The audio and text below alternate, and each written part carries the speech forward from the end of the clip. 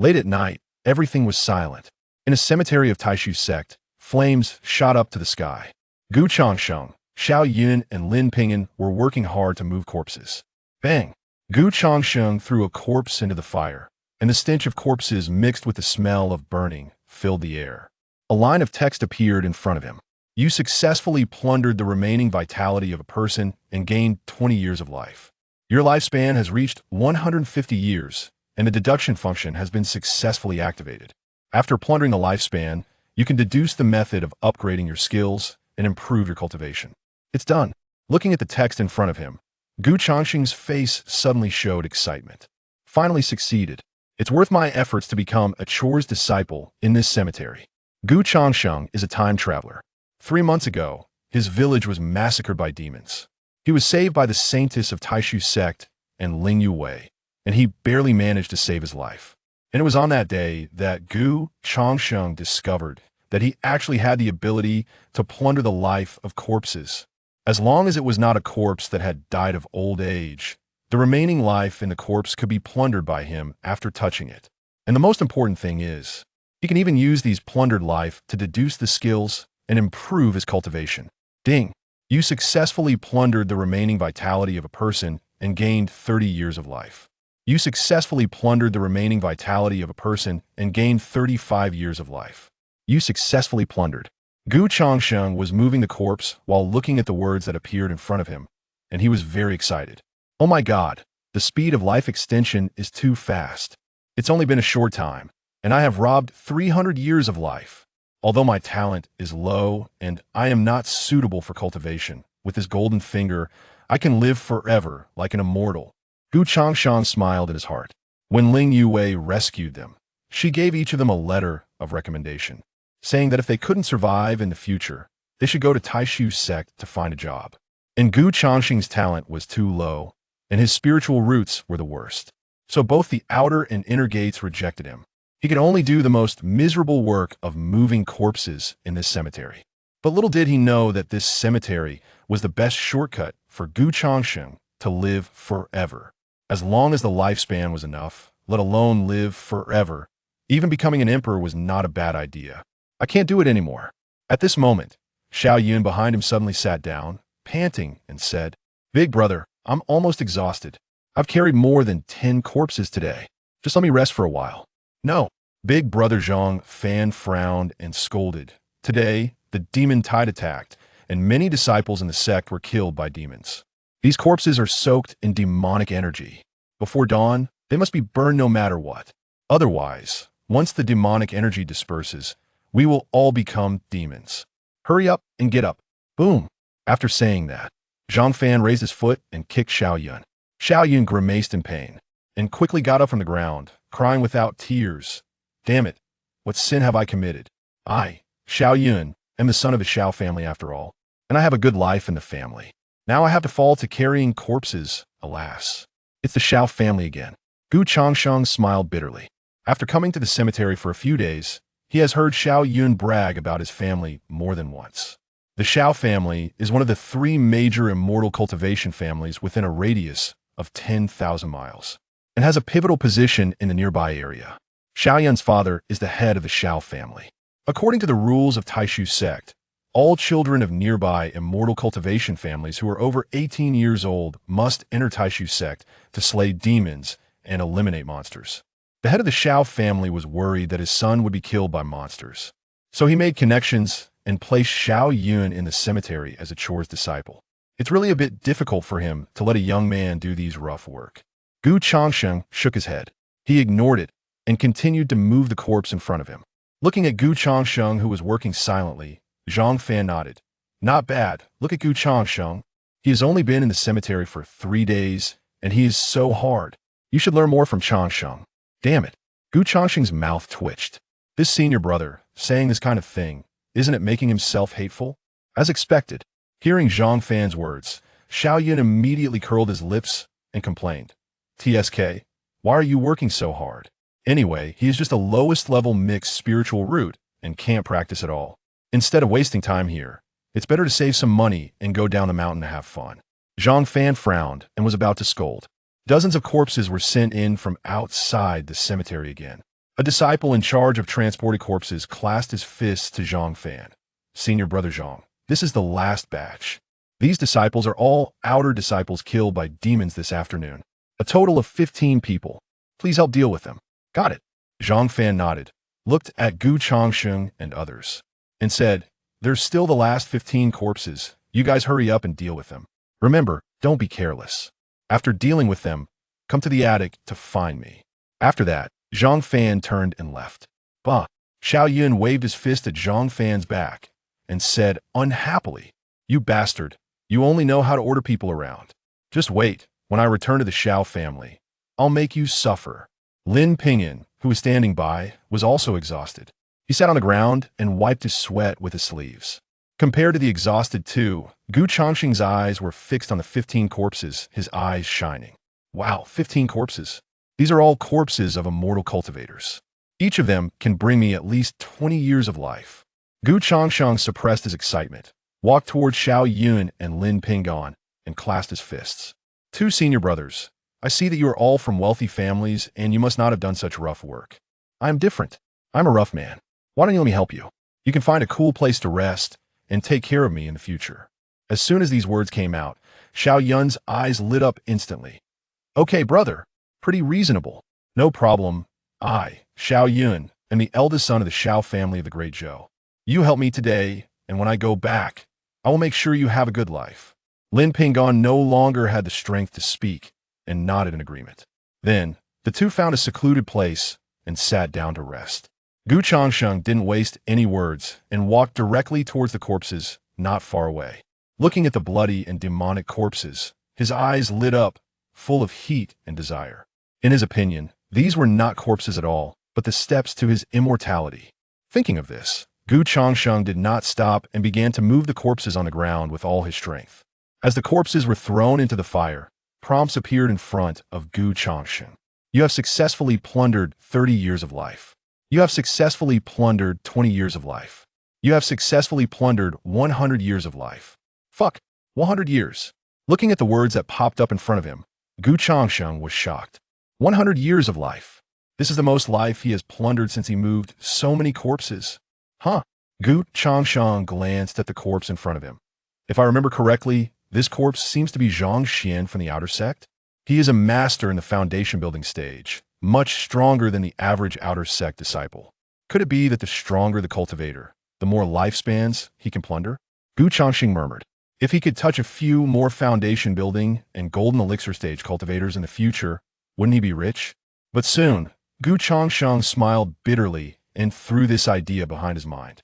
After all, he is just a chore's disciple now, and it is a great fortune to occasionally encounter a corpse of a foundation building stage. Golden elixir stage? I dare not even think about it. Forget it, forget it. Let's finish touching the corpse in front of me first. Bang!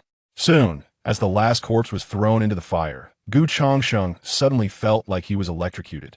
It seemed as if in an instant, a warm current rushed from the soles of his feet to the top of his head, making him feel very uncomfortable. You successfully plundered the remaining vitality of 15 people and gained 500 years of life. Chapter 2. Evolutionary Techniques. The Qi Condensation Method. 500 years of lifespan. Gazing at the words before him, Gu Changsheng and Appos' expression brightened, joy evident in his eyes. With the 300 years of life he had previously acquired, he now possessed a staggering total of 800 years. Remarkable, Gu Changsheng marveled inwardly. Although he was unaware of the lifespan of the esteemed cultivators within the sect, 800 years must surely be a rarity within the entire Taisu sect. Not far away, Xiaoyun and Lin Ping and Appos sat resting beneath a tree. Xiaoyun waved a fan, creating a gentle breeze as he leisurely observed Gu Changsheng. His tone filled with admiration. Goodness, this lad truly gives his all. With so many corpses around, he doesn't even bat an eye. I just took a quick look inside, and the stench nearly knocked me out. Impressive. This fellow has guts, though he possesses a useless spirit root. I find him quite likable. Once we return to the Xiao family, I might consider taking him on as my little brother. Xiaoyun chuckled, his gaze towards Gu Changsheng brimming with appreciation. Beside him, Lin Pingyan remained silent, sitting cross-legged with his hands forming a complex gesture. A faint glow of spiritual energy enveloped his body, swiftly erasing the fatigue from his face and revitalizing his spirit. Upon noticing Lin Ping and Appos' posture, Xiao Yun and Appos' expression shifted slightly. Is that the swallowing yuan breathing technique? Oh, You know of the swallowing yuan breathing technique. Lin Ping and Oppos, and opened his eyes. Of course, who doesn't and Oppos, T? It's a method exclusive to the imperial family of the Great Zhou. Legend has it that practicing this technique can rapidly replenish one and Oppos' energy and alleviate fatigue. Wait a moment. Xiao Yun and Oppos' eyes widened in realization. Lin, brother Lin, how do you know the imperial family and Oppos' cultivation method? Are you of royal descent? Lin Ping and Oppos, and remained silent, merely gazing steadily at Xiao Yun. The latter gulped, his heart racing. He had not anticipated encountering a member of the imperial family within the Taisu sect and Oppos' cemetery. However, after a moment and Oppos' thought, he reassured himself. After all, the Great Zhou dynasty had existed for millennia, and royal family members were widespread. It was not unusual to encounter someone with a hint of royal blood. Before long, Gu Changsheng had dealt with all the corpses and approached Xiao Yun and Lin Ping'an. Junior brother Gu, thank you for your hard work. Lin Ping'an took out several spirit stones from his storage bag and handed them to Gu Changsheng. Here are 10 spirit stones. Consider it your reward for today's labor. Senior brother Lin, this is unnecessary. I've mentioned before that I volunteered to help you. Gu Changsheng quickly declined. Lin Ping and Oppos, however, wore a serious expression. Please accept them. I am not accustomed to being in debt to others. Well, if you insist. Seeing the earnestness in Lin Ping and Oppos' demeanor, Gu Changsheng sighed with a wry smile and accepted the spirit stones. He understood that as a newcomer, if he appeared overly eager, it would raise suspicions. Since Lin Ping and Oppos offered the stones, it was only reasonable for him to accept. Xiao Yun scratched his head and chuckled. Junior brother Gu, I just bought new clothes yesterday, and I'm running low on spirit stones. That's all right, Gu Changsheng replied with a slight smile. Xiao Yun patted his chest in assurance. Rest assured. Junior brother Gu, the Xiao family has plenty of spirit stones. I wanted Oppos. Owe you anything. Soon. The three changed their attire and made their way to the pavilion in the cemetery. Greetings, senior brother Zhang. Zhang Fan nodded. You three have worked hard. Although you are merely miscellaneous disciples, you are nonetheless part of the Taisu sect. Since you have joined, it is akin to entering the realm of immortals. I have here a Qi condensation method for you. Take it and practice diligently, striving to one day successfully establish your foundation and become outer disciples. With that, Zhang Fan waved his hand, and 3 ancient books appeared on the table. The Qi condensation method, Gu Changsheng murmured to himself. The Qi condensation method was the most rudimentary technique of the Taisu sect, practiced only by miscellaneous disciples. In the realm of cultivation, it was something even a dog would disregard. However, Gu Changsheng felt no disappointment. After all, given his current status, he was indeed unable to access higher-level techniques. After giving a few instructions, Zhang Fan allowed Gu Changsheng and the others to leave, as the cemetery was currently home to only the 4 of them. And the caretaker was away. An hour later, Gu Changsheng closed the Qi condensation method with a sigh of resignation. This cultivation manual was indeed meant for immortals. After reading for an entire hour, he comprehended not a single sentence. Is it due to my mediocre talent? Gu Changsheng mused. Suddenly, lines of text appeared before his eyes. Name, Gu Changsheng, spirit root, low-grade miscellaneous spirit root. Unable to cultivate, cultivation. None, can invest lifespan for cultivation. Technique, none, can invest lifespan for cultivation. What? A low-grade miscellaneous spirit root? Gu Changsheng and Oppos' eyes widened at the description of his spirit root. He had only known himself to be a miscellaneous spirit root, but he never imagined he would be classified as a low-grade miscellaneous spirit root. Is it any wonder I couldn't and Oppos comprehend the contents of the Qi condensation method? Gu Changsheng felt exasperated. A miscellaneous spirit root was already the most inferior type in the realm of cultivation, and he was a mere low-grade among them. This meant his spirit root was the most inferior of the inferior. It could not even be described as mediocre. It was truly the dregs of the dregs. However, Gu Changsheng soon found himself captivated by the subsequent information. Cultivation, invest lifespan for practice. He glanced down at his lifespan. Lifespan, 871 years today. Gu Changsheng had plundered a total of 800 years of lifespan. Prior to this, he had only 71 years left, 30 of which were acquired before entering the sect, meaning his true lifespan was only 41 years. Thank goodness I awakened this golden finger. Otherwise, 41 years would be far too short.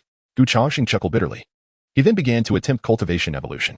However, just as he was about to evolve, a line of text appeared before him. Evolution failed. Currently no technique available.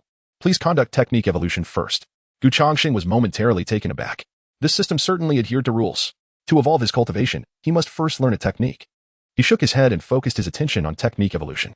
Detected technique, Qi condensation method. Please select the amount of lifespan to be invested for evolution. Lifespan investment? Gu Changsheng pondered for a moment. 10 years should suffice, right? Although my spirit root is low grade, the Qi condensation method is merely a basic manual. Even if I am somewhat dull, 10 years should be enough to comprehend it, right? With this thought, Gu Changsheng decisively invested 10 years of his lifespan. You have invested 10 years of lifespan into the Qi condensation method for evolution, after 10 years of contemplation, due to your low talent.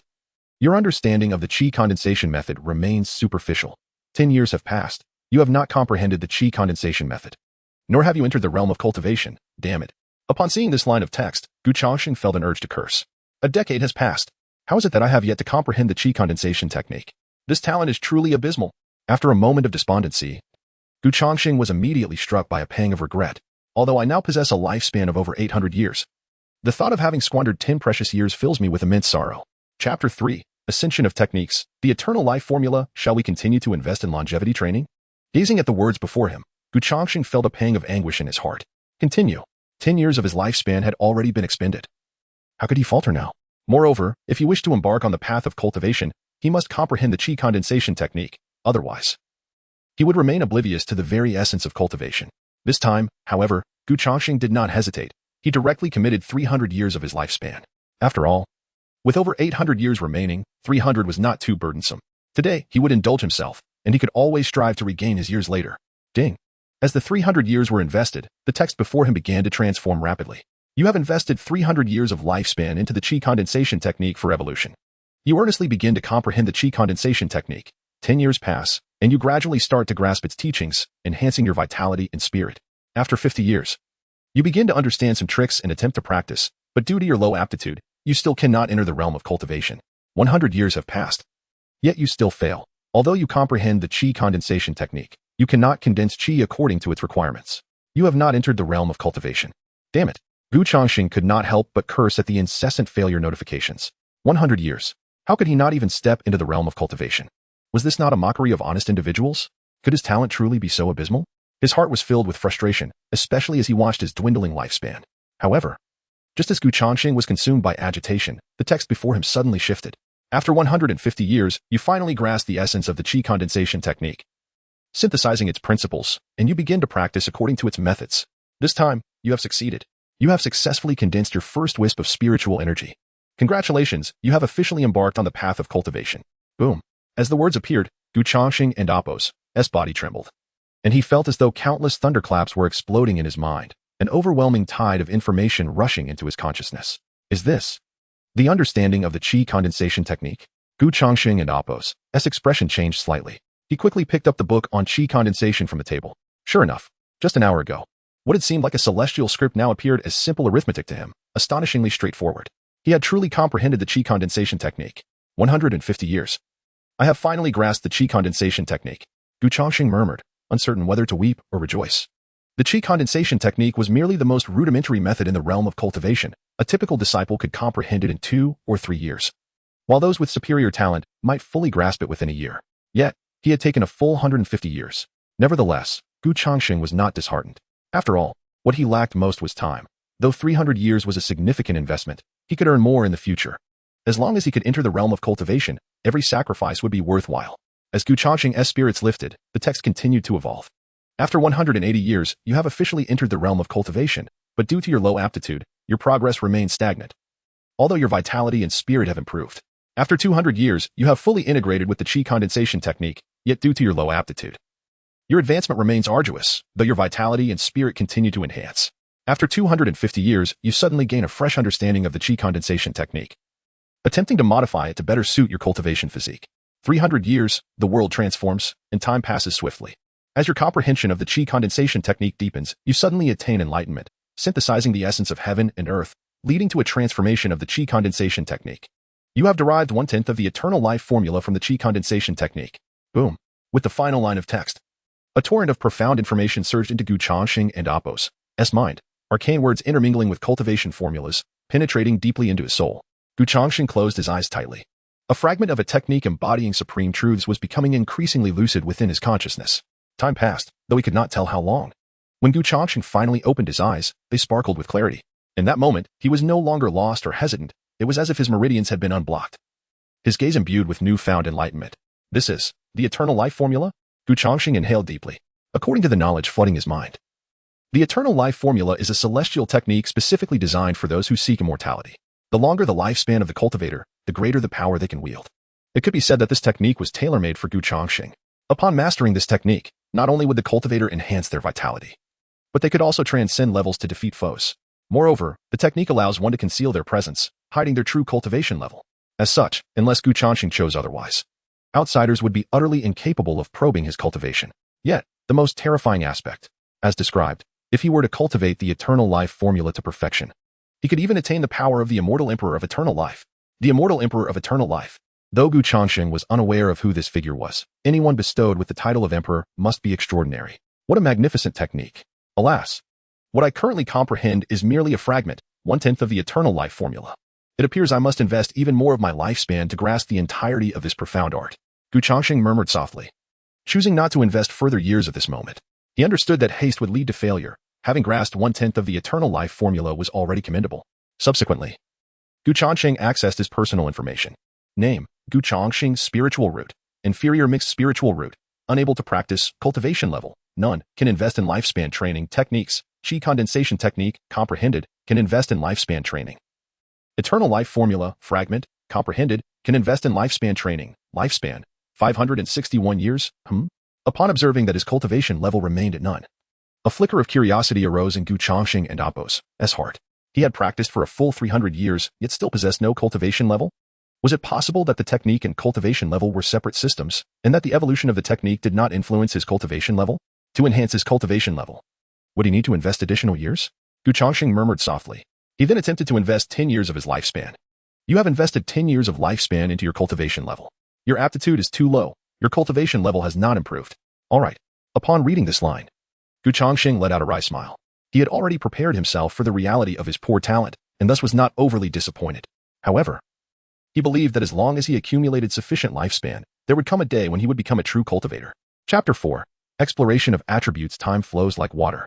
In the blink of an eye, 3 days have passed. During these days, Changsheng's daily routine consisted of waking up and moving corpses. However, as time progressed, the number of corpses delivered noticeably diminished. From initially over 100 each day to merely a dozen yesterday.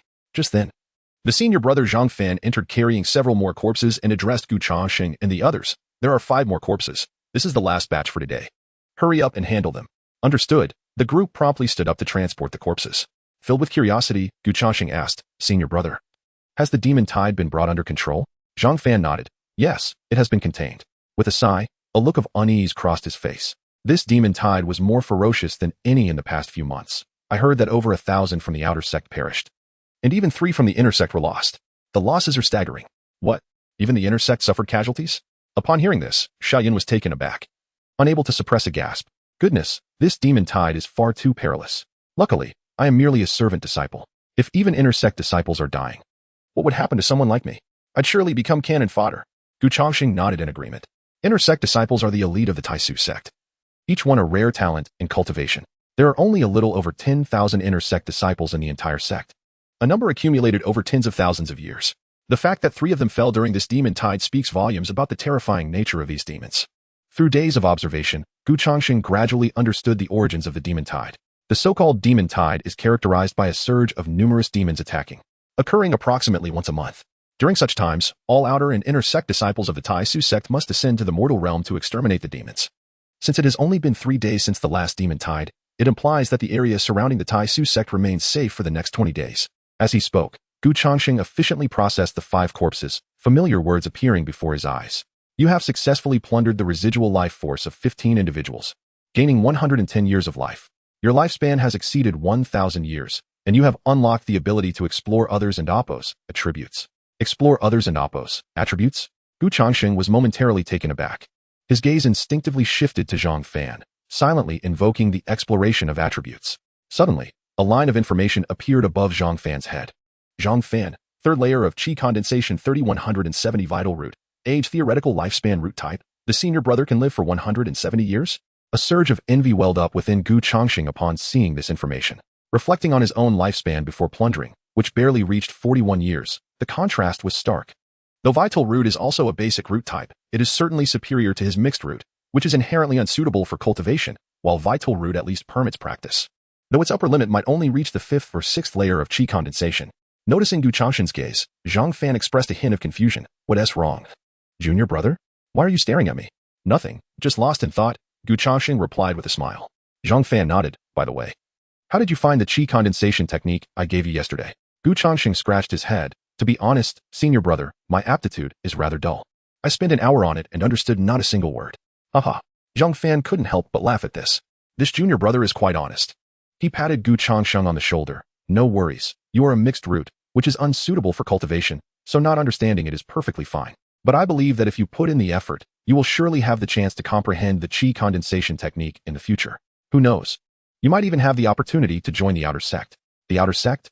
Hearing this, Gu Changsheng's lips twitched. He had no desire to join the outer sect. Though the treatment is superior, the workload is heavy, and one must descend the mountain each month to exterminate demons, which is fraught with risk.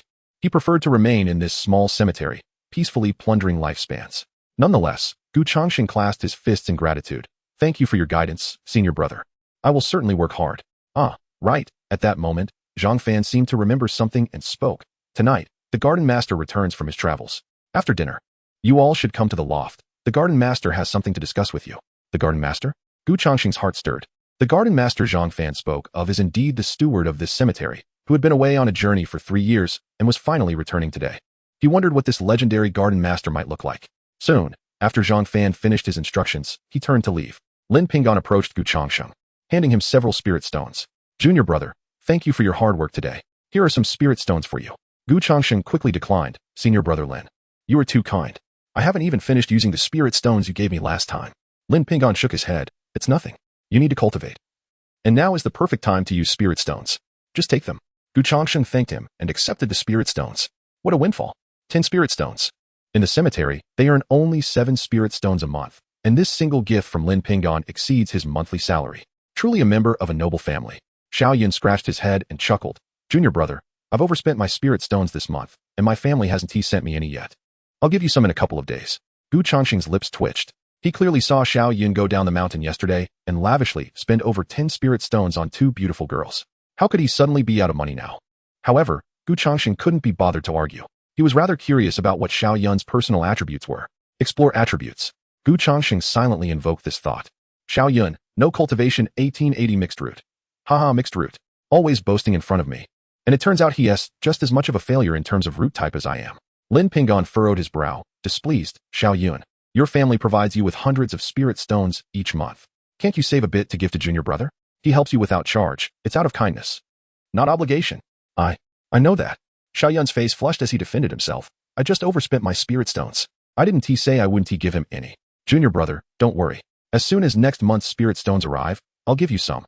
At that time, I'll treat you to a feast. All right. Gu Changsheng smiled faintly. Xiao Yun hurriedly left, seemingly eager to avoid further discussion on the topic. Watching him go, Lin Pinggan shook his head, helplessly saying, Junior brother, you're too lenient with Xiao Yun. If you keep indulging him, he will take advantage of you. You should assert yourself a bit. Being too kind may lead others to treat you like a soft target. Gu Changsheng nodded, fully aware that Lin Pinggan had his best interests at heart. Thank you, senior brother. I will remember your words. Lin Pinggan nodded slightly, as if recalling something, and suddenly remarked, by the way, did you not mention that you struggled to comprehend the Qi cultivation technique after studying it for an hour? Fortunately, I have already grasped its essence. If you have any questions, feel free to ask me. What? Upon hearing these words, Gu Changsheng's body trembled. Lin Pinggan had actually mastered the Qi cultivation technique. It had only been 3 days. In just 3 days, he had achieved such understanding? What extraordinary talent did Brother Lin possess? Gu Changsheng was astonished and quickly directed an attribute inquiry towards Lin Pinggan. Lin Pinggan, second layer of Qi cultivation 18150 Tian Ling Jin, second layer of Qi cultivation, a lifespan of 150 years? As Gu Changsheng scrutinized Lin Pinggan's personal attributes, a chill ran through him. Indeed, this individual had already embarked on the path of immortality. Wait, what is this? Tian Ling Jin? Goodness. The mere sight of these 3 characters sent waves of shock through Gu Changsheng's heart. Tian Ling Jin. Wasn't that the legendary supreme spiritual root? This person was an extraordinary talent in the realm of cultivation, a true gem among the masses. Chapter 5 The Return of the Master, Imparting Celestial Arts Goodness. Gazing at the words above Lin Pinggan's head, Gu Changsheng inhaled sharply, his heart racing with astonishment. He had not anticipated that within this modest mausoleum lay a cultivator with a heavenly spiritual root. A heavenly spiritual root, such a rarity among cultivators.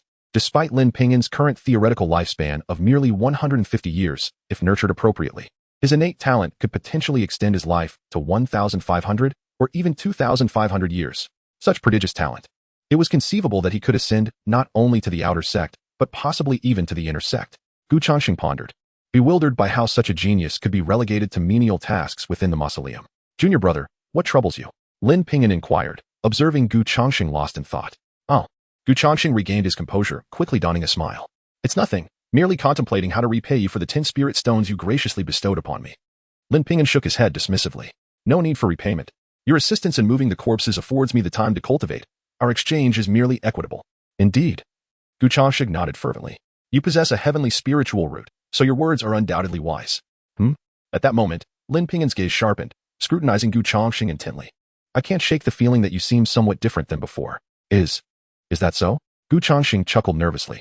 Suddenly, Lin Pingyan seized Gu Changsheng's wrist, causing a shiver to ripple through him. Brother Lin, you wouldn't be. Gu Changsheng swallowed hard. He had heard tales that the menial disciples, after prolonged exposure to a single environment, might become skewed in their psyche, with some even turning against their fellow disciples. Could Lin Pingyan be one of those? However, to Gu Changsheng's relief, Lin Pingyan promptly released his grip, matter-of-factly stating, It's nothing. I merely sense that your vitality has notably improved these past few days. Possibly due to the influence of the Tai Su sect's spiritual energy. Gu Changsheng exhaled in relief. Although he lacked cultivation, after centuries of deduction, he had indeed experienced a significant enhancement in both his vitality and physical strength. He could confidently assert that against ordinary adult men, he could easily hold his own 10-to-1. Lin Pingyan smiled gently. Entering the Tai Su sect is no simple feat while your talent may be modest. With diligent effort, you will one day become a cultivator. Should you encounter any uncertainties in your training, feel free to consult me. Thank you, senior brother. Gu Changsheng nodded appreciatively. He held Lin Pingyan in high regard, finding him infinitely preferable to the opportunistic Xiao Yun. After a few casual exchanges, Gu Changsheng's attention was drawn to the bandages wrapped around Lin Pingyan's right arm. The sight of the bandages sparked curiosity within Gu Changsheng. He recalled that when he first met Lin Pingyan, the latter had also been sporting bandages on his right hand. Senior brother Lin, have you sustained an injury? To his surprise, Lin Pingyan's body tensed, as if startled, and he abruptly withdrew his arm behind him. The previous warmth in his demeanor vanished, leaving his face dark and brooding. It is of no concern to you, Lin Pingyan coldly retorted. Gu Changsheng's heart sank. What was going on? He had merely expressed concern. Yet Lin Pingyan reacted so vehemently. Sensing his own lapse in decorum, Lin Pingyan's expression softened. Apologies, junior brother. I was accidentally scratched by wood while moving corpses a few days ago. The wound has yet to heal. I feared that you might exacerbate it. Oh, I see. Gu Changsheng replied with a smile, though inwardly he thought, I can't believe that.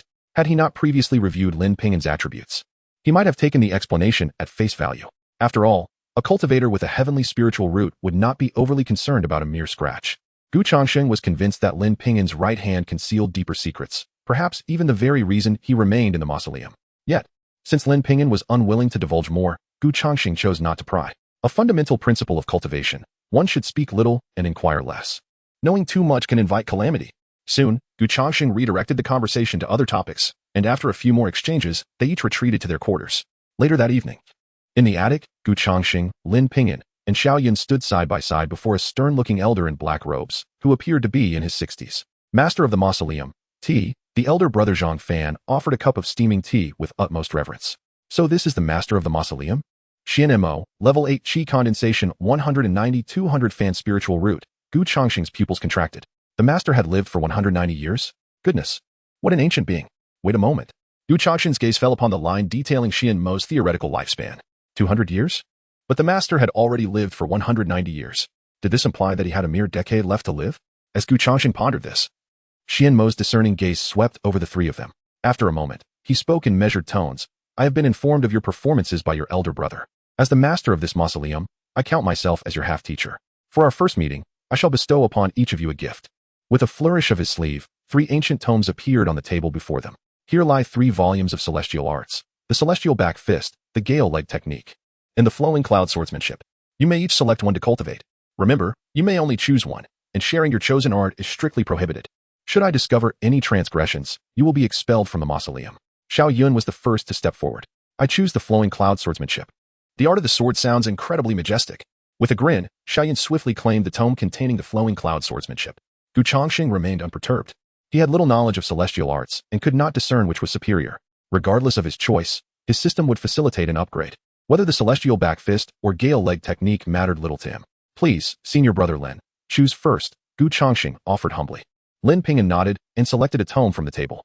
Master, I choose the gale leg technique. Very well, Xian Mo acknowledged with a nod. Gu Changsheng then approached the table and picked up the last remaining tome. I shall take the celestial back fist. Chapter 6. Breakthrough.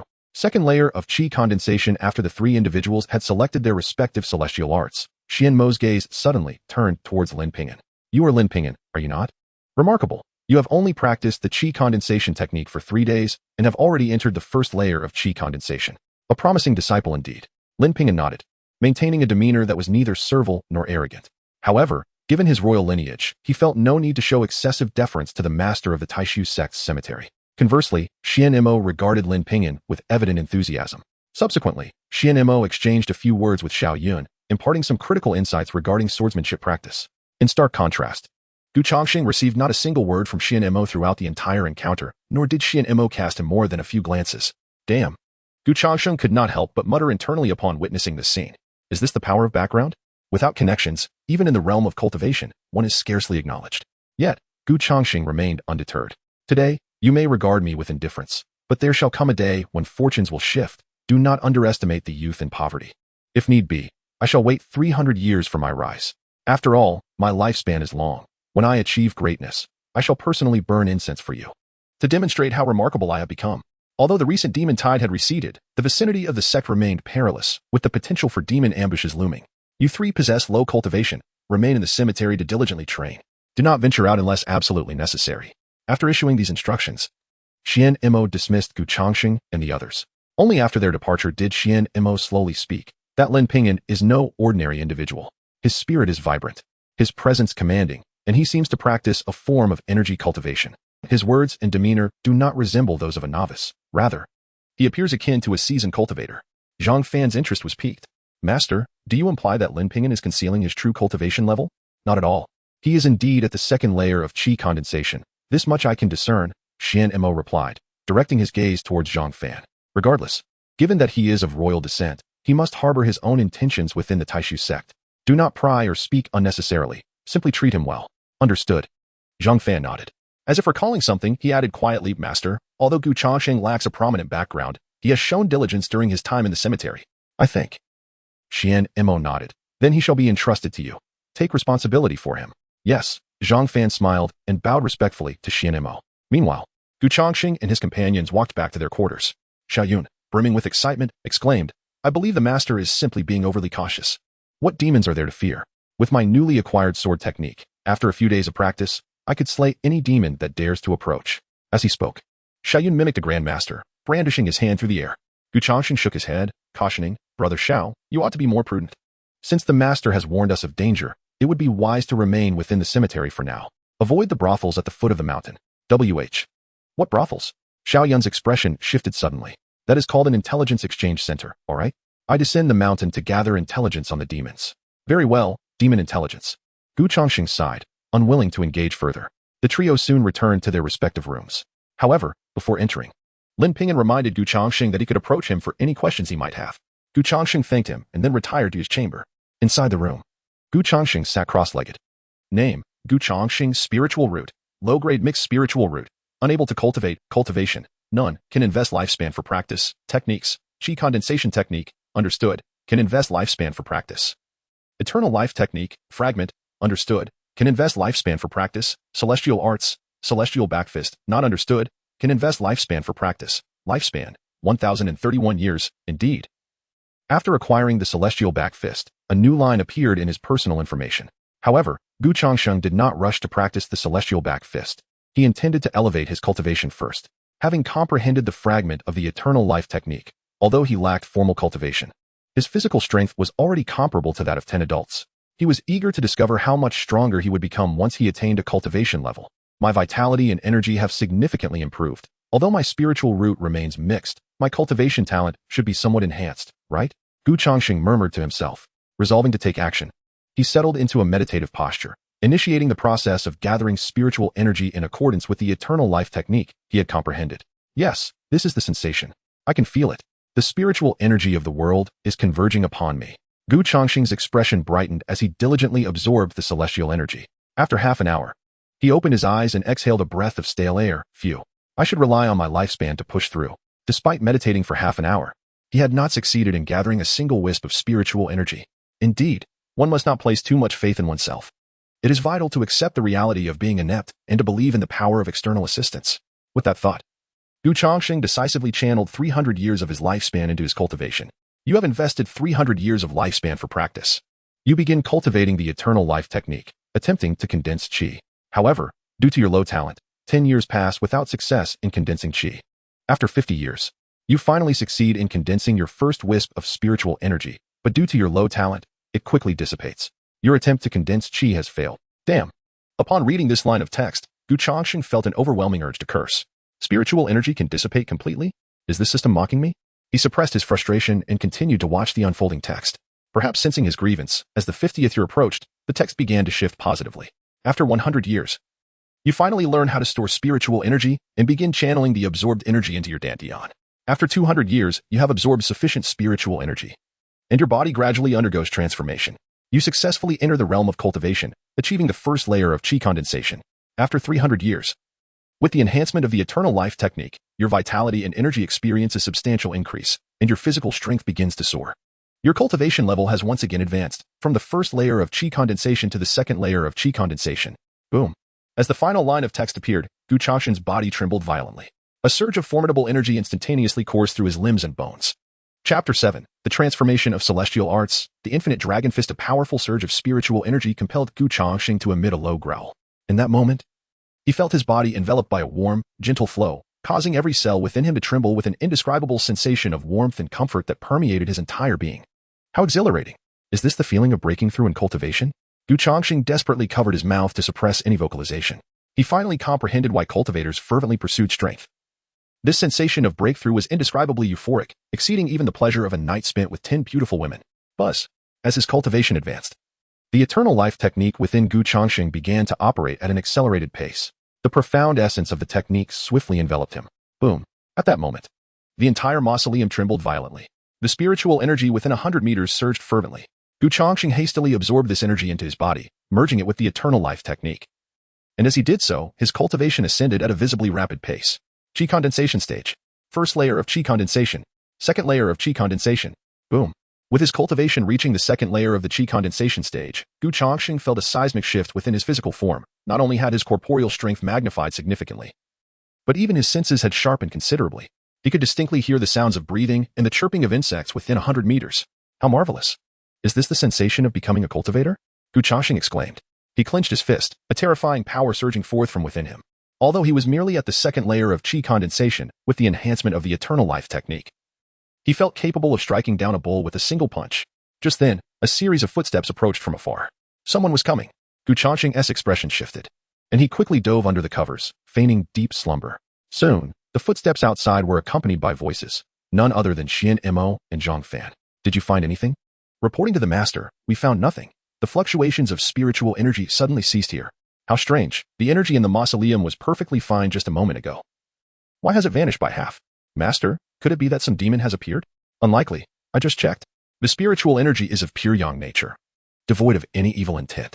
It likely belongs to a passing cultivator who is in seclusion nearby. Xian Mo pondered before speaking gravely.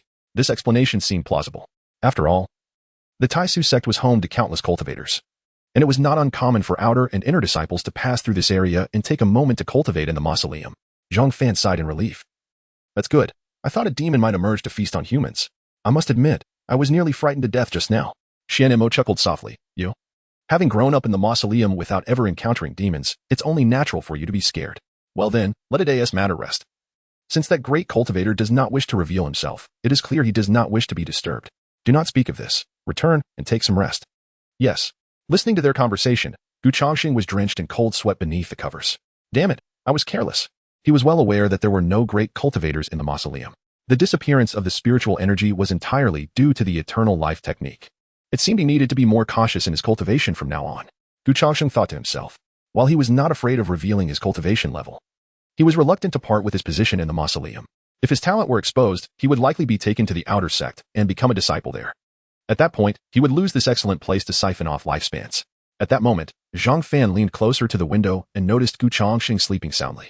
He smiled gently. This child is truly deep in slumber. Such a commotion has even stirred him awake. Xian Mo replied nonchalantly, he possesses inferior talent, so it is only natural that he cannot sense the fluctuations of spiritual energy. In my view, he will likely remain a mere servant disciple for his entire life. Zhang Fan nodded, seemingly in agreement with Xian Mo's assessment.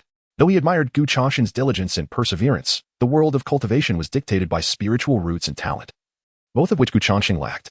No matter how hard he tried, he would likely remain a mere servant disciple throughout his life. All right, let us return. Instead of wasting time on this mediocre talent, we should focus more on Lin Pingyan. I sense that he is not merely a fish in a pond, Xianmo remarked. Soon, the two figures grew distant, their footsteps fading into silence. After they departed, Gu Changsheng cautiously opened his eyes and whispered toward the window, "Senior brother? Master?" Silence enveloped the outside world. 10 seconds passed without a response. Phew, it seems they have truly left. Gu Changsheng let out a bitter laugh as he emerged from under the covers. That was close. I almost got caught. From now on, I must suppress my aura during cultivation, otherwise, I certainly won't last long in this mausoleum. He then opened his personal status panel. Name, Gu Changsheng, spiritual root, low-level mixed spiritual root, cannot cultivate, cultivation. Second layer of Qi condensation, can invest lifespan. Techniques, Qi condensation technique, comprehended, can invest lifespan. Eternal life technique, fragment, comprehended, can invest lifespan. Celestial arts, celestial backfist, not comprehended, can invest lifespan. Lifespan, 731 years, indeed. His cultivation had risen to the second layer of Qi condensation. With his techniques and cultivation improved, all that remained was to comprehend the celestial arts. And his first step in cultivation would be complete. As long as he stayed in this mausoleum, he should possess the means to protect himself. Gu Changsheng muttered to himself. Suddenly, he recalled that Xianmo had referred to him as a mediocre talent when he left. Humph, what of being a mediocre talent? As long as I have a long enough lifespan, one day even mediocrity can surpass those so-called geniuses. Just wait and see. Gu Changsheng scoffed, feeling invigorated rather than disheartened by Xianmo's words. In a moment of fervor, he directly invested 500 years of lifespan into the celestial backfist. Ding. You have invested 500 years of lifespan into the celestial backfist for training. 500 years, a mere blink in the passage of time. As your understanding of the celestial backfist deepens, it undergoes a transformation, elevating from a common celestial art to an ancient celestial art. Congratulations! Your celestial backfist has transformed into the infinite dragon fist. Chapter 8.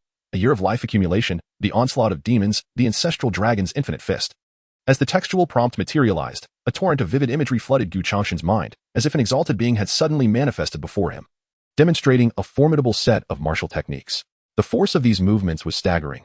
Each punch unleashed an echo reminiscent of a dragon's roar, seemingly capable of altering the very fabric of the heavens and earth. Moments later, a complete array of ancient celestial arts was indelibly etched into Gu Changsheng's consciousness. This was indeed the ancestral dragon's infinite fist. He inhaled sharply, realizing through the imprint in his mind that this technique was a secret art cultivated by the ancient dragon clan during the primordial era. Imbued with both the essence of antiquity and the bloodline power of the ancestral dragon, if mastered to perfection, it would enable him to overpower even the most formidable of opponents, transcending the foundational and golden core stages, rendering even divine transformation practitioners no match for his might. What a remarkable technique. This is precisely what a cultivator ought to learn. Gu Changsheng smiled broadly, glancing at his remaining lifespan, 231 years. Although he had expended a significant portion of it, the ability to practice such an ancient celestial art was undeniably worthwhile. He pondered what powers would be bestowed upon him once he comprehended the ancestral dragon's infinite fist. He murmured softly before attempting to invest a century of his lifespan into the practice of the ancestral dragon's infinite fist. You have invested 100 years of lifespan into practicing the ancestral dragon's infinite fist. 100 years have passed, but due to your inadequate talent and comprehension, your understanding of the celestial art has made no progress. Your attempt to comprehend has failed. Gasp. Upon reading these words, Gu Changsheng could not help but draw in a sharp breath. Surely, after 100 years, he should have gleaned at least a modicum of insight. Was this the legendary primordial celestial art? The difficulty of comprehension was indeed abominable. He chuckled wryly, tempted to invest another 100 years into the endeavor. But upon glancing at his remaining lifespan, 131 years, he decided against it. Suppressing his impulse, Gu Changsheng understood that with his meager talent, mastering celestial arts was not a matter of a day or two, especially with a technique as profound as the ancestral dragon's infinite fist. The lifespan required for complete comprehension would be astronomical. Even if he were to invest his remaining years, it would likely yield no significant results. It seemed that he would need to accumulate more lifespan in the days to come. As he contemplated his dwindling years, a pang of regret flashed through his heart. Over 1,000 years of lifespan may appear ample, yet it was indeed quite fleeting. Currently at the second layer of the Qi gathering stage, he expended over 1,000 years of lifespan in just a single night. To ascend to higher realms, he needed to amass even more lifespan. Thus, amidst the daily toil of transporting corpses, time flowed like a swift river, and before he knew it, a year had passed. During this year, Gu Changsheng reached the age of 15. In the throes of adolescence, his body had grown considerably taller, although still only 15. He stood at an impressive height of 1 meter 80. Coupled with years of physical labor, his physique had become robust, resembling a small mountain. Throughout this year, Changsheng had fully integrated into the life of the cemetery. He had encountered 10 waves of demons within that span. From initial trepidation, he had grown accustomed to the sight of the demon tides, while the outer disciples regarded the demon waves with great fear. Changsheng was fortunate to remain shielded from direct encounters with the demons. Each time the demon tide surged, the sect would dispatch 2 outer disciples to guard the cemetery, ensuring their safety. Calculating the days, he noted that today was the 8th day of September. It had been exactly 30 days since the last demon tide. It seemed the next wave was imminent. Within the cemetery, after disposing of a corpse, Changsheng wiped the sweat from his brow, silently pondering. As if on cue, Xian Mo approached from a distance. Master, Changsheng and his companions quickly bowed in greeting. Xian Mo nodded, stating nonchalantly. The outer sect has just conveyed news that the timing for the upcoming demon tide has been determined. It will occur tonight at the hour of the rat. You 3 should return and rest for now, and reconvene here tonight. Remember, it is imperative to handle the corpses tainted by demonic energy with care, preventing any from undergoing transformation. Understood, the trio replied respectfully. After providing a few additional instructions, Xian Mo's gaze shifted suddenly to Lin Pingyan, an unusual smile breaking through his typically icy demeanor. Pingyan, have you reached the 3rd layer of the Qi gathering stage? Yes, I just broke through last month. Lin Ping and Appos, and replied earnestly. Gasped. Changsheng and Appos' eyelids twitched at this revelation. He quickly directed a probing gaze at Lin Ping and Appos, and sure enough, words materialized above his head. Lin Pingyan, 3rd layer of Qi gathering, good heavens. It was indeed the 3rd layer of Qi gathering. Changsheng was astonished. This heavenly spiritual root was extraordinarily formidable. He recalled that it had taken him a staggering 300 years of lifespan to ascend to the 2nd layer.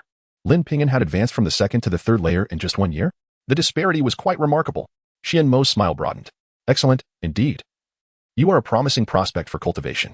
With your talent, if you apply yourself diligently, you should achieve foundational establishment within a decade and join the outer sect.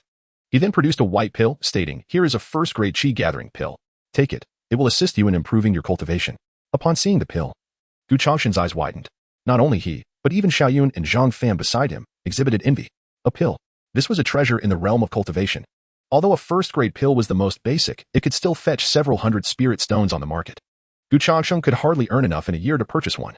For a cultivator, consuming it could easily add 2 or 3 years of cultivation. Thank you, master. Lin Pingyan accepted the pill with humility. Xian Mo then issued a few more instructions before inquiring about Xiaoyun's progress and subsequently departed. As for Changsheng, Xian Mo barely cast him a glance. Damn it, once again overlooked. Changsheng silently grumbled. However, he brushed it off. After all, in Xian Mo's eyes, his lack of cultivation and background rendered him an inconsequential figure, destined to remain a menial worker, thus hardly deserving of attention. Once Xian Mo left, Xiaoyun turned to Lin Pingyan with a pained expression. I say, old Lin, do you intend to leave anyone else alive? You've quietly ascended to the 3rd layer of Qi gathering. Your speed of cultivation is simply outrageous. Xiaoyun's face was filled with frustration. It was no wonder he reacted this way. His talent was akin to Changsheng's, both possessing mixed spiritual roots, but his was slightly superior. Consequently, he had yet to comprehend the contents of the Qi gathering technique. In contrast, Lin Pingyan had already entered the 3rd layer of the Qi condensation stage, which was indeed quite disheartening. With a sigh, Lin Pingyan remarked, you spend your days wandering the brothels and indulging in slumber. Naturally, your cultivation will not progress. If you truly wish to pursue immortality, you must forsake these vices. I can assist you in comprehending the Qi condensation technique. Lin Pingyan spoke earnestly, even contemplating how he might lend a hand to Xiaoyun, who seemed perpetually idle. However, upon hearing Lin Pingyan's words, Xiaoyun hastily waved his hands and chuckled. Perhaps not. Little Hong has been with me for over a year. One cannot simply abandon her. Besides, the path of cultivation cannot be rushed. With a grin, Xiaoyun suddenly wrapped his arms around Changsheng, adding, moreover, we have Changsheng to rely on. Changsheng, I know your talent is even inferior to mine. Surely you, like me, have yet to grasp the Qi condensation technique, correct? Xiaoyun's eyes sparkled with enthusiasm as he looked at Changsheng. As if the mere presence of Changsheng instilled confidence within him, Changsheng felt a wave of disdain within. Who is like you? I am a distinguished practitioner at the 2nd layer of the Qi condensation stage. Nonetheless, he maintained a facade of agreement, his face adorned with a smile. After exchanging a few more idle remarks, the group retreated to their respective quarters to rest. Inside his room, Changsheng closed the door and sat on the bed, his countenance brimming with excitement. At last, a year had passed. Throughout this year, he had scarcely utilized his lifespan. He wondered if this time he would be able to comprehend the ancestral dragon's infinite fist. A glimmer of anticipation flickered in his eyes. In pursuit of understanding the ancestral dragon's infinite fist, he had nearly refrained from using his lifespan, and even his martial arts and cultivation had seen no advancement. Now, with a year gone by, the lifespan he had accrued had reached an unprecedented level. It was time to delve into the ancestral dragon's infinite fist. System, check my lifespan. Changsheng declared. Chapter 9, Comprehending Celestial Arts, A Surge in Power. Name, Changsheng. Lifespan, 177 years, gazing at the lifespan displayed before him. A glimmer of excitement flickered in Changsheng's eyes. Over 10,000 years of life. This was the first time he had engaged in such a prosperous endeavor. Indeed, his year-long effort to accumulate lifespan had not been in vain. This time, he resolved to thoroughly comprehend the ancestral dragon infinite fist. Changsheng murmured to himself. Without further ado, he dedicated a millennium of his lifespan to the ancestral dragon infinite fist. Previously, he had invested a mere century and gleaned no profound insights. This time, he escalated his commitment tenfold. Surely he would grasp at least the basics, he thought. With that determination, he fixed his gaze intently on the text before him, praying fervently not to squander this 1,000 years of life. Ding, you have invested a millennium of lifespan into the practice of the ancestral dragon infinite fist. Time flies. The world transforms. 100 years have passed. Due to your innate talent and low comprehension, you have not mastered the ancestral dragon infinite fist. 200 years have passed. Your understanding of the ancestral dragon infinite fist remains limited, yet you have not abandoned your pursuit of comprehension. 500 years have passed. You have finally grasped the rudiments of the ancestral dragon infinite fist and commenced your training in the technique.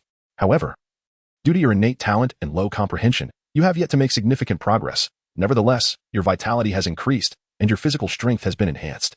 800 years have passed. You gradually penetrated the first layer of the ancestral dragon infinite fist, acquiring a novel understanding of this celestial art. Your physical strength has been augmented. Moreover, through years of diligent practice, a trace of the ancestral dragon bloodline has awakened within you. Note, practicing the ancestral dragon infinite fist will grant you the power of the ancestral dragon bloodline. The higher the level of your practice, the stronger the bloodline power. In the blink of an eye, a millennium has passed. After 1,000 years of training, you have finally comprehended the first layer of the ancestral dragon infinite fist, yet you are unable to harmonize the ancestral dragon bloodline with the celestial art. Your cultivation remains unsuccessful. Damn. Upon seeing the words that manifested before him, Changsheng couldn't help but curse. He had not anticipated that comprehending this primordial celestial art would be so arduous. A millennium invested, and yet he still faced failure? This was even more daunting than the immortal indestructibility technique. Changsheng clicked his tongue in disbelief. However, at that moment, he suddenly sensed a powerful force surging within his body, distinct from the enhancements he had previously experienced. It felt as if an ancient energy from a bygone era was awakening. Changsheng clenched his fist. Boom. A fiery red light enveloped his fist, swirling with runes that exuded an aura of terror. Was this the ancestral dragon bloodline? Changsheng's pupils constricted. He could feel his physical strength had increased by more than tenfold, and this was merely the awakening of the ancestral dragon bloodline. Without fully comprehending the ancestral dragon infinite fist, if he were to master the first layer of the ancestral dragon infinite fist and amalgamate the bloodline power, how formidable would he become? A spark ignited in Changsheng's eyes as he resolved to invest another 500 years of lifespan into his training. Ding. You have invested 500 years of lifespan into the practice of the ancestral dragon infinite fist. 100 years have passed. You attempt to merge the ancestral dragon bloodline with the celestial art, but due to your low comprehension, your attempts repeatedly falter. 300 years have passed. You gradually grasp some principles, managing to fuse part of the bloodline with the celestial art, subsequently enhancing the power of the ancestral dragon infinite fist. 500 years have passed. You have succeeded in harmonizing the ancestral dragon bloodline with the ancestral dragon infinite fist, achieving a perfect stage in the first layer of the technique. At last, success. As the final line of text appeared, Changsheng's body quaked with exhilaration.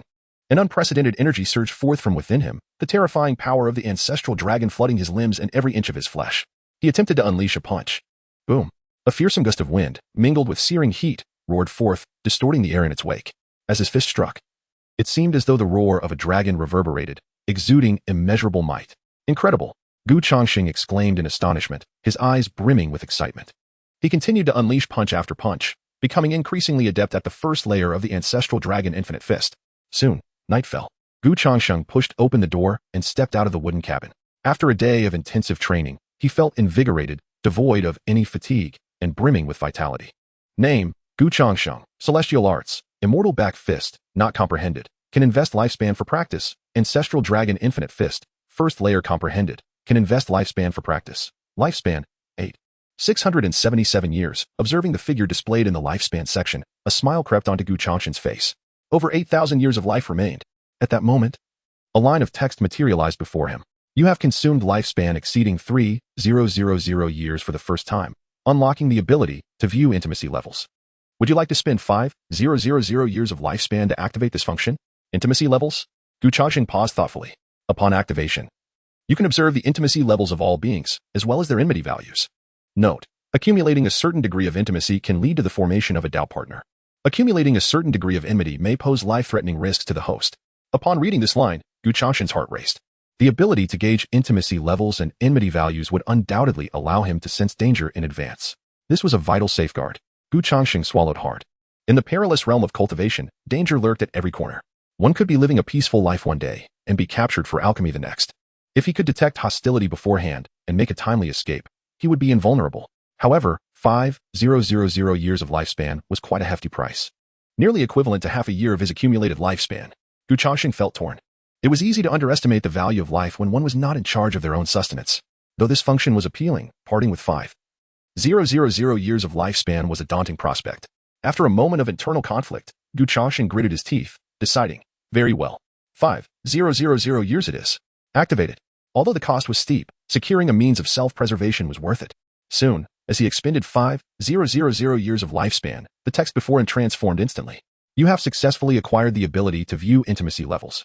Changsheng's lifespan plummeted from 8,677 years to 3,677 years in an instant. Hiss. Observing the sudden depletion of a significant portion of his lifespan, Changsheng felt a pang of regret.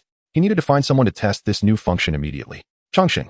At that moment, a voice called from behind. Changsheng turned to see Lin Pingyan and Xiao Yun approaching. He promptly clasped his fists in greeting. Senior Brother Lin. Senior Brother Xiao. Lin Pingyan nodded, a faint smile gracing his face, indicating he was in good spirits. At that moment, Changsheng noticed a subtle change in Lin Pingyan's aura. Ever since he had cultivated the eternal life technique, he could distinctly sense the fluctuations of spiritual energy in his surroundings. It seemed that the spiritual energy within Lin Pingyan had become considerably sharper since the morning. Brother Lin, are you in such high spirits? Have you made another breakthrough? Changsheng inquired with a casual smile. Not yet, Lin Pingyan replied, shaking his head. But it will be soon. The condensation pill given to me by the master has significantly enhanced my cultivation. In a few months, I should be able to break through to the 4th level of the Qi condensation stage. Is it really that fast? Changsheng was taken aback. Beside them, Xiaoyun's eyes widened in astonishment. No way. Brother Lin, are you being serious? It has been long, and you're already on the verge of another breakthrough? Lin Pingyan chuckled. It's just a stroke of luck. If you both put in the effort, you can achieve the same as I have. Hearing this, Changsheng couldn't help but smile wryly. Effort. You are blessed with a heavenly root. It's not as simple as just putting in some effort. However, Changsheng remained undeterred. After all, he still had over 3,000 years of life left. With a little determination, breaking through to the 4th level of Qi condensation should not pose much of a challenge. At that moment, Changsheng recalled the function he had just activated and discreetly checked the intimacy levels with the two of them. Lin Pingyan.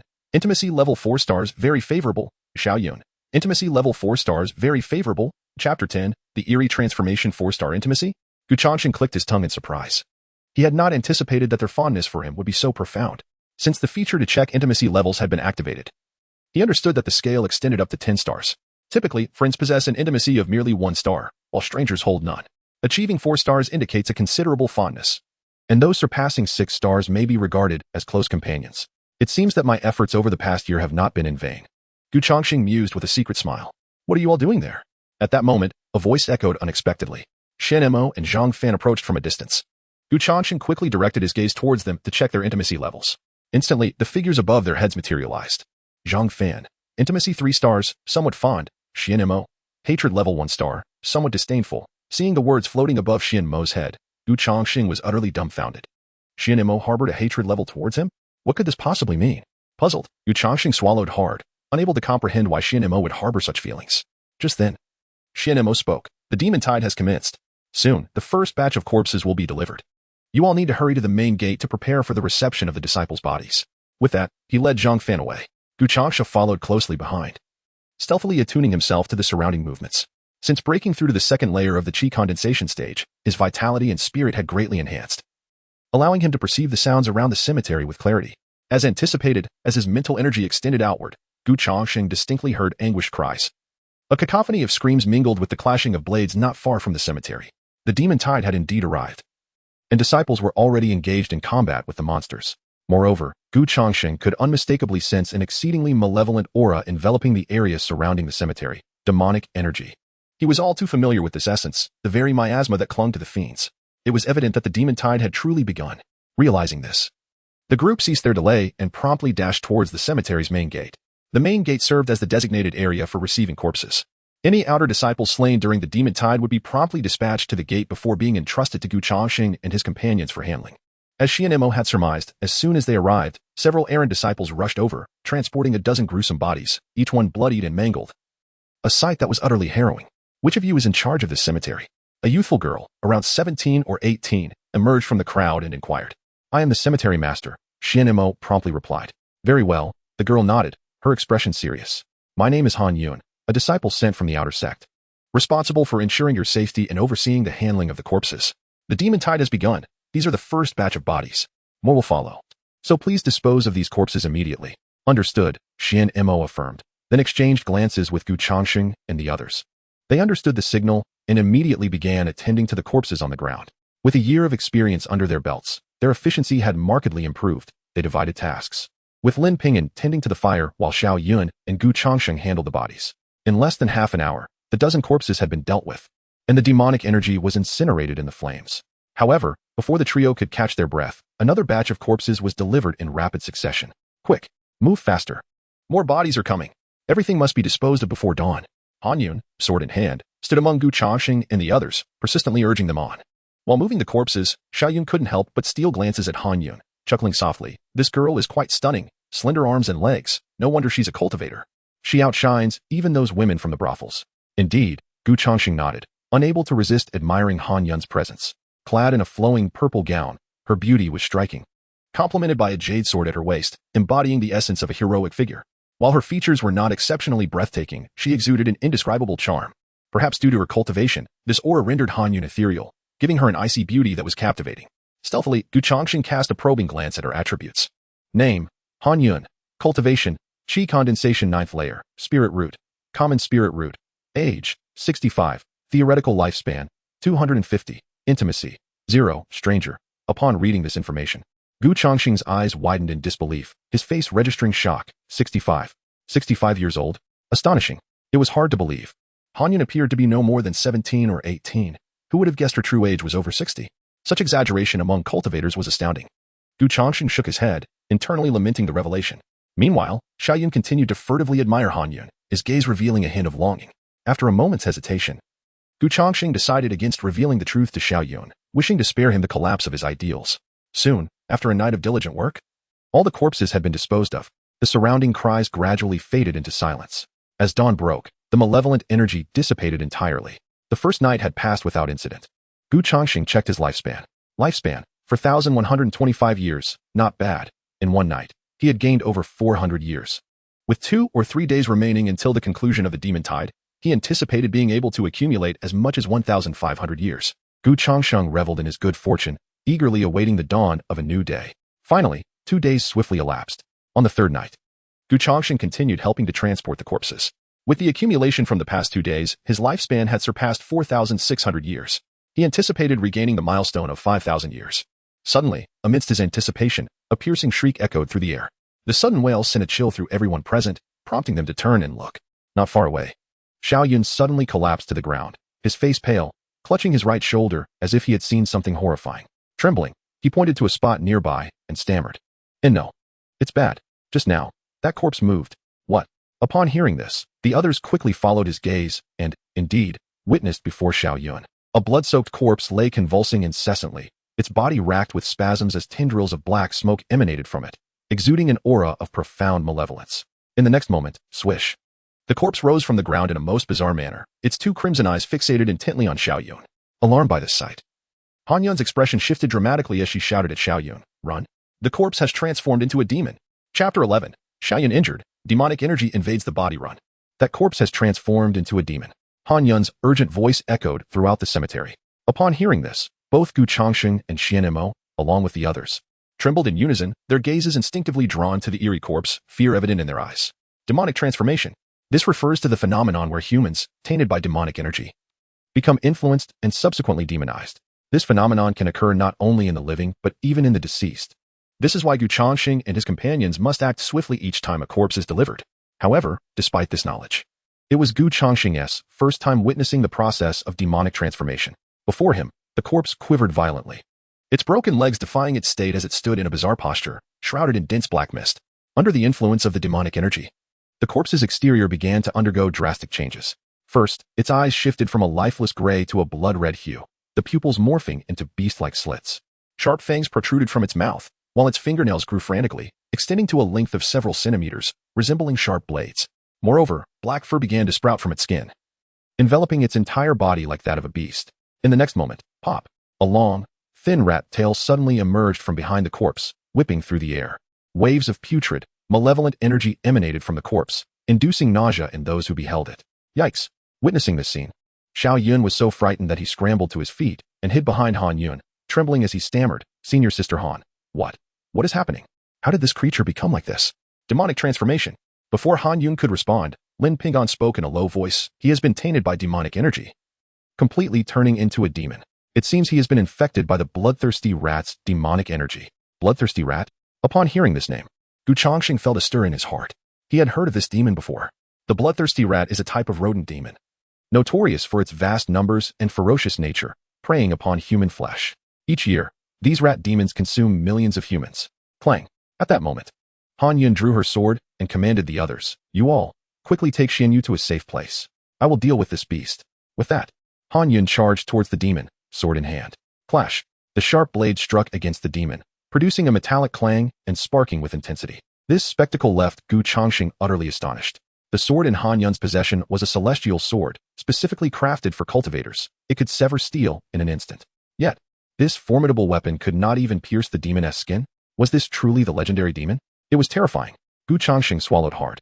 Just then, Lin Pingon had lifted Xiao Yun off the ground, preparing to flee. As for Xian Mo and Zhang Fan, they had long since disappeared from sight. Observing Changsheng still in a daze, Lin Pingon shook his head, reassuring him, "Rest assured. Senior Sister Han is an outer sect disciple at the 9th level of Qi Condensation. A mere rat demon is no match for her. We must leave quickly. Staying here will only hinder her." "All right." Changsheng nodded, abandoning his hesitation as he helped lift Xiao Yun's other arm, and together they sprinted deeper into the cemetery. After running for more than 10 minutes and confirming that the demon had not pursued them, they finally breathed a sigh of relief. Changsheng and Lin Pingon set Xiao Yun down. "Ah!" Xiao Yun suddenly let out a wail, clutching his thigh, his face pale as he lamented, "My leg. It hurts so much. I think that beast just clawed me." "What?" Upon hearing this, Lin Pingon's expression changed drastically. He rolled up Xiao Yun's pant leg, and indeed, discovered 3 ghastly wounds on his thigh, each over 10 centimeters long, resembling claw marks from a beast. The wounds were deep, exposing the bone beneath, and blood gushed forth. Hiss! Seeing these injuries, Changsheng inhaled sharply, feeling a pang of pain in his own leg. However, this was not the most critical issue. The most alarming aspect was that black smoke was emanating from the 3 wounds. Puffs of black mist continuously swirled from the injuries.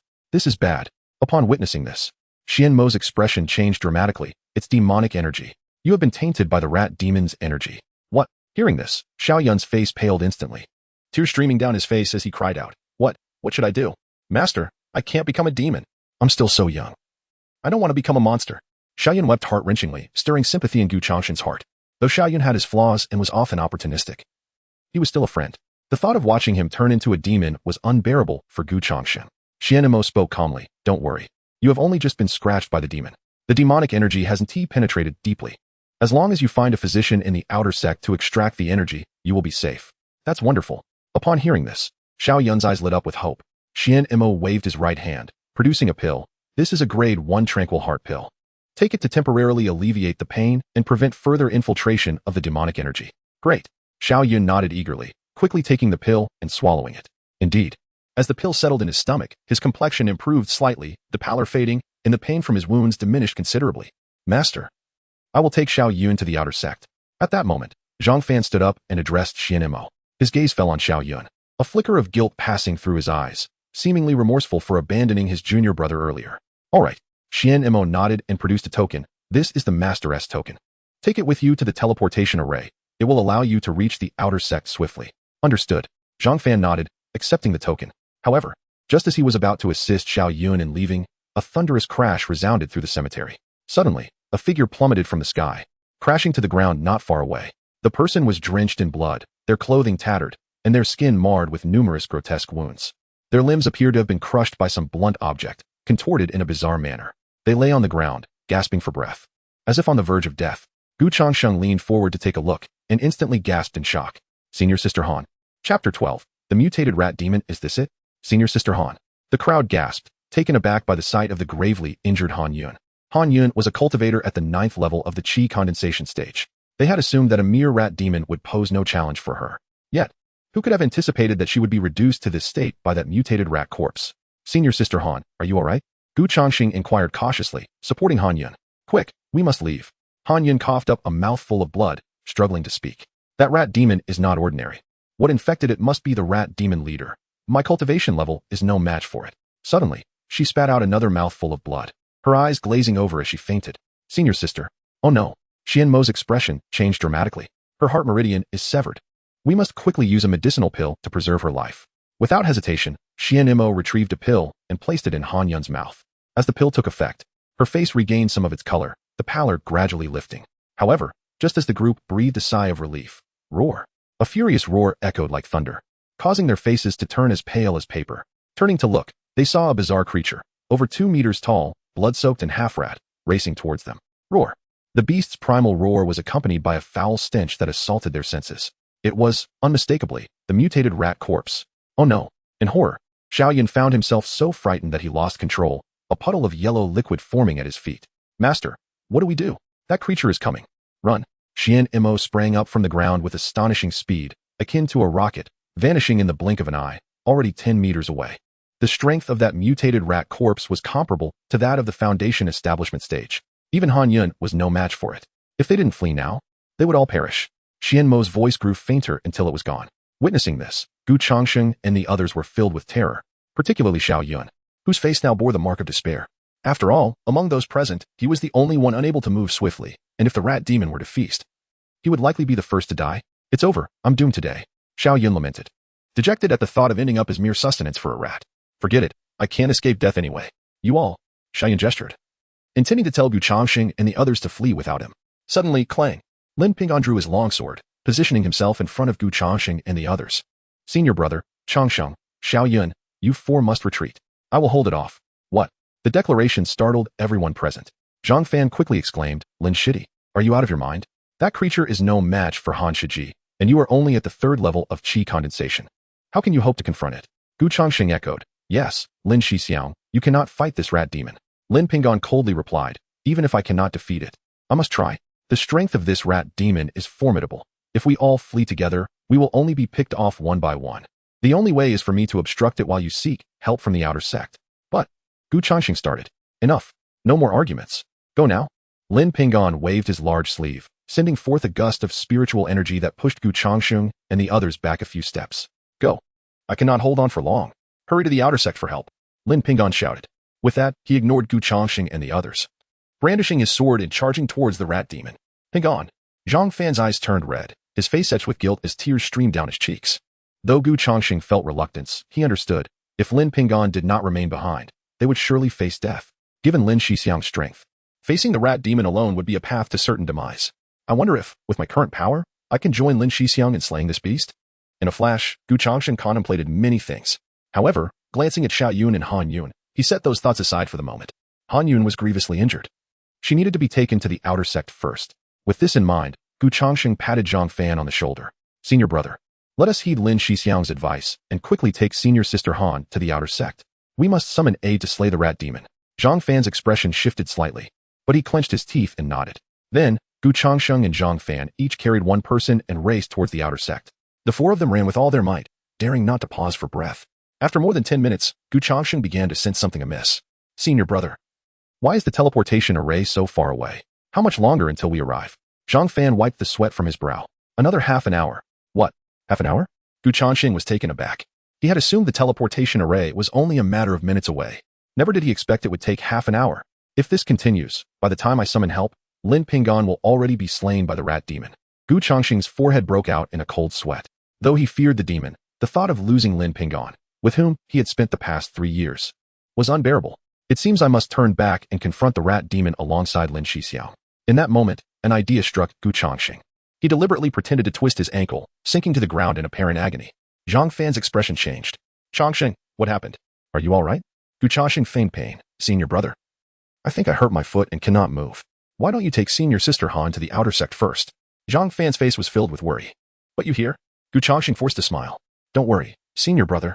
The rat demon is at least dozens of kilometers away. It won't find me here. Hurry and go. Otherwise, if I follow you, I will only slow you down. Well, all right. Hearing this, Zhang Fan nodded decisively. He carefully hoisted the severely injured Han Yun onto his back and continued sprinting towards the outer sect. Once Zhang Fan had departed, Gu Changsheng swiftly channeled his internal spiritual energy and sped back towards Lin Pingon. Boom. As he moved, a wild energy surged around him, accompanied by a low, draconic roar. Gu Changsheng's speed intensified until he transformed into a streak of black light. Minutes later, Gu Changsheng returned to the previous location. The surroundings, once filled with structures and trees, had now been reduced to ruins. Lin Pingon lay quietly on the ground, his robe stained red with blood, his fate uncertain. In the next moment, roar. The rat demon, with its gaping maw, lunged towards Lin Pingon's throat. Alarmed by this sight, Gu Changsheng's expression shifted dramatically. Without a moment's hesitation, he summoned his entire spiritual energy to his right arm and unleashed a devastating punch towards the mutated rat demon, the ancestral dragon's infinite fist. With a thunderous roar, the force of the punch resonated through the air. The ground within a 50-meter radius trembled as if it had been struck by a great force. Bang! The rat demon, caught off guard, was struck fiercely by this blow, its massive form soaring through the air like a cannonball, landing several dozen meters away. With a deafening crash, the terrifying mutated rat demon was mercilessly driven into a deep pit, its bones shattered, its eyes bursting, reduced to a lifeless heap, utterly defeated. Is it over? Staring at the fallen mutated rat demon, Gu Changsheng's eyes widened in disbelief, his face etched with shock. It seemed he could hardly comprehend the situation. This ferocious mutated rat demon had been vanquished by a single punch? Was it truly this simple? Chapter 13. The Enigma of Su In. Is this it? Gu Changsheng's lips twitched. He had prepared himself for a fierce battle against the mutated rat demon, yet he was astonished to find that the creature was so easily dispatched. With but a single punch, it was utterly defeated? However, Gu Changsheng understood that this was not due to the rat demon's frailty, but rather the overwhelming power of the ancestral dragon's infinite fist. After all, it was a legendary primordial technique. Even though his cultivation level was only at the second layer of Qi gathering, the strength he could unleash was still formidable. Just then, Gu Changsheng suddenly shuddered. A wave of intense weakness surged through him, and he felt a coppery taste in his throat before he spewed forth a mouthful of blood. Clutching his arm, Gu Changsheng slowly knelt to the ground. A burning pain radiated from his right arm. How excruciating! He grimaced, feeling as though his entire arm was rendered useless. Even more astonishingly, a line of text appeared before him. Lifespan -150. What on earth? Gu Changsheng was taken aback. Was the ancestral dragon's infinite fist truly that terrifying? Using it once not only left his arm in tatters but also reduced his lifespan by 150 years? It seemed prudent to refrain from utilizing such a divine technique in the future. With a bitter smile, Gu Changsheng recognized that while the ancestral dragon's infinite fist was indeed powerful, it was not something he could wield freely at his current cultivation level. The simplest of its moves had drained his internal energy completely. Had he not possessed a lifespan of several thousand years, that single punch could have sent him to his demise. Moreover, aside from the pain in his arm, Gu Changsheng felt a fiery ache in every muscle of his body. Yet, this was not the time for lamentation. He steeled himself against the pain coursing through him and staggered toward Lin Pingon. Senior brother Lin? Senior brother Lin? He called softly, but there was no response, causing a tightening in his chest. Could he be dead? Gu Changsheng swallowed hard and cautiously extended his hand to check for Lin Pingon's breath. Fortunately, he still felt a pulse. It seemed he had merely lost consciousness. Relieved that Lin Pingon was still alive, Gu Changsheng exhaled deeply. Although his injuries were severe, it appeared that his life was not in immediate danger. Just as Gu Changsheng began to relax, a flurry of sharp wind sounds and panicked shouts suddenly echoed from afar. Senior brother Wang, over there. We must hurry, or my junior brother will be finished. Gu Changsheng focused his gaze and saw Zhang Fan and several others approaching at an astonishing speed.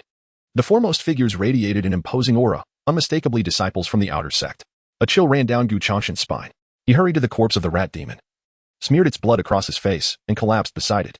This was not enough. He pried open the demon's claw and clasped it around his neck. After completing this grim charade, Gu Changsheng rolled his eyes back, tilted his head, and stuck out his tongue, feigning death. Just as he lost consciousness, 3 figures swiftly appeared beside him and the rat demon. Among them were Su In and Zhang Fan, accompanied by 2 others clad in the disciplined attire of outer sect disciples, exuding an intimidating presence and a faint aura of immortality. Where's the rat demon? You said it was here. The 2 turned their gazes toward Zhang Fan. Right there. Zhang Fan immediately led them forward. But when they beheld the rat demon lying like a lifeless heap in the pit, his expression shifted dramatically. How could this be? Zhang Fan's face paled. Not only he but the 2 outer sect disciples beside him were equally astonished. The rat demon was a creature comparable to a Foundation establishment cultivator. Even Han Yun from the outer sect was no match for it. Who could possibly have defeated it to such an extent? Realizing this, the 2 outer sect disciples promptly began inspecting the demon's corpse. Meanwhile, Su and Zhang Fan rushed to Lin Pinggan's side. What severe injuries? Master, could Lin Shidi be in trouble? Zhang Fan's expression tightened as he observed Lin Pinggan, battered and bruised. Do not worry, he is fine. Merely suffering from some broken bones, Su and replied calmly. That's a relief. Zhang Fan sighed in relief. However, at that moment, he suddenly noticed a figure lying beside the rat demon. Changsheng? Zhang Fan was taken aback. Was this Changsheng? Changsheng. Upon witnessing this, Zhang Fan grew frantic and rushed to Gu Changsheng's side, shaking him vigorously. Changsheng, are you all right? Su and furrowed his brow. Didn't he run off with you? How could he be here? Zhang Fan's face was filled with guilt. It's my fault. Changsheng said he twisted his ankle and feared he would slow me down, so he urged me to go on alone. I thought he merely wanted to rest. But in truth, he came to confront the demon to protect Pinggan. I truly am to blame. I not only failed to safeguard Pinggan, but I also failed to protect Changsheng. Tears welled in Zhang Fan's eyes as he spoke, his guilt intensifying. Su and shook his head and placed a reassuring hand on Zhang Fan's shoulder. Enough, a life lost cannot be reclaimed. Do not burden yourself with excessive guilt. Since our paths have crossed, let us hasten to bury his body before it becomes tainted by demonic energy. Su and stepped forward, intending to lift Gu Changsheng's corpse for proper burial to prevent further transformation. However, as his fingers made contact with Gu Changsheng's body, an inexplicable sensation surged through him. Strange. Why was Gu Changsheng's body so soft? In the next moment, Su and felt a faint yet distinctly clear pulse beneath his fingertips. His mind went blank. This lad is not dead. What? Zhang Fan was momentarily stunned by this revelation. Almost instantaneously, Su and fingers shot out and grasped Gu Changsheng's wrist. Buzz. In the next instant, a stream of profound spiritual energy surged from his fingertips, penetrating Gu Changsheng's body. After a moment, Su and let out a long sigh of relief. Master, is Changsheng truly unharmed? Zhang Fan inquired curiously. Rest assured, this lad is perfectly fine. Su and replied with a faint smile. His expression was a mixture of surprise and confusion. He was delighted that Gu Changsheng had indeed survived, yet puzzled by the fact that, compared to Lin Pinggan, this young man had sustained so few injuries. Aside from being completely drained of spiritual energy and suffering from extreme fatigue, he appeared to be remarkably unscathed. What a peculiar occurrence that this fellow had emerged from this ordeal relatively unscathed. Chapter 14. The mysterious master gazing at the seemingly unscathed Gu Changsheng.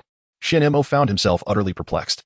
How could it be that, in the face of such a ferocious and mutated rat demon, Gu Changsheng not only survived but emerged without a single injury? What sorcery was at play? At that moment, two external disciples suddenly gasped in astonishment. Curiously, Xian turned to inquire, "What is it, brothers? What has transpired?" The two disciples wore grave expressions, fixated on the corpse of the rat demon as if they had uncovered something astonishing. One of them furrowed his brow and remarked, "Junior brother Xian, there is something amiss with this rat demon's body. Aside from this horrific punch wound, there are only some trivial lacerations likely inflicted by our two junior disciples, which are hardly worth mentioning. However, this punch wound, it is exceedingly terrifying. I surmise that the one who delivered this blow must possess at least the cultivation of the Foundation Establishment Realm." What? The Foundation Establishment Realm? Upon hearing these words, the expressions of those present changed dramatically. When did such a formidable expert emerge in their cemetery? Just as their minds were swirling with questions, Gu Changsheng suddenly stirred awake. "Ugh, my head aches," he exclaimed. "Eh, master? Senior brother? What are you doing here?" Shaking his head, he was taken aback to see Xian and Zhang Fan by his side. Xian hastily inquired, "Changsheng, what has happened? How did the rat demon meet its demise?" Gu Changsheng appeared somewhat dazed, seemingly still reeling from the shock. After Xian persistent urging, he began to ponder deeply. Moments later, with a pained expression, he recounted. "At that moment, I saw senior brother Lin being pursued by the rat demon, on the verge of death. I was anxious to save him. However, the rat demon was far too powerful. I couldn't withstand even a single slap and was knocked unconscious. Before I lost consciousness, I think I saw." Gu Changsheng clutched his head, his face contorted in agony. Xian and the others held their breath, afraid to disrupt Gu Changsheng and Appo's recollections. Finally, after a few minutes of painful remembrance, Gu Changsheng gradually recalled, "There was a person. Yes, I saw someone standing in front of the rat demon." Xian quickly pressed, "Who was it?" Gu Changsheng shook his head. "I do not know. I lost consciousness, and what transpired afterward is unclear to me." "Very well." Hearing this, the others sighed in resignation. Zhang Fan suddenly remarked, "Master, could it be that mysterious person we encountered a year ago?" "Mysterious person? What mysterious person?" Zhang Fan promptly recounted the incident when the cemetery's spiritual energy had suddenly diminished by half, suggesting that they suspected the appearance of a mysterious figure. Indeed. Upon hearing Zhang Fan's words, the two external disciples nodded in agreement. "It seems that your cemetery may indeed harbor a hidden master. If this enigmatic figure was capable of causing such a significant reduction in spiritual energy, it is entirely plausible that he could have slain the rat demon. Is that so?" Gu Changsheng nodded. Then I must express my gratitude to this senior. The external disciples chuckled. No need for thanks. Since this master prefers to remain concealed, it is best not to disturb him. After all, the rat demon has been dealt with, and the cemetery is unlikely to face any immediate issues. Understood. Changsheng bowed respectfully. Following this, they exchanged a few more words before the two external disciples departed, carrying the rat demon and Apos' corpse. As a creature of demonic nature, its residual malevolent energy was far too potent for the low-tier cemetery to handle, necessitating its transfer to a higher-tier cemetery where specialists would manage the situation. As soon as the two left, Changsheng seized Xianmo's hand, urgency etched on his face. Master, senior brother Lin is gravely injured and may not last much longer. Please, you must save him. Xianmo patted Changsheng's hand reassuringly. Do not worry, he will be fine. He just needs to rest for a while. Zhang Fan, please take them to rest, and also give Lin Ping'an a healing pill. Yes. Zhang Fan nodded and, after bowing to Xianmo, led Changsheng and Lin Ping'an toward the cemetery's quarters. On the way back, Changsheng's heart raced uncontrollably. That was close. I nearly revealed everything. Had he not acted cleverly just now, his secrets might have been exposed. Although he was unafraid of revealing his cultivation level, he was concerned about attracting attention due to his extraordinary talent. He did not wish to become a coveted target. He aspired to linger in the cemetery for 1,000 or even 10,000 years. At that moment, an idea struck Changsheng. He pondered. Those two external brothers mentioned a higher-tier cemetery. Could it be that within the Taisu sect, there exist numerous tiers of cemeteries? His heart raced with excitement. After all, a low-tier cemetery had already bestowed upon him such an abundance of lifespan. If higher-tier cemeteries truly existed, then the potential for harvesting lifespan would be astronomical. It seemed he needed to find an opportunity to inquire further. However, Changsheng did not intend to investigate immediately, as Lin Ping'an was gravely injured. And Zhang Fan would likely not have the time to explain. Moreover, he had even more pressing matters to attend to than the higher-tier cemetery. His foremost priority was to enhance his cultivation. After today's events, Changsheng understood profoundly that even within the cemetery, safety could not be guaranteed. After all, no one could ensure that another corpse demon transformation would not occur. To safeguard himself, he must elevate his cultivation as swiftly as possible. Soon, under Zhang Fan's guidance, Lin Ping'an took the healing pill, and after his condition stabilized, he drifted into a deep sleep. As for Changsheng, since he had not sustained any injuries, Zhang Fan merely bandaged him lightly. Before departing, Changsheng inquired about Xiao Yun and Han Yun's conditions. Xiao Yun was mostly unscathed, only having absorbed some demonic energy into her thigh, which had been effectively treated. Han Yun, however, faced more complications, with numerous broken bones, although her injuries were serious. Timely medical attention ensured she was out of danger. Upon hearing this, Changsheng breathed a sigh of relief. Though he had only known Han Yun for a day, she had suffered injuries while protecting him. If anything serious had happened to her, he would undoubtedly feel guilty. By the way, Changsheng, at that moment, Zhang Fan suddenly spoke with a face full of guilt. Today's incident was my fault as the senior brother. When the rat demon appeared, I failed to stop it.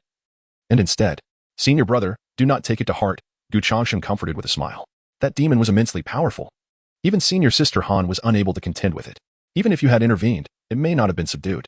Moreover, if you hadn't escorted senior sister Han to the external disciples, she might have perished. You are the true hero of today. Hero? Zhang Fan gave a bitter smile. Although he understood Changsheng was trying to console him, he still managed a faint smile. Changsheng, thank you. Zhang Fan's affinity has increased by 1 star. Current affinity, for stars very favorable. Chapter 15. Breakthrough, 6th layer of Qi Condensation. Had my affinity reached 4 stars? Gazing at the notification before him, Changsheng felt a flicker of emotion.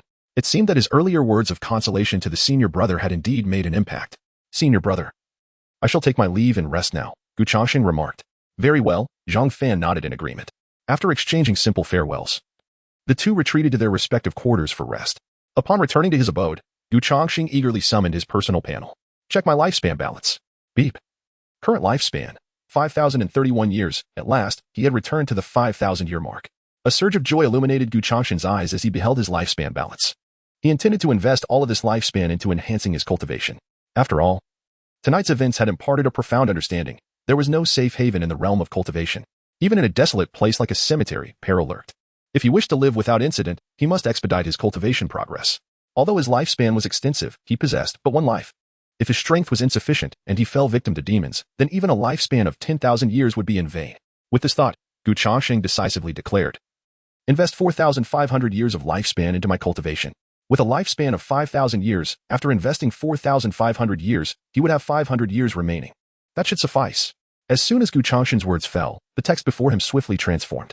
You have invested 4,500 years of lifespan into your cultivation.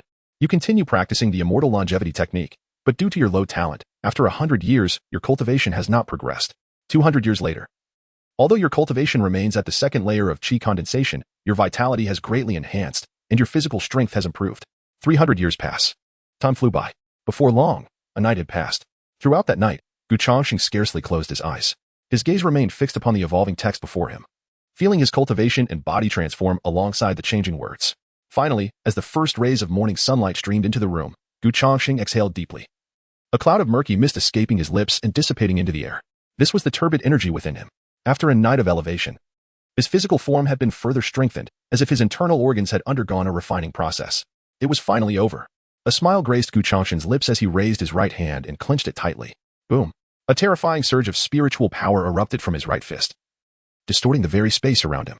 Sixth layer of Qi condensation. Indeed, after a night of cultivation, Changsheng's realm had ascended from the second layer of Qi condensation to the sixth layer. The path of cultivation is divided into Qi condensation, foundation establishment, golden core, nascent soul, spirit transformation, tribulation crossing, great luo, true immortal, and emperor stages. Each realm is further subdivided into 9 layers. Though Changsheng currently stood at the 6th layer of Qi condensation, with the enhancement of the immortal longevity technique and the ancestral dragon's infinite fist, his true power was now comparable to that of a foundation establishment cultivator. At the very least, as long as he did not encounter a master above the 6th layer of foundation establishment, he could remain undefeated. As autumn approached, the weather was no longer sweltering. Changsheng was busy transporting corpses within the cemetery while Xiao Yun and Lin Pingon stood nearby, quietly observing his labors. Xiao Yun's leg was wrapped in bandages, causing him to walk with a limp, resembling a clumsy penguin, which appeared quite humorous. However, thanks to the demon's attack, Xiao Yun had been relatively docile in recent days, having abstained from visiting the brothel for over a week. In stark contrast, Lin Pingon's condition was far more dire. His chest, arms, and left leg were all swathed in bandages, resembling a mummy. A ghastly scar marred his face, stretching from the corner of his eye to his chin, resembling 2 enormous centipedes, grotesque and terrifying. It was hard to imagine the harrowing battle he had endured before Changsheng arrived. Xiao Yun eyed Changsheng, who wore a beaming smile, and remarked in astonishment, "Has this lad lost his wits after the encounter with the rat demon? How can he be smiling while handling corpses?" Lin Pingon, his expression solemn, the scar on his face lending him an air of menace, replied calmly, "How do you know he is genuinely happy?" Perhaps he masks his inner dread with that smile. The memory of their recent battle loomed vividly in Lin Pingon's mind, invoking a sense of trepidation. His survival had been purely a stroke of luck. Han Yun's injuries were even more severe. It was said that the demon had severed her meridians, leaving her with little hope of ever achieving foundation establishment. Had it not been for the sudden appearance of that mysterious expert, his fate might have been no better than Han Yun's. "Changsheng," Lin Pingon called out, catching Changsheng's attention from a distance. "What is it, senior brother Lin?" Changsheng, having just finished moving a corpse, turned curiously to look back. Lin Pingon inquired, "Changsheng, that day you mentioned seeing a mysterious figure. Do you recall what that person looked like?" Changsheng shook his head. "I cannot remember." Lin Pingon sighed. "Do you at least remember what kind of attire the mysterious figure was wearing?" "I cannot recall that either," Changsheng replied once more. Xiao Yun, unable to contain himself, interjected, "Changsheng, how can you remember nothing? This is such an important matter. Why do you always forget the key details?" Feigning terror, Changsheng retorted, I was struck by the demon and fainted on the spot." Lin Pingon offered reassurance, "It's all right. I was merely asking out of curiosity. Do not feel pressured. I am genuinely intrigued as to why such a mysterious expert would linger in our cemetery. What purpose could he possibly have?" "Purpose?" Changsheng blinked in confusion. "What purpose could there be? To survive until the end of time?" Xiao Yun's expression shifted, suddenly serious. "I understand now. Do you think this mysterious expert might have discovered that I am a once-in-a-lifetime talent for cultivation? Perhaps he is intentionally remaining here to seek an opportunity to take me as his personal disciple?" Lin Pingon raised an eyebrow in surprise. Changsheng resolutely shook his head. "No, that is impossible." "Why is that impossible?" Xiao Yun exclaimed, growing agitated. "Isn't that how all those folk tales describe it? Besides, I am nearing a breakthrough in the Qi condensation technique. It won't be long before I step into the realm of cultivation. That mysterious expert must have recognized my extraordinary talent and is waiting to test me." The more Xiao Yun spoke, the more animated and confident he became. "Yes, it must be so. This explains everything that happened that day." Changsheng felt a headache coming on. "No, absolutely not. Hey, Changsheng, I see you've learned to argue back lately. Do you no longer wish to acknowledge me as your elder brother?" "When did I ever acknowledge you as my elder brother?" "I don't care. You are my younger brother." The two began to chase each other playfully, laughter resonating throughout the cemetery. Lin Pingon stood a short distance away, quietly observing the playful banter between the two, a faint smile gracing his lips. It was as if he had momentarily succumbed to a rare and tranquil moment. However, this serenity did not last long, as a figure approached from the distance. Changsheng, a young maiden, scarcely 17 or 18 years of age, appeared before the trio. Chapter 16. Han Yun gifts a sword, Taisu soul grass upon encountering the young woman before him. Gu Changsheng momentarily froze, then hurriedly clasped his fist in greeting. Sister Han. Lin Pingyan and Xiao Yun also performed a respectful gesture. Sister Han. The newcomer was none other than Han Yun, an outer sect disciple who had recently suffered injuries from demons. However, compared to her pitiful state from before, she appeared much improved today, although her complexion remained somewhat pale. Her overall vitality had noticeably recovered. The delicate contours of her face bore a hint of frailty, evoking the image of a delicate beauty. Sister Han, how's your recovery? Upon seeing Han Yun, Xiao Yun instantly brightened, grinning as he introduced himself. I am Xiao Yun, heir of the Xiao family. My father is the head of the cultivation clan. Yet, in response to Xiao Yun's overtures, Han Yun merely nodded, then directed her gaze toward Gu Changsheng. Gu Changsheng, I heard that you carried me to the outer sect that day? Gu Changsheng nodded in affirmation. A faint, pale smile graced Han Yun's face. Thank you. Notification. Han Yun's favorability has increased. Current favorability. 3 stars, slight fondness. Upon reading this message, Gu Changsheng scratched his head, feeling a bit embarrassed. It was nothing, Sister Han. You chose to resist the rat demon to help us. It is only right that I do something in return. A twinge of guilt washed over him. Although he had carried Han Yun, he had abandoned her midway to save Lin Pingyan. In truth, it was Zhang Fan who had ultimately brought Han Yun to the outer sect. Just as Gu Changsheng prepared to clarify, Han Yun spoke up. You need not feel embarrassed. If it weren't for you, I might have already met my end that day. I came here to express my gratitude. Lest I fear I may never have the chance to thank you again. Han Yun suddenly sighed, her voice gradually lowering, and a trace of despondency flickered across her lovely face. Witnessing this, Gu Changsheng and the others were left puzzled. Gu Changsheng cautiously inquired, Sister Han, what troubles you? Has something happened? Han Yun's gaze momentarily blanked before she shook her head, offering a bitter smile. It's nothing. Just that a physician from the outer sect informed me a couple of days ago that all the meridians in my body have been severed. I fear I will never be able to step into the foundation establishment stage in this lifetime. What? The moment these words left her lips, Gu Changsheng and Xiao Yun were taken aback. Observing Han Yun's expression, they moved from shock to a complex mix of emotions, ultimately settling into deep sympathy. The meridians were paramount for any cultivator, connecting every organ and the dantian. Without them, one could not absorb spiritual energy. It meant not only the inability to cultivate but also a complete halt to any advancement in their abilities. To have severed meridians was tantamount to becoming utterly useless. How could this be? Sister Han, could there have been a mistake? Xiao Yun's eyes widened in disbelief. Indeed, Sister Han, you are a prodigy of the outer sect. How could you be unable to cultivate? Do not be so pessimistic. There must be other ways. Gu Changsheng echoed in agreement. Lin Pingyan remained silent. Yet his eyes revealed a glimmer of regret. Han Yun forced a smile, saying, it is of no use. Once the meridians are severed, there is no hope for cultivation. Even the best physicians and alchemists in the outer sect cannot repair them. I have already come to terms with it. Upon hearing this, Gu Changsheng and Xiao Yun lowered their heads, unsure of how to offer comfort. Han Yun managed a faint smile, stating, you need not be this way. This is merely my fate. Being able to enter the Taisu sect and become a cultivator has already made my life worthwhile, regardless of the outcome. I have seen a broader world than those who have never stepped onto the path of immortality. Even if I can no longer be a cultivator, I can still join a family as a cultivation consultant. With my knowledge, I can surely live a prosperous life. Han Yun's carefree laughter belied her indifference. Yet, Gu Changsheng perceived a hint of unwillingness in her smile. After all, who among those who entered the realm of cultivation did not aspire to pursue the path of immortality and become a powerful cultivator? If there were truly no other options, who would willingly abandon their quest for greatness to become a mere consultant? At that moment, as if struck by a thought, Han Yun unfastened the sword at her waist and handed it to Gu Changsheng. Take this sword as repayment for saving my life. Gu Changsheng's expression shifted in shock. Sister, this is too precious. This was a legendary immortal sword, a tool for cultivators. Just one would likely equate to decades of labor for him. Han Yun smiled gently. Please accept it. I will not be at Taisu sect for long, and this sword holds little value for me now. It may yet protect your life when you encounter demons. With that, she firmly placed the sword into Gu Changsheng's hands. Thank you, sister. Gu Changsheng whispered. Han Yun smiled again, saying nothing, merely reaching out to tousle Gu Changsheng's hair. Then, she turned to leave. Watching Han Yun's forlorn figure fade away, Gu Changsheng felt a whirlwind of emotions, his grip on the sword trembling slightly. Lin Pingyan patted Gu Changsheng on the shoulder, speaking softly, accept it. Sister Han has entrusted her dreams to you. Do not let her down. Gu Changsheng turned to Lin Ping and Appos, and, Brother Lin, is it true that Sister Han cannot cultivate anymore? The severing of Han Yun's meridians had been entirely to protect them. Now, witnessing her current state weighed heavily on Gu Changsheng's heart. He felt as though he had caused her plight. Hearing Gu Changsheng's words, Lin Pingyan paused briefly before shaking his head. There is no remedy. Severed meridians are a perplexing ailment in the cultivation world. Repairing them is incredibly difficult. Unless one finds the legendary Taisu soul grass and nurtures it for a month with its medicinal power, only then might the meridians be restored. Taisu soul grass? Xiao Yun's eyes widened in astonishment. Isn't that the legendary heavenly-grade spiritual herb? I heard from the elders in the Xiao family that it is extremely rare and virtually impossible to acquire. Ordinary people have no access to it. Only the leaders and elders of top sects. Indeed, Lin Ping'an nodded. Thus, it is nearly impossible for Sister Han to restore her meridians. Xiaoyun. His expression dark and indignant, lamented, what a pity. Sister Han is such a wonderful person. If not for her, the three of us would have long since become food for the rat demons. Why must fate be so cruel to a kind-hearted woman? Taisu Soulgrass. Gu Changsheng murmured. Suddenly, as if struck by a revelation, he exclaimed, I apologize, brothers Lin and Xiao, but I must return home for a moment. Without waiting for Lin Ping'an and Xiaoyun's bewildered gazes, he dashed back to his room. Upon reaching his quarters, he locked the door and summoned his personal panel. What must I do to obtain Taisu Soulgrass?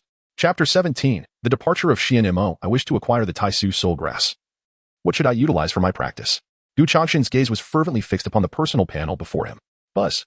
In the next moment, as if responding to Gu Changsheng's inquiry, the panel distorted violently and transformed into a line of text. Taisu Soulgrass, a legendary celestial-grade spiritual herb, when consumed, can nourish the soul, refine the inner palace, and enhance the spiritual power of the practitioner. It can even mend severed meridians and restore the Dantian. To practice with the Taisu Soulgrass, one may pursue the following routes. Crescent flower, practice lifespan, 7,000 years, rootless vine. Practice lifespan, 8,000 years, dragon core grass, practice lifespan, 6,000 years. The text before him continuously morphed, presenting Gu Changsheng with a plethora of practice routes. Crescent flower, rootless vine. Dragon core grass. These herbs were among the most common in the realm of cultivation. Thus, as long as one possessed sufficient lifespan, even low-tier herbs could evolve into celestial-grade spiritual herbs. I seem to have never encountered the crescent flower and rootless vine, but the dragon core grass. It appears to be cultivated in the back mountains of the cemetery. Gu Changsheng murmured to himself. With this in mind, he decisively rose from his bed and headed toward the rear mountains. As expected, upon arriving at the back mountains, he was greeted by a vast expanse of verdant plants. The leaves of these plants were green, yet their cores bore a hint of red, with patterns resembling auspicious dragons, hence they were known as dragon core grass. Gu Changsheng casually plucked a few and tucked them into his pocket. Dragon core grass was one of the most commonplace herbs in the realm of cultivation. So much so that it could be deemed a weed, often discarded by the roadside, rarely sought after. Therefore, not only could he pluck a few, but even if Gu Changsheng were to harvest the entire patch, no one would confront him. With these two plants, it should suffice for the evolution of the Taisu Soulgrass. Gu Changsheng dusted himself off and turned to leave. However, despite acquiring the dragon core grass, he still required 6,000 years of lifespan to practice with the Taisu Soulgrass. Currently, he only possessed a mere 500 years. The journey to obtain the Taisu Soulgrass remained arduous. Upon returning to the cemetery, Zhang Fan rushed over in a fluster. Changsheng, where have you been? I've searched for you everywhere. Gu Changsheng replied, I just took a stroll around the back mountains. What's the matter, senior brother? Zhang Fan said. The master is preparing for an expedition. Before he departs, he has several matters to discuss. Come with me. An expedition? Gu Changsheng paused momentarily. However, upon reflection, he felt at ease. After all, Xian Mo, the master of the garden, often ventured out, having spent more than half his tenure away from the cemetery. Zhang Fan generally managed the daily affairs. How delightful it must be to be the master of the garden, free from labor and able to wander the mountains at leisure. Gu Changsheng silently envied him. Soon, he followed Zhang Fan to the Master's tower, where, aside from Xian Mo, Xiaoyun and Lin Ping'an were already present. Master. Gu Changsheng greeted Xian Mo with a respectful gesture. Xian Mo nodded, his expression as perpetually indifferent as ever. Ding. Xian Mo's favorability decreased by 1 star. Current favorability, -2 stars, slightly disliked. Hiss. Upon seeing this line of text, Gu Changsheng's eyelids twitched. His favorability had decreased again? Was it really necessary for it to drop by a star simply because he was a few minutes late? The master was rather petty. However, beyond the decline in favor, Gu Changsheng noticed something of greater significance. Xian Mo had merely 8 years left to live. Compared to their first meeting, Xian Mo appeared older. His face marked by deeper wrinkles, resembling a crumpled cloth, exuding an air of faint mortality. It seemed the master was truly nearing his end. At that moment, Xian Mo spoke. During my expedition, which may last from a few months to a year and a half, Zhang Fan will oversee all matters in the garden. You are all to heed his instructions. Understood, the others replied, offering a respectful gesture. Before I leave, I have prepared a gift for each of you, Xian Mo said. Waving his sleeve, 3 gray fabric bags appeared on the table. These storage bags are magical treasures for practitioners. You can wear them. To use them, infuse your spiritual energy into them to establish a bond. Thank you, master. The trio expressed their gratitude. Gu Changsheng picked up a storage bag. Feeling its weight in his hand, was this truly the legendary storage bag? In his years at Taisu sect, he had witnessed some practitioners utilize these bags, capable of instantly containing vast amounts of items, a remarkable convenience. Gu Changsheng envied this greatly. he finally possessed his own exclusive storage bag. After distributing the storage bags, Xianemo turned to Lin Pingon. Pingon, how has your cultivation progressed? You should have entered the 4th layer of Qi Condensation by now, correct? Yes. I have just entered the 4th layer, Lin Pingon replied respectfully. Excellent, Xianemo said, a look of satisfaction gracing his features. You are indeed a promising talent in cultivation. At this rate, you will soon reach the foundation establishment stage and join the outer sect. With a flick of his finger, 2 pills fell into Lin Pingon's hands. These 2 Qi condensation pills are a gift from me. During my absence, you may use them for your cultivation. After a year, you should reach the 5th layer of Qi condensation. Thank you, master. Lin Pingon expressed his gratitude once more. This scene elicited envy from Gu Changsheng and Xiao Yun. This was already the 2nd time Xianemo had gifted Lin Pingon pills, and this time, he had given 2 at once. The disparity in treatment among disciples of the garden was stark. However, recalling his own cultivation at the 6th layer of Qi condensation, Gu Changsheng felt less envious. What of possessing a heavenly root? What of receiving pills? Little did they realize, I possess my own advantages. Just wait, one day, I shall astound you all. The next day, Xianemo departed from the cemetery. No one knew his destination, nor did anyone inquire further. In summary, the cemetery returned to its former tranquility. In the following days, Gu Changsheng and Appo's life was rather simple. Eat, sleep, cultivate, and move corpses. Notably, since the recent demonic transformation incident, the outer sect had taken a greater interest in the cemetery, even dispatching 2 outer sect disciples to check in on them, inquiring about their well-being and any psychological trauma, and offering assistance. Each received 10 spirit stones as a form of consolation. Thus, the seasons changed, and a year swiftly elapsed. During this year, Gu Changsheng turned 16 years old. He has grown to a height of 185 centimeters, and his muscles have developed robustly, making him appear tall and strong, akin to a small mountain. Even Xiao Yun, standing beside him, seemed delicate and fragile in comparison. Changsheng, there are a few spirit herbs left by the master of the garden. Could you please water them? In the loft, Zhang Fan was tidying up the master and Appo's quarters while gesturing towards the nearby spirit herbs, addressing Gu Changsheng. Certainly, senior brother. Gu Changsheng nodded and obediently walked over. The 2 of them worked while engaging in light conversation. By the way, senior brother, Gu Changsheng suddenly interjected, when that corpse transformed into a demon. I overheard some outer sect disciples mentioning something about a higher level cemetery. Does our sect possess other cemeteries as well? Chapter 18, The Cemetery Levels. Zhang Fan descends the mountain. Oh, have you noticed as well? Hearing Gu Changsheng and Appo's words, Zhang Fan smiled and replied, indeed, within the entirety of the Taishu sect, there exist a total of 1,800 cemeteries. 1,800? Upon hearing this, Gu Changsheng and Appo's eyes widened in disbelief. It is essential to note that the cemetery in which he currently resides already spans over 1,000 square kilometers, comparable in size to a small mortal city. To think that there are actually 1,800 such cemeteries within the Taishu sect, the area must exceed that of an entire nation. Haha, Zhang Fan chuckled, seemingly perceiving Gu Changsheng and Appo's astonishment. Since you have been in the sect, you have spent all your time in the cemetery. So it is understandable that you are unaware of the vastness of our sect. The Taishu sect is the foremost righteous sect in the southern region, occupying tens of millions of square kilometers and spanning across hundreds of nations. Almost all of the more than 800 nations, big and small, in the southern region, are under the protection of the Taishu sect. Not to mention the cemeteries, just the alchemy hall, artifact hall, and array rooms for disciples and Appo's cultivation number in the thousands. I have even heard that there are cities specifically for disciples to live in outside the sect. The number of these cities exceeds 1,000, and each one is several times larger than a mortal city. Wow, such magnitude! Gu Changsheng gasped in astonishment. In his mind, he could almost envision an immense, boundless sect. Although he had thought the Taishu sect was vast, he never anticipated it to be this enormous. Not only mortals, but even cultivators would take over a decade to traverse the entire Taishu sect. Brother, have you ever visited other cemeteries? Gu Changsheng inquired. Never. Zhang Fan shook his head. The Taishu sect is too large, and the distances between cemeteries are quite considerable, unless one possesses a token from a cemetery owner or an elder, allowing them to use the teleportation array. With my cultivation level, a round trip would take at least half a month. Gu Changsheng nodded. No wonder last time Xianemo wanted Zhang Fan to go to the outer sect. He required a cemetery owner's token. Brother, could you share more about the cemeteries? Gu Changsheng chuckled, pulling his companion to sit in a chair and pouring him a cup of hot tea. Of course, Zhang Fan smiled, accepting the tea and patiently explaining. Although our sect has a multitude of cemeteries, they are categorized into strict levels. There are a total of 4 levels: low, medium, high, and super.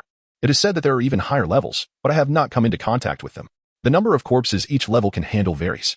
For instance, our current cemetery is the lowest level, capable of processing a maximum of 3,000 corpses during a beast tide. A medium-level cemetery can handle 5,000, while a high-level cemetery can reportedly manage tens of thousands during a single beast tide. Such a quantity? Gu Changsheng gasped, his eyes gleaming with anticipation. The number of corpses a low-level cemetery can process already benefits him immensely if it were to upgrade to a high-level cemetery. He could potentially extend his lifespan by several 100,000 years during a single beast tide. What a magnificent opportunity. Ahem, brother, after staying in this cemetery for so long, have you ever considered moving to a medium-level cemetery? With your abilities, you should explore a broader world, Gu Changsheng teased lightly. Pouring another cup of hot tea for Zhang Fan. Is it really that easy? Zhang Fan drank the tea in one gulp and replied, to become a medium-level cemetery. One must have at least 200 years of experience in a low-level cemetery. 200 years? That long? Gu Changsheng was taken aback. Zhang Fan nodded, after all. The more corpses one processes, the greater the responsibility. The sect is also concerned that if not handled properly, those corpses might undergo demonic transformations, endangering the safety of the disciples. Gu Changsheng agreed. Indeed, the previous incident with the rat demon had terrified him. If he had not learned the ancestral dragon infinite fist and the eternal life technique, he might have become the rat demon and Appos' meal. Zhang Fan contemplated for a moment and said, however, considering the time, our cemetery has been around for nearly 290 years, which qualifies us for an upgrade. Upon hearing this, Gu Changsheng and Appos' hearts surged with excitement. Then why not upgrade? Zhang Fan shook his head with a bitter smile. Upgrade for what? We would have to process several times more corpses daily, and our remuneration would not necessarily increase. Who would want to undertake such a taxing and thankless task? I would. Gu Changsheng nearly shouted. I am willing to upgrade. Yet, after a moment of hesitation, he restrained himself. It seems that to interact with more corpses, he must find a way to persuade the cemetery owner to upgrade. Sighing, as they continued their conversation, Zhang Fan suddenly sighed deeply, his tone melancholic. Changsheng, I have something to tell you. Recently, I may have to descend the mountain. Descend? Where to? Gu Changsheng was puzzled. Zhang Fan quietly uttered two words. Home. Home? Gu Changsheng was momentarily stunned, then suddenly comprehended, staring at Zhang Fan in astonishment. Brother, what do you mean? Are you planning to leave the Taishu sect? Yes. Zhang Fan nodded, offering a wry smile. My talent is too low. I have only reached the third layer of the Qi condensation stage. Even if I continue to cultivate, my achievements will not be significant. The cemetery owner has said that with my talent, entering the foundation establishment stage is virtually hopeless. Rather than remain a mere errand disciple in this cemetery for a lifetime, I would prefer to descend the mountain early and find a mortal woman to marry and have children. Upon saying this, Zhang Fan sighed, his fair face marked with a look of melancholy. At these words, Gu Changsheng and Appos' heart was filled with mixed emotions. To be honest, he had never anticipated that Zhang Fan would wish to leave the mountain. Among all the individuals in the cemetery, Zhang Fan and Lin Pingon had treated him the best. In his heart, Zhang Fan was like an elder brother.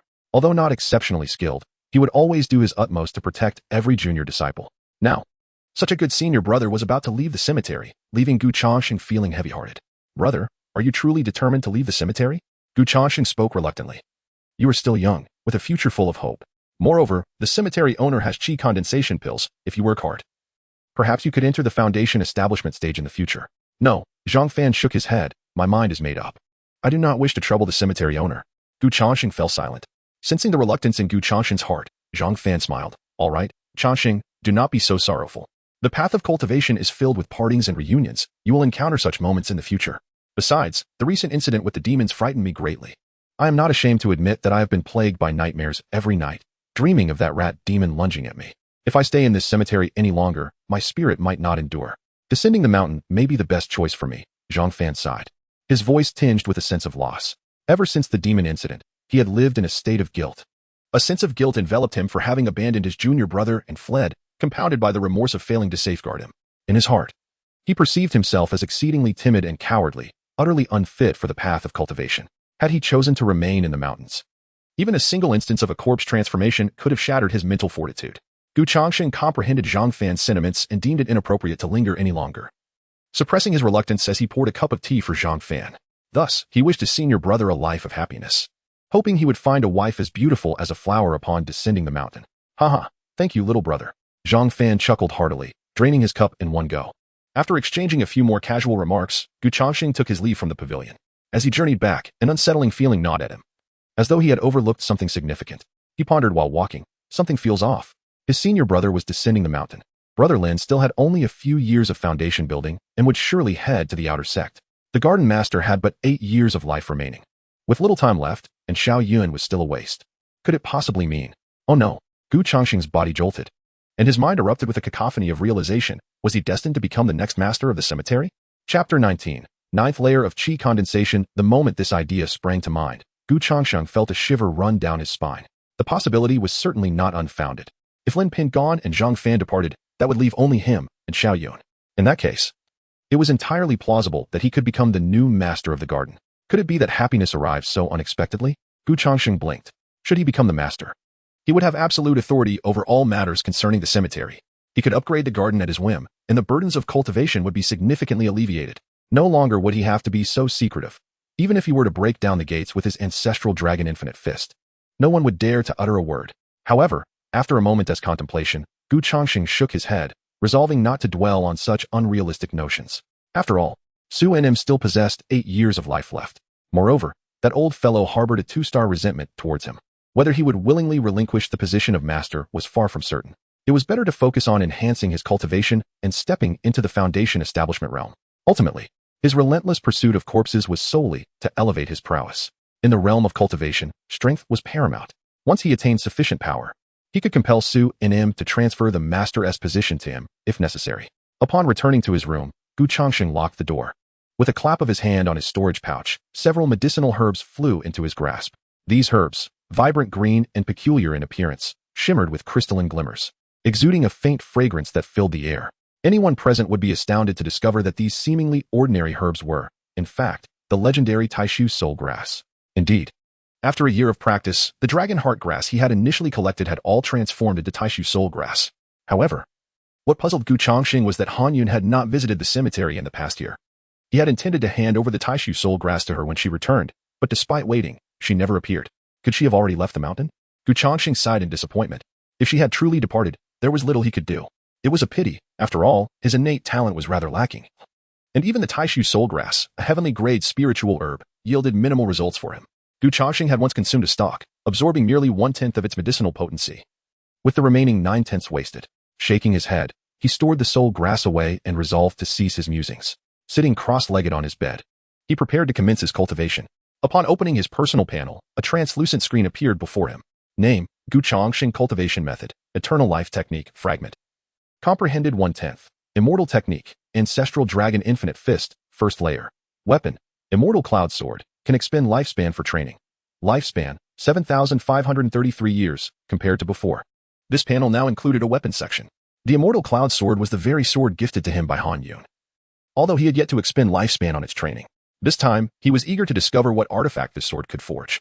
However, before that, he decided to enhance his cultivation first. Without hesitation, he allocated 2,000 years of lifespan to his cultivation, and 1,000 years each to the Eternal Life Technique and Ancestral Dragon Infinite Fist. Ding! As he invested his lifespan, the text before him began to shift rapidly. 2 hours later, Gu Changsheng opened his eyes, exhaling a long breath of turbid air. Finally, it was done. With a swift motion, he unleashed a punch, causing the air before him to ripple violently, as though distorted by the force of his strike. After 2 hours of lifespan training, Gu Changsheng's cultivation had risen once more, advancing from the 6th to the 9th layer of Qi Condensation. He was now just one small realm away from foundation establishment. To his astonishment, he had achieved the 9th layer of Qi Condensation so swiftly. At this moment, he was already stronger than the master of the cemetery. Gu Changsheng chuckled with glee. Moreover, his techniques had also progressed to varying degrees. His comprehension of the Eternal Life Technique had increased from 1/10 to 1/5. And his mastery of the Ancestral Dragon Infinite Fist had advanced from the 1st layer to the 2nd.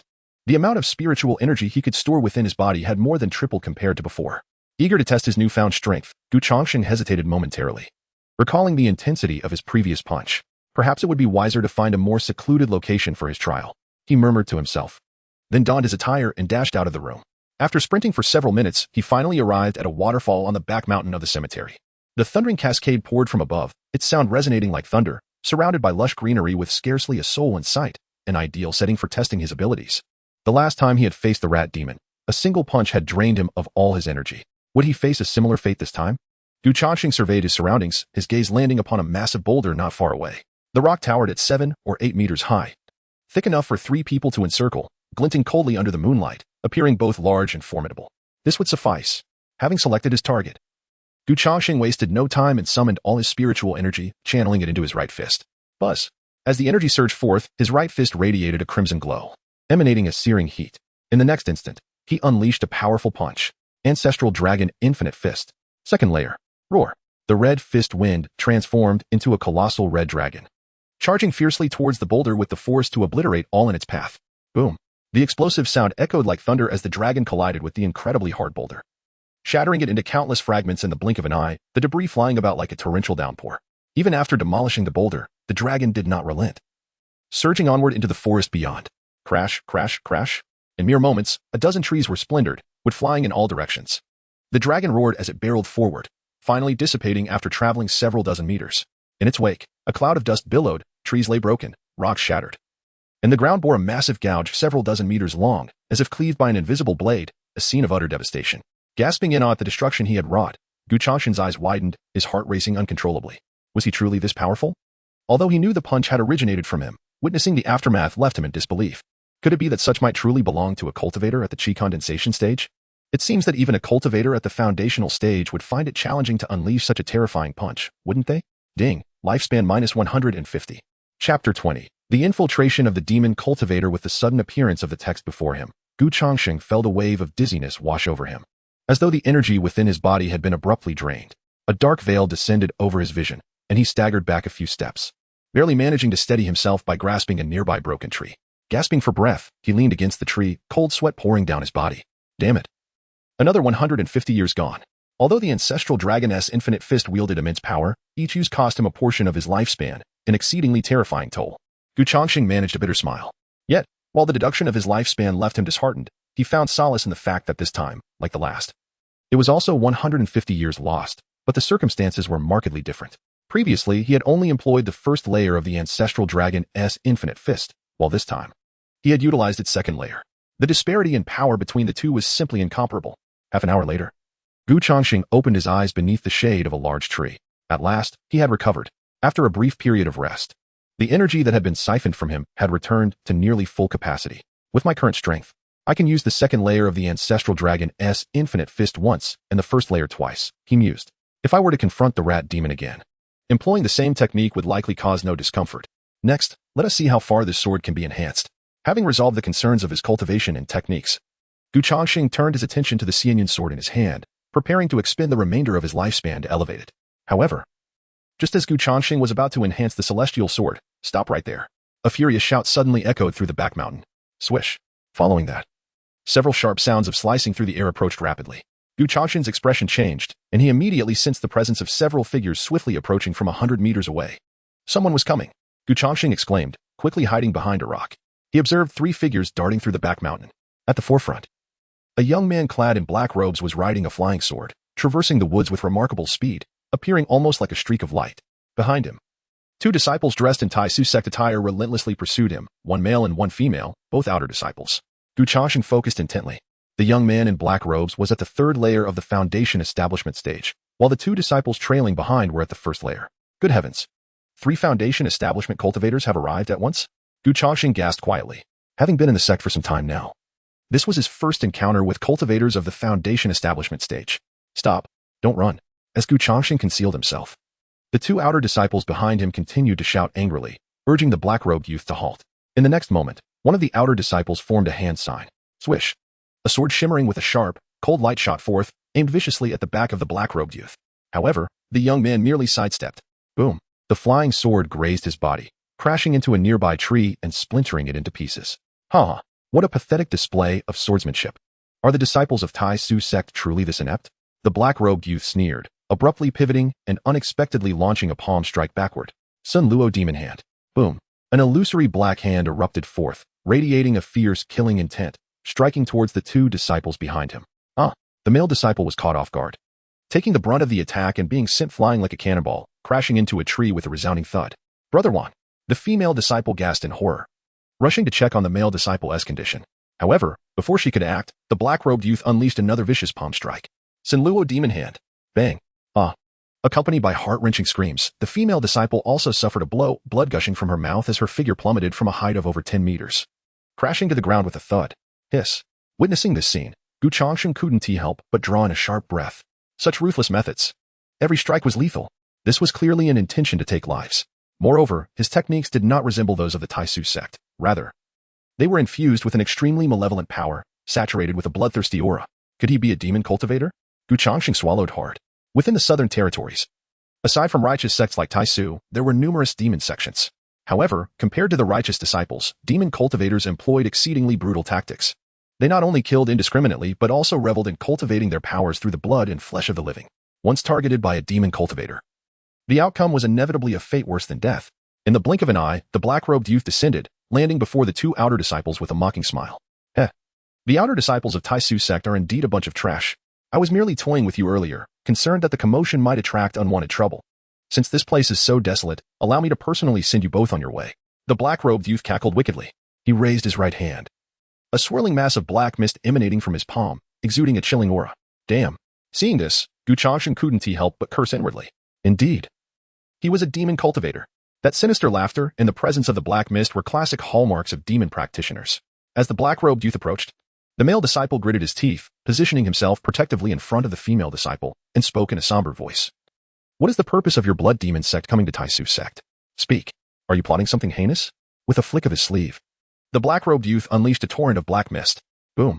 The dark vapor surged forth like a raging flood, sending the two disciples flying, coughing up copious amounts of blood. They fell into a dazed state, on the brink of unconsciousness. The black-robed youth sneered derisively. Fools. On the brink of death, you still dare to speak to me? Do you think I will grant you the courtesy of an explanation like those tales of the common folk, allowing you to die with clarity? Apologies. But I want to tell you a single word. Hearing this, despair washed over the two disciples. Since you're about to die, stop thinking about nonsense. Just obediently become my underlings in death. Rest assured, I will make good use of your flesh and blood to enhance my own cultivation. The black-robed youth laughed maniacally. With that, he gathered the black mist in his right hand and struck towards the two disciples. However, just as the demonic hand was about to make contact with the two disciples, squeak, a squirrel suddenly leaped out from behind a nearby rock. The black-robed youth's expression darkened as he raised his hand, aiming at the rock. Boom. With a single strike, the rock shattered instantaneously. Billowing clouds of thick smoke swirling around, accompanied by splintered stones flying in all directions. In an instant, a bloodied squirrel carcass was propelled from the smoke, landing with a thud at the feet of the young man clad in black robes. It was merely a squirrel. Upon witnessing this scene, the black-robed youth exhaled in relief. Just as he prepared to confront the two outer disciples, his body suddenly trembled. Who are you? The young man sharply raised his head, peering into the midst of the swirling smoke. To his astonishment, a strikingly handsome youth, seemingly around 16 or 17, stood amidst the haze. Who is this? When did he appear? Changsheng rubbed his nose, offering an awkward smile as he said, Ahem, well, brother. Would you believe me if I said I am merely a lost villager? Chapter 21. Changsheng takes action, slaying the demonic path upon hearing this. The young man in the black robe furrowed his brows, his gaze scrutinizing Changsheng. The attire of the Taisu sect, the sect's insignia, and even the storage pouch adorned with the sect's emblem, all of these details made it absurd for Changsheng to claim he was merely a passing villager. Do you think I lack intelligence? The young man's expression darkened, his eyes blazing with malice as he glared at Changsheng. Tell me, how long have you been here? Are you a spy sent by the Taisu sect to monitor me? Changsheng offered a wry smile. Brother, I assure you, I am just passing through. I am but a humble servant. If you don't believe me, look, my insignia is right here. As he spoke, he retrieved the insignia from his waist, though he felt no fear of the black-robed youth. He recognized that this individual was from the demonic sect, and that these two outer disciples were strangers. There was no merit in offending the demonic powers for their sake. With a mere word from the black-robed youth, he would turn and leave, dismissing the entire incident as inconsequential. However, upon seeing Changsheng's servant insignia, the black-robed youth did not relent. Instead, a cold smirk appeared on his face. Indeed, you are but a lowly servant. But I have a habit of eliminating threats at their roots. Since you have uncovered my secret, I cannot allow you to leave alive. Today, you shall remain here. Keep your two senior brothers company. Boom. As his words fell, a swirling black mist enveloped the black-robed youth, emanating waves of malevolence that caused the ground's flora to decay at an alarming rate. Changsheng's expression shifted, and he quickly implored, Brother, please calm down. Let us converse amicably. I truly do not wish to engage you. What? The black-robed youth paused in disbelief. Did you just say you do not want to confront me? His laughter erupted, echoing with derision as he regarded Changsheng as if he were a fool. You must be out of your mind. I am a formidable expert at the third level of foundation establishment. You, a mere servant, dare to threaten me? Utterly foolish. With a disdainful snort, the black-robed youth slowly raised his right hand. The overwhelming black mist coalesced around it, resembling a sinister claw. Don't. Changsheng cried out in despair. I truly do not want to fight you. The black-robed youth's expression darkened, fury surging within him, feeling deeply insulted. You seek death. In the next instant, he lunged toward Changsheng like a specter. Samsara demonic hand. Boom. The illusory hand, shrouded in surging black mist, struck fiercely toward Changsheng and Appo's chest. With nowhere to retreat, Changsheng could only respond with a punch of his own. Ancestral Dragon's infinite fist. Boom. A massive red dragon erupted from Gu Changsheng's fist, crashing into the black-robed youth's samsara demonic hand with devastating force. A mere trick. The black-robed youth scoffed, raising his hand to intercept Gu Changsheng's assault. Yet, as he made contact with the red dragon, his expression shifted dramatically. Wait. No, this is not right. What kind of celestial technique is this? Ah. With a piercing scream, the black-robed youth's body disintegrated into a cloud of blood mist, chunks of flesh and internal organs raining down like a macabre shower. The air became saturated with a pungent scent of blood. He was dead beyond revival. Sigh. Looking at the remains of the black-robed youth, Gu Changsheng sighed in resignation. Why put on such airs? I mentioned I did not wish to fight, yet you insisted on posturing. Look where that got you, foolishness incarnate. Moreover, he had not anticipated the ancestral dragon and Appo's infinite fist to be this potent. With a single strike, he had obliterated a third-level foundation establishment expert.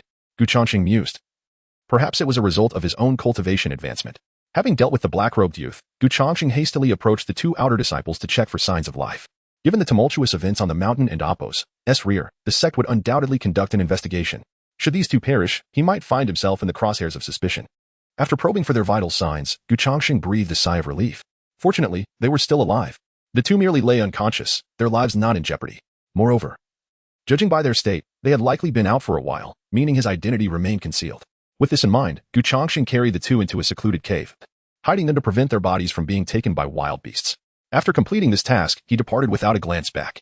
Morning dawned. Gu Changsheng was in the midst of moving bodies when Xiao Yun mysteriously approached him, pulling him into a corner. What are you up to, brother Xiao? Gu Changsheng inquired, his brow furrowing at the other and Appo's furtive demeanor. You don't have some peculiar inclination, do you? Have you developed a fondness for men? Gu Changsheng secretly checked his affinity. Affinity, for stars, no change. Xiao Yun spat dismissively. Pa, what peculiar inclination? I am a bona fide man. How could I possibly like you? I called you over to show you something. He grinned mischievously, then raised his right hand. Buzz. A shimmer of spiritual energy materialized in Xiao Yun's palm. Do you see this? Gu Changsheng nodded. Yes, and then? Xiao Yun and Appo's expression soured. What do you mean? And Appo's, and then and Appo's. This is what I wanted to show you. This is legendary spiritual energy. Do you see it? With a cold snort, Xiao Yun beamed with pride. Let me tell you, I am now a true cultivator. Yesterday, Brother Lin gave me some pointers, and I successfully condensed my first strand of spiritual energy. In the realm of cultivation, this is referred to as the first layer of Qi condensation. Correct. The first layer of Qi condensation, Gu Changsheng affirmed. Yes. The first layer of Qi condensation. Xiao Yun laughed heartily, brimming with self-satisfaction. What do you think? Your brother is impressive, is he not? I am now a genuine cultivator. Before long, I shall enter the outer sect and become a true practitioner. Xiao Yun's laughter was boisterous, as if a bright future awaited him. Gu Changsheng felt speechless. He had expected Xiao Yun's secretive behavior was merely to share this news. Yet, he was also genuinely happy for Xiao Yun. After all, no matter how one viewed it, stepping into the first layer of Qi condensation was a significant threshold into the world of cultivation. Congratulations, Brother Xiao, Gu Changsheng smiled. Ah. No need for formalities. Xiao Yun draped an arm around Gu Changsheng's shoulder, embodying the role of an elder brother. Rest assured, even as I become a cultivator, I will not forget you. In the Taisu sect, as long as I have a morsel to eat, you shall share it too. So, how has your cultivation been progressing? Have you yet comprehended the Qi condensation technique? Should I offer you some advice on how to cultivate your energy? Gu Changsheng let out a bitter laugh. Just as he was about to respond, a man and a woman unexpectedly entered through the grand gates of the cemetery. Upon closer inspection, Gu Changsheng realized that they were the two outer disciples he had rescued earlier on the back mountain. The male disciple surveyed the surroundings before inquiring. Which of you is the master of this cemetery? Chapter 22. Are there cultivators of the demonic path in the cemetery? Which of you is the master of this cemetery? A male disciple inquired as he surveyed the surroundings. Gu Changsheng cast a glance at the two individuals. Although they appeared somewhat disheveled, their complexion had noticeably improved compared to earlier, likely due to the consumption of some healing elixir. Soon, Zhang Fan emerged from the loft, accompanied by Lin Ping'an. Zhang Fan clasped his fists and addressed the two, esteemed brothers and sisters. Our master has ventured out for exploration, and I am currently in charge of the cemetery. The male disciple nodded and introduced himself. We are from the outer sect. I am Shi Feng, and this is my junior sister. Zhang Fan quickly returned the gesture. Shi Feng continued, we have come to inquire about a matter. Could you gather everyone from your cemetery? Upon hearing this, Zhang Fan immediately turned to check on Gu Changsheng and the others, confirming their numbers before replying, reporting to Brother Shi, everyone from our cemetery is present. Shi Feng nodded silently, narrowing his eyes as his gaze sliced through each person present like a sharp blade. Beside him, Lu Yun also narrowed her eyes, scrutinizing the few individuals gathered. After a moment, Lu Yun shook her head and remarked, Brother Shi, the cultivation levels of these individuals are rather low. The strongest among them is that disciple with bandages on his hands, yet he is only at the 4th level of Qi condensation. Her gaze lingered on Lin Pingon before she continued. As for the others, one is at the 3rd level of Qi Condensation, another at the 1st level. And the last, I cannot perceive his cultivation, likely having never even embarked on the path of cultivation. Lu Yun and Apos' gaze finally settled on Gu Changsheng, causing his heart to leap. Truly, a foundation-building cultivator could discern their identities with a mere glance. Beside him, Xiaoyan trembled slightly. When Shifeng and Apos' gaze had fixed upon him, he felt as if his very soul was being scrutinized. Shifeng nodded, retracting his gaze to continue addressing Zhang Fan. Aside from you few, has anyone else visited the cemetery recently? No, Zhang Fan shook his head, his timid nature making him nervous under Shifeng and Apos' questioning. He cautiously inquired, Brother Shi, is something amiss? Shifeng and Apos' expression grew serious. We have just discovered a cultivator of the demonic path in your back mountain. What? The revelation caused the faces of those present to pale. Gu Changsheng mirrored their expression of terror. A cultivator of the demonic path? Brother, are you certain? Are we in danger? Xiaoyan swallowed hard. The demonic path is notorious for its ruthless practitioners. If one has appeared nearby, are we not doomed? Lu Yun waved her hand reassuringly. Fear not, that cultivator has been dealt with. To be precise, he was eliminated by a mysterious figure. Lu Yun recounted the events that transpired in the back mountain, leaving the group in stunned silence. Xiaoyan, curious, asked, Were you not engaged in battle with the demonic path? Did you not see what that mysterious person looked like? Shifeng and Apos' face flushed, coughed, at the time. We were gravely injured by the demonic cultivator and soon lost consciousness, so we did not get a clear look, only a vague silhouette. Xiaoyan, astonished, remarked, You two couldn't and Apos, to even fight a single person? Shifeng and Apos' face reddened further, glaring at Xiaoyan. Apologies, we truly did not engage anyone. Gu Changsheng patted Xiaoyan and Apos' shoulder, signaling him to cease. He then asked, So, esteemed brothers and sisters, are you here today to find this mysterious person? Indeed, Lu Yun nodded, explaining, to be frank. We have been tracking that demonic cultivator for 3 years. Based on our investigation, he has embedded numerous spies within the Taishu sect to gather intelligence. However, his actions have been very clandestine, and we have not found an opportunity to act. This time, we finally captured him, only to have a mysterious person intervene. Lin Pingon nodded. So, you suspect this mysterious individual is in league with the demonic cultivator, perhaps to destroy evidence? Exactly. Upon hearing this, Shifeng immediately nodded, his gaze towards Lin Pingon shifting with newfound respect. What a clever fellow. He discerned their thoughts with remarkable clarity. Xiaoyan scratched his head. But if you could not even defeat that demonic cultivator, why seek out the mysterious person? Isn't that self-sabotage? Shifeng and Apos' lips twitched. We have our own contingencies. His irritation toward Xiaoyan grew. This fellow was infuriatingly blunt. Seizing the moment, Gu Changsheng interjected, Esteemed brothers and sisters. If that mysterious person truly is a demonic cultivator and you were easily defeated, it seems illogical for him to spare you. Indeed, Zhang Fan also recognized the inconsistency. Shifeng glanced at Gu Changsheng, his expression contemplative. After a moment, he said, You are correct. We cannot be certain he is a demonic cultivator. Which is why we came to inquire if you have seen any unfamiliar faces. If he is not a demonic cultivator, that would be for the best. The group exchanged glances. Gu Changsheng mirrored their expressions. Zhang Fan sighed. I'm sorry, it seems we truly have no information regarding a mysterious individual. If we receive any news, we will inform you at once. Shifeng nodded. However, before departing, he handed Zhang Fan a jade pendant. This is our communication talisman. If you acquire any information, please contact us immediately. Understood, Zhang Fan replied. Shifeng and Lu Yun turned to leave. Watching their departing figures, Xiaoyan curiously asked, Master brother, we had a mysterious individual appear in our cemetery just a year ago. Why didn't you inform them? Zhang Fan forced a smile. That mysterious individual has lingered in the cemetery for so long without showing themselves, which indicates they do not wish to be disturbed. If I were to disclose this, I would surely offend the mysterious person. I know nothing, have heard nothing. They came, and I cooperated sincerely, even if something comes to light later. It has nothing to do with me. Upon hearing this, Xiaoyan's eyes widened. Wow, Master brother, you truly are crafty. Meanwhile, high above, Shifeng and Lu Yun soared through the skies on their swords, their pace leisurely as they scanned the ground below in search of any trace of the mysterious figure. However, after searching for quite some time, they found not even a shadow. Shifeng furrowed his brow and turned to Lu Yun, junior sister. I can and Apos. To shake the feeling that something was amiss in the cemetery earlier. The mere thought of the cemetery brought to mind Xiaoyan and Apos' ghastly visage, which was exceedingly aggravating. Chapter 23. Another year passes. Xuanmo returns Lu Yun and Apos' expression was cool as she softly remarked, I tend to agree with that disciple named Gu Changsheng. Perhaps the individual in question is not a practitioner of the demonic path at all. They simply wish to remain unrecognized. Our survival is the best testament to that. Shifeng furrowed his brow and replied, If he is not a practitioner of the demonic path, then who could he be? When did such a formidable expert appear in this vicinity? He had examined the corpse of the black-robed youth upon awakening. The individual had been slain with a single strike. His body reduced to fragments, innards spilling across the ground. To inflict such destruction, one would need to be at least an 8th-level foundation establishment expert, if not someone approaching the golden core stage. Eventually, we will uncover the truth, Lu Yun murmured. In any case, we should report today's events to the Hall Master of the Punishment Hall. The Blood Ghost sect will not let the murder of the black-robed youth go unpunished, and they will undoubtedly send others to gather intelligence soon. Understood, Shifeng nodded. The two did not linger, taking flight on their swords, their figures transforming into two streaks of light that vanished into the distance. Before long, another year had slipped by. This winter, the heavens unleashed a flurry of snowflakes, blanketing the cemetery in a pristine layer of white, creating a breathtakingly beautiful scene. Since Shifeng and Lu Yun's arrival, Gu Changsheng's days had been relatively tranquil. He spent his time moving corpses and sweeping the grounds. When he needed to practice his immortal techniques, he would sneak away to the back mountain. Fortunately, throughout this time, his secret hideaway had gone undiscovered, and he had not encountered any practitioners of the demonic path. In his chamber, Gu Changsheng sat cross-legged, immersed in his cultivation. After half an hour, he slowly opened his eyes and exhaled a breath of stale air. Another failed attempt at foundation establishment, he sighed, glancing at the dwindling balance of his lifespan with a wry smile.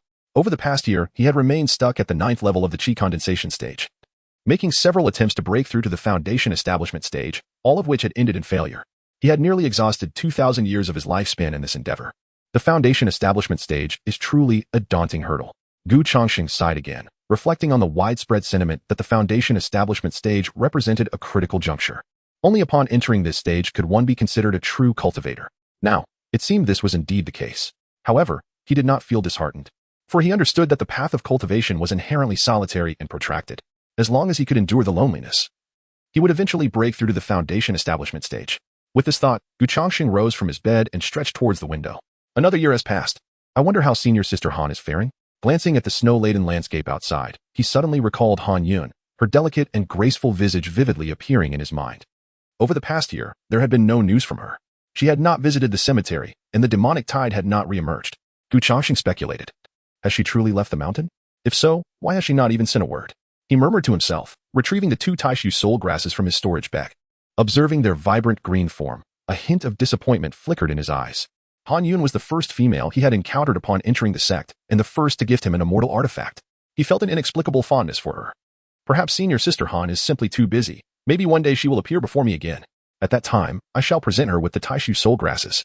Gu Changsheng smiled faintly, placing the soul grasses back into his storage bag. As night fell, a series of knocks echoed at his door. Changsheng, open up quickly. Upon opening the door, he found Zhang Fan standing outside. Gu Changsheng inquired, Senior brother, what is it? Is something the matter at this late hour? Zhang Fan grinned and replied, Hurry, come with me to the attic. The master has returned. What? The master is back? At this, Gu Changsheng was momentarily stunned before quickly reacting, grabbing a coat and following Zhang Fan to the attic. As expected, within the attic, candlelight flickered, illuminating Xiao Yun and Lin Pingyan standing inside. Seated in the main hall was an elderly man with white hair and a face etched with wrinkles, the seasoned Xuanma, who had been away for 2 years. Master, Gu Changsheng immediately clasped his hands in greeting. Xuanma nodded, his demeanor neutral. After 2 years apart, Gu Changsheng noted that Xuanma appeared considerably older, his wrinkles deepening, and he seemed enveloped in an aura of impending death. Stealing a glance at Xuanma's attributes, Gu Changsheng was taken aback. Name, Xuanma, lifespan, 1 month. Upon reading this line, Gu Changsheng felt his eyelids twitch. Xuanma had only a month left to live? What had transpired? The last time he saw Xuanma, the old man had still had 8 years remaining. How could 2 short years have reduced his lifespan to just a month? What had happened during his travels? As Gu Changsheng pondered these questions, Xuanma slowly spoke. My dear disciples, it has been 2 years. How have you fared? What progress have you made in your cultivation? Zhang Fan promptly responded, reporting to the master. We have all diligently cultivated over the past 2 years, and our skills have improved. Lin Pingyan has broken through to the 5th level of the Qi Condensation stage, and is likely to reach the 6th level soon. Hearing this, Xuanma nodded, a smile gracing his face. Excellent, the child shows promise. Zhang Fan continued. Xiao Yun has also entered the 1st level of the Qi Condensation stage. While she may not match Lin Pingyan, her progress has been remarkably swift. Good. Xuanma nodded again, casting a look of approval towards Xiao Yun. His gaze then turned sharply towards Gu Changsheng, his eyes suddenly piercing. And you, Gu Changsheng? I. Gu Changsheng scratched his head, feigning a look of trepidation. Zhang Fan quickly interjected, Master, over the past 2 years, Changsheng has been the most hardworking among us. He has taken on many of the cemetery's chores, including moving the most corpses during each demonic tide. Thus, he may have been unable to focus on his cultivation. Xuanma snorted coldly, despite his gaze still holding some disdain for Gu Changsheng, his irritation had lessened significantly. He earnestly advised on the path of cultivation. The most crucial aspect is still practice. No matter how many corpses you move, can it truly enhance your skills? In the future, devote more time to your cultivation and learn from Lin Pingyan. Understood, master. Gu Changsheng, filled with trepidation, earnestly assured that he would indeed focus on his cultivation from now on. Xuanma shook his head and said, "It is also due to my lack of attention towards you and Xiaoyun that your cultivation has progressed slowly. Now that I have returned, I have prepared a gift for each of you." With a flick of his fingers, 2 pills shot forth, landing in Gu Changsheng and Xiaoyun's hands. These 2 P1 pills were obtained from an old friend at the alchemy hall during my travels. I present them to you today, Xuanma stated calmly. P1 pills? Upon hearing these words, Zhang Fan's expression instantly brightened, his face brimming with excitement as he exclaimed, "Master of the Garden, you cannot be referring to the second-rank P1 pill. Can you? It is said that this elixir can enhance a cultivator's root bone, elevate their innate talent, and double their cultivation speed. Indeed, it is this pill." Xianmo replied, nodding in affirmation. Upon hearing this, Xiaoyun became invigorated, cradling the P1 pill as if it were a treasured possession, and promptly bowed in gratitude to Xianmo, saying, "Thank you, Master of the Garden. Thank you." Zhang Fan nudged Gu Changsheng, urging, "Changsheng, why aren't you expressing your gratitude to the Master of the Garden?" Realizing the situation, Gu Changsheng quickly joined in. "Thank you, Master of the Garden." The thought that this old fellow would bestow a pill upon him filled Gu Changsheng with a sense of warmth. It seemed that he still held some regard for him. Reflecting on how he had previously harbored disdain for Xianmo due to his own feelings, a wave of guilt washed over him. It appeared that the Master of the Garden was indeed quite fair-minded. Chapter 24. Where do you intend to go? After giving a few more instructions, Xianmo dismissed everyone. "You all may leave for now, Zhang Fan. Stay a moment." "Yes." The crowd clasped their fists in acknowledgement and then turned to leave. Gu Changsheng was the last to walk out, and just as he was about to close the door behind him, he overheard a quiet conversation between Xianmo and Zhang Fan in the attic. "Xiao Fan, are you planning to descend the mountain?" "Yes, master. I will be leaving in 3 days." Upon hearing this, Gu Changsheng felt a jolt of surprise. Xianmo sighed. "Very well, since you have made your decision, I shall not hinder you. We have known each other for some time. Let me personally escort you down the mountain in 3 days." "Thank you, master." Zhang Fan's voice was filled with gratitude. "By the way, master, that child, Changsheng, is quite commendable. Although his talent is somewhat lacking, his diligence and sincerity are truly admirable. After I leave, I hope you will take good care of him." "Rest assured," Xianmo replied. Hearing this, Gu Changsheng felt a wave of emotion. He had not anticipated that his senior brother, who was about to depart, still thought of him. What a good person he was. Gu Changsheng gently closed the door and turned to leave. Upon returning to his dwelling, Gu Changsheng opened his personal panel, ready to commence his cultivation. To his astonishment, he noticed an additional information column had appeared alongside the usual details. Elixir, San Hun Dan, can be used in longevity trials. San Hun Dan? Gu Changsheng was momentarily taken aback, his eyes betraying his bewilderment. Wasn't it Pei Yuan Dan? How had it transformed into San Hun Dan? Just as he was pondering this, an introduction regarding San Hun Dan materialized. San Hun Dan, a second-grade potent poison elixir. Upon ingestion, it gradually destroys the cultivator's soul and flesh. Within 3 to 5 months, or at most a year, the cultivator's body will be corroded by the poison, turning into a puddle of blood. Upon reading this, Gu Changsheng sprang up from his bed. What the hell? He waved his hand as if he had touched something scalding, quickly tossing the elixir away. He never expected that the elixir would be a poison, and a second-grade poison at that. What was going on? Why would the master give him a poison elixir? In that moment, it felt as though a myriad of thunderclaps resounded in his mind, leaving him feeling utterly overwhelmed and paralyzed. He could not fathom why Xianmo would deceive him with a poison, masquerading it as a second-grade Pei Yuan Dan. Clenching his fists, Gu Changsheng suddenly recalled Xianmo's -2 favorability rating towards him. Could it be that the master's fondness for him had diminished? Did he wish to harm him? A chill ran down Gu Changsheng's spine. He immediately got off the bed to retrieve the San Hun Dan, intent on discarding it. However, just as he reached the door, he halted abruptly. Wait, if I simply throw away the elixir, Xianmo will surely realize that I haven't consumed the poison. No, I cannot discard it. With this thought, Gu Changsheng gritted his teeth and turned back. Gazing at the treacherous elixir in his hand, he felt a tumult of conflict within. The poison could not be discarded, nor could it be consumed. Did that mean he was left with no choice but to kill Xianmo to seize a sliver of hope? Given his current cultivation level, eliminating Xianmo would be a trivial task. But what would happen afterward? The outer sect would undoubtedly trace it back to him. How could he justify his actions? Would he claim that his master had given him a poison elixir? It was likely that no one would believe him. Damn it, what is this old man scheming? Is he nearing the end of his life and intends to use me and Xiaoyun for alchemy to enhance his own cultivation? Gu Changsheng bit his lip, growing increasingly convinced of this possibility. Weren't such plots common in those popular novels? A master suddenly showing kindness, claiming to aid the protagonist, only to covet the protagonist's body for possession and alchemy. Was he to endure such a fate as well? Damn. He leaned closer to the Sanhun Dan and inhaled deeply. A pungent, rancid odor assaulted him, nearly making him retch. It stank horrendously. No one would believe this was a Pei Yuan Dan. It reeked worse than Xiaoyun's feet. Xiaoyun. Wait. At that moment, Gu Changsheng seemed to recall something, his body jolting. Of course. Xiaoyun. How could I have forgotten him? Gu Changsheng remembered that today. Xianmo had given Sanhun Dan not only to him, but also to Xiaoyun. He had a panel to discern that the elixir was poisonous. But what about Xiaoyun? This fellow was not only dim-witted, but also had been enviously yearning for cultivation. There was a high probability that he would consume the poison. If he did, given that fellow's first-layer Qi condensation cultivation, without any external assistance, he would likely suffer grievously, if not perish. This guy. Could he really consume the poison? Gu Changsheng swallowed hard. No. I must go check on him. Despite Xiaoyun's numerous quirks in Gu Changsheng's heart, he would always remain a friend. Moreover, they had entered the mausoleum together and had spent considerable time together. Gu Changsheng could not bear to see him meet his demise. With that thought, Gu Changsheng hastily lifted his foot and strode toward the door. He intended to warn Xiaoyun not to consume the Pei Yuan Dan given by Xianmo. However, just as Gu Changsheng opened the door, an elderly figure suddenly appeared in his line of sight. With a head full of white hair, draped in a cotton coat, the aged face was etched with deep lines. Standing quietly at the entrance, though slightly hunched, his presence was imposing, akin to a mountain, emanating a palpable pressure. He squinted slightly, his murky eyes fixed intently on Gu Changsheng, as if he could see straight through his soul. Boom.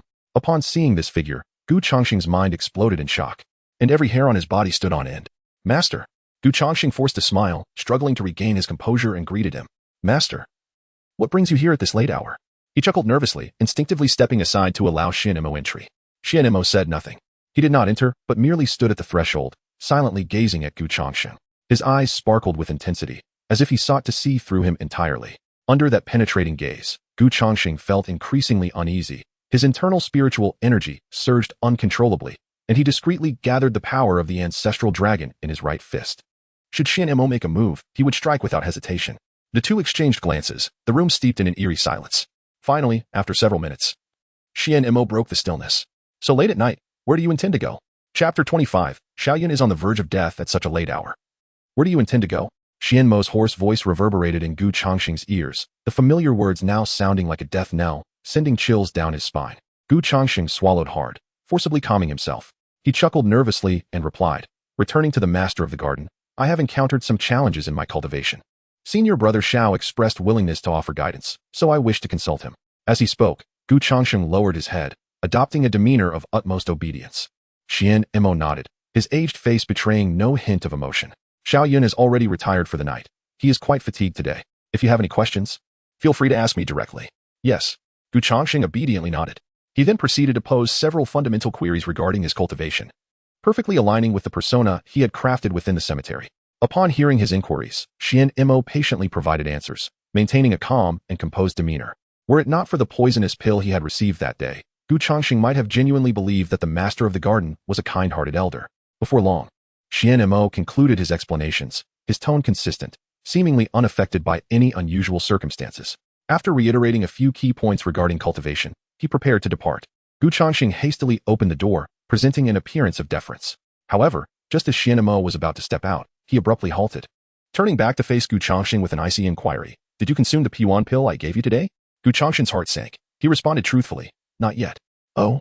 At these words, a fleeting shadow of gloom flickered in Xianmo's eyes. Why not consume it?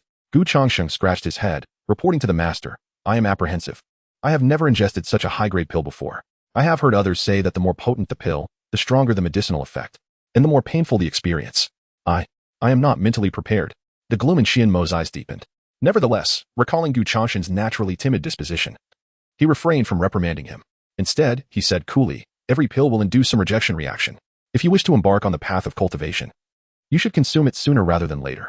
This is a second-grade divine pill I specially acquired for you. Do not waste it. Understood, master of the garden. Gu Changsheng clasped his fists in gratitude. Well, do take the pill tonight, Xianmo added before turning to leave. Gu Changsheng stood at the door, respectfully seeing him off, feigning utmost reverence. Not far away, the aged figure grew distant, blending into the swirling snow until it vanished from sight. Once Xianmo had completely disappeared, Gu Changsheng finally exhaled a sigh of relief, locking the door behind him and leaning against it, gasping for breath. That was utterly terrifying. Despite only a few minutes of interaction, it felt as though it lasted for centuries. Unbeknownst to him, his back was already drenched with cold sweat, almost translucent. That old man. He wasn't lurking at the door, was he? Gu Changsheng furrowed his brow. He had initially planned to seek out Xiaoyun. But it seemed that was no longer an option. That old man must be watching him. If he were to reveal anything to Xiaoyun, he surely would not let it slide easily. With that thought, Gu Changsheng resignedly returned to his bed. That night, Gu Changsheng suffered from insomnia. The following morning, as dawn broke, sunlight glimmered on the snow, reflecting a spectrum of colors akin to a rainbow, a breathtaking sight. However, Gu Changsheng had no heart to appreciate the beauty. After hastily washing up, he was eager to step outside and ascertain whether Xiaoyun had perished. Upon reaching the entrance, he found Xiaoyun listlessly sweeping the ground with a broom, his spirits seemingly drained, dark circles under his eyes, as if he had endured an entire night without rest. Yet, upon seeing him, Gu Changsheng felt a wave of relief. Thank goodness, this fellow is still alive. Good morning, Senior Brother Xiao. Gu Changsheng approached and greeted him, pretending to be nonchalant. Senior Brother Xiao, you look rather unwell. You weren't up all night, were you? Xiaoyun let out a bitter laugh. Don't mention it. After consuming the Peiyuan pill given by the master, I was racked with pain, vomiting, and suffering all night long, as if my insides were on fire. I hardly slept a wink. As he spoke, a look of lingering fear crossed his face. He then glanced at Gu Changsheng, his expression filled with suspicion. Strange, Changsheng. Didn't you take that Peiyuan pill? You seem perfectly fine. Gu Changsheng quickly chuckled nervously. I took it too. Just like you, I was in agony. But only for an hour. After that, I felt fine. Perhaps my talent is lacking, so I couldn't feel the pill's potency. Upon hearing this, a spark of realization lit up in Xiaoyun's weary eyes. That makes sense. It must be because my talent is superior, allowing me to absorb the pill's potency rapidly. Which is why I experienced such a reaction. I am indeed a genius. Xiaoyun laughed heartily, his previous fatigue disappearing, his demeanor now vibrant. Gu Changsheng remained silent, contemplating Xiaoyun's naive simplicity. However, he could not yet reveal the truth to him. If Xiaoyun failed to consume it, Xianemo would undoubtedly suspect him. Moreover, by observing Xiaoyun's condition, Gu Changsheng could devise corresponding strategies. Yet, leaving it unchecked worried Gu Changsheng, fearing that Xiaoyun might suddenly perish. With that thought, he retrieved a leaf from his storage pouch and handed it to Xiaoyun. Senior Brother Xiao, this is a medicinal herb I gathered from the back mountain. It will help enhance your vitality. Do take it after returning today. Enhance vitality? What herb is this? Xiaoyun received it with a hint of skepticism. Just a medicinal herb. Gu Changsheng replied with a smile. In truth, it was a leaf from the legendary Taishu soul herb. He dared not give Xiaoyun an entire plant, for if the latter recovered too swiftly, Xianemo would surely grow suspicious. A single leaf, however, should not pose much of a problem. Besides, the Taishu soul herb was a mythical celestial-grade spiritual herb, renowned for its miraculous healing properties, capable of easily preserving Xiaoyun's life. All right, thank you, Changsheng. Xiaoyun nodded, accepting the leaf and preparing to continue his cleaning duties in the cemetery. Just as he was about to turn away, Gu Changsheng called out to him. Wait. Xiaoyun turned back. What is it? Senior Brother Xiao, please do not mention the medicinal herb to the master of the garden. Chapter 26. Gu Changsheng assumes the role of senior disciple. Upon hearing Gu Changsheng's words, Xiaoyun was momentarily taken aback, perplexed, and asked, why? Gu Changsheng shook his head, saying, no particular reason, just don't mention it. This matter should remain between the two of us, and it's best if you don't even tell Senior Brother Lin. With this, Xiaoyun became even more bewildered. Fortunately, his mind was quite unconventional. After a brief silence, he cheerfully exclaimed, I understand. I understand. You must have discovered some treasure in the back mountains and are afraid it will attract others' attention. So you're bribing me with this herb, right? Gu Changsheng was left speechless. Xiaoyun laughed heartily, putting his arm around Gu Changsheng's shoulders, reassuring him, don't worry. As the heir of the Xiao family from the Great Zhou, I have seen my fair share of treasures. I won't snatch yours, nor will I tell anyone. Gu Changsheng let out a bitter smile, clasped his fists in gratitude, and said, thank you, Senior Brother Xiao. Yes, rest assured, Xiaoyun readily agreed. And then he continued sweeping the ground. Before long, 2 days swiftly passed. On this day, while Gu Changsheng was at the cemetery moving corpses, Xiaoyun approached him, saying that Xuanma was looking for him. Gu Changsheng felt a jolt in his heart. Could that old man have discovered that he had given the Tai Su soul grass to Xiaoyun and was planning to silence him? No. I must take a weapon for protection. Gu Changsheng turned back to the house and grabbed a hatchet, tucking it into his waist. However, after taking just a couple of steps, he returned the hatchet. That's not right. I am at the 9th level of Qi Condensation. My strength comparable to that of an 8th level foundation establishment practitioner. That old man is quite frail. I could defeat him with a single punch. Why should I be afraid? Shaking his head, Gu Changsheng felt a newfound confidence and walked toward the attic. Soon, he arrived at the attic, only to be surprised to find not only Xuanma, but also another person present, Zhang Fan. Senior Brother is here as well? Gu Changsheng murmured to himself. Seeing Zhang Fan there, He couldn't help but feel relieved. It seemed that Xuanma did not intend to harm him today. Gu Changsheng clasped his fists and bowed to the two, saying greetings. Garden Master. Greetings, senior brother. Xuanma nodded, his gaze fixed on Gu Changsheng, and calmly stated. The reason I called you here today is to inform you of an important matter. Gu Changsheng replied, Please, Garden Master. Xuanma continued, From today onward, you shall be the senior disciple of this cemetery. At these words, Gu Changsheng instinctively glanced at Zhang Fan, a realization dawning upon him, his eyes revealing a sense of reluctance. Senior brother, are you preparing to leave the mountain? Indeed. Zhang Fan nodded, smiling. I had contemplated leaving when I first mentioned it to you, but the Garden Master had been traveling, and I needed to oversee the cemetery. Now that the Garden Master has returned, it is time for me to depart. Senior brother. Gu Changsheng and Appos' eyes glistened, filled with sorrow as he looked at Zhang Fan. A year ago, if Zhang Fan had spoken of leaving, he would have felt only a tinge of regret. But after experiencing the treachery of others, he realized that Zhang Fan was far superior to the rest. Now, such a sincere and selfless senior brother was about to leave. And Gu Changsheng felt an unbearable ache in his heart. Zhang Fan gently patted Gu Changsheng's head, smiling, Silly child, have you forgotten what I told you? The path of cultivation is filled with separations and reunions. I am merely a transient figure in your life. You have many days ahead of you. Seeing Gu Changsheng so reluctant, Zhang Fan felt a deep sense of contentment. As he prepared to leave the mountain, his greatest regret was not Xuanma, but his younger brother, Gu Changsheng. After years of companionship in the cemetery, he had come to regard Gu Changsheng as his own brother. Zhang Fan worried that after he left, Gu Changsheng might be bullied. Among the disciples of the cemetery, Lin Pingyan was an exceptional talent destined to ascend to the outer sect. Although Xiao Yun was kind-hearted, his character had some flaws that rendered him unsuitable for the position of senior disciple. After much contemplation, he realized that only Gu Changsheng was fit to take on the mantle of senior disciple. After my departure, you must shoulder the responsibilities of the senior disciple, protecting the cemetery and your fellow disciples. Here is a compilation of my usual cultivation insights. Consider it a gift from me to you. Accept it and diligently practice in the cemetery. Zhang Fan produced a notebook from his robes and handed it to Gu Changsheng. It was filled with densely written characters, all meticulously penned by Zhang Fan himself. While the content was not overly profound, it encapsulated decades of Zhang Fan's dedication. Gu Changsheng turned to the first page, where 3 characters were written, to Changsheng. Upon seeing these 3 characters, Gu Changsheng's eyes welled with tears once more, nearly spilling over. He quickly wiped his tears and bowed to Zhang Fan, saying, Thank you, senior brother. Zhang Fan smiled, but did not respond, merely reaching out to pat Gu Changsheng's head. Xuanma then spoke, All right, it is getting late.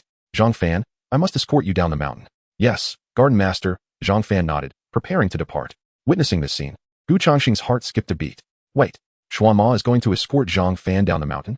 If this were in the past, he would not have found it peculiar. But now he was aware of Xuanma's true nature.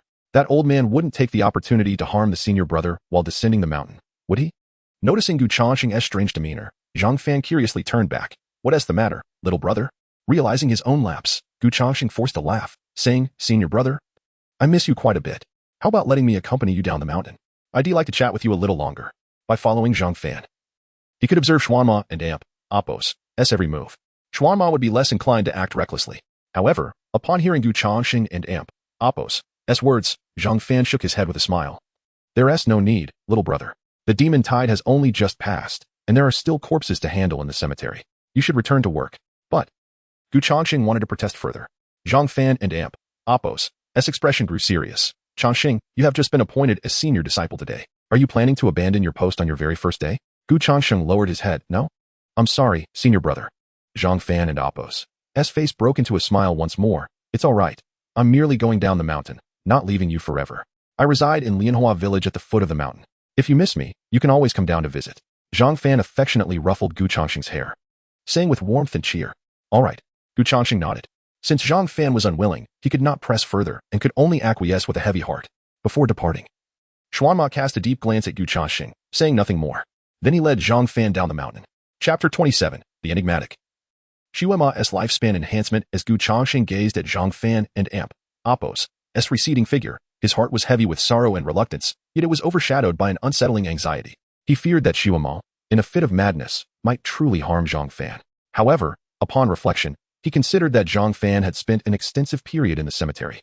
Unlike himself and Xiao Yun, Xuanma must harbor some affection for Zhang Fan, which would likely prevent him from taking drastic actions. With this thought, Gu Changsheng's troubled heart eased slightly as he departed from the attic to attend to his duties. After a short while, Upon learning that Gu Changsheng had assumed the position of the senior brother, Lin Ping and Amp, Oppos, and Amp, Oppos, S face lit up with a smile. Congratulations, Changsheng. From today onward, you are the second in command of this cemetery. Gu Changsheng let out a bitter laugh. Second in command? That sounds rather akin to a bandit. He replied, Lin Shixiang, spare me your jests. You are a rare genius destined for the outer sect, far superior to someone like me who is fated to linger in the cemetery for a lifetime. Lin Ping'an shook his head in amusement. Meanwhile, Xiaoyan expressed his discontent. Why not me? I am of higher birth, more handsome, and my cultivation level surpasses yours. It should have been my turn to be the senior brother. Xiaoyan felt a pang of sadness. He had envisioned himself becoming the senior brother of the cemetery when he heard that Zhang Fan was leaving, even dreaming of one day succeeding the master. Yet, unexpectedly, Gu Changsheng had snatched that opportunity away. Gu Changsheng chuckled. Xiaoyun, being the senior brother is no easy task. It is a lifetime commitment. The master must have deemed my talents inadequate and my lack of cultivation ability as reasons for appointing me. Really? Xiaoyun's expression shifted from anger to despair. Indeed. Look at our senior brother. He has devoted over 20 years of his prime to this cemetery. How many 20-year spans does one have in life? Gu Changsheng continued. Xiaoyan fell silent, his gaze transformed into one of sympathy for Gu Changsheng. He patted Gu Changsheng's shoulder and said, Changsheng, I feel for you. Lin Ping'an remained quiet too. Deep within, he harbored dreams of cultivation and did not wish to remain in the cemetery for eternity. Gu Changsheng feigned silence, his heart secretly reveling in the humor of the situation. Xiaoyan was indeed easy to fool, since he was now the senior brother of the cemetery. Did these two not owe him some form of acknowledgement? With a sly grin, Gu Changsheng turned his gaze toward them. Of course, Lin Ping'an nodded, retrieving a tome from his robes and presenting it to Gu Changsheng. This is my cultivation method for nurturing energy, the swallowing yuan and breathing technique. It is gifted to you. Practicing this will allow for rapid recovery of mental and spiritual energy, proving beneficial in combat. Gu Changsheng was momentarily taken aback. That is not what I meant. I was referring to you both calling me senior brother since I have now taken on that role. He had always addressed them as senior brothers, and now that he was in a position of authority, he felt it necessary for them to reciprocate. Upon hearing Gu Changsheng's words, both of them were momentarily stunned. Lin Ping'an let out a light snort, pushing the swallowing yuan and breathing technique against Gu Changsheng's chest before turning to leave. Hey, Lin Shixiang, where are you going? Gu Changsheng exclaimed, his eyes wide with surprise as he called after him. Yet, Lin not only did not stop but quickened his pace until he vanished from sight. Gu Changsheng turned to Xiaoyun, who jolted in surprise. What are you looking at me for? Goodness. Changsheng, you have turned the tables. I am your elder brother. And you expect me to call you senior brother? When did I ever acknowledge you as my elder brother? That is not happening. Xiaoyun retorted with a grin. And the two resumed their playful banter. Half an hour later, Shiwema returned. He summoned Gu Changsheng and the others into the attic, officially announcing Gu Changsheng's new role as senior brother and redistributing the duties within the cemetery. From this day forth, Gu Changsheng would oversee the operations of the cemetery, while Xiaoyun and Lin Ping'an would assist him. Surprisingly, Xiaoyun felt a sense of guilt and did not complain. Subsequently, Shiwema dismissed Lin Ping'an, leaving Gu Changsheng and Xiaoyun behind. Shiwema then inquired, Did you take the vitality pills I provided yesterday? How did you find their effects? Xiaoyun grimaced, Master, do not mention it. After taking the vitality pill, my stomach felt as if it were on fire. I couldn't sleep a wink all night. Shiwema smiled faintly. That is to be expected. After all, it is a second-tier pill, and its potency is quite formidable. It is normal for someone who has just broken through to the first level of Qi condensation to struggle with its effects. With that, Shiwema gestured for Xiaoyun to step forward. Xiaoyun complied, and Shiwema placed his hand on Xiaoyun's pulse, seemingly sensing the flow of spiritual energy within him. After a moment, he slowly opened his eyes and said, Not bad. The potency of the vitality pill has already integrated into your system. Your cultivation has improved significantly compared to a few days ago. I estimate that in 3 years, you will reach the second level of Qi condensation. Really? Upon hearing this, Xiaoyun was instantly elated and threw his arms around Gu Changsheng's shoulders, exclaiming, Did you hear that? Changsheng, the master says I will reach the second level in 3 years. Haha. Gu Changsheng managed a dry laugh in response. Congratulations, Xiao Shixiao. Internally, however, he scoffed at the absurdity. What nonsense. It was clearly a poisonous pill, yet he spoke of it as if it were a miracle. Shiwema then turned to Gu Changsheng. And you? Do you have any unusual symptoms? Gu Changsheng scratched his head. I am rather simple-minded. My talents do not match those of Xiao Shixiang, so I did not absorb much of the pill's potency. I felt discomfort for just an hour. Xiaoyun chuckled heartily. No worries, Changsheng. Once I become prosperous, I will look out for you. Shiwema narrowed his eyes, casting a meaningful glance at Gu Changsheng, but said nothing further. Afterward, he stood up and approached the two, handing each of them an item. Gu Changsheng looked down and nearly gasped in shock. A soul-dispersing pill. This old man had given them another soul-dispersing pill. Was he determined to see them perish? Feigning trepidation and gratitude, Gu Changsheng exclaimed, Master, this is too precious. I cannot accept it. I have already received a vitality pill from you. How could I take a second? If word gets out, Others would say I am ungrateful. As he spoke, he attempted to return the pill. Xuemo remained expressionless. There are only 4 of us in this cemetery. When you say others, do you mean Lin Ping'an, Gu Changsheng, Xiaoyun? Indeed, Changsheng, since it is the master's kindness, you should accept it. Rest assured. Based on my understanding of Lin, he will not gossip. Gu Changsheng, very well. Gu Changsheng felt a prickling sensation on his scalp, but could only accept the pill. After this charade, he expressed his profound gratitude to Xuemo, vowing to repay his kindness in the future. Xuemo did not respond, merely waving his hand to dismiss the two. However, just before leaving, Gu Changsheng suddenly sensed something amiss with Xuemo. The aura of decay surrounding him seemed to have dissipated somewhat, compared to their earlier meeting. He appeared significantly more invigorated. Was it merely his imagination? Gu Changsheng discreetly cast a glance at Xuemo's lifespan. Xuemo. Lifespan. 3 years. Chapter 28. The enhancement of the immortal sword, the Taicong demon-slaying sword. Xianmo. Lifespan. 3 years, gazing at the words before him. Gu Changsheng's eyelids twitched momentarily. 3 years of lifespan. What could this possibly mean? Just 2 days prior, Xianmo's lifespan had been reduced to a mere month. How could it have suddenly extended to 3 years? Gu Changsheng seemed to recall something. He swallowed hard, raising his gaze with a look of suspicion directed at Xianmo. Master, has seen your brother? Returned home? Xianmo replied indifferently, I have sent him back to his original village. What of it? Nothing. Gu Changsheng shook his head, his expression remaining composed. He clasped his fist in salute to Xianmo. If that is the case, I shall return to my cultivation. Go ahead, Xianmo nodded. Soon after, Gu Changsheng and Xiaoyun departed. Upon leaving the pavilion, Xiaoyun was filled with exuberance, feeling as if he had received 2 precious P1 pills. A divine blessing that made him yearn to break through to the foundation establishment stage and surpass Lin Ping'an. Gu Changsheng, however, lacked the spirit to engage in banter. He handed Xiaoyun a leaf of the Taishu soul herb and reminded him to consume it immediately after taking the P1 pills to alleviate any discomfort in his abdomen. After Xiaoyun took note of this, Gu Changsheng turned to leave. On the way back, Gu Changsheng's expression darkened considerably. Each step he took felt as if his feet were encumbered by 1,000 pounds of mud. After traversing a few dozen steps, his breathing grew rapid, and a cold sweat broke out on his back. Zhang Fan was dead. Though reluctant to admit it, the only explanation Gu Changsheng could fathom was this one. Otherwise, why had Xianmo's lifespan been merely a month before, only to suddenly extend to 3 years after sending Zhang Fan down the mountain? He could think of no other explanation than that Xianmo had killed Zhang Fan to enhance his own lifespan.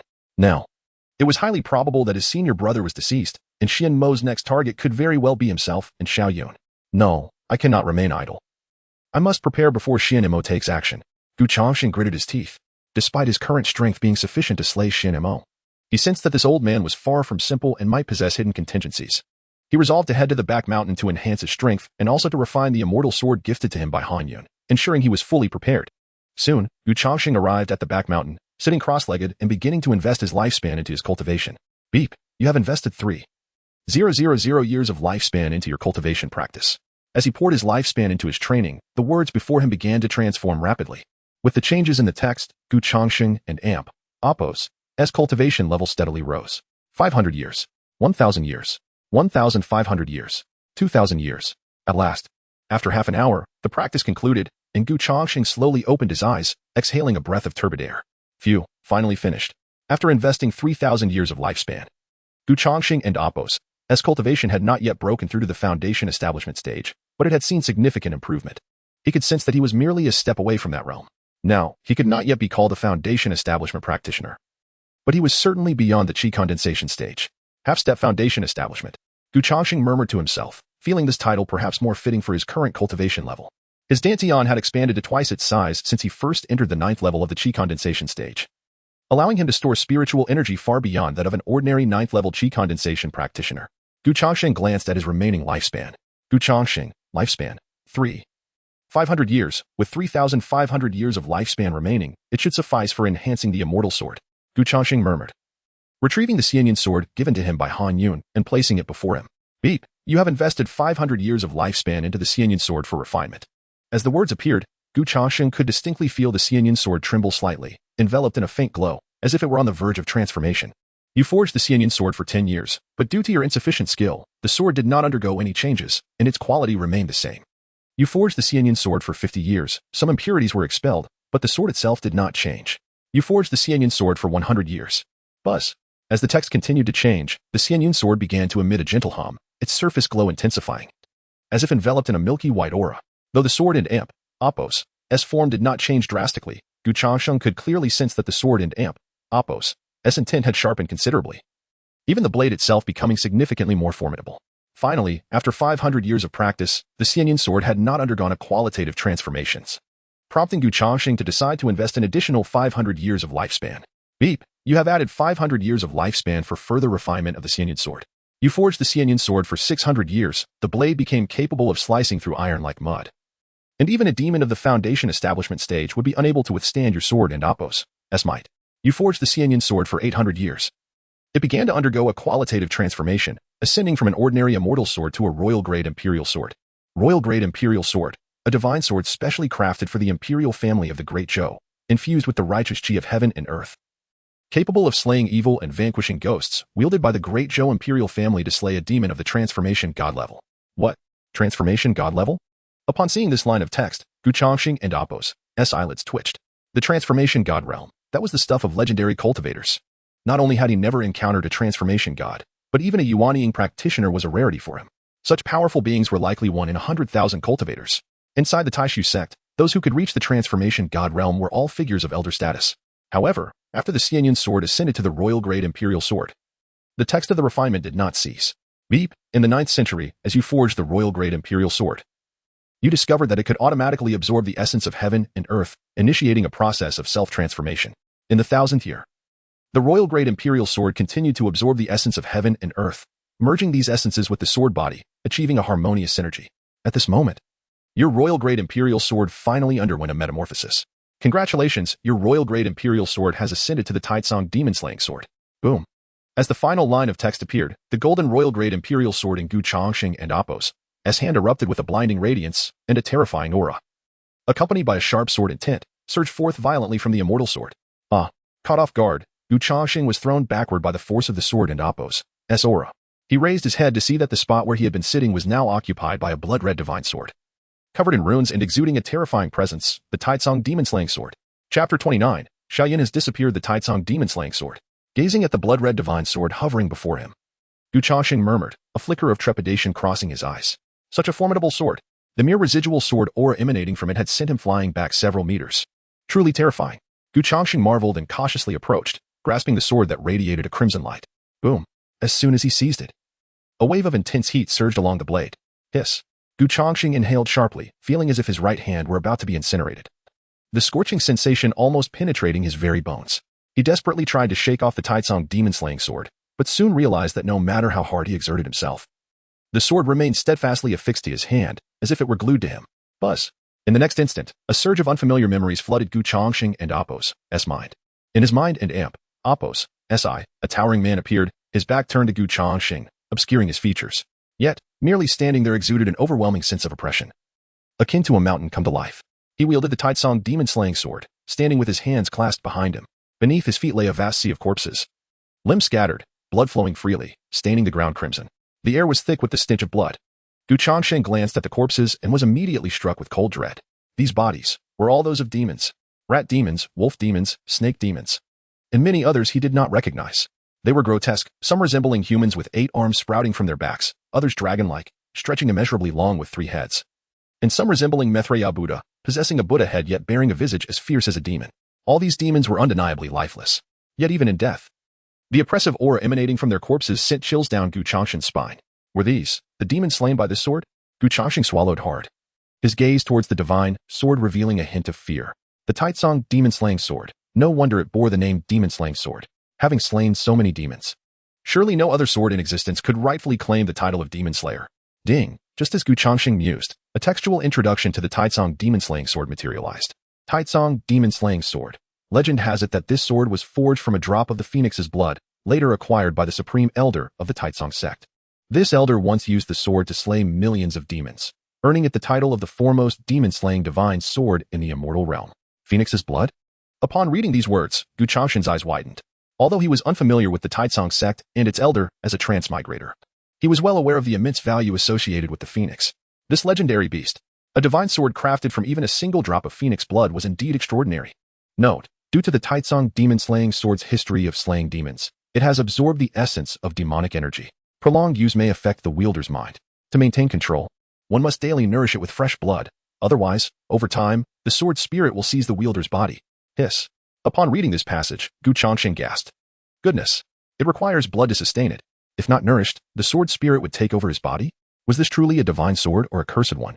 Nevertheless, the textual prompt had never been erroneous, and Gu Changsheng dared not dismiss it. He hastily bit his finger, allowing a drop of blood to fall onto the Taitsong demon-slaying sword. Surely, this would suffice. As expected, buzz, with the blood flowing into the Taitsong demon-slaying sword. Gu Changsheng felt the burning sensation in his hand dissipate at an astonishing rate. Soon, the heat vanished entirely. Furthermore, he sensed an invisible connection forming between himself and the Taitsong demon-slaying sword. Rise, Gu Changsheng commanded. Buzz. The Taitsong demon-slaying sword levitated into the air. Go. With a flick of his sleeve, the sword soared into the sky, piercing the heavens like a divine blade. With another wave of his hand, the sword promptly returned, hovering above his palm as if it were an obedient pet. What a magnificent sword! Gu Changsheng smiled gently, saying, though your name is Taitsong demon-slaying sword, it is rather lengthy. Since you have chosen to accompany me, I shall bestow upon you a new name, Little Tsong. Buzz. The Taitsong demon-slaying sword emitted a joyful hum, seemingly pleased with its new name. Gu Changsheng chuckled softly, stroking Little Tsong's hilt. Little Tsong. Why does that name sound somewhat familiar? Never mind. Gu Changsheng patted his storage bag, placing Little Tsong inside. Next, it was time to address the final matter. Gu Changsheng narrowed his eyes, a glint of murderous intent flashing within. His purpose in enhancing his cultivation and elevating his sword was to strike first against Xianmo. Now, everything was prepared, and it was time to eliminate Xianmo.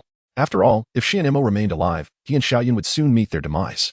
However, before confronting Xianmo, Gu Changsheng had a more pressing task to accomplish. He needed to establish an escape route in advance. Xianmo was, after all, the master of the garden, and if he recklessly attacked, it would surely arouse the sect's suspicion. Therefore, to avoid punishment from the sect, he needed to devise a foolproof plan. Recently, Shifeng and Lu Yun had mentioned that there were demonic spies near the tomb.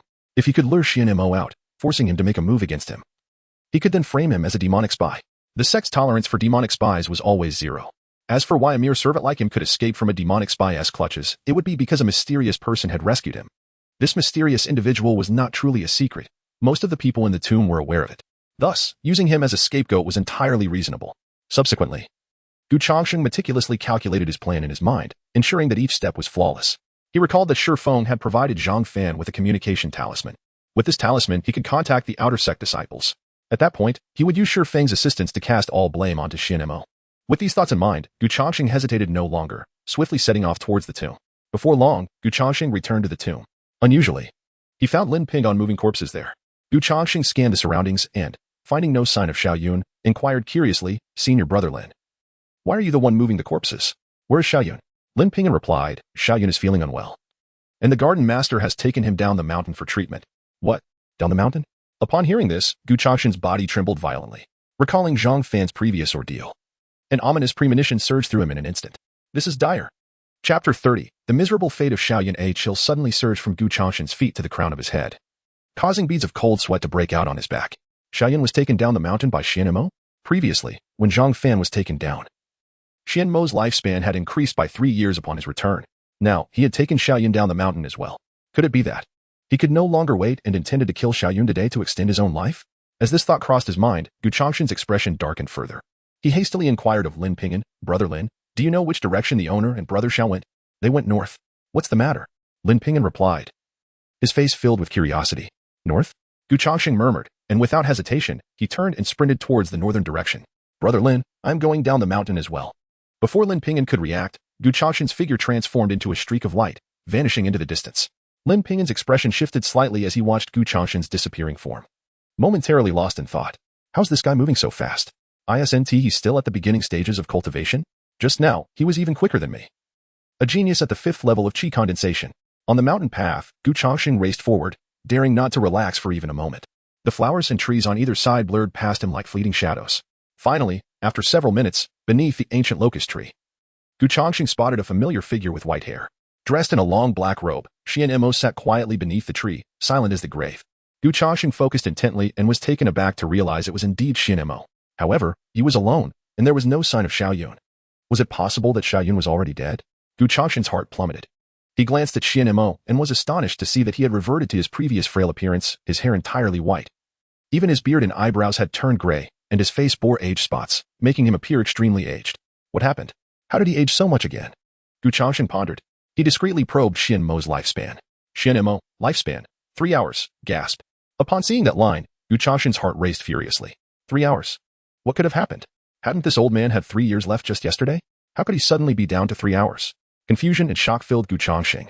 He distinctly recalled that after killing Zhang Fan, Xian Mo's lifespan had increased significantly. Why had it now diminished instead? Had Xian Mo failed to kill Xiaoyun? Had he let him escape? Just as Gu Changsheng was lost in thought, Xian Mo glanced at him, nodding slightly, seemingly unperturbed by his arrival, and simply uttered 3 words. You have come. Owner. Gu Changsheng cautiously approached, tentatively cupping his fists. Let us go. I will take you to the outer sect. Xian Mo gently stroked his beard and smiled faintly. To the outer sect for what? Gu Changsheng was taken aback. Do you not wish to become the owner? Xian Mo said suddenly. What? At this, Gu Changsheng's heart raced, though his face revealed a mournful expression. He said, Owner, what has happened to you? Please do not frighten me. Xian Mo shook his head, chuckling softly. Enough. You need not feign such a demeanor before me. I know you harbor secrets. Gu Changsheng's expression shifted slightly, but he remained silent, merely lowering his head slightly. Enough. My time is limited. If you have questions, ask them along the way. Xian Mo leaned against the tree, trembling as he rose to his feet. Perhaps due to his poor condition, such a simple action made him shake uncontrollably. Beads of sweat forming on his forehead. He cast a glance at Gu Changsheng, signaling him to follow. With that, he lifted his foot and began walking away. Gu Changsheng followed cautiously. Although the other was in a frail state, he did not dare to let his guard down. Xiaoyun's fate was uncertain. Who could tell what schemes this old man was harboring? Perhaps he intended to drag him down with him in a final frenzy. Buzz. Gu Changsheng clenched his right fist. A layer of fiery spiritual energy enveloping it. Should Xian Mo make any aggressive moves, he would not hesitate to strike him down. Fortunately, throughout their journey, Xian Mo behaved himself, revealing no murderous intent, merely quietly explaining some sect rules to Gu Changsheng. Once you succeed me as the owner of the tomb, you will need to choose your disciples. They need not possess exceptional talent, but they must be humble and earnest. The tomb is unlike the Medicine Valley or Pill Hall. Your daily task will be to handle some corpses for the sect. Thus, once you take over, you will not need to pay spirit stones monthly like in other places, but only provide a situation report to the outer sect once a month. Xian Mo spoke slowly and patiently. Gu Changsheng walked behind him, appearing to listen intently. Yet in his heart, he remained ever vigilant. Xian Mo's pace was slow, and given his current state, it took them nearly half an hour to cover only a few miles. Gu Changsheng felt his patience waning. How long would it take to reach the teleportation array of the outer sect? He almost contemplated carrying Xian Mo on his back. After walking for another 10 minutes, Xian Mo suddenly turned and asked, Why do you not ask where Xiaoyun is gone? Feigning confusion, Gu Changsheng replied, Wasn't he unwell? Did you not take him for treatment, owner? Xian Mo regarded Gu Changsheng with a deep gaze and slowly spoke. I deceived him. In truth, I extracted his spiritual intelligence and refined him into a demon. Gu Changsheng and Appos, as heart raced, and his hands trembled slightly beneath his sleeves. However, his expression remained unchanged as he cautiously surveyed their surroundings. Confirming there were no onlookers, he feigned terror as he looked at Xian Mo. Demon? Owner, you must be joking. How could you have refined brother Xiao into a demon? Gu Changsheng pretended to be incredulous, all the while calculating whether this old man intended to act against him now. Taking a deep breath, Gu Changsheng activated the eternal life technique within him, gathering the power of the ancestral dragon infinite fist in his right hand. Xian Mo did not look back, seemingly unconcerned about Gu Changsheng and Appos' potential ambush. He parted the branches ahead, navigating through the tangled thorns as he continued. I am not deceiving you. I truly refined Xiaoyun into a demon. Gu Changsheng swallowed hard. Then, what about senior brother? Chapter 31. Xian Mo's confession and true identity. Where is the senior brother? Gu Changsheng swallowed hard, his heart racing as he gazed into Xian Mo's eyes. If Xiaoyun had been transformed into a demon, what of Zhang Fan? Had he too been turned into a fiend by Xian Mo? Do not worry. Xian Mo replied calmly. Zhang Fan is safe. I sent him down the mountain, and he has returned to his hometown. Really? Gu Changsheng found it hard to believe. Rest assured, I do not deceive, Xian Mo smiled faintly. Upon hearing this, Gu Changsheng couldn't help but silently scoff. You don't deceive? Just 2 days ago, you misled us, claiming the soul-dispersing pill was a vitality pill. However, observing Xian Mo's demeanor, it did not seem like he was lying. And Gu Changsheng felt a sense of relief wash over him. Wonderful. The senior brother is still alive. Yet, the thought of Xiaoyun's fate cast a shadow over his joy. After all, he had shared many moments with Xiaoyun.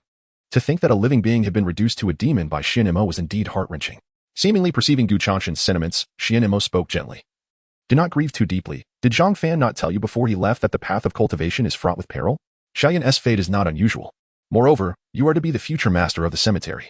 If you grow despondent over every mishap, how will you progress further on your cultivation journey? Gu Changsheng fell silent. His silence stemmed from the implication in the old man's words, suggesting that he had betrayed Xiaoyun for his own benefit. It was only a few days prior that Xian Mo had gifted him a poison pill. Did Xiaoyun become a demon due to the vitality pill you gave him? Gu Changsheng inquired. Xian Mo regarded him with a deep gaze, admiration flickering in his eyes. Indeed, you are quite astute. It was indeed due to that vitality pill. However, It was not a vitality pill but a soul-dispersing pill.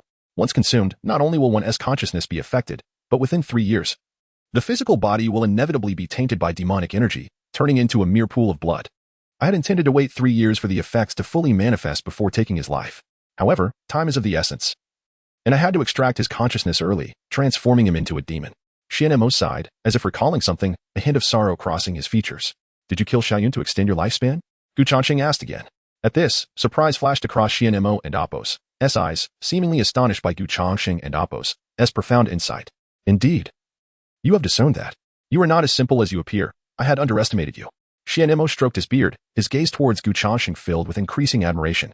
Notification. Xianmo's favorability towards you has increased. Current favorability. 1 star, good heavens. Gu Changsheng was at a loss for words. This old fellow had developed an affinity for him at such a moment? Just then, Xianmo spoke again. You are only half correct. I indeed refined Xiaoyun to prolong my life, but it is not entirely so. In any case, I will explain later. For now, come with me to the outer sect. Gu Changsheng nodded, still with one last question. If you were selecting a master for the cemetery, why not choose senior brother Lin? His talents far exceed mine, and he seems the most suitable for the role. Xianmo shook his head with a smile. High talent does not necessarily equate to suitability for the position of master, especially in our cemetery. If one is too conspicuous, it may attract the attention of the sect, which is not necessarily advantageous. Gu Changsheng raised an eyebrow, a hint of confusion in his gaze. Is it not a good thing for our cemetery to attract the sect's attention? Could it be that our cemetery harbors some secret? Indeed. The master of this cemetery is not merely a disciple of the Taisu sect. My true identity is that of the holy son of the Xianyao sect. 300 years ago, I inadvertently strayed into the demonic path and later joined the blood demon sect, becoming a hall master there. The young man in the black robe you encountered earlier was one of my subordinates in the blood demon sect. What? Gu Changsheng and Apos' mind was instantly shaken. Good heavens. The Xianyao sect. Although it may not rival the Taisu sect, it is still a renowned righteous sect. The holy son of the Xianyao sect is an unparalleled prodigy. How could such a person have fallen into the demonic path and become a hall master of the blood demon sect? This is simply preposterous. Even more absurd is the fact that this person is none other than the master he interacts with daily. Seeing Gu Changsheng's expression, Xianmo smiled enigmatically. What? Do you not believe me? Gu Changsheng found himself at a loss for words. Xianmo exhaled deeply, his tone tinged with melancholy. For 300 years, this secret has been buried in my heart. Today, I can finally reveal it. Even if I die, I have no regrets. Gu Changsheng's heart tightened. This old man had concealed this secret for 300 years. Could it be that he intended to reveal it to him only to take his life afterward? Seemingly reading Gu Changsheng's thoughts, Xianmo reassured him with a faint smile. Do not worry. You are my disciple. And this cemetery will need to be entrusted to you in the future. I will not kill you. Gu Changsheng studied Xianmo intently, attempting to discern any trace of deceit in his expression. Fortunately, the old man did not seem to be lying. After a moment of contemplation, Gu Changsheng asked, Master, since you are the holy son of the Xianyao sect, your future should be limitless. Why then did you stray into the demonic path? Xianmo responded with remarkable nonchalance. In pursuit of a higher realm, the constraints of righteous cultivation are too numerous. Demonic techniques suit me better. Gu Changsheng nodded in agreement. Indeed, righteous cultivation emphasizes purity and steadfastness, forbidding arbitrary killings. In contrast, demonic techniques offer a plethora of methods, from corpse refinement to soul nurturing. Even consuming human flesh, various means abound, ensuring there is always something suitable for one's needs. Xianmo glanced at Gu Changsheng and said lightly, to be honest, I had intended to kill you. You must have sensed it when I gave you the pill. However, I later realized you did not consume the soul-dispersing pill, which indicated to me that you are not as foolish as you appear, but rather quite intelligent. Thus, I spared your life, allowing you to become my disciple. Gu Changsheng let out a bitter laugh. Well, I suppose I should thank you for that. Do not hold it against me.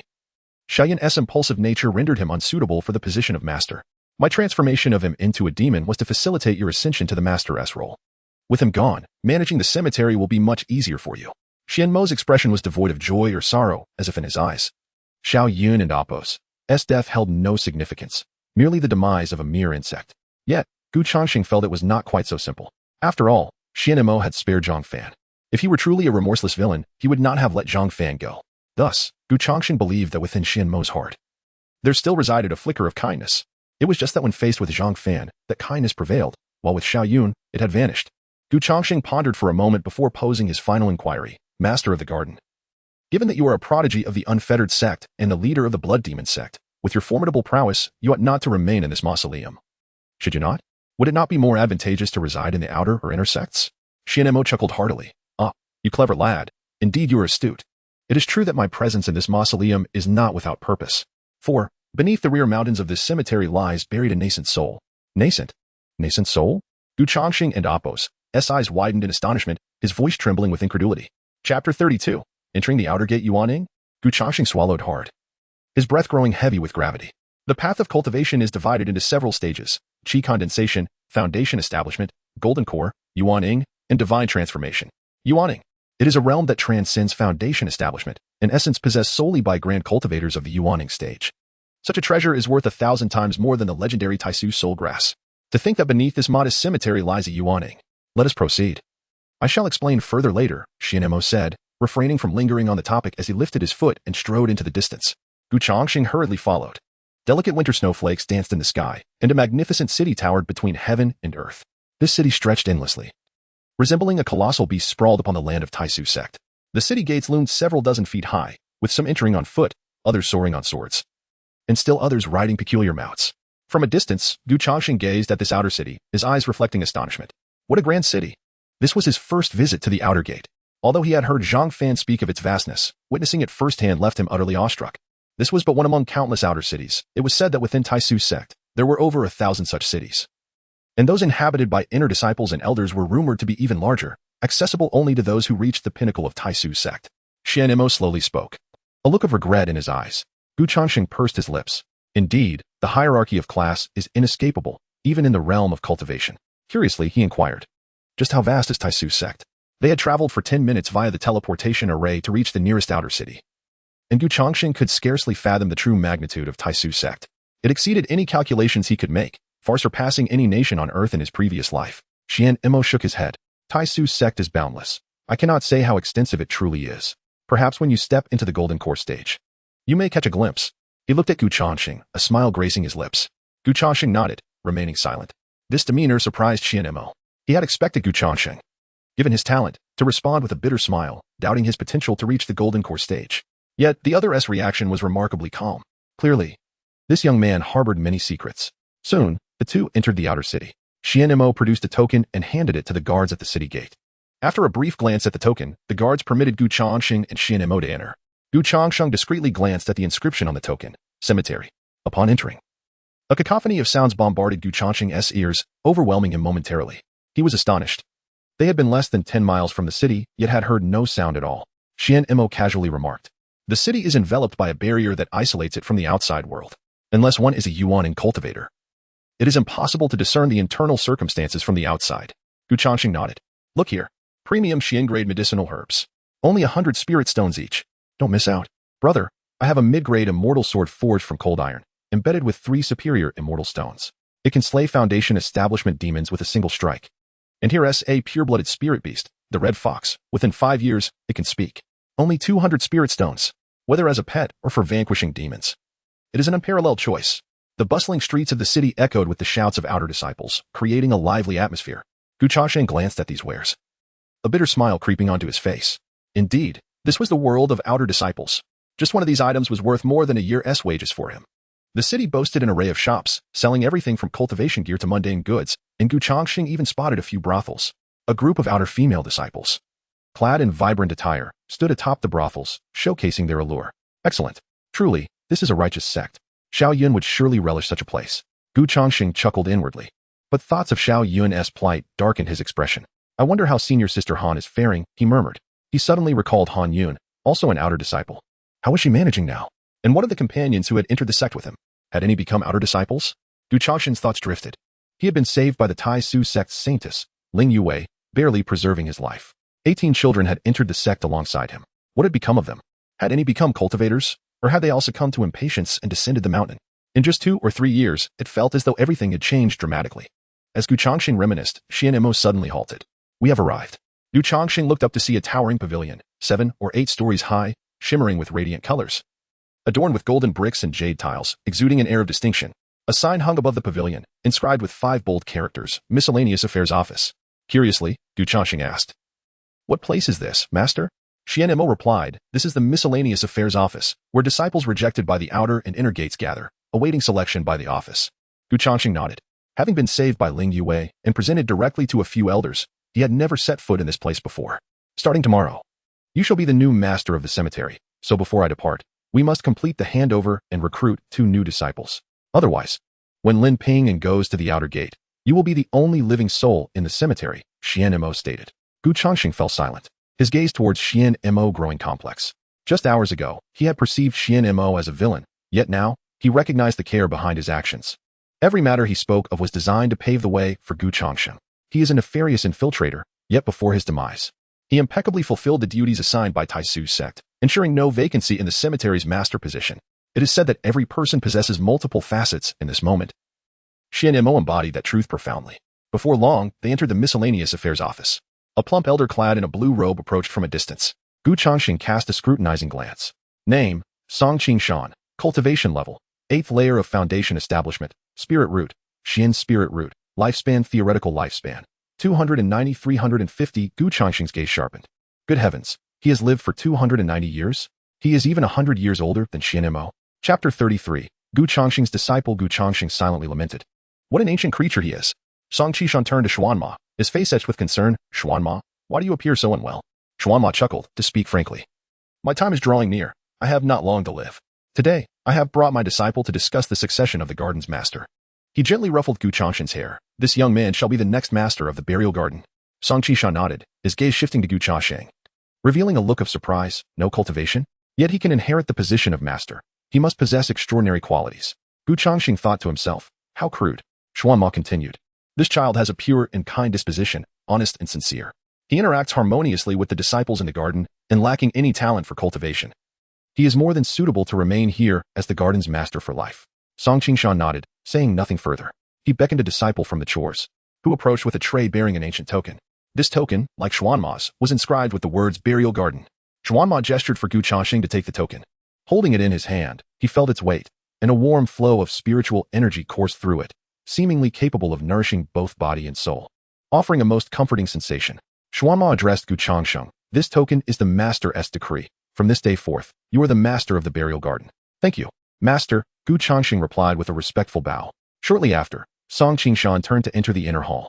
When he emerged, he was accompanied by a group of youths, all appearing to be around 13 or 14 years of age. These children are interested in joining the burial garden. You may select 2 to bring with you, Song Shan announced. Xuanma also looked toward Gu Changsheng. Take your time, there is no rush. Hearing this, Gu Changsheng felt a wave of anxiety wash over him. Take my time? Given Xuanma's condition, he likely had less than 2 hours to live. If he dawdled, he might not even make it back to the garden before Xuanma passed away. With that thought in mind, Gu Changsheng stepped towards the group of children. There was no need for careful scrutiny. He activated his unique ability. Under the attributes panel, the spiritual roots and qualifications of each child became instantly clear. He intended to select those with better talents, for as the new master, it would be unwise to choose those with inferior potential, lest they perish within a few years or be frightened away by monsters. However, after surveying the children, his spirits quickly sank. Mortal spiritual roots. Mortal spiritual roots. Mortal spiritual roots. Every single child, without exception, possessed mortal spiritual roots. Some, even like himself, had the lowest grade of these roots. There was not a single one with potential for cultivation. No wonder they were willing to join the burial garden, with such talents. Even an outer sect elder would be reluctant to accept them. Gu Changsheng could only manage a bitter smile. Just then, he noticed a striking young girl among the crowd, around 13 or 14 years old. The information that appeared above her head startled Gu Changsheng. Qinlan, no cultivation 1460, medium mixed spiritual root, hidden identity, reincarnation of a nascent soul stage master, gasping at the revelation. Gu Changsheng felt a chill run down his spine. A reincarnated nascent soul master? Goodness. The nascent soul stage transcends both the foundation establishment and golden core stages. In his previous life, he had only read about such powerful beings reincarnating in novels, and now he was witnessing a living example. A reincarnated nascent soul master could surely live for 1,000 years. Gu Changsheng's heart raced. He turned to Qinlan and extended an invitation. Young lady, I am the newly appointed master of the burial garden. Would you care to join us? Although the burial garden serves as a place for chores, we can also impart the methods of cultivation. With diligence, you may one day enter the outer sect. Qinlan's eyes narrowed, her youthful mind racing with adult thoughts. The burial garden? I never expected that I, a nascent soul master, would find myself relegated to the position of a mere worker. However, given that I have just reincarnated, this frail body is in no condition to seek refuge elsewhere. Perhaps the burial garden is my only option. A mere worker it shall be. As long as I can survive, I will one day reclaim my former glory and avenge those who wronged me in my past life. Clenching her teeth, Qinlan silently encouraged herself. Gu Changsheng observed her contemplation, remaining silent as he awaited her response. Finally, after a few moments, Qinlan clasped her fists and declared, Thank you, master. I, Qin am willing to join the burial garden. Excellent. Gu Changsheng nodded with a smile. After ruffling her hair, he instructed her to register with Song Qingshan. He then selected a young boy as well. Sure who, no cultivation 1670, medium mixed spiritual root, compared to Qin. Sure whose background was far simpler. He was a humble child from the countryside, yet he appeared obedient and sincere, so Gu Changsheng welcomed him to join as well. Before long, Song Qingshan completed the registration for both Qin and Sure who officially became Gu Changsheng's disciples. With the master's token in hand, he could now utilize the teleportation array to traverse freely between the burial garden and the outer sect. However, he was not permitted to enter the inner sect, as it was said that only elders had the privilege to do so. After sending Qin and Sure who to the teleportation array, he instructed them to return to the burial garden while he accompanied Xuanma on an urgent matter, assuring them he would return. Before departing, Gu Changsheng made a point to remind them not to disturb the bodies in the garden and to wait for his return before taking any action. With that settled, Gu Changsheng followed Xuanma with a sense of relief. Let us go. I shall take you to the final location and explain the origins of that nascent soul, Xuanma gasped. Addressing Gu Changsheng, his condition appeared dire, resembling a candle flickering in the wind, his complexion pale as ash, his eyes clouded, and he swayed as if he might collapse at any moment. Gu Changsheng felt a deep concern for him. Stealthily, he checked Xuanma's lifespan. Xuanma, lifespan, 1 hour, fortunately. He still had an hour left. Xuanma, weakly, continued, that nascent soul was inadvertently expelled from my body during a failed cultivation attempt 70 years ago. Although it has been separated from my essence, I have clung to life by absorbing the residual energy within it. These years, my survival has depended on this energy. Upon hearing this, Gu Changsheng's pupils contracted. No wonder. Each time Xuanma ventured out, his lifespan fluctuated dramatically. He was indeed absorbing the energy from the nascent soul. Afterward, the two continued for several minutes before pausing in front of a secluded cave. We have arrived. This is it, Xianmo said, leaning against the rocky wall, slightly out of breath. However, Gu Changsheng stood resolutely at the cave entrance, gazing intently at Xianmo. With a knowing smile, Xianmo shook his head. Instantly comprehending Gu Changsheng's hesitation, he lifted his foot and ventured into the cave first. Only upon seeing Xianmo enter did Gu Changsheng feel reassured enough to follow. Chapter 34. The Fall of Xuanma. Gu Changsheng ascends to the throne upon entering the cave. The light dimmed significantly in an instant. With a soft puff, Xuanma ignited a torch, dispelling the surrounding darkness. Bathed in the flickering amber glow, Gu Changsheng followed closely behind him, traversing the cavern. Quietly trailing behind, Gu Changsheng felt a sense of unease gnawing at him. The cave barely exceeded a meter in height, requiring him to stoop while walking. Could a nascent soul cultivator's essence truly reside in such a confined space? Xuanma remained silent, and the two continued their journey in hushed stillness. Xuanma's condition deteriorated noticeably. He could scarcely take 2 steps without needing to rest for 3. Gu Changsheng felt a surge of anxiety, fearing that Xuanma might suddenly succumb. He even contemplated carrying the old man on his back, but quickly dismissed the idea, wary of the possibility that Xuanma might take advantage of his distraction to strike him down. Thus, they pressed on for another 7 or 8 minutes until the cave's expanse gradually opened up before them, a brilliant light cascading from a distance. Gu Changsheng could distinctly sense the surrounding spiritual energy intensifying. As he focused his gaze, he beheld a vast lake at the cave's terminus, its surface shimmering like a grand mirror, surrounded by fireflies dancing about, creating a spectacle akin to countless stars reflected upon the water, an exquisite sight indeed. What abundant spiritual energy! Gu Changsheng exclaimed. He felt that the spiritual force here was at least tenfold that of the outside world. It was unimaginable that such a hidden paradise lay concealed within the back mountains of the cemetery. The two proceeded along the lakeshore, venturing deeper into the cavern. As they advanced, Gu Changsheng became increasingly aware of the fluctuations in the spiritual energy around him. He didn't even need to consciously cultivate, as the energy surged uncontrollably into his being. No wonder Xuanma advised against attracting attention to their cemetery in a place like this. News of its existence would undoubtedly stir great commotion among cultivators. Gu Changsheng murmured to himself, his excitement growing. After all, with Xuanma on the brink of death, he would soon become the next master of the cemetery. Wood and Appos, see this cave then become his own domain? This was the legacy Xuanma had bequeathed to him. Before long, Xuanma halted, prompting Gu Changsheng to lift his gaze. Before him stood a magnificent tree, lush and towering. This colossal tree reached over 10 meters in height, its trunk so wide that it would take 10 men to encircle it. One could only wonder how many years it had taken to achieve such an imposing stature. Xuanma raised a hand, pointing towards the tree's apex. This is it. Gu Changsheng followed the direction of his finger, only to be rendered speechless in the next moment. There, hanging from the branches, was a fist-sized infant. The infant's skin was a delicate pink, eyes shut as if in slumber, encased in bark and suspended beneath the branches. What astonished Gu Changsheng even more was that the infant was enveloped in a faint, ethereal glow that radiated outward, causing ripples to dance across the lake's surface.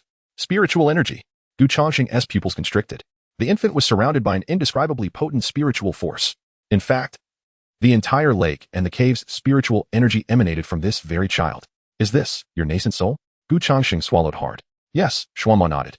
He steadied himself against the tree trunk and slowly sat beneath it, explaining to Gu Changsheng, "It is with this that I have survived for so many years."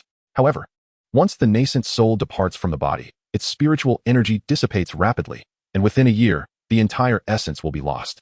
Thus, it requires constant nourishment to sustain its existence. Nourishment? Gu Changsheng's heart sank. Master, the nourishment you speak of, could it possibly be Xiaoyun? Xuanmo remained silent. His gaze fixed intently on Gu Changsheng. At this moment, Gu Changsheng felt a wave of despair wash over him. Indeed, the nourishment for the nascent soul was the flesh and blood of cultivators. No wonder Xuanma had targeted both him and Xiaoyun. It was likely to maintain the survival of the nascent soul. Suddenly, Gu Changsheng recalled the first time he encountered the demonic transformation. The outer sect disciple who had morphed into a rat demon. Could that have also been Xuanma's doing? A shiver of fear coursed through him. The world of cultivation was truly terrifying. Humanity against humanity. How fortunate he was to possess a golden finger, a personal interface. Otherwise, as a lowly cultivator, he might not even know how he perished. Gu Changsheng voiced his thoughts. If that is the case, Master, why not attempt to refine this nascent soul anew? It is inherently yours. It should not pose a challenge to reclaim. Absorbing the energy of the nascent soul could extend one's lifespan.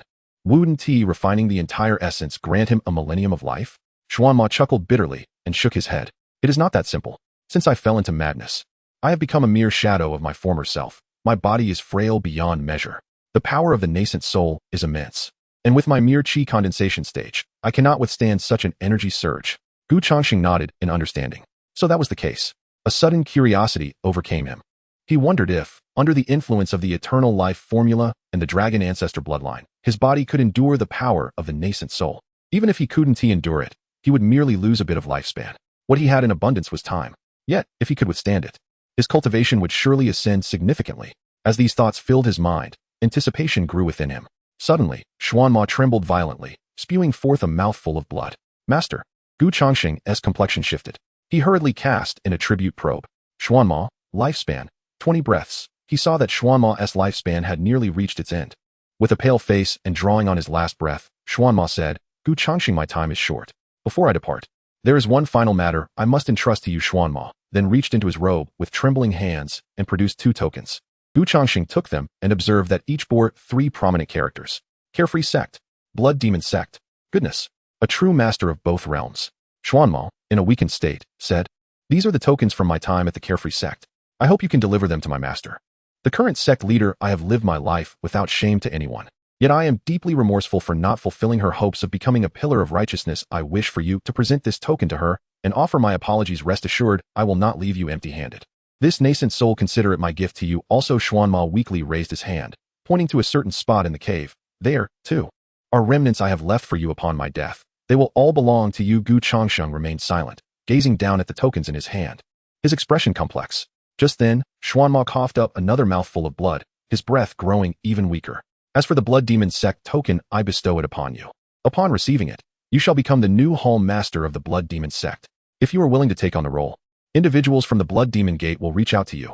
If not, then let it be. Upon uttering these words, Xianmo's countenance suddenly stiffened, as if all vitality had been abruptly siphoned away. Thud. He forcefully slammed his right hand against the ground, producing a dull thud. Gu Changsheng and Appos' expression shifted slightly. The garden master? Xianmo remained utterly motionless, displaying no sign of response. Gu Changsheng held his breath, centering his mind, and cautiously conducted another lifespan probe. Xianmo, lifespan. None, he has perished. Chapter 35, Breakthrough. Gu Changsheng establishes his foundation. Xuanma has perished. Gu Changsheng stepped forward to ascertain the truth, confirming that there remained not the slightest trace of life in him. He was irrevocably dead. Sighing, he gazed at the lifeless Xuanma and the 2 tokens in his hand, silently dispersing the spiritual energy that had been circulating within him. To be honest, Gu Changsheng had intended to slay Xuanma today. However, perhaps due to the latter's heartfelt confession at the end, he found himself unable to deliver the final blow. Nonetheless, this did not equate to forgiveness. Were it not for Xuanma, Xiaoyun would not have transformed into a demon, nor would he have become a target. In any case, the dead owe no debts. From this moment forth, let our grievances be resolved. Gu Changsheng bowed respectfully before Xuanma's corpse. Subsequently, he dug a grave by the lakeside to inter Xuanma's remains. The scenery here was pristine and secluded, Even in death, he would not be disturbed. Rest well, master of the garden, Gu Changsheng murmured. Placing a stone at the grave's head, he inscribed upon it with the Taizong demon-slaying sword the words, Tomb of Xuanma, master of the garden. Having completed this, Gu Changsheng's gaze turned skyward towards the nascent soul, revealing a flicker of desire. Would this nascent soul enable me to step into the Foundation establishment realm? Although Xuanma had left the nascent soul with conditions attached, the blood demon sect and the carefree sect were still far too perilous for him. Gu Changsheng resolved to renege on the agreement. My apologies, master, for I wish to fulfill your last wishes, but I truly do not wish to wade through these murky waters. If I gain strength in the future, I shall consider helping you, but for now, I only desire your inheritance. A smile graced Gu Changsheng's lips. Without further hesitation, he leaped towards the nascent soul suspended atop the tree. Though he had yet to enter the Foundation establishment realm and could not traverse the air, his physical prowess far exceeded that of ordinary individuals, making the climb up a mere tree trivial. Within seconds, Gu Changsheng had ascended to the tree's apex. The nascent soul hung before him, radiating an alluring spiritual light, akin to an enchanting beauty beckoning him closer. Buzz! Gu Changsheng reached out to gently touch it. Instantly, a surge of potent spiritual energy erupted from within the nascent soul. With this spiritual wind enveloping him, Gu Changsheng felt his stagnant cultivation begin to stir, the fluctuations intensifying to the point of nearing the threshold of the Foundation establishment realm. What a treasure! It appears this artifact can indeed usher me into the Foundation establishment realm. Gu Changsheng's expression brightened. Without a moment's pause, he extended his hand and plucked the nascent soul from the tree. Gazing at the alluring nascent soul in his grasp, Gu Changsheng inhaled deeply. With a decisive gulp, he swallowed the nascent soul whole. Boom! As the nascent soul descended into his belly, a terrifying wave of spiritual energy erupted within Gu Changsheng. As if his body were experiencing a cosmic explosion, the vast and surging power of the nascent soul surged through his flesh, veins, and bones like a roaring tide. Hiss! Such formidable spiritual energy, Gu Changsheng exclaimed. Despite its ferocity, he felt no discomfort whatsoever. On the contrary, under the infusion of this energy, he experienced an unprecedented sense of comfort, akin to a weary soul rejuvenated by a warm bath, all fatigue vanishing in an instant. Moreover, under the influx of this spiritual energy, Gu Changsheng's cultivation began to ascend at a visible pace. Boom! Foundation Establishment Level 1. Is this truly the Foundation Establishment realm? Gu Changsheng blinked in disbelief. Having sacrificed a year of his lifespan without attaining this realm, he had now achieved it in mere minutes after absorbing the nascent soul.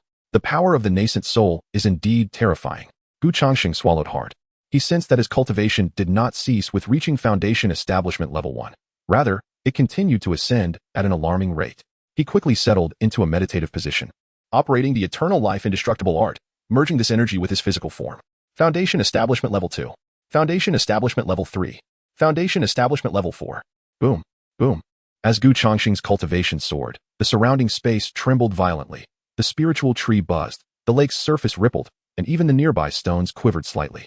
Had Gu Changsheng been in the outside world at this moment, he would have been astonished to witness, centering around the cave, within a radius of 500 meters.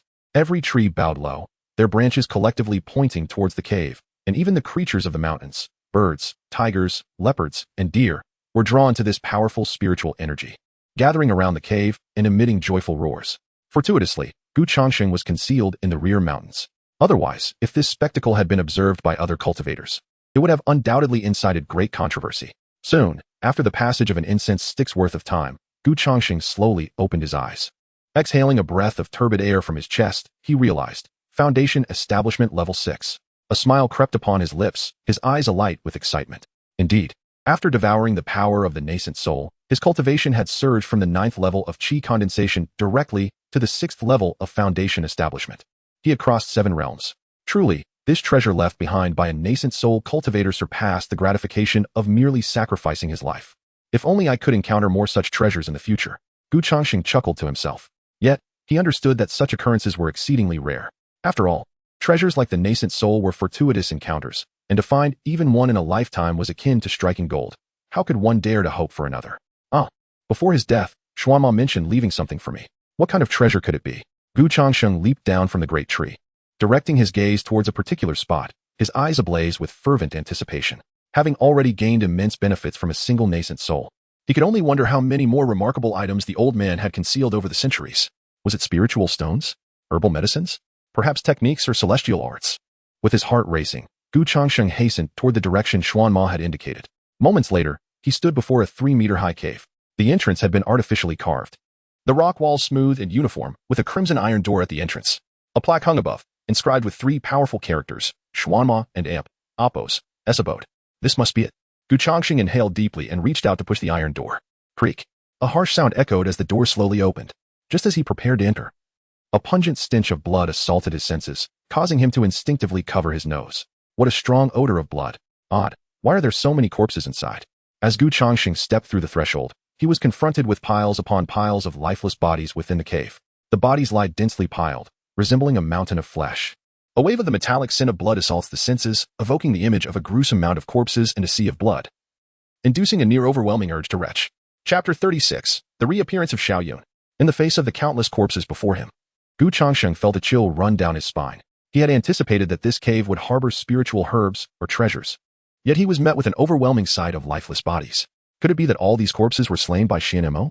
Changsheng swallowed hard, recalling Xian Mo's earlier words about the need to continually nourish his Yuaning with the blood and flesh of cultivators.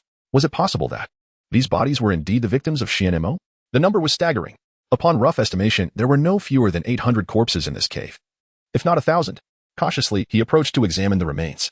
Taisu sect, Jinggang sect, Blood Ghost sect, In Puppet sect. Changsheng noted that, apart from disciples of the Taisu sect, there were many from other sects, including not only righteous cultivators but also those from the demonic path. However, the strength of these cultivators was rather weak. Most were at the 3rd or 4th level of Qi Condensation, with only a few reaching the 6th level or higher. Strangely, he saw not a single foundation establishment cultivator. But then again, it made sense, given that Xian Mo had lost his cultivation. Being able to slay those at the 6th level of Qi Condensation was already his limit. As Changsheng surveyed the corpses, a thrill of excitement surged within him. Although these bodies possessed low cultivation, their sheer number could potentially grant him several millennia of extended life. This was indeed a delightful surprise. While these corpses might be worthless to others, they were immensely valuable to Changsheng. With that thought, he no longer hesitated and immediately began to move the bodies. His unique ability allowed him to gain longevity merely by touching the corpses, but Changsheng resolved to tidy up this cave thoroughly. After all, it was an exceedingly secretive location, perfectly suited to serve as a hidden base. Before long, as he began to transport the bodies, lines of text materialized before his eyes. You have successfully plundered the residual life force of a person, gaining 20 years of life. You have successfully plundered the residual life force of a person, gaining 30 years of life. You have successfully plundered the residual life force of a person, gaining 35 years of life. As the words continued to flicker, Changsheng and Amp, Apos' lifespan visibly increased. In just a few minutes, he had gained over 1,000 years. What was this? Just then, after moving one corpse, Changsheng discovered several lush green plants growing beneath it. Upon closer inspection, he realized they were all spiritual herbs. Was that dragon saliva grass? He had heard from his senior brother that this herb was highly effective for treating injuries. He couldn't believe his luck in finding dragon saliva grass here. Oh, and there was the 7-star flower, renowned for treating insomnia, and the baitung grass. Tianyo leaves. My heavens, beneath these corpses lay an entire expanse of spiritual herbs. Changsheng's eyes widened in disbelief. After lifting a few corpses, he uncovered a vast field of spiritual herbs covering the cave floor. A glance around revealed thousands of them. The variety was astonishing. He recognized at least a dozen types, with several he had never even encountered before. Goodness, with this many spiritual herbs, selling them could net over 100,000 spirit stones. Changsheng and Apos' heart raced wildly. He had initially thought Xian Mo left him some possessions, but who could have imagined that this old fellow had bequeathed him an entire garden of spiritual herbs? However, just as Changsheng was about to reach down to collect the herbs, a sudden sound of footsteps echoed from the depths, accompanied by heavy panting, as though some beast were about to emerge. Changsheng and Amp, Apos' expression turned grave. The next moment, a massive, scaled paw stretched out from the darkness, enormous as a fan, with razor-sharp claws that left deep impressions in the ground. Upon closer inspection, Changsheng and Apos' face froze in shock. Xiaoyun. The owner of that bizarre paw was none other than Xiaoyun. Yet, at this moment, Xiaoyun had undergone a complete transformation. His hair was disheveled, his body covered in black scales, and his fingers and toes bore claws that extended 5 to 6 centimeters, sharp as blades. His eyes had morphed into beast-like slits, blood red and filled with a savage, bloodthirsty aura. A thick tail extended from his waist, also covered in black scales, whipping through the air with a sound like a gust of wind. Changsheng swallowed hard, clearly shaken by the sight. Although he had known Xiaoyun had transformed into a demon, witnessing his current form left him astounded, especially since he sensed that Xiaoyun and Amp, Apos' cultivation had significantly improved since their encounter in the mausoleum. Back then, he had only been at the 1st level of Qi Condensation. Yet now he was nearly at the 4th level. Roar. At that moment, Xiao Yun emitted a feral roar, charging toward Gu Changsheng. His gaping maw, filled with fangs, lunged at Gu Changsheng with a ferocious bite, the stench of blood overwhelming. Gu Changsheng and Apos' expression hardened.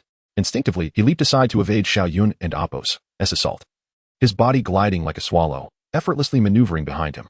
Without hesitation, he delivered a powerful kick. Clang. The metallic sound echoed as Xiao Yun was sent flying several meters, crashing into the rock wall with a resounding thud. Gu Changsheng retreated a few meters, his expression darkening. He felt a slight numbness in his right leg. That kick had felt as if he had struck an iron plate rather than a demon. What was going on? How could this creature be so resilient?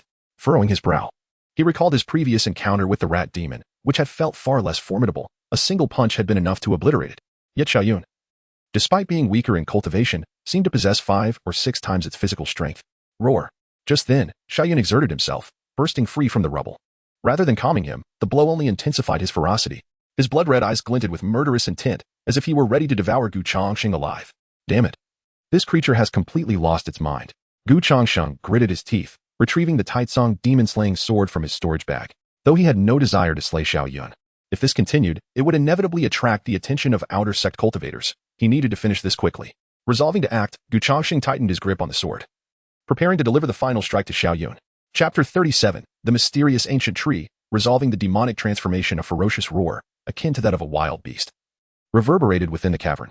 Xiao Yun, with disheveled hair and blood-red eyes, lunged towards Gu Changsheng with his mouth agape, revealing sharp teeth. Gu Changsheng brandished his sword. With a swift motion, a fiery crimson sword aura erupted from the demon-slaying sword, infused with a formidable sword intent, and hurtled towards Xiao Yun and Apos' demonic form. This sword aura contained the essence of utmost brightness and strength. Despite being an unremarkable strike, it elicited a flicker of terror in Xiao Yun and Apos' eyes, compelling him to retreat. As if he sensed the overwhelming restraint this sword aura possessed against his demonic body. With a roar, Xiao Yun seized 2 corpses from the ground and hurled them at Gu Changsheng. The sword aura cleaved through the bodies, instantly reducing them to a fine powder, with decaying flesh and foul entrails splattering everywhere, filling the air with a nauseating stench. Gu Changsheng nearly retched from the putrid odor. At that moment, Xiao Yun launched several more corpses. Gu Changsheng unleashed a powerful punch, the ancestor dragon and Apos' infinite fist. The corpses were obliterated in an instant, reduced to mere remnants of flesh. Gazing at the mangled remains, a pang of sorrow flickered in Gu Changsheng's eyes. These were precious lives, after all. No, he could not afford to battle here. At this rate, not just the corpses, but the entire cavern left by Xianmo would be reduced to ruins.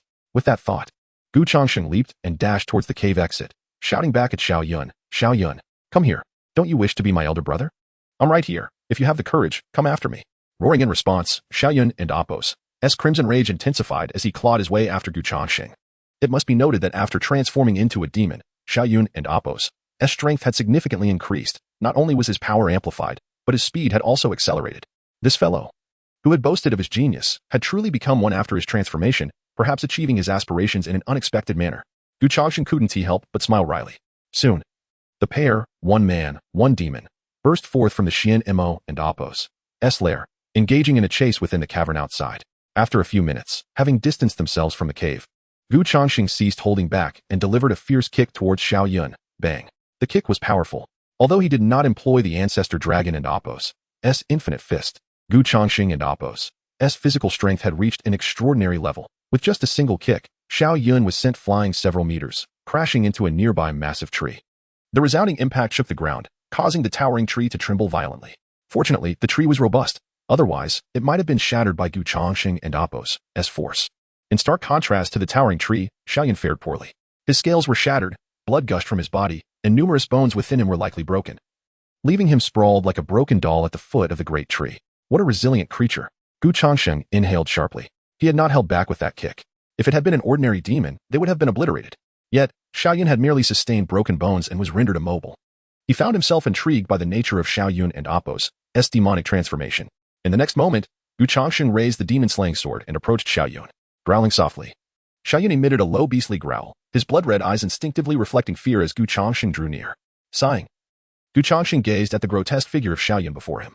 A month ago, he would never have imagined that the esteemed scion of the Xiao family would end up in such a state. What would Brother Lin think if he knew? Gu Changsheng chuckled bitterly and addressed Xiao Yun gently. Brother Xiao, as fellow disciples, I do not wish to harm you. However, you have become this way. And even if you survive, it will be a torment. Rest assured, my sword will be swift, and it will ensure your departure is devoid of suffering, he murmured softly, raising the demon-slaying sword to deliver the final blow. Yet, just as he was about to strike, several thick branches suddenly extended from the great tree above, resembling tentacles as they grew longer and reached downwards. Startled, Changsheng stepped back, but fortunately, these branches seemed to harbor no malice towards him. Their target was solely Xiaoyun below. These branches, akin to soft fabric, gently ensnared Xiaoyun's body, wrapping him tightly, leaving only his head exposed. Then, to Changsheng's astonishment, puff, one of the branches pierced directly into Xiaoyun's right arm. Hiss. Changsheng instinctively gasped, feeling a phantom pain in his own arm. Then, something bizarre occurred. The branch that had penetrated Xiaoyun's body began to emit a cloud of black mist, which, in reality, appeared to be drawn directly from Xiaoyun's very essence. It is absorbing Xiaoyun's demonic energy? Changsheng thought in shock. Could it be that this tree regarded Xiaoyun as nourishment? He recalled Xianmo's dying words about the necessity of continuously feeding the nascent soul to sustain its existence. Initially, he had assumed it referred to directly nourishing the nascent soul, but it seemed that this tree required the sustenance instead. The nascent soul was merely a parasitic entity relying on this tree for survival. What manner of tree is this? Capable of absorbing demonic energy? Changsheng swallowed hard, casting a wary glance at the magnificent tree before him. It could sustain a nascent soul and absorb demonic energy. This tree was undoubtedly no ordinary flora. Moreover, he felt an unsettling sensation that this tree might possess consciousness. It appeared to be alive. As Changsheng pondered these revelations, the branches continued to draw the demonic energy from Xiaoyun's body, and gradually, the rage in Xiaoyun's eyes diminished at a visibly observable rate. A glimmer of clarity seemed to return to his gaze. Changsheng, Xiaoyun gasped, his voice weak as he looked at Changsheng and uttered a coherent word. Upon hearing this, Changsheng's body trembled, his eyes widening in disbelief. Xiaoyun had regained consciousness? What was happening? Could this tree truly resolve the demonic transformation? Chapter 38. Xiaoyun awakens in the midst of Xiaoyun's astonished gaze. The figure beneath the tree called out once more. Although his visage still bore the grotesque features of a demon, the clarity in his eyes had noticeably returned. He fixed his gaze upon Changsheng and, in a feeble voice, uttered, Changsheng, my head aches terribly. Where am I? And how did I end up here? Xiaoyun's face was pale, seemingly unaware of the fact that he had transformed into a demon. Changsheng furrowed his brow and replied, Senior brother Xiao, do you not remember? Remember? Xiaoyun was taken aback momentarily, and a flicker of recollection crossed his face. I recall, after consuming the elixir given by the master of the garden, I felt exceedingly unwell. The master mentioned taking me down the mountain for treatment. Halfway through, he administered another pill, claiming it would alleviate my pain. After taking it, I can recall nothing. Upon hearing Xiaoyun's account, a heaviness settled in Changsheng's heart. Evidently, the last elixir given to Xiaoyun by Xianmo was the key to his transformation into a demon. However, Changsheng felt a sense of relief knowing that Xiaoyun had regained his consciousness, indicating that this demonic transformation was not entirely irreversible. With this thought in mind, Changsheng resolved to reveal everything to Xiaoyun. Senior brother Xiao, take a moment to examine your body. Body? Xiaoyun was momentarily astonished, instinctively lowering his gaze. Almost immediately, a horrifying sight filled his vision, a body covered in scales, monstrous and terrifying. What is this? Changsheng, how did I end up like this? Xiaoyun and Appo's expression changed drastically, panic evident in his eyes. Perhaps out of fear, his voice became sharp and tremulous. Changsheng sighed, understanding Xiaoyun and Appo's reaction. After all, how could anyone accept suddenly becoming a demon? Changsheng, what is happening? Please tell me. Xiaoyun implored, his voice rife with terror and desperation. How could I have transformed into this? Xiaoyun's voice echoed with fear, his emotions rising and falling violently. Perhaps overwhelmed by his emotions, his eyes reddened, as if struggling to suppress the violent rage within him, emitting primal roars. Changsheng's expression shifted, and he quickly attempted to soothe him. Senior brother Xiao, please, calm down and listen to me. Yet, Xiaoyun seemed impervious to Changsheng's words, continuing to roar in anguish. Changsheng shook his head, grasped the Taitsong demon-slaying sword, and gently tapped it against Xiaoyun and Appo's forehead. With a resounding sound, the sword and Appo's radiant energy surged into Xiaoyun, causing his body to convulse, while the violent aura in his eyes gradually dissipated. A few minutes later, Xiaoyun's consciousness finally returned to normal, seated beneath the tree, breathing heavily. Changsheng shook his head, settling cross-legged before Xiaoyun, and softly said, Senior brother Xiao, do not panic. Please stabilize your emotions. I will explain everything that has transpired. Just focus on listening, all right? Xiaoyun, appearing dazed, instinctively nodded. Changsheng sighed and, regardless of whether Xiaoyun was truly absorbing his words, began to elucidate the events that had unfolded, how Xianmo had betrayed him, transformed him into a demon, and even his own ascension as the new master of the cemetery following Xianmo's demise. However, he concealed the fact that Xianmo was the holy son of the Xiaoao sect and the leader of the blood demon sect, for those truths were far too shocking. Given Xiao Yun's loose tongue, should these revelations escape, not only would the secrets of this cave be exposed, but even his own identity as the heir of the blood demon sect could be jeopardized. As Changsheng recounted the tale, Xiao Yun's eyes widened in disbelief, struggling to accept the bizarre reality. You mean, the master poisoned me and turned me into a demon? Indeed, Changsheng affirmed with a nod. Damn it. At this revelation, Xiao Yun erupted in fury, his eyes ablaze with wrath as he thrashed and roared. Where is that old bastard? I will make him pay for this. How dare he turn me into this monstrosity? I will slay him. His enraged voice reverberated throughout the cavern.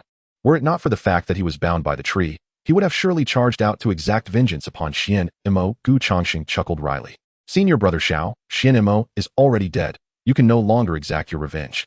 Then let us drag his corpse out and slay him again. Let it go. Senior brother Xiao, his body has already begun to decay. Besides, I need Xian Mo's remains to explain to the outer disciples. Changsheng narrowed his eyes.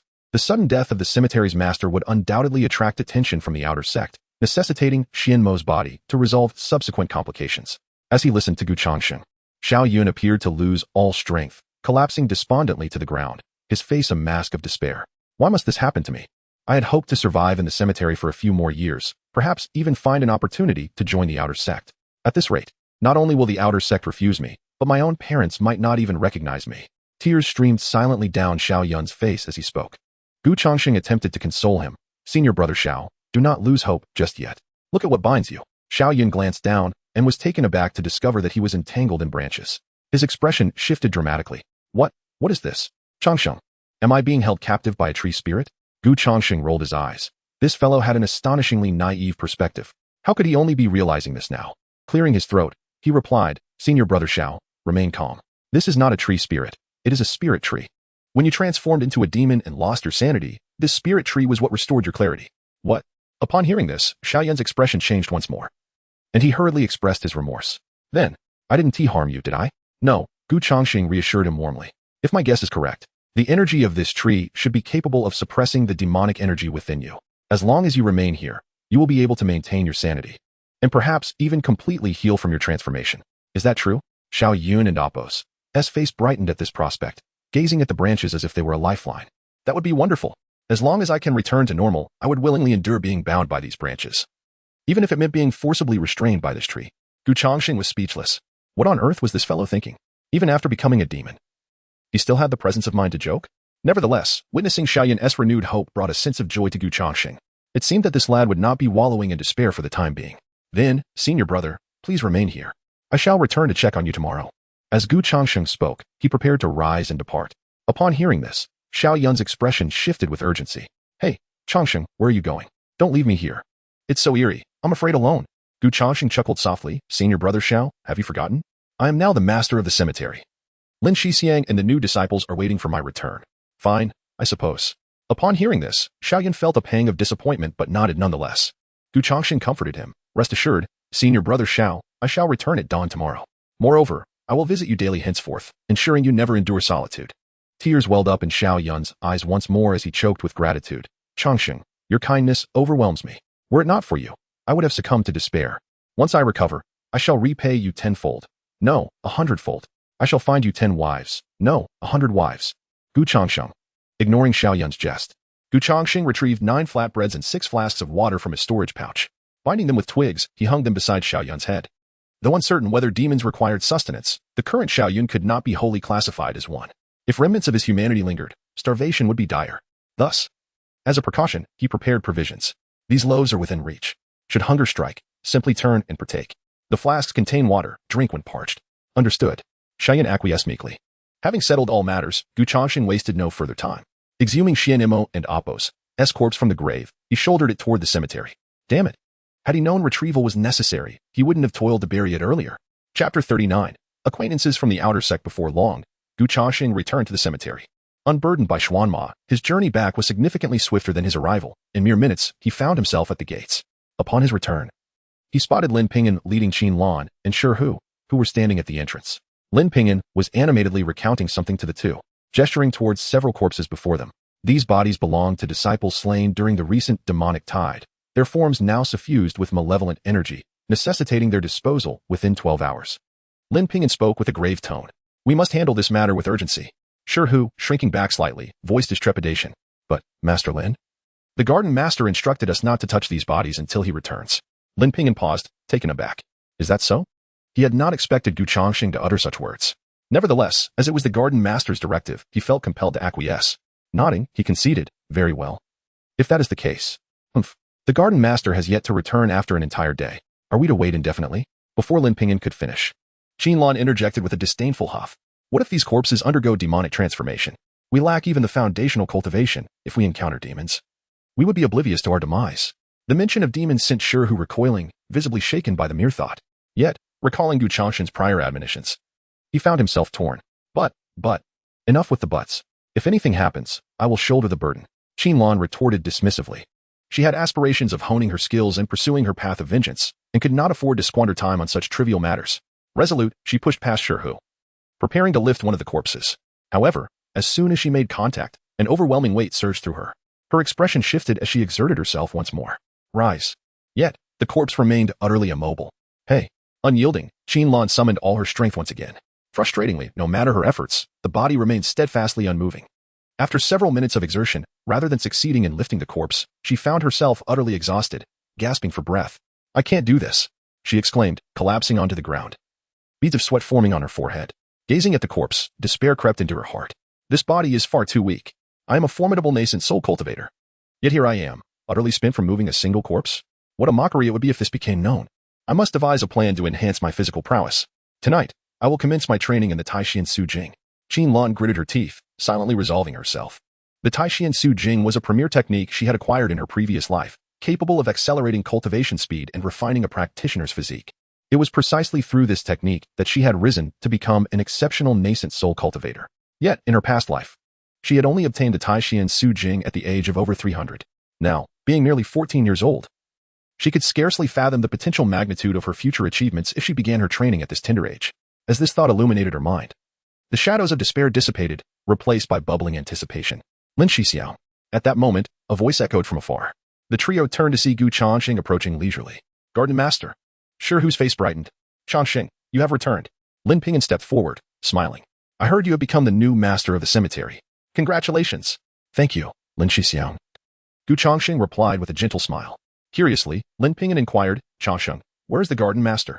Did you not go to seek him in Xiaoyun? At this question, Gu Changsheng hesitated momentarily. Just as he prepared to explain, he glanced at Qinlan and Shi Hu beside him and redirected his words. Qinlan, Shi Hu. You two should head down first. I have matters to discuss with Lin Shixiao. Understood, Shi Hu responded respectfully, turning to leave. Qinlan, eager to return to her training, nodded and followed suit. Witnessing this exchange, Lin Ping'an's expression shifted, and an unsettling premonition began to brew within him. Changsheng, what is amiss?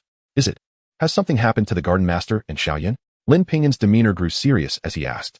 Yes, Gu Changsheng nodded gravely. The garden master has passed away. What? The revelation stunned even the usually composed Lin Ping and Appos, and his eyes widening in disbelief. The garden master is dead? When did this occur? Just earlier. Gu Changsheng sighed. This. Lin Ping and Appos, and Appos, his face reflected sheer incredulity. This is too sudden. Changsheng, what exactly transpired? After a moment and Appos, as hesitation, Gu Changsheng resolved to disclose the full account, albeit selectively. He recounted how Xuanma had used him and Xiaoyun to extend his lifespan, along with the impending end of Xuanma and Appos' time. However, he refrained from mentioning Xuanma and Appos' demonic affiliation and the existence of the nascent soul in the rear mountain. Upon hearing Gu Changsheng and Appos' account, Lin Ping and Appos' and Appos' expression shifted, revealing a tumult of emotions. I never anticipated Xuanma to be such a person, exploiting you and Xiaoyun for his own gain. Truly, one cannot judge a person merely by their appearance. What of Xiaoyun? Is he well? Gu Changsheng hesitated, contemplating revealing the truth. Yet, reflecting on their 3 years of camaraderie, he feared Lin Ping and Appos, and would struggle to accept the reality. Moreover, the matter of Xiaoyun being a demon required utmost confidentiality. It could not be divulged to anyone. It was not a matter of distrust, but rather a duty to safeguard Xiaoyun and Appos' life. With this in mind, Gu Changsheng replied, I am uncertain. When I found Xuanma, he was alone. I did not see Xixiangxiao and Appos' presence.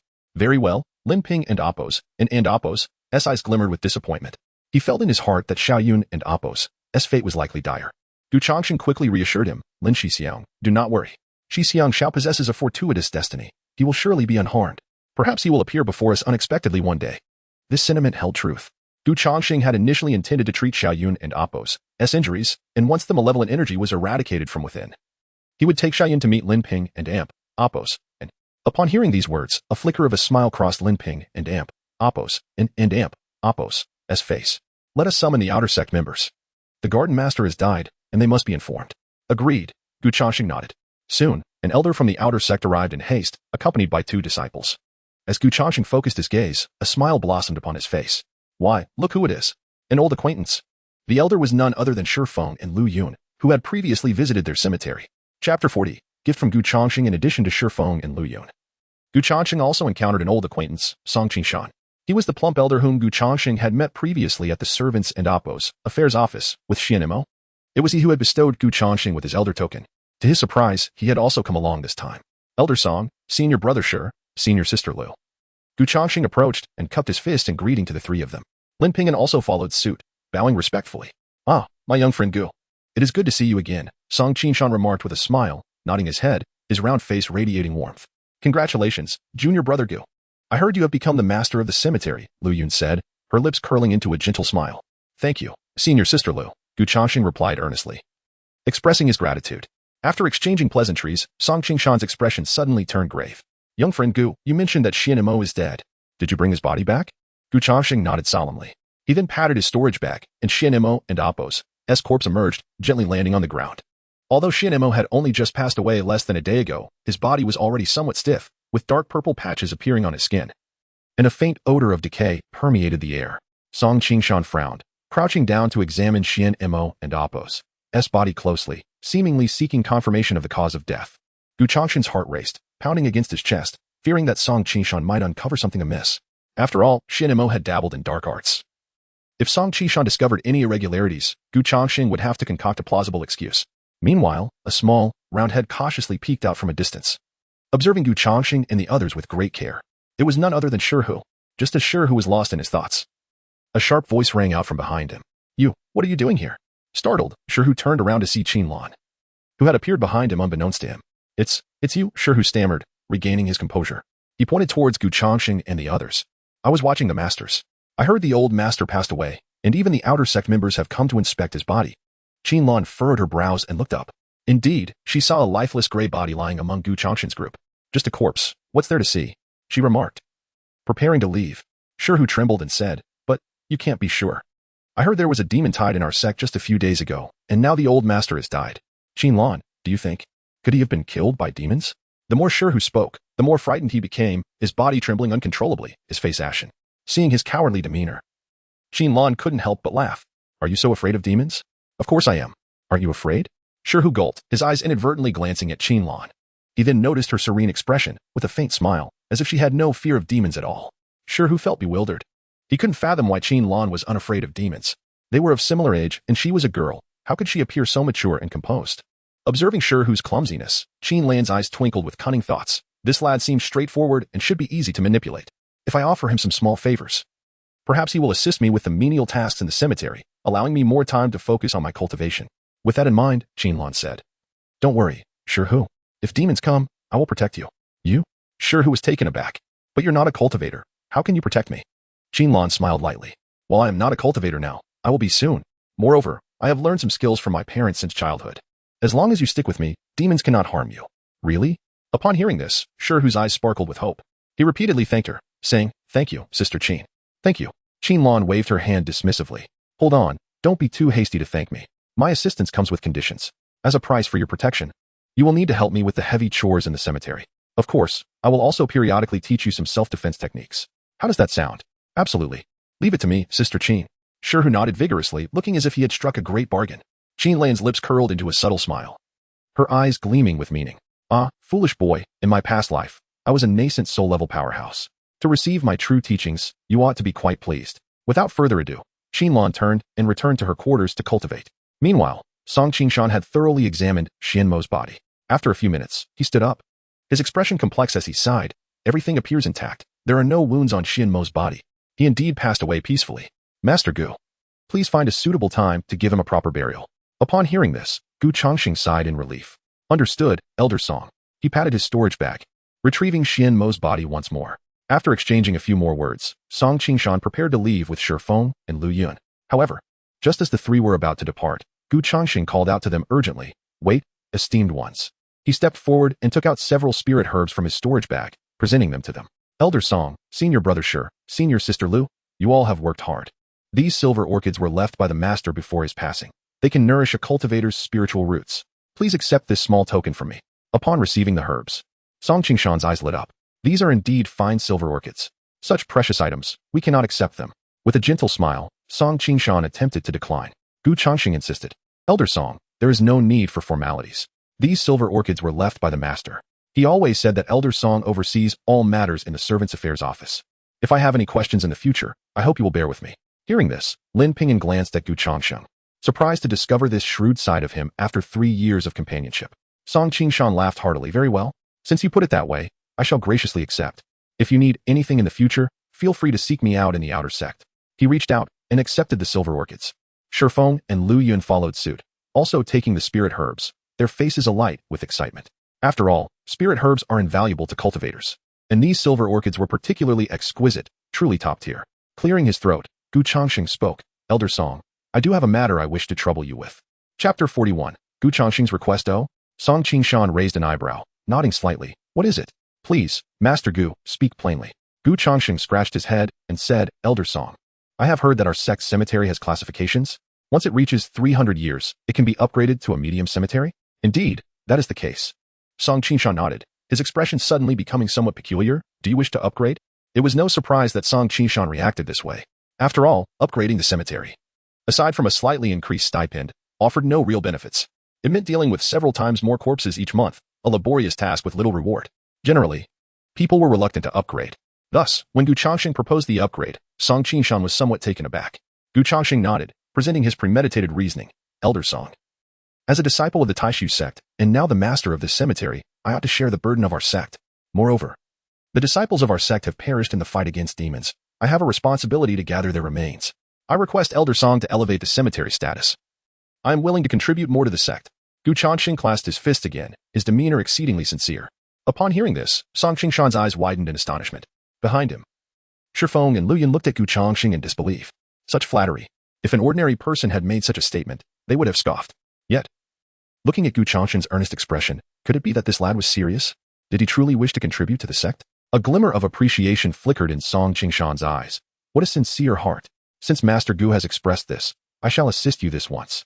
I will return immediately to process the upgrade for you. Thank you, Elder Song.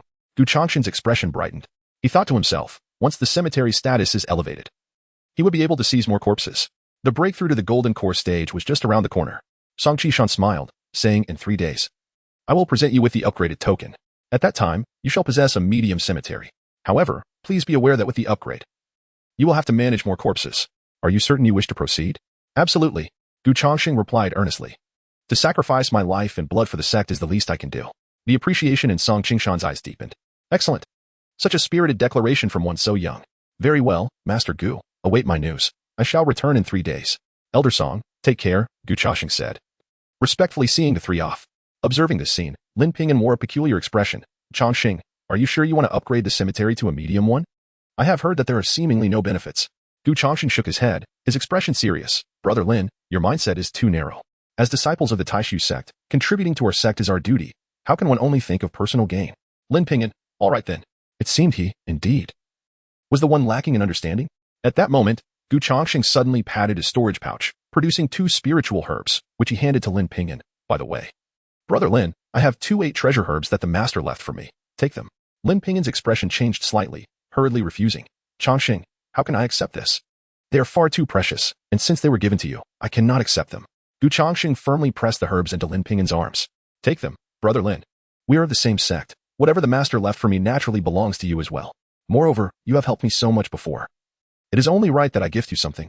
Lin Pingyan hesitated, looking at the 2 8 treasure herbs in his arms, feeling both reluctant and tempted.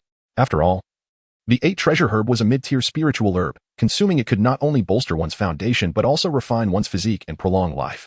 It was even more precious than the silver orchid flower that Song Qingshan and the others had brought earlier. He was currently preparing to break through to the 6th layer of the Qi Condensation stage and truly needed some spiritual herbs. With this thought, Lin Pingyan accepted the herbs. Expressing his gratitude, Thank you, Changsheng. Once I enter the outer sect, I will repay you. Despite being only at the first layer of the Qi condensation stage himself, he had gifted Lin Ping and Amp, Appos, and such precious herbs. Little junior brother, you truly have a kind heart. You and Amp, Appos, re-welcome, brother Lin, Gu Changsheng replied with a slight smile. Lin Pingyan was a member of the royal family. The favor of a royal was worth far more than these 8 treasure herbs. Additionally, his intention in gifting Lin Pingyan the herbs was to encourage him to break through to the foundation establishment stage promptly and enter the outer sect. After all, he would be visiting Xiao Yun daily, and having Lin Pingyan nearby might help him avoid exposure. Thus, he had resolved to assist Lin Pingyan in breaking through to the foundation establishment stage within half a month. That evening, Gu Changsheng tidied up his belongings and officially moved into the loft. Upon entering the bedroom, his eyes widened in astonishment. The entire room spanned over 200 square meters. Far larger than the dilapidated house he had previously occupied, it was not only spacious but also well-lit. In the center of the room stood a grand bed over 2 meters wide, and the floor was covered with wool carpets. Gu Changsheng slipped off his shoes and stepped onto it, a wave of softness overwhelming his senses. Wow, this feels incredible. The sheets are actually silk, and the aroma. It smells delightful. Did they place some spiritual herbs? My mind feels so clear. He gasped. Isn't this Qinyang daughter's red? A single jar on the market costs at least dozens of spirit stones. This old fellow has stored over a dozen jars. What a life of luxury. As Gu Changsheng took a turn around the room, he felt as if he had stepped into a world of opulence. Who said ancient people did not know how to enjoy life? This living environment was 100 times better than the shabby place he had lived in before. With a chuckle, Gu Changsheng felt a surge of excitement at the thought of this being his new home. Afterward, he organized everything neatly and conducted a thorough cleaning. Once he had finished, the sun was setting and darkness was approaching. At that moment, a fragrant aroma wafted in from outside. Gu Changsheng followed the scent and saw Shirhu had unexpectedly set up a table in the open space, bringing out dish after dish of exquisite delicacies to place on the dining table. Upon noticing Gu Changsheng's arrival, Shirhu immediately bowed deeply, speaking with utmost respect. Master, it's time for dinner. Did you prepare all of this? Gu Changsheng asked, somewhat astonished. Yes, Shirhu scratched his head, grinning. Back in the village, I used to cook all the meals at home. If you don't mind, I can cook for you every day from now on. In his desire to join the Taishu sect, Shirhu's parents had nearly exhausted all their savings. Yet due to his lack of talent, he had faced repeated rejections. Just when he was in despair, Gu Changsheng had taken him under his wing. Thus, Shirhu felt nothing but gratitude towards Gu Changsheng. As long as the master did not mind, he would gladly cook for him for a lifetime. What a good boy. A flicker of fondness crossed Gu Changsheng's eyes. He was very pleased with Shirhu. After all, who could resist a diligent and obedient disciple who takes the initiative to shoulder responsibilities? It appears that tonight I must impart some profound skills to them, Gu Changsheng pondered, as the cemetery transitions into a medium-sized one. The volume of corpses to be managed is bound to increase significantly. Given the current physical condition of Shirhu, it is likely that he will soon find himself overwhelmed. He certainly does not wish for such a promising disciple to falter midway. As for Qin Lan, though she has been reincarnated from the nascent soul stage, she is yet to regain her former prowess and remains quite fragile. Gu Changsheng harbored concerns that both of them might struggle to keep pace with the demands of the medium-sized cemetery. With this in mind, he addressed Shirhu, saying, Shirhu, please fetch your Uncle Lin and Qin Lan. After dinner, I have matters to discuss with you both. Understood, Master, Shirhu replied obediently, nodding before turning to leave. Chapter 42, Qin Lan. At most, I will wash dishes for a year. After dinner, Gu Changsheng leaned back in his chair, patting his belly and gazing at the distant sunset, a satisfied burp escaping his lips. One must admit, the culinary skills of Shirhu were indeed commendable. At the very least, they rivaled those of the chefs from the grand hotels on Blue Star in his previous life. A few simple dishes. Yet they were a feast for the senses, colorful, fragrant, and flavorful. Gu Changsheng devoured 3 large bowls of rice. Staring at the empty plates and reflecting on the hardships of the past few years, he felt an overwhelming urge to cry. Damn, this is what life should be. A spacious house to rest in when tired, and disciples to assist with meals when hungry. What miserable days had he endured in the past few years? After 3 years, he could finally say he had established a foothold in the realm of cultivation. A faint smile curled at the corners of his mouth. At that moment, Lin Pingyan, having eaten his fill, wiped his mouth and stood up, saying, Changsheng, I'm full now. I'll head back to my room to cultivate. Gu Changsheng's gift of 8 treasure grasses had greatly benefited him, and he felt he was on the verge of breaking through to the 6th layer of the Qi condensation stage. He was ready to make a vigorous push tonight. All right, senior brother Lin, Gu Changsheng nodded. He then turned to Qin Lan and Shirhu, saying, since you two have joined the cemetery, you are considered my half-disciples. Today, the owner of this garden has called you here to impart some cultivation secrets. With a casual wave of his hand, 2 books inscribed with the title Qi Condensation Technique landed on the table. Yet only Gu Changsheng knew that the contents of these books were not the Qi Condensation Technique at all, but rather a heavenly-level martial art known as the Longevity Sutra. The Longevity Sutra was a technique he had derived from the Qi Condensation technique during his years of idle study. Although it was not as extraordinary as the immortal longevity technique, it could nonetheless enhance a cultivator's physical body and refine their roots in a short period. However, to avoid unnecessary trouble, Changsheng had deliberately renamed the Longevity Sutra to Qi Condensation Technique. This Qi Condensation Technique is the foundational cultivation method of our Taisu sect. After you take it back, make sure to comprehend it thoroughly. It will aid you on your path of cultivation, Changsheng said earnestly. Qi Condensation Technique. Qinlan scoffed internally. Wasn't this the most mediocre technique in the cultivation world? Only those unremarkable cultivators would practice such a method. As a formidable reincarnated being of the nascent soul realm, the Taishan Sutra she practiced was 1,000 times superior to the Qi Condensation technique, and thus she had no regard for such a worthless technique. However, out of politeness, Qinlan picked up the Qi Condensation technique from the table and flipped through it. Yet, with just a glance, she was utterly stunned. What is this? Qinlan's eyes widened, and she stared incredulously at the contents of the book. To her astonishment, she discovered that the material presented in this volume was entirely different from the Qi Condensation technique she had seen in her previous life. Moreover, the content was exceedingly profound. Some parts even required her, a reincarnated powerhouse, to read several times to grasp fully. What is happening? Isn't the Qi Condensation technique supposed to be the most basic method? How could it be so obscure and difficult to understand? Immortal longevity, the unity of Tao, eternal life. This technique's content is even more exquisite than my Taishan Sutra? Qinlan's eyes widened, and she gasped in astonishment. One must know that the Taishan Sutra was already a rare and superior martial art. Yet this technique surpassed even the Taishan Sutra. Could it be a legendary profound-level technique? Or perhaps a heavenly-level technique? Thinking of this, Qinlan's expression turned incredulous as her gaze unconsciously darted to Changsheng, who remained remarkably calm. What's wrong? Changsheng quietly observed her, a gentle smile still gracing his handsome face. And nothing. Qinlan hurriedly lowered her head, clutching the Longevity Sutra tightly in her arms, unable to suppress the smile creeping onto her lips. Haha, this fool. He mistook a top-tier technique for the most inferior Qi Condensation technique. But then again, it's understandable, after all. This guy is merely at the first layer of the Qi Condensation stage, so it's natural he couldn't comprehend its intricacies. Qinlan snickered inwardly. In her view, this technique must have been something Changsheng stumbled upon, and due to his low cultivation level, he mistook it for the Qi Condensation technique. At that moment, Qinlan felt a surge of relief. Fortunately, she had chosen to join the burial garden. Otherwise, she would have missed out on such a top-tier technique. Changsheng observed Qinlan calmly. Though he could not discern her exact thoughts, he could make a reasonable guess. However, he was disinterested in exposing her assumptions. He merely pointed to the dishes on the table and said, Qinlan, today's meal was prepared by Shi Hu. You're responsible for washing the dishes. Upon hearing this, Qinlan was quite displeased. She was a reincarnated powerhouse of the nascent soul realm. When had she ever been ordered around like this? Wash dishes. Did he truly consider her his disciple? Just as she was about to refuse, Changsheng suddenly remembered something. He opened his right hand, revealing several leaves of Tai Su soul grass. Oh, right, your foundations are too weak now. I have some spiritual herbs here. Take them back and consume them. Qinlan stood frozen in place. Her eyes sparkled with disbelief as she recognized them instantly. These were heavenly-level spiritual herbs, Tai Su soul grass. She had seen this legendary heavenly-level herb only in ancient texts. How could a cultivation waste like Changsheng possess such extraordinary spiritual herbs? Realizing this, Qinlan hastily swallowed her words of refusal, sprang to her feet, and gathered the dishes and Tai Su soul grass into her embrace. All right, I'll go wash them now. For the sake of the Tai Su soul grass, she would endure. After all, she would only wash them this once. In the future, if he expected her to wash dishes again, he could forget it. However, before leaving, she couldn't help but ask, fearing Changsheng might change his mind, Garden Master. These spiritual herbs seem quite precious.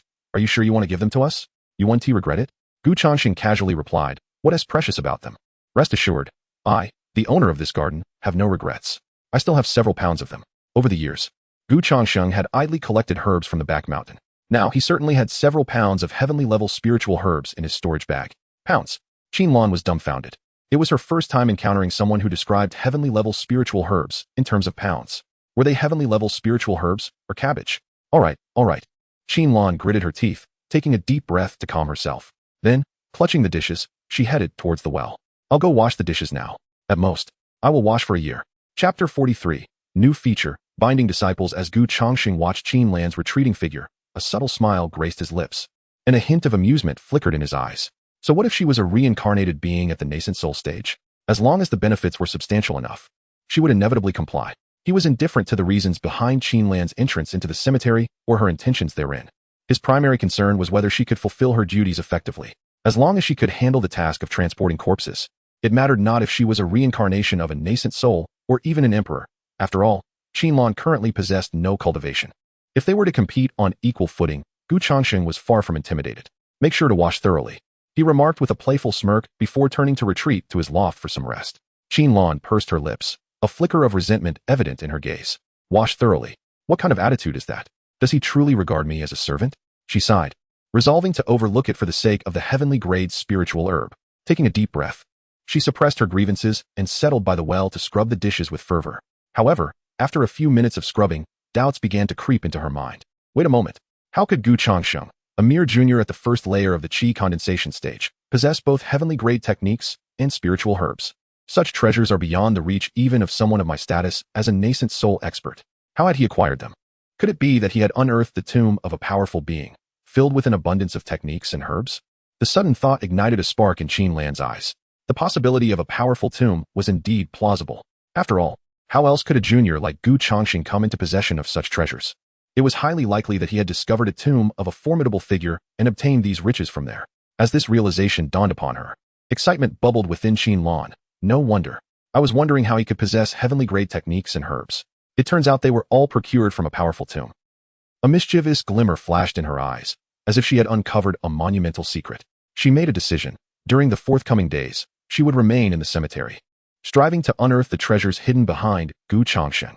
With these treasures in hand, regaining her nascent soul status, or even breaking through to the transformation stage, would be within reach. The more she pondered, the more exhilarated she became, her scrubbing growing increasingly vigorous. Upon returning to the loft, Changsheng was just settling down to rest when a line of text suddenly appeared before him. Ding! Congratulations. You have become the master of the cemetery and unlocked new features. New feature: you can bind disciples within your territory. Upon binding, any lifespan gained from transporting corpses will be fully returned to the host. Upon reading this, Changsheng and Appos' eyes lit up. Binding disciples? Full return? Such a boon. This meant that in the future, as long as he bound disciples, he could have them transport corpses in his stead, sparing him from the labor himself. This was a significant advantage.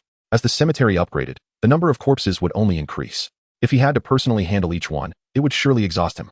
If disciples could take on the workload, it would alleviate a considerable burden. Excellent. I must activate this feature. How much lifespan is required? Changsheng inquired eagerly. You need to pay 3,000 years of lifespan.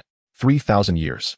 Thankfully, it was not overly expensive. Glancing at his lifespan balance, he noted, lifespan, 3,320 years, just enough. Although he had previously spent a substantial amount of lifespan to enhance the Taitsong demon-slaying sword, he had also gained a significant amount after breaking through to the 6th layer of the foundation establishment stage. With that in mind, he had just over 3,000 years left. Resolving not to hesitate any longer, Changsheng silently declared, activate. Ding. Congratulations, activation successful. As soon as his words fell, a line of text swiftly appeared before his eyes. Following that, a transparent window popped up. Binding quota, 5. Lifespan can be invested for practice. Current binding count, 0, 5 quotas? Changsheng felt a rush of excitement. He had not anticipated such generosity at the outset. Moreover, the mention of being able to invest lifespan for additional quotas meant that he could bind not just 5 disciples, but potentially 50 or even 500. With this in mind, he wasted no time and declared to the panel, bind Qinlan and Sure Hu for me. Buzz. As he spoke, a humming sensation reverberated in his mind, as if an intangible connection had formed between him, Qinlan, and Sure Hu. He understood that the binding had been successful. From now on, every time either of them transported a corpse, the lifespan gained would be returned to him intact. Congratulations. Binding complete. Current lifespan balance, 320 years. As the lifespan notification appeared on the panel, Changsheng felt a pang of regret. Just moments ago, he had a balance exceeding 10,000 years, and now it had dwindled to merely over 300. This lifespan was indeed fleeting. It seemed he would need to devise a way to accumulate some lifespan soon. Fortunately, in a couple of days, Song Qingshan would assist him in upgrading the cemetery. After the upgrade, his speed of lifespan acquisition would surely increase. All these investments would prove worthwhile. The next day, after rising, Changsheng first organized the tasks for Qinlan and Sure Hu before heading to the back mountain.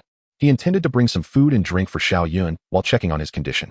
Before long, Changsheng skillfully arrived at the cave. Upon entering, he found Xiao Yun bound tightly beneath a large tree, his head drooping as if his spirit had been drained, appearing utterly lifeless. Brother Xiao, Gu Changsheng called softly. Changsheng. Xiao Yun and Apos, S body jolted, instinctively lifting his head. The moment he saw Gu Changsheng before him, the pallor vanished from his face, and his eyes reddened. Changsheng, you've finally come. Oh my heavens. I'm starving and exhausted here, with no one to talk to.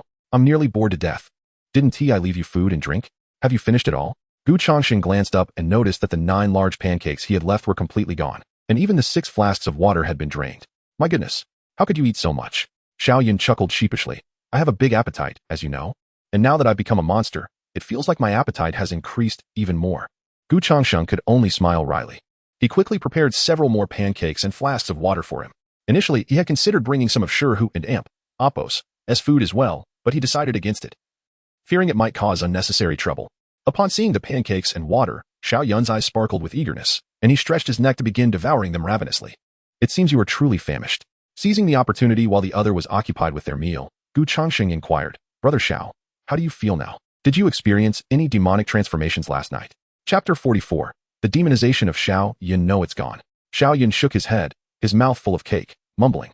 I sat here all night last night. Although I was both hungry and tired, I assure you, my mind was clear. Gu Changsheng regarded him closely, sensing no deceit in his demeanor.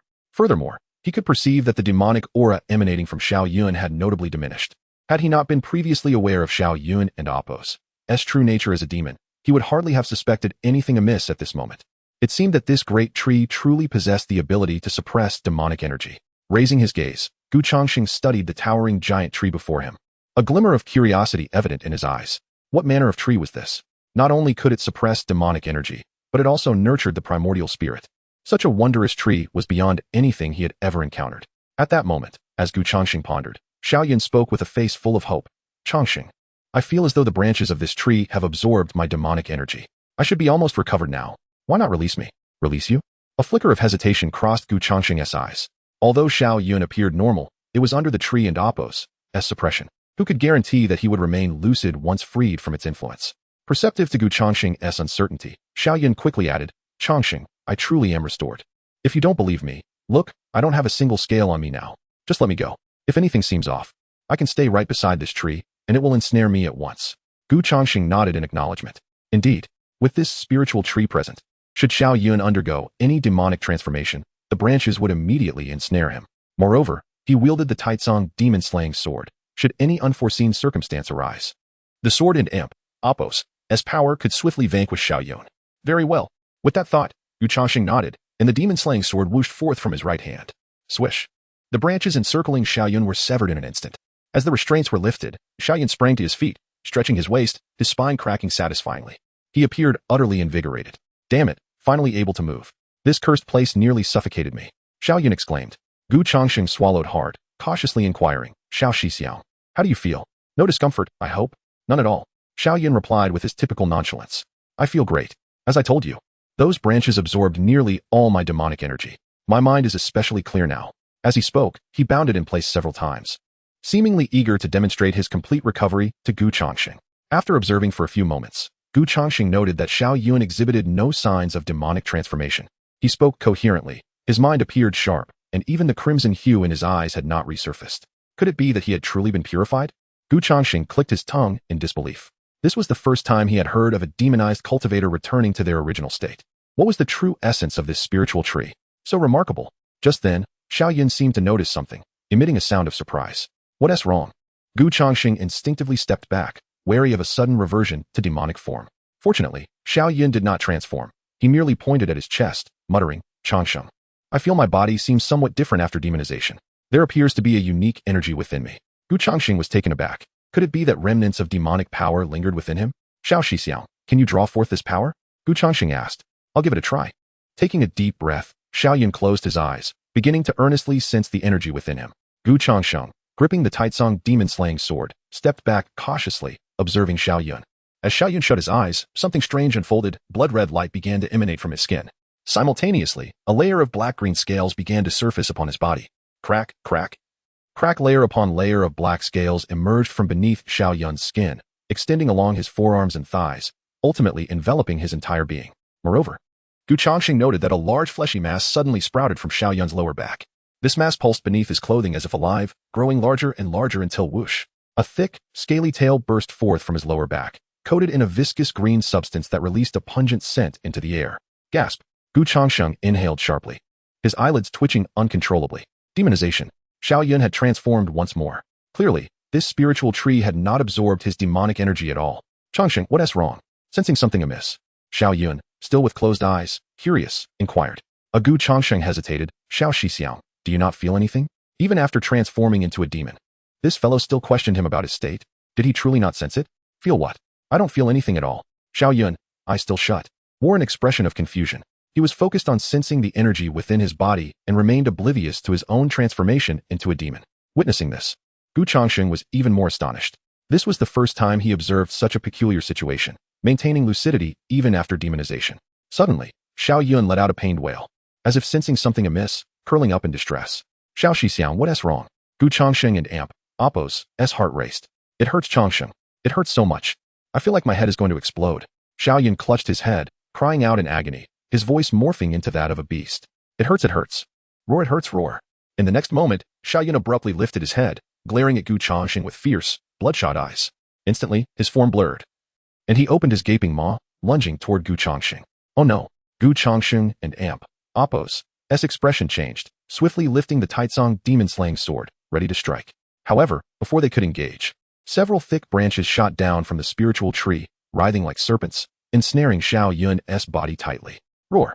Roar, roar as the branches constricted around him. The ferocity in Xiao Yun and Appo's eyes rapidly diminished, the scales retreating layer by layer, and even the tail retracted back into his body. Moments later, Xiao Yun returned to his human form, seated once more beneath the spiritual tree. Chapter 45. The completion of the tomb upgrade. Brother Xiao, are you alright?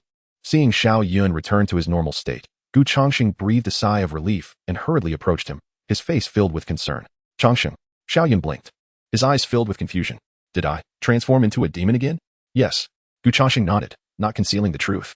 Upon hearing this, Xiao Yun's expression immediately fell, his excitement transforming into despair. How could this happen? I thought I had returned to normal. Is it possible for such a change to occur so swiftly? Gu Changsheng smiled wryly and comforted him. Brother Xiao, do not be too disheartened. Although you transformed into a demon, it is not entirely without good news. Do you remember when you asked me how it happened? At that moment, you had already begun to transform. What? Xiao Yun and Appo's face was a picture of astonishment. How could that be? I didn't feel anything at all. Gu Changsheng decided to reveal everything he had witnessed, recounting the events to Xiao Yun in full detail. As he listened, the shock in Xiao Yun's eyes deepened. It was understandable, for every previous transformation had felt akin to being engulfed in flames, a pain that was unbearable. Yet this time, he had experienced nothing at all. After a moment of contemplation, Gu Changsheng continued, Brother Xiao, I suspect that your demonic energy was not absorbed by the spirit tree, but rather sealed within your body under its influence. Perhaps, as time progresses, you will be able to fully control this power. Upon hearing Gu Changsheng's words, Xiao Yun trembled with excitement. Is there such a fortuitous possibility? To wield the power of a demon. Would that not make me a genius? The power of a demon. The mind of a human. It is simply invincible, he exclaimed, recalling tales from folklore where protagonists, upon gaining special powers, swept through the world, dominating all. It seemed that Xiao Yun was indeed destined to be the hero of his own story. With this thought, the shadows on Xiao Yun and Amp, Appo's face dissipated, and he became cheerful once more, even humming a light-hearted tune. Gu Changsheng smiled wryly. This is merely my conjecture. In any case, Brother Xiao, you should remain here to recuperate. I have matters to attend to at the tomb and will visit again tomorrow. All right, hurry off to your tasks. Xiao Yun nodded, continuing to hum his cheerful song, his spirits evidently high. Gu Changsheng shook his head, bemused by Xiao Yun and Appo's simplicity, and departed without further ado. Time flew by, and soon a week had passed. During this week, Gu Changsheng visited Xiao Yun nearly every day. As he had anticipated, under the care of the spirit tree, Xiao Yun's periods of lucidity had gradually increased. From an initial few seconds, he was now able to maintain 10 minutes of clarity even in his demonic state. Though it was merely 10 minutes, it represented a significant leap forward. It appeared that complete recovery was not outside the realm of possibility. Gu Changsheng felt a growing anticipation within him, eager to see what Xiao Yun would be like once he fully mastered his demonic powers. Half demon, half human. What would be the appropriate term? Demon-human? Or perhaps human-demon? Notably, aside from Xiao Yun and Amp, Appo's transformation, Gu Changsheng had received some good news. The upgrade procedures for the tomb had been completed. A few days prior, Song Qingshan had sent someone to deliver the upgraded token to him. From that moment on, Gu Changsheng was officially the master of a medium-sized tomb. That evening, after dinner, Gu Changsheng summoned Qin Lan and Shihu into his room and performed an attribute assessment on them. Qin Lan, Third layer of Qi Condensation 14110, low-grade mortal spirit root. Shurhu, second layer of Qi Condensation 16105, low-grade mortal spirit root. Seeing their attributes, Gu Changsheng's eyes brightened. They had both become mortal spirit roots? He remembered that when they first entered the tomb, they were merely mixed spirit roots. Yet within a few days, they had all transformed into mortal spirit roots. It seemed that the effects of the Tai Su soul grass were indeed formidable. Master, today and Apos, tasks have been completed. Do you have any further orders? Shurhu bowed respectfully. None for now, Gu Changsheng replied, then inquired, how has Uncle Lin been recently? Reporting to the master, Uncle Lin has been in seclusion, striving for a breakthrough. Ever since you provided him with the spirit grass, he appears to be making rapid progress. The last time I saw him, he mentioned that he was close to breaking through to the foundation establishment stage. Shurhu answered earnestly. Foundation establishment? Gu Changsheng was astonished. Truly, he was worthy of possessing a heavenly spirit root, although aided by the Tai Su soul grass. Reaching the threshold of foundation establishment from the sixth layer of Qi condensation in such a short time was no small feat. One could only call him a genius. It seemed that Brother Lin would soon be able to join the outer sect. Contemplating for a moment, Gu Changsheng waved his sleeve, and several leaves of Tai Su soul grass appeared on the table. Take these leaves back for your use, and remember to deliver a portion to Uncle Lin as well. Yes, thank you, Master. The two of them were overjoyed and quickly accepted the leaves, leaving with great excitement. Watching their departing figures, Gu Changsheng reflected. These two young ones are gradually finding their footing. It seems that when the next wave of demons arrives, they should be able to adapt. He pondered when the next wave of demons would occur, a sense of anticipation brewing within him. Finally, 2 days swiftly passed. On this day, as Gu Changsheng was cultivating in the attic, a sudden voice called out from outside. Master Gu, stepping outside. He was surprised to see Elder Song Qingshan from the outer sect. Elder Song, please come in. Gu Changsheng quickly gestured for him to enter. No need. Song Qingshan waved his hand with a smile. Master Gu, I have come to inform you of an important matter. Is it the arrival of the demon wave? Gu Changsheng instinctively asked. Oh, have you already guessed? Song Qingshan was momentarily taken aback, then smiled and nodded. Indeed, the sect's directive has been issued. Tomorrow night marks the arrival of the demon wave. Master Gu, is your tomb prepared? A surge of joy filled Gu Changsheng's heart. The demon wave was finally upon them. Chapter 46. The onset of the demonic tide. The return of lifespan. Yes, I am prepared. Gu Changsheng clasped his fists and addressed Song Qingshan. The moment had finally arrived. The first demonic tide following the upgrade of the mausoleum. He pondered with a sense of anticipation about how much lifespan he could seize this time.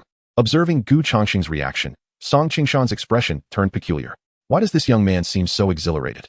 Most would be either panicked or troubled upon hearing of the impending demonic tide, yet Gu Changsheng appeared to eagerly await its arrival. However, Song Qingshan dismissed his thoughts and smiled. In that case, I shall trouble you tonight, Gu Master. I will arrange for 2 outer disciples to assist you. Thank you. Elder Song, Gu Changsheng replied gratefully. Following this, Song Qingshan turned and departed. Gu Changsheng did not linger, summoning Qin Lan and Shurhu to inform them of the impending demonic tide. Upon hearing the news, Shurhu's face turned ashen, filled with anxiety. The demonic tide? Master, will those monsters invade our mausoleum? Do not worry, they will not. Gu Changsheng reassured him with a smile. There is a barrier around the sect, preventing those creatures from entering. Furthermore, during the demonic tide, we will have outer disciples stationed here to protect us. That's a relief, Shurhu sighed, his expression easing somewhat. Gu Changsheng smiled knowingly, recalling his own trepidation during his first encounter with the demonic tide, now 3 years past. In contrast to Shurhu's nervousness, Qin Lan remained remarkably composed. Being a reincarnated cultivator of the nascent soul realm, she had encountered such beings countless times in her previous life. Rather than focus on the demonic tide, she was eager to return to her cultivation of the Longevity Sutra. Her recent training, coupled with the refinement from the Tai Su soul grass, had significantly enhanced her abilities. At this pace, she felt she could reach the foundation establishment realm in less than 20 years. As night fell, Gu Changsheng led Qin Lan and Shurhu to the entrance of the mausoleum. This time, he chose not to call Lin Ping'an, allowing him to continue his training. He wished for Qin Lan and Shurhu to seize this opportunity for growth. Additionally, since Lin Ping'an was not his disciple, he could not bind him. Given Lin's superior cultivation, he feared that his presence might hinder his own ability to seize lifespan tonight. Suddenly, as they reached the entrance, a beastly roar echoed in the air. The chilling sounds of growls and anguished screams, mingled with the clang of swords, reverberated through the night sky. Shurhu's face paled, his legs trembling. Master, what is that sound? That is the roar of the demons, Gu Changsheng replied, placing a reassuring hand on Shurhu's shoulder. A warm, potent energy flowed from his palm into Shurhu, calming him instantly. How did he do that? Qin Lan wondered, astonished at the transformation in Shurhu's demeanor. Just moments ago, he had been fearfully trembling, and now he stood composed. Before she could ponder further, two figures clad in white suddenly descended from the sky, gliding on flying swords like celestial beings. Upon closer inspection, Changsheng recognized them as Shifeng and Lu Yun. "Gu Master, it is good to see you again." They greeted him warmly. "Sure, senior brother, Lu senior sister." Changsheng responded with a broad smile. "Are you the disciple sent by Elder Song to assist us tonight?" "Indeed." Shifeng confirmed, nodding. "After taking your spirit herbs last time, both Lu Yun and I felt somewhat indebted. So we requested Elder Song to send us to assist you with the corpses. Hope we do not disturb you," Lu Yun added with a smile. "Not at all. Your extraordinary skills bring me great comfort," Changsheng said graciously. "I appreciate your assistance tonight." After exchanging pleasantries, a group of blood-soaked outer disciples rushed through the gate, carrying dozens of mangled corpses, each gruesome and bloodied. The air was thick with the stench of blood. "Are you the master of this mausoleum?" one of the sword-wielding disciples inquired sternly. "Yes," Changsheng affirmed. "Good," the disciple continued, his expression serious. "The demonic tide has commenced. This is the first batch of corpses, and more will follow. Please ensure they are dealt with before dawn." With that, the disciple D. Chapter 47, The Invasion of Demons into the Cemetery. "Your disciple, Qin Lan, has plundered the remaining lifespan of 2 corpses, and you have received a return of 98 years of life." As the words emerged before him, Changsheng and Appo's expression brightened with joy. "Haha, life returned. It truly works. This function is indeed splendid." Changsheng and Appo's heart surged with elation. He could finally comprehend why so many people in his previous life scrambled to become capitalists. Standing in this position, he needed to do nothing, yet his lifespan soared effortlessly. This was, without a doubt, more exhilarating than being a capitalist. While Changsheng reveled in his thoughts, disciples continued to deliver new corpses from outside the gate. 10, 5, 15. Within merely half an hour, 30 to 40 corpses were ushered into the cemetery. Changsheng's eyes widened in astonishment at this rapid pace. He recalled that during previous demon tides, he had only received a handful of corpses in the same time frame. Now that the cemetery had upgraded to a medium-sized one, the number of corpses had multiplied 3 to 4 times. Changsheng continued to direct operations remotely. "Ding! Congratulations! Your disciple, Qin Lan, has plundered the remaining lifespan of 1 corpse. You have received a return of 25 years of life. Your disciple, Shi." As each corpse was tossed into the pyre, words appeared before Changsheng like a barrage of messages. In just 1 hour, he had amassed 500 years of returned life. At this rate, it was entirely feasible to plunder 7 or 8,000 years in a single night. Previously, during his time in the burial garden, accumulating such a vast amount of lifespan would have taken him at least half a year. Now, he had achieved it in 1 night. Furthermore, each demon tide lasted at least 2 to 3 days. This meant that a single demon tide could bestow upon him over 10,000 years of life. With a frequency of 1 demon tide per month, he could average a staggering 120,000 years of lifespan each year. Changsheng swallowed hard, his heart racing with excitement. Just imagine if all that were devoted to cultivating his abilities. What realm could he attain? Not merely the golden core stage, but perhaps even the nascent soul stage was within reach. It seemed he had indeed chosen the right path to upgrade the cemetery. He would need to recruit more disciples in the future. Changsheng chuckled to himself. With that thought, he wasted no time and promptly urged Qin Lan and Shi, "Hurry, hurry.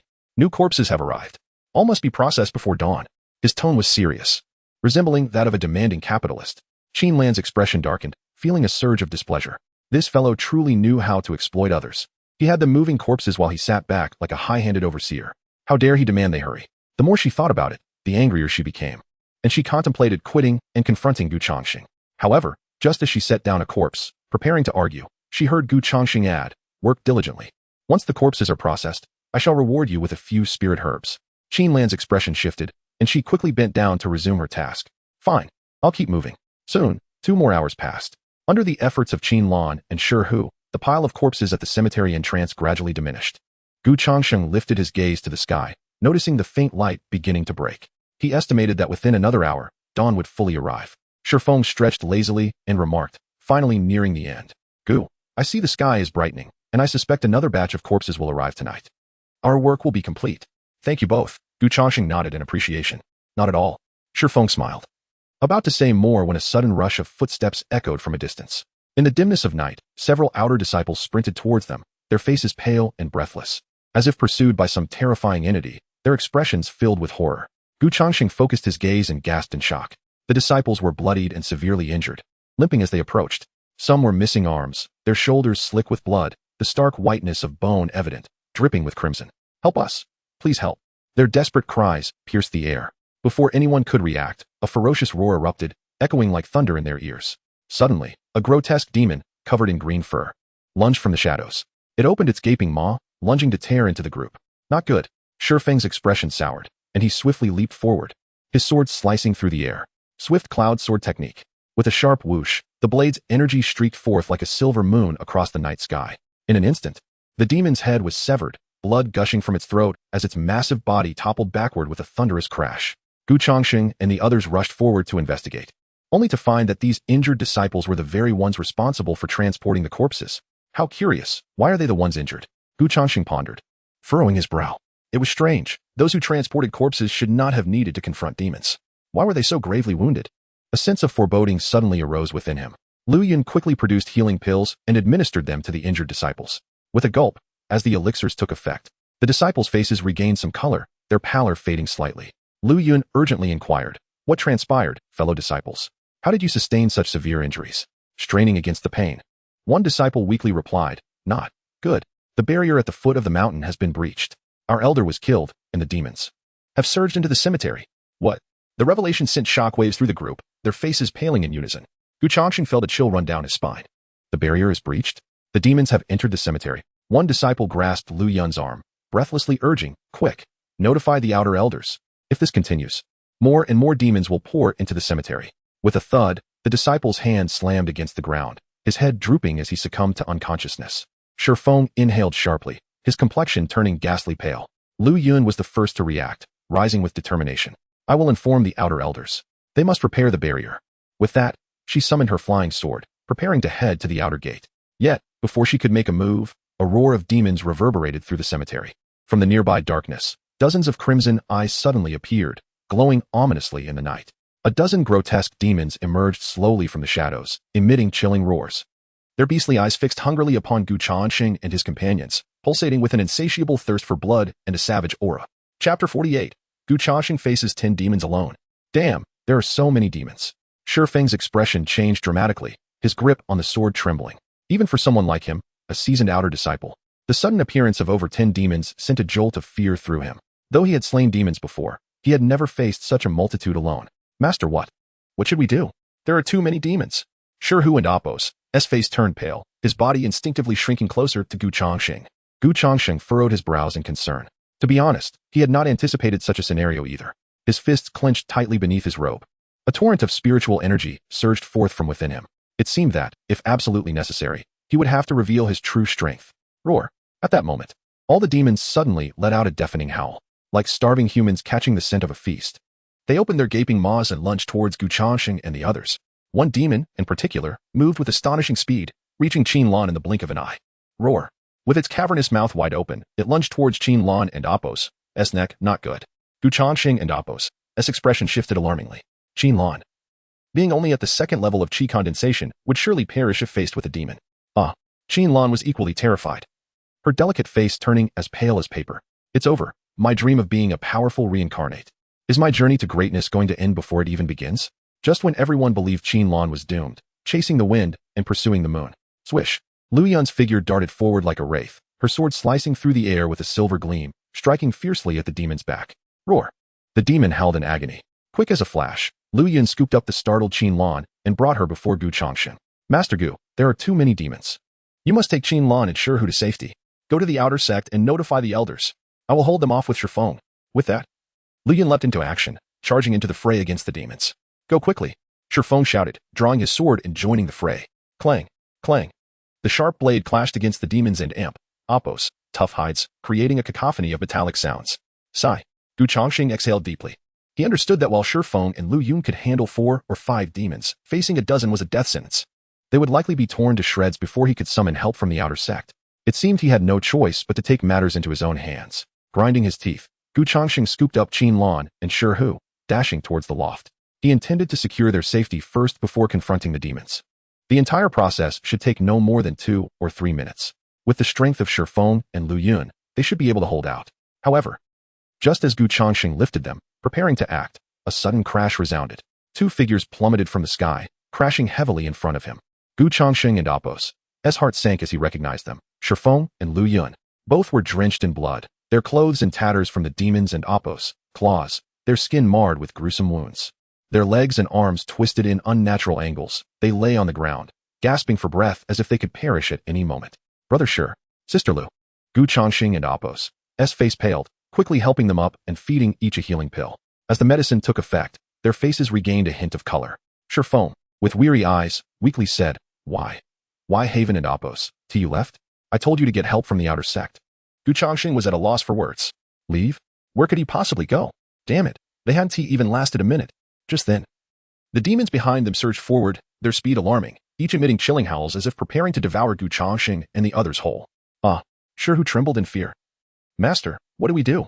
The demons are closing in. Shi Feng, fighting through the pain, sat up. Hurry. I will hold them off. Gu Changsheng rolled his eyes. Brother, in your condition, you should refrain from speaking. With a swift motion, he knocked Shi Feng unconscious. Both Qin Lan and Shi who were taken aback, unable to comprehend why Gu Changsheng would incapacitate their strongest fighter at such a critical moment. But before they could react, Gu Changsheng stood resolutely and commanded, Qin Lan, Shi Hu, take Brother Shi and Sister Lu to Lin Ping on. He will care for them. Then, inform the elders of the outer sect to repair the barrier. What about you? Qin Lan asked, unable to contain herself. I will hold them off. Gu Changsheng replied calmly. What? Qin Lan and Apos, as face turned pale with fear. Was he insane? A mere first-level Qi Condensation practitioner intending to confront demons? These creatures were beyond the capabilities of even outer disciples. Wouldn't he be walking into certain death? Yet before Qin Lan could voice her objections, Gu Changsheng cast a cold glance her way. Why are you not leaving yet? Those 4 brief words carried an overwhelming authority. For reasons unknown, under Gu Changsheng's gaze, Qin Lan shivered involuntarily, a surge of primal fear coursing through her very soul. What is happening? How can I be intimidated by a mere first-level Qi Condensation practitioner? Qin Lan swallowed hard, her heart racing with confusion and dread. After a moment and Apos' hesitation, she finally nodded. All right, Master, wait for us. We will return shortly. With that, she and Shi Hu lifted Shi Feng and Lu Yun, sprinting towards Lin Ping's residence. Once Qin Lan and Shi Hu had departed, Gu Changsheng felt a wave of resolve wash over him. In a flash, he appeared before one of the demons. His right arm tensing, brimming with boundless energy, and he unleashed a powerful punch. Chapter 49. Behind the demons lies the dark path. With a thunderous crash, a simple punch, devoid of any intricate technique, struck with the force of a thunderclap. The very ground trembled in a 100-meter radius, as if an earthquake had erupted. The demon, caught off guard, was struck squarely by this punch, its massive form sent hurtling over 100 meters away. With a resounding boom, the earth was gouged, and the creature was buried within it, its bones shattered and eyes exploded, reduced to a lifeless mass. Upon witnessing this, the surrounding demons let out low growls, their eyes wide with shock. They had clearly not anticipated that this seemingly ordinary human could obliterate a demon with a single punch. However, their astonishment was fleeting. In the next moment, all the demons, as if incited by fury, roared and charged toward Gu Changsheng. A dozen demons surged forth like a black tide, ready to rend him to pieces. Yet, Gu Changsheng did not retreat. Instead, he leaped forward, charging directly into the fray.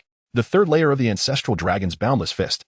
With a cataclysmic force, the punch unleashed a sonic boom. In the next instant, 3 blood-red dragons erupted from Gu Changsheng's fist, crashing violently into the oncoming demons. Indeed, this was the third layer of the ancestral dragon's boundless fist. Having entered the foundation establishment stage, Gu Changsheng's power had undergone a remarkable transformation, and his comprehension of the ancestral dragon's boundless fist had reached the 3rd level. The might of this layer was severalfold greater than the first. In the blink of an eye, the 8 demons closest to him were obliterated, their bodies bursting into a mist of blood, the shockwaves cascading outward like a miniature tornado. Blood and viscera rained down, staining the ground crimson for 100 meters around. Such power! Gu Changsheng himself felt a shiver of astonishment. Each of these demons was equivalent to a foundation establishment warrior. With just one punch, he had eradicated 8 demons? The 3rd layer of the ancestral dragon's boundless fist was truly formidable. However, after this brief exhilaration, Gu Changsheng soon felt dizzy, as if all strength had been siphoned from his body. A searing pain radiated from his right arm. Ouch! It hurt. Gu Changsheng grimaced, feeling as though his right arm might snap. Though the 3rd layer of the ancestral dragon's boundless fist was powerful, its side effects were equally severe. With his current foundation establishment's 6th layer cultivation, experiencing such agony after a single use was disconcerting. If he attempted it a second time, would his entire arm not simply explode? Yet, there was no time for further contemplation. As he dispatched the 8 demons, the remaining one surged toward him with fierce determination. The remaining 5 demons, mouths agape, lunged to tear him apart. Gu Changsheng dared not hesitate. Like a wraith, he evaded their attacks, raising his fist once more to strike at the demons. However, this time he refrained from utilizing the 3rd layer's power, opting instead for the 2nd layer of the ancestral dragon's boundless fist. While its power was diminished, it remained formidable. Under the terrifying force of his punches, the demons had little recourse. Ancestral dragon's boundless fist. Ancestral Dragon's Boundless Fist. Ancestral Dragon's Boundless Fist. In that moment, Changsheng transformed into a harbinger of death. In his hands, these once terrifying demons could not withstand even a single punch. Within mere seconds, they were reduced to mere fragments, their heads and bodies exploding into pools of blood. Finally, it was over. Gazing down at the scattered limbs and severed bodies, Changsheng exhaled a breath of relief, tearing a piece of cloth from his garment to wipe the blood from his hands. As the battle concluded, a line of text appeared before his eyes. Lifespan minus 300, goodness. 300 years of lifespan lost. Changsheng's lips twitched. Clearly, it was wise to refrain from using the third layer of the Ancestral Dragon's Boundless Fist in the future. Losing 300 years of life in a single instance was indeed painful. He produced a healing elixir to stabilize his surging qi and approached the corpses of the demons, gently touching them. Ding, you have plundered the residual lifespans of 14 corpses, gaining 350 years of life. Ah, a profit of 50 years. Changsheng chuckled wryly. What is this? At that moment, he suddenly noticed that one of the demons had a purple talisman hidden within its belly. Upon closer inspection, he saw that it was inscribed with the crooked characters, Demon Control Talisman. Changsheng's pupils constricted. While he did not know precisely what this talisman was, it was evident that it pertained to the manipulation of demons. Could it be that these demons were being controlled by someone? A chill ran down his spine as he hurried to examine the other corpses. Sure enough, he discovered demon control talismans within each of them. 14 in total. Each demon's body concealed a talisman. What on earth is happening? Changsheng's hand trembled as he grasped the talismans. Initially, he believed the demon's incursion into the mausoleum to be a mere coincidence. However, it now seemed likely that they were being manipulated. But who could possess such audacity to assault the territory of the Taisu sect? Could it be the practitioners of the Dark Path? The more Changsheng pondered, the more convinced he became. After all, who else would dare to launch an attack on the Taisu sect's domain?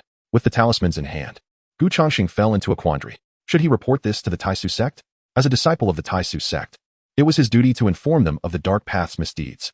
However, would this provoke retaliation from the Dark Path? After deliberation, Changsheng ultimately decided that discretion was the better part of valor.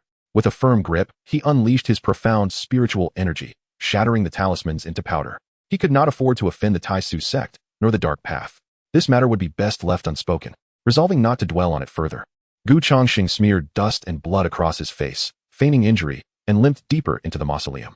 Brother Shi, Sister Lu, help. The demons have wounded me.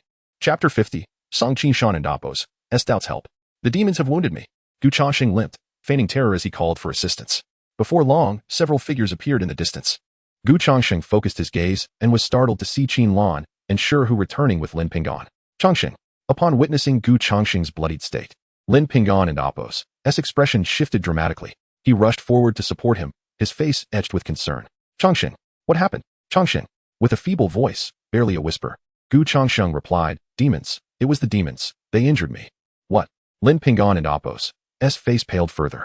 Yet, before he could inquire further, Changsheng and Dapo's head tilted, and he promptly lost consciousness. Changsheng, Garden Master, Lin Ping'an cried out in anguish, his voice trembling. Even Qin Lan beside him could not hold back her tears, her small face reflecting sorrow. Woohoo! Shi wept bitterly, wiping his tears as he lamented. Garden Master, why did you leave us alone? Hearing their cries, Changsheng frowned internally. Brother, I merely fainted. Is such grief truly necessary? Could you not check for my pulse? However, Shi was entirely engulfed in sorrow, lamenting, it and Dapo's all my fault. I abandoned the Garden Master. Lin Shi, since the Garden Master is gone, the garden cannot remain leaderless even for a day. Why not take on the role of the new Garden Master and lead us forward? Lin Ping'an suggested. Huh? Changsheng exclaimed. Cough, cough. Changsheng cleared his throat and opened his eyes, discreetly glaring at Shi. This foolishness. I just fainted, and he already wishes to change the Garden Master. Garden Master. You're awake? Shi was momentarily stunned, then overwhelmed with joy. Lin Ping'an's face lit up with excitement. Changsheng, are you all right? Cough. I and Dapo's am fine. Changsheng feigned weakness. I merely fainted from my injuries and fatigue. Lin Shixiao, could you give me a healing pill? I'll feel better soon. Of course. Lin Ping'an eagerly nodded and quickly retrieved a healing pill from his pocket, feeding it to Changsheng. With a soft gulp, as the healing pill entered his stomach, Changsheng exhibited signs of revitalization, supporting himself to sit up from the ground. Thank you, Lin Shixiao. I feel much better now. That's great. Lin Ping'an sighed in relief. And Shi also smiled, visibly relieved. By the way, Lin Shixiao, what about Shi Shixiao and Lu Shiji? Are they all right? Changsheng suddenly recalled Shi Feng and Lu Yun, concerned as they had sustained serious injuries. He did not wish for two outer disciples to perish in his garden. Rest assured, I have already notified the outer sect physician to attend to them. The physician assured me they are not in any danger to their lives and will recover with a few weeks of rest, Lin Ping'an replied. That's a relief. Gu Changsheng felt a weight lift off his chest. By the way, Garden Master, weren't you supposed to confront the demons? Why have you returned alone? Where are the demons? Qin inquired curiously.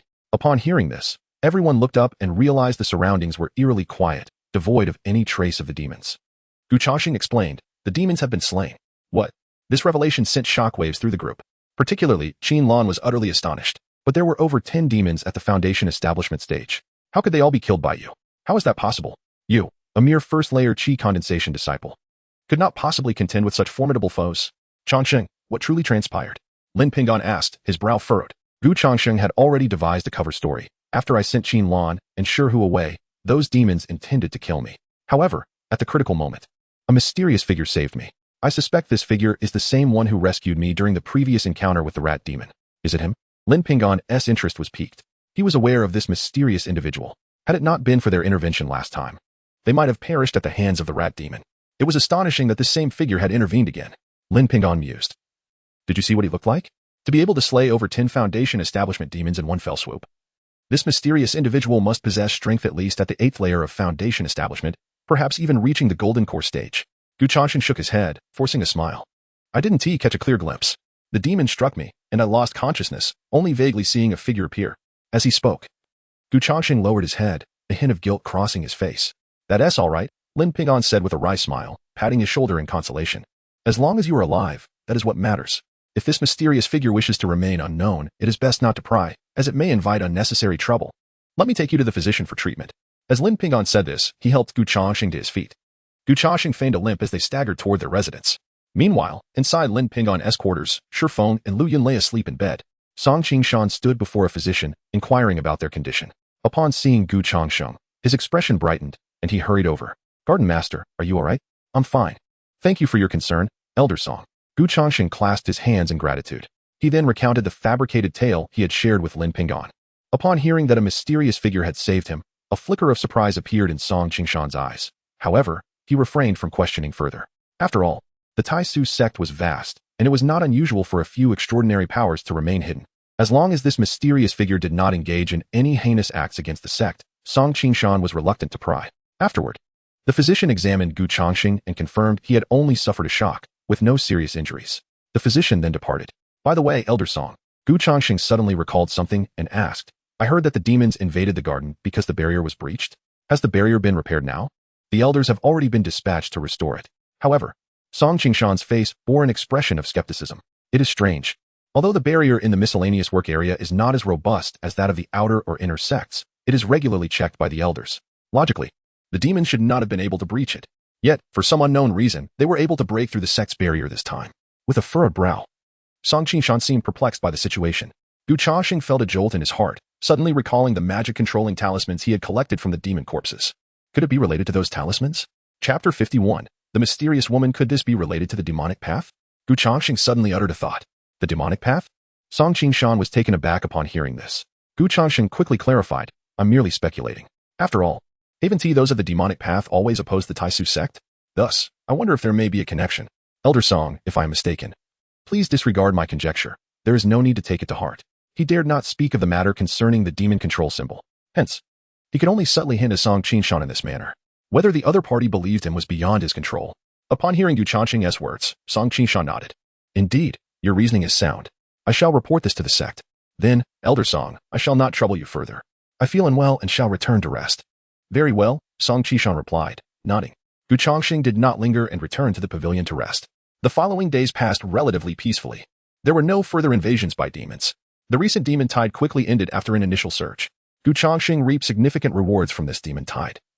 Having amassed over 13,000 years of lifespan, in the past, it would have taken him an entire year to accumulate such longevity. It seems he has chosen the right path in upgrading the cemetery. During these days, the outer sect gradually sent individuals to investigate the earlier breach of the barrier and posed several inquiries to Gu Changsheng and others. Gu Changsheng answered their questions one by one.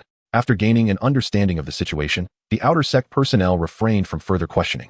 With the assistance of several elder members from the outer sect, the damaged barrier was restored to its former state. The cemetery once again fell into tranquility. Time flowed like water, and in the blink of an eye, 3 days passed.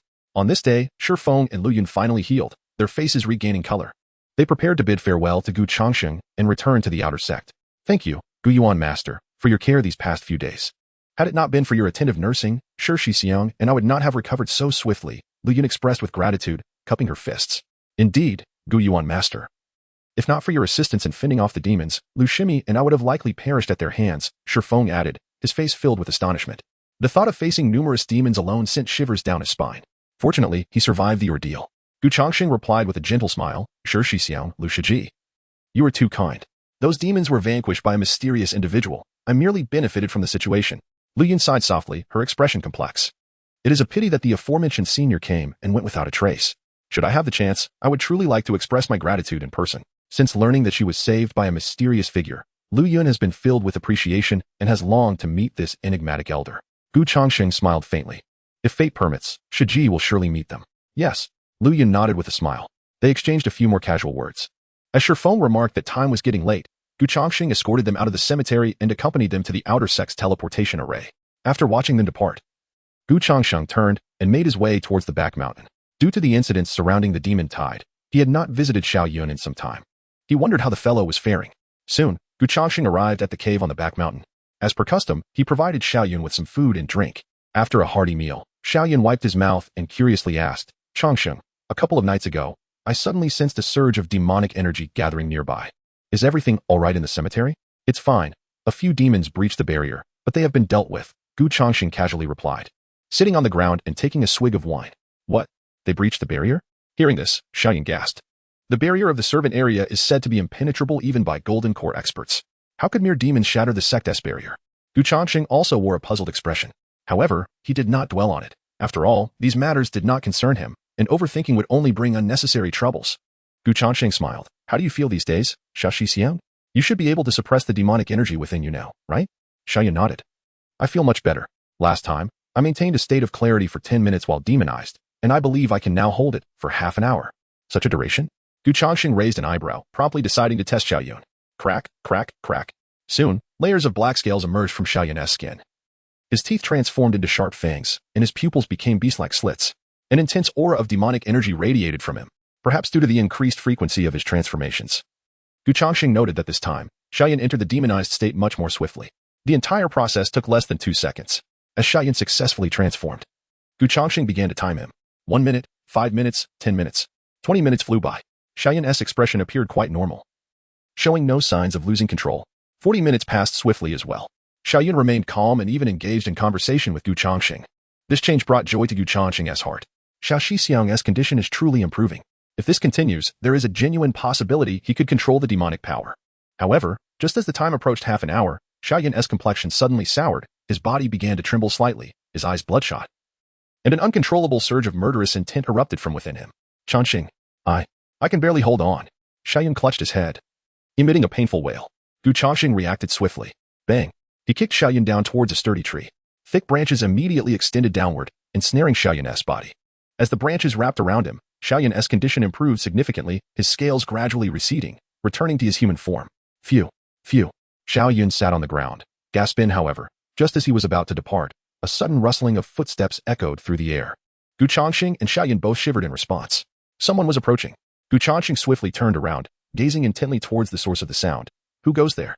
In the next moment, at the entrance of the cave, a graceful figure of a woman appeared, standing silently at the threshold. Her unwavering gaze fixed directly upon Gu Changsheng and Xiao Yun.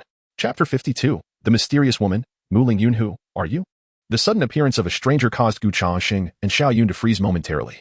Neither had anticipated that such a secluded location would harbor an unknown figure.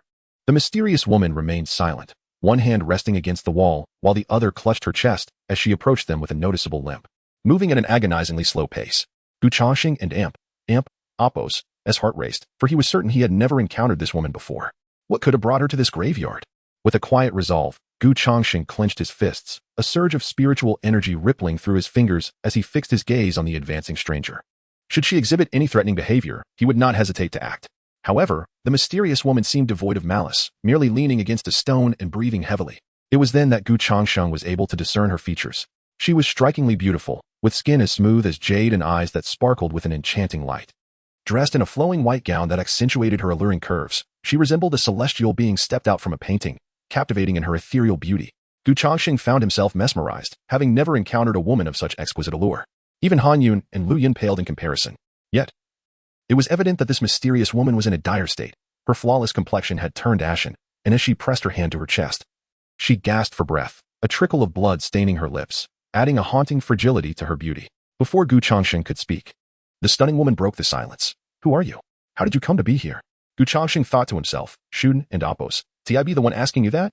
But before he could voice his thoughts, the woman suddenly coughed up a mouthful of blood. The crimson liquid stained the ground, and in the next moment, she collapsed, unconscious. Both Changsheng and Xiaoyan were taken aback. What on earth was happening? How could she faint so suddenly? Xiaoyan swallowed nervously. Changsheng, what do we do now? Changsheng stepped forward, checking her pulse. Her life force is very weak. She must have sustained severe injuries. I need to take her to the cave dwelling to heal her. What? Are you sure about that? Xiaoyan exclaimed, her eyes widening. How do you know who she is? What if she belongs to the demonic sect? I and Appos, VE heard that the sect has been on high alert lately, with demonic practitioners infiltrating our ranks. What if she is from the Taisu sect? If something happens to her, the sect will find out. And your identity as a demon would be exposed. Changsheng countered, and what if she is from the Taisu sect? Xiaoyan faltered, momentarily at a loss for words. Rest assured, I will exercise utmost caution. If she truly is a demonic practitioner, given her current state, she poses no threat to me. Changsheng offered a reassuring smile. He then lifted the unconscious beauty into his arms and began making his way toward the Shin-Mo cave. Xiaoyan did not protest further, merely nodding in agreement while reminding him to be careful. Inside the dimly lit cave, Changsheng gently placed the woman on a stone chair and unfastened her garment, revealing her pristine skin to the cool air. The delicate fragrance unique to her wafted into Changsheng and Appos' senses, stirring thoughts he could scarcely suppress. However, he had no time for admiration, for he noticed the severity of her wounds. A deep imprint on her back indicated a powerful blow, and he suspected several ribs were broken. Changsheng then employed a life-probing technique, and soon, words materialized before his eyes. Mu Lingyun, 9th layer of Golden Core 150-3750 Exceptional Celestial Root. His heart skipped a beat. 9th layer of Golden Core. Goodness. She was on the verge of entering the nascent soul stage. How could such a formidable cultivator sustain such grievous injuries? It was unfathomable. He retrieved a Taishu soul herb from his possession and placed it in her mouth, murmuring, My lady, remember this day. I saved you. When you awaken, do not repay kindness with enmity. Though the 9th layer of Golden Core was impressive, Changsheng felt unperturbed. Despite being only at the 6th layer of Foundation Establishment, he believed he could hold his own against a Golden Core cultivator, especially one in her current condition. Soon, as the herb took effect, Mu Lingyun let out a soft moan and gradually opened her eyes. Upon seeing Changsheng and realizing her disheveled state, her expression shifted dramatically. With a swift motion, she drew a long sword, pointing it accusingly at him. Rogue, what have you done to me? Changsheng sighed. My lady, I assure you, I did nothing. You fainted unexpectedly, and I brought you here, administering the herb. Otherwise, you would have perished. Hearing this, Mu Lingyun and Appos' demeanor softened. She quickly lowered her gaze to inspect her body, and to her astonishment, she realized her injuries had indeed healed significantly. What kind of herb is this? How could I recover so rapidly? She marveled inwardly. She was acutely aware of her injuries. Even the finest elixirs would require weeks for recovery. Yet now, in just half an hour, she felt remarkably better. Moreover, as she checked, she found that her modesty was still intact. Had she misjudged him? With that thought, Mu Lingyun and Appos' expression softened, and a hint of remorse flickered in her eyes. She sheathed her sword, speaking gently. I apologize, young master. I mistakenly accused you earlier. Thank you for saving my life. Young master? Changsheng raised an eyebrow, finding the title rather pleasant. There and Appos' no need for thanks, he replied, secretly relieved. Her demeanor suggested she was not one to be easily provoked, and she likely did not belong to the malevolent sections. Senior, I see you possess profound cultivation. How did you come to sustain such injuries? And what brings you to this graveyard? Changsheng inquired with genuine curiosity. At this, Mu Lingyun and Appos' expression dimmed, and she sighed softly. To be candid, I am the saintess of the Xiaoyao sect, here to visit an old friend. Unfortunately, upon my arrival, the Taisu sect mistook me for a demonic spy, and several outer sect elders conspired to eliminate me. I barely managed to escape. As she spoke, her voice faltered, and a look of suspicion crossed her exquisite features. It and Appos' strange. The guards here were never so stringent before. Why have they suddenly increased their patrols in recent days? Changsheng and Appos' body stiffened. Should he reveal that the increased presence of elders was due to his informing Song Changsheng about the demonic forces manipulating monsters nearby, prompting the sect to heighten their vigilance? Originally, I intended to search for the demonic path, but unexpectedly, Mu Lingyun became a victim. However, as Mu Lingyun spoke, Changsheng suddenly recalled something. The Xiaoyao sect? Is this not the sect where Shin-Mo resided before succumbing to the demonic path? Chapter 53, The Celestial Spirit Tree. The Xiaoyao sect stands as one of the rightful sects in the southern domain, although it does not rival the Taisu sect. Its renown is widespread, boasting an abundance of formidable practitioners. It is no wonder that this woman, at merely 150 years of age, has already ascended to the golden core stage, a true prodigy. Additionally, she possesses a superior celestial spirit root, rivaling even Lin Ping and Appos. And Changsheng pondered for a moment before inquiring. Elder, you mentioned earlier that you came to the Tai Su sect to visit an old acquaintance. Is this acquaintance named Xianmo? Oh, Mu Lingyun and Appos. Eyes sparkled with intrigue. You know Xianmo? Indeed, he is my garden master, Changsheng replied with a nod. Upon hearing this, a look of delight illuminated Mu Lingyun and Appos' countenance. That is splendid. Where is he? I have important matters to discuss with him. Changsheng sighed with a rueful smile. He has already passed away. What? Mu Lingyun and Appos' expression stiffened. He is dead? Yes, Changsheng confirmed, then recounted the details surrounding Xianmo and Appos' demise. As he spoke, Mu Lingyun and Appos' expression grew increasingly complex. Her eyes brimming with sorrow as she softly lamented, alas, I did not anticipate that I would ultimately miss him. Upon hearing this, curiosity piqued within Changsheng. Hadn't Appos' Xianmo long since betrayed the sect and descended into the demonic path? What could the saintess of the Xiaoyao sect possibly want with a mere servant of the Tai Su sect? Observing Changsheng lost in thought. Mu Lingyun reigned in her own sorrow and became somewhat inquisitive. Why are you so calm? Are you not curious why I, the esteemed saintess of Xiaoyao sect, seek out a lowly garden master from Tai Su sect? Changsheng blinked. Oh no. He had been so absorbed in his musings that he forgot to feign surprise. Clearing his throat, he replied, cough, cough. Before his passing, the garden master entrusted me with his background, and he also passed on the position of garden master to me. As he spoke, Changsheng produced the token of the garden master from his robe. Upon seeing the token, a look of astonishment crossed Mu Lingyun and Appos' face. I never expected that senior brother Xian would confide his identity to you. It seems you hold a significant place in his heart. But do you know that aside from being the saint son of Xiaoyao sect, he has other identities? Mu Lingyun turned her gaze deeply upon Changsheng. After a moment of contemplation, Changsheng ventured, are you referring to his role as the hall master of the blood demon sect? Ah, at this revelation.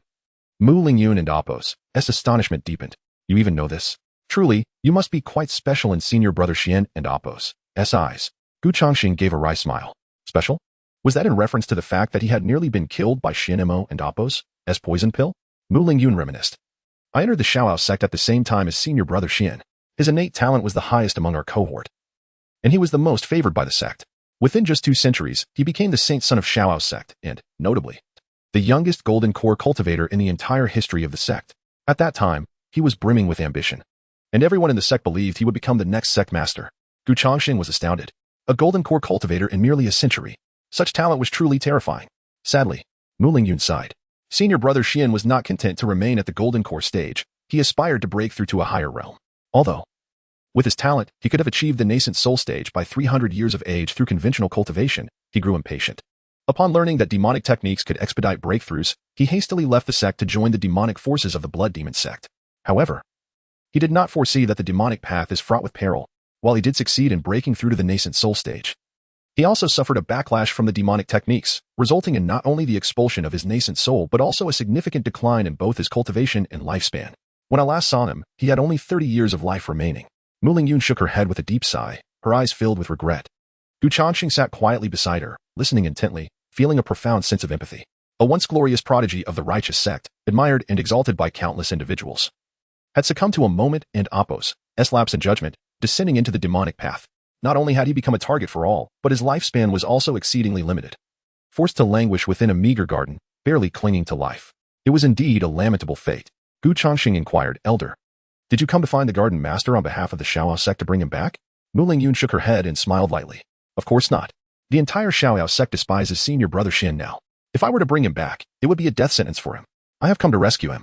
With that, Mu Lingyun abruptly turned and strode toward the cave and Appos' entrance. Changsheng, perplexed but eager to follow, hurried after her. Soon, Mu Lingyun halted, her gaze falling upon a towering tree in the distance. Do you know what that tree is? Changsheng shook his head. Mu Lingyun explained. It is called the Celestial Spirit Tree, a divine tree believed to have been revered by ancient tribes. Its aura can suppress demonic creatures, and its fruit can prolong life and significantly enhance cultivation. Now do you understand why your friend, despite becoming a demon, is still able to maintain his clarity? It is due to the power of the divine tree. Changsheng and Appos' pupils constricted. So this tree is the Celestial Spirit Tree. What a majestic name. Mu Lingyun continued nonchalantly. I discovered this Celestial Spirit Tree 70 years ago and transplanted it here. Its fruit blossoms once every century and bears fruit once every century. With only 3 years remaining until its next harvest, I had intended to give the fruit to senior brother Xian when it ripened. By then, the demonic energy within him would dissipate, and his lifespan would be extended by 100 years. Alas, I have arrived too late. And he has not had the chance to consume the fruit. Her tone was tinged with despair, her eyes reflecting profound regret. As if lamenting her failure to assist Qian Mo, Changsheng offered words of comfort. Elder, you need not blame yourself. The garden master knows of your efforts on his behalf. Even in the afterlife, he would only feel gratitude. Perhaps, Mu Lingyun replied, turning to Changsheng with a gentle smile. Since you are senior brother Qian's successor, and also my savior, I shall bestow upon you a boon. For the next 3 years, I will remain here to oversee the growth of the celestial spirit tree. When the time comes, its fruit will be yours. Furthermore, I can also assist you in enabling your demon friend to fully control the powers of the demon. Chapter 54. The Relics of Qian Mo. Upon hearing the words, Changsheng felt an overwhelming joy within. The fruit of the celestial tree. According to Mu Lingyun, it is a treasure that can prolong life and enhance cultivation. If he were to obtain it, he could at least elevate his rank by several levels. However, Changsheng still feigned a look of trepidation. But this is too precious, senior. How could a mere novice like me, at the first level of Qi Condensation, possibly accept such a grand gift? First level of Qi Condensation? Mu Lingyun's lips curled into a half-smile. Are you certain that is all you possess? While I may not be aware of the peculiar techniques you practice, being favored by Qian Shixiang indicates your skills are undoubtedly beyond that level. You should, at the very least, be at the 8th level of Qi Condensation, no? At her words, Changsheng's expression transformed into one of profound shock, as if his cultivation had been seen through. Senior, you can truly discern my cultivation level. Mu Lingyun smiled lightly. To reach the 8th level of Qi Condensation at such a young age is indeed remarkable. Moreover, your composed demeanor and cautious approach to matters explain why Qian Shixiang has taken a liking to you. With a graceful wave of her sleeve, several books flew from her storage bag and landed in Changsheng's hands. As he looked down, his eyes widened in astonishment. The Compendium of 100 Elixirs. The Collection of 100 Talismans. The 13 Swords of Death. Goodness, these are all secrets of the cultivation realm. Mu Lingyun continued. These items were left behind by Qian Shixiang in his lifetime. The Compendium of 100 Elixirs contains a detailed account of the alchemical learning process, along with methods for crafting 100 different elixirs. The Collection of 100 Talismans is authored by the head of the Talisman Peak of the Xiaoyao sect, detailing how to become a talisman master and the techniques for creating numerous talismans. Lastly, the Apos, 13 Swords of Death and Apos, is a swordsmanship style created by Qian Shixiang himself. His most prized work. The swordplay is elusive and flowing, so much so that even the sect leader has expressed admiration for it. You may take these 3 tomes and study them diligently. I shall remain here for the next 3 years. Should you have any questions, feel free to approach me at any time. As she spoke, Changsheng and Apos, his heart surged with excitement, his hands trembling gently as he clutched the tomes. An alchemist, a talisman master, a sword master. Each of these professions commands great respect within the cultivation community, and now, he had acquired all 3 at once. Such unexpected happiness. Moreover, with the panel in hand, who could say how formidable these 3 tomes could become with sufficient time? Thank you, senior, Changsheng exclaimed, bowing deeply while holding the tomes. Expressing heartfelt gratitude. I shall never forget your kindness today. Mu Lingyun waved her hand dismissively. There is no need for thanks. When I first entered the Xiao sect, Qian Shixiang provided me with much assistance. Furthermore, you saved my life, so repaying you is only fitting. In the realm of cultivation, karma is of utmost importance. Changsheng nodded repeatedly, cradling the 3 tomes as if they were priceless treasures. This is wonderful. I recently acquired the Taicong demon-slaying sword, and was concerned about not having a suitable sword technique to match. Now, with the 13 Swords of Death, I can fully unleash the power of my Taicong demon-slaying sword. Just then, an idea seemed to strike Changsheng, and he inquired, Senior, you mentioned earlier that you could help Xiao Shixiang fully control the demonic powers? Is this true? Certainly, Mu Lingyun affirmed with a nod. Although your friend is currently ensnared by the spirit tree, temporarily sealing away the demonic energy, it is merely a stopgap measure. I know how to harness the spirit tree's power to resolve the demonic energy within him. With my assistance, he will be able to master the demonic powers within half a month. That's fantastic. Changsheng's heart leapt with joy at her words. He had been worried about when Xiao Yun would regain his normal self, free from the influence of the demons. To think that Mu Lingyun knew how to dispel the demonic energy? Truly, fortune favors the prepared. Furthermore, he was not concerned about Mu Lingyun deceiving him. After all, he was now a cultivation expert at the 6th level of Foundation Establishment, and with the enhancements from the Eternal Life Sutra and Ancestral Dragon Limitless Fist, he felt confident even against a Golden Core expert. Additionally, they were at the Taishu sect, and Mu Lingyun was merely an outer sect disciple. If she were to deceive him, the mere act of intruding into the Taishu sect would be enough to land her in serious trouble. Moreover, and most importantly, he had just checked Mu Lingyun's favorability level, which stood at 3 points. Thus, with all these factors combined, Changsheng had every reason to believe in her sincerity. With this in mind, Changsheng clasped his fist once more, expressing his genuine gratitude. Thank you, Senior. Mu Lingyun smiled faintly. No need to mention it. However, my injuries have yet to fully heal, and I am currently unable to control the spirit tree. You may come back in 3 days, and I will assist your friend in dispelling the demonic energy then. In the meantime, focus on thoroughly understanding the materials left by Xin Shixiao. Understood. Gu Changsheng nodded. I will return to visit you in 3 days. With that, he retrieved a Taishu soul herb from his pocket and placed it before Mu Lingyun. Then turned and exited the Xianmo residence. Outside the cave, Xiaoyan sat beneath the spirit tree, his neck craning towards the Xianmo residence. Seemingly eager to eavesdrop on the conversation between Gu Changsheng and Mu Lingyun, his anxiety palpable. Finally, after a few moments, Gu Changsheng emerged from the Xianmo residence. Upon seeing Gu Changsheng, Xiaoyan erupted with delight. Changsheng, you're finally back. I thought I would die of boredom. So, did that girl harm you? Is she from the demonic faction? Gu Changsheng shook his head. Rest assured, she did not harm me. Moreover, she is not from the demonic faction. She is a cultivator from the Xiaoyao sect. To avoid complications, Gu Changsheng deliberately concealed Mu Lingyun's true identity, merely stating that she was a cultivator from the Xiaoyao sect, omitting her status as a saintess. Even so, Xiaoyan was momentarily taken aback. What? The Xiaoyao sect? What brings someone from the Xiaoyao sect to the Taishu sect? Gu Changsheng shrugged, changing the subject. Who knows? In any case, she means no harm. By the way, Xiao Shixiao, I have good news. This female cultivator mentioned that she can help you control the demonic powers. At these words, Xiaoyun and Amp, Oppos, joy knew no bounds. Chapter 55, Return to the Tomb, Frantic Speculation, is it true? Xiaoyun exclaimed, his eyes wide with disbelief. To wield the power of demons? This would mean that not only could he become an ordinary person, but he could also transform into a genius. Gu Changsheng offered a faint smile, saying, however, her injuries have yet to fully heal. She mentioned that she would come to assist you in 3 days. For now, Xiao Shixiao, you should stay here and take care of yourself. Absolutely. I will certainly take good care of myself. Xiaoyan nodded eagerly, overwhelmed with excitement. She is truly a goddess. Not only is she beautiful, but her heart is also so kind. Once I recover, I must repay her kindness. Gu Changsheng rolled his eyes. Did you not just call her a ruthless practitioner of the demonic path? Xiaoyan quickly denied it. Nonsense. When did I ever say that? Don't speak carelessly. Be careful, or I will sue you for defamation. Gu Changsheng grinned, too lazy to engage in banter. After leaving behind some food and drink, he turned to leave. Today had been quite fruitful. He planned to return and thoroughly study the few secret manuals left by Xianmo. A little over 10 minutes later, Gu Changsheng returned to the tomb.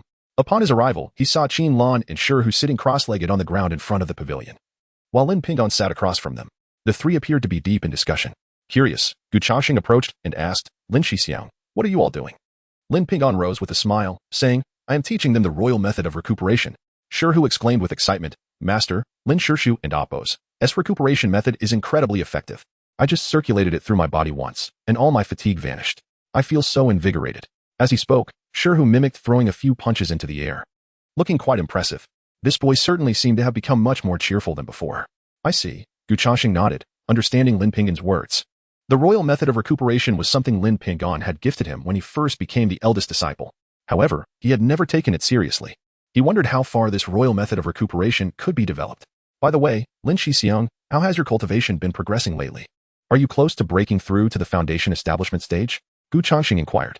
Lin Pingon nodded, smiling. Yes, I am on the verge of a breakthrough. I estimate that within half a month, I will be ready to participate in the outer sect assessment. Gu Changsheng's expression brightened. Congratulations, Lin Shixiao. You will be the first among us to break through to the foundation establishment stage. Lin Pingon shook his head with a smile. I must thank you. If it weren't for the spiritual herbs you gifted me, I would not have made such rapid progress.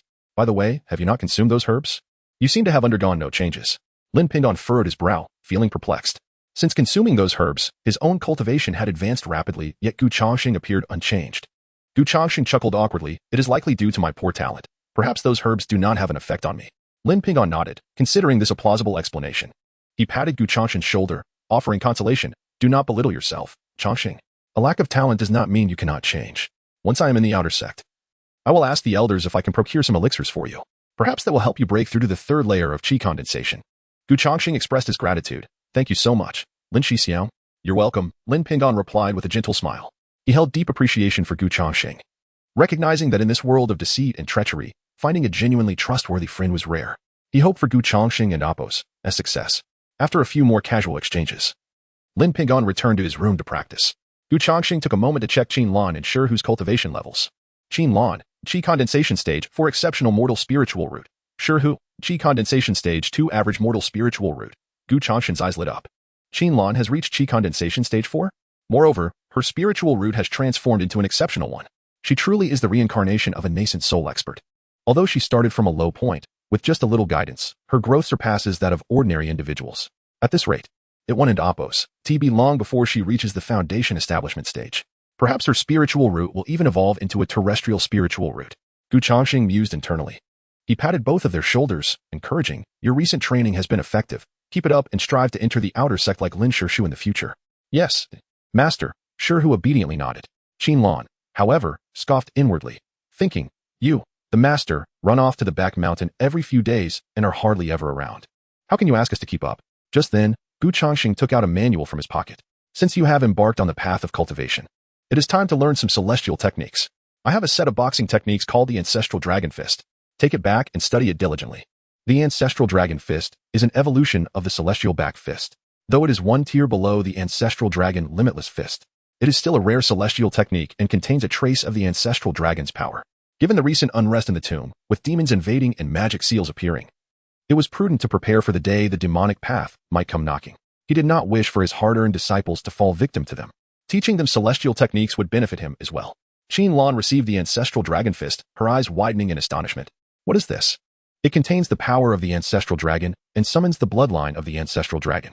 Practicing it to completion would render one invincible in physical form, akin to the Ancestral Dragon descending upon the world. Am I not mistaken?" Qin thought, overwhelmed by shock. The power of the Ancestral Dragon was a divine power from the primordial era. Was this celestial technique truly the fabled heavenly tier technique? "Master, did the previous master leave this for you as well?" Qin gazed at Changsheng with incredulity. Indeed, Changsheng confirmed with a nod. "The previous master left behind many relics, and this celestial technique is among them." Upon hearing this, Qin felt as though her mind had gone blank. First, it was the heavenly tier spiritual herbs, and now it was the heavenly tier celestial technique. Just who was this previous master? A true immortal? How could everything left behind be more astonishing than the last? In that moment, Qin sank into a state of shock and confusion. Changsheng did not linger, reminding them to practice diligently before turning back to the pavilion. Inside the pavilion, as soon as he closed the door, Changsheng eagerly opened his personal panel. Sure enough, several new lines of text appeared before him. 100 elixirs record, not comprehended, can invest lifespan for practice. 100 talismans collection, not comprehended, can invest lifespan for practice. 13 deadly swords, not comprehended, can invest lifespan for practice. Current lifespan, 18. 591 years. Chapter 56. The Clarity of the Sword Heart. The Return of 10,000 Swords. Current lifespan, 18. 591 years. Gazing at the words before him, Changsheng felt an exhilarating joy within. An astonishing lifespan of 18,000 years. What a fortune. With such an abundance of time, he believed it ample enough to enhance all three of these secret manuals. With this thought, Changsheng ceased his hesitation and decisively devoted his lifespan to the words in front of him. "Ding. You have invested 3,000 years of lifespan into the Baidan treasure record for training. You have invested 3,000 years of lifespan into the Baifu collection for training." Changsheng committed a total of 6,000 years of lifespan in one go. This was undoubtedly the largest single investment since acquiring his panel. As his lifespan was poured in, the two lines of text before him began to rapidly transform. 100 years, 500 years, 1,000 years, 2,000 years. As time passed, the two books before Changsheng suddenly became enveloped in a resplendent glow, their spiritual essence radiating a profound spiritual might. It seemed as though at any moment, the Baidan treasure record and the Baifu collection were on the brink of transformation. Ding! At last, the 3,000 years passed in an instant. Two lines of text materialized before Changsheng. "Congratulations, you have comprehended the Baidan treasure record for 3,000 years, grasping the essence of alchemy from the record, elevating your alchemical skills to an extraordinary level. You have documented your lifelong insights, compiling them into an alchemical compendium entitled Wan and Baolu. Congratulations. Your Baidan treasure record has transformed into Wan and Baolu." Boom. With the final line of text appearing, Changsheng and Appos' body trembled violently. As if his mind had experienced a cosmic explosion, an overwhelming tide of intricate information flooding into his consciousness. Formulas for refining elixirs such as Peiyuan Dan, Jujiti Dan, Shisui Dan, and Yijing Dan surged into his mind. Over 10,000 recipes. In this moment, they all fused harmoniously with Changsheng's soul. Is this the sensation of becoming an alchemist? Changsheng inhaled deeply, his eyes shimmering with fervent excitement. At this moment, he felt as though he had suddenly transformed from a novice alchemist into a master. Every detail regarding the elixirs recorded in the Wan and Baolu, including the required materials and fire control techniques, became second nature to him. Moreover, not only was the Wan and Baolu evolving, but the Baifu collection was also undergoing transformation. Congratulations, you have comprehended the Baifu collection for 3,000 years, achieving an unparalleled understanding of talismans and becoming an exceptional talisman master.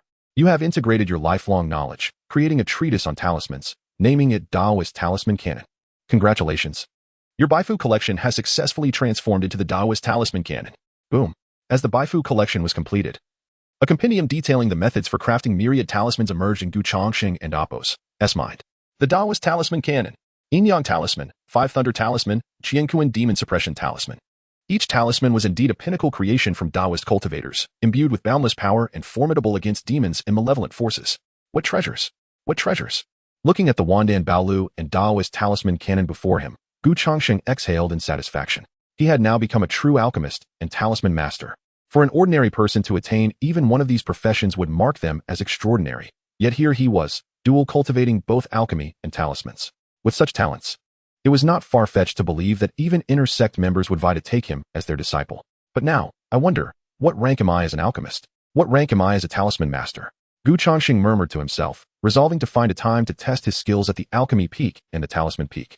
Subsequently, Changsheng turned his gaze to his remaining lifespan. Current lifespan, 591 years. With over 12,000 years remaining, Changsheng decided to invest another 3,000 years to enhance the 13 deadly swords. Ding! In the next instant, he devoted 3,000 years of lifespan. The text before him began to whirl rapidly. You have invested 3,000 years of lifespan into the 13 deadly swords for evolution. You earnestly delve into the 13 deadly swords. Yet as this sword technique was created by a golden core realm expert, your learning process proves to be exceedingly challenging. 50 years pass, 100 years pass. Your comprehension of the 13 deadly swords remains half-hearted. Finally, after 300 years, you gradually grasp the evolution of the sword techniques, achieving enlightenment and enhancing your vitality. 500 years pass. You begin practicing according to the sword's illustrations, but due to your inferior talent. Though you understand the evolution of the techniques, you cannot grasp the essence of the sword moves. Your attempt at comprehension fails. What the? Looking at the failure prompt before him, Changsheng could not help but curse. 500 years. And yet he could not master a single sword technique. Was this truly necessary? Fortunately, having invested a total of 3,000 years of lifespan, the text continued to develop. At the 1,000-year mark, the situation finally began to change. 1,000 years pass, and you finally master the essence of the 13 deadly swords. Through your relentless efforts, you successfully learned the first form of the 13 deadly swords, Chasing Soul. Congratulations, you have successfully become a sword cultivator. Boom. With the emergence of the text, a flowing, murderous set of sword techniques unfolded in Changsheng and Appo's mind. The first form of the 13 deadly swords, Chasing Soul. As Chasing Soul appeared, the remaining 12 forms seemed to follow naturally, as Changsheng broke through one after another. 1,100 years. You master the second form of the 13 deadly swords, Moon Pursuit. 1,300 years, you master the third form, Stunning Swan. 1,500 years, you master the fourth form, Throat Seal. 2,700 years, you master the 13th form, Deadly Strike. Congratulations. You have completely grasped the essence of the 13 deadly swords. Changsheng's eyes widened as the sword techniques in his mind continued to shift and evolve. As he gradually mastered the 13 swords, his expression became increasingly clear. Finally, 3,000 years, the world changes in the blink of an eye. As your understanding of the 13 deadly swords deepens, one day, you suddenly achieve profound enlightenment, gathering the essence of the sword path from heaven and earth, allowing the 13 deadly swords to undergo a transformation. You have perceived a trace of sword intent from the 13 deadly swords. Your sword path has reached the first realm of sword intent, clarity of the sword heart, mastering the ultimate sword intent, the return of 10,000 swords. Chapter 57, Guiding Qinlan in her training, the clarity of sword heart, the convergence of 10,000 swords. As Changsheng gazed at the words before him, a glimmer of excitement illuminated his eyes. The clarity of sword heart represents the foundational realm of sword intent, an ethereal state that can only be grasped by those who have truly mastered the path of the sword. This state is independent of cultivation level or age. Some may study the sword for a lifetime without ever touching the threshold of sword intent, while others may comprehend it within a year of practice. Regardless, sword intent remains the lifelong pursuit of every sword cultivator. Only by mastering true sword intent can one rightfully claim the title of Sword Dao Master. With a deep exhale, Changsheng organized the knowledge swirling in his mind. Today's training had proven fruitful. He had not only acquired the art of alchemy and talisman crafting, but had also grasped a hint of sword intent. It was fortunate that he was hidden away in this cemetery, had the elders of the sect discovered his talents. they would likely have clamored to admit him into the inner sanctum.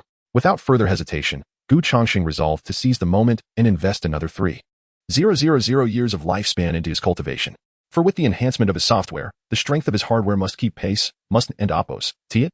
Ding. With the investment of 3,000 years of lifespan, Changsheng and Oppo's cultivation began to ascend at an observable rate. Time flowed like water, and before long, a day had passed. As the morning sun rose the following day, Changsheng slowly opened his eyes. He glanced at the cultivation section and noted a remarkable change. Cultivation, half-step golden core realm.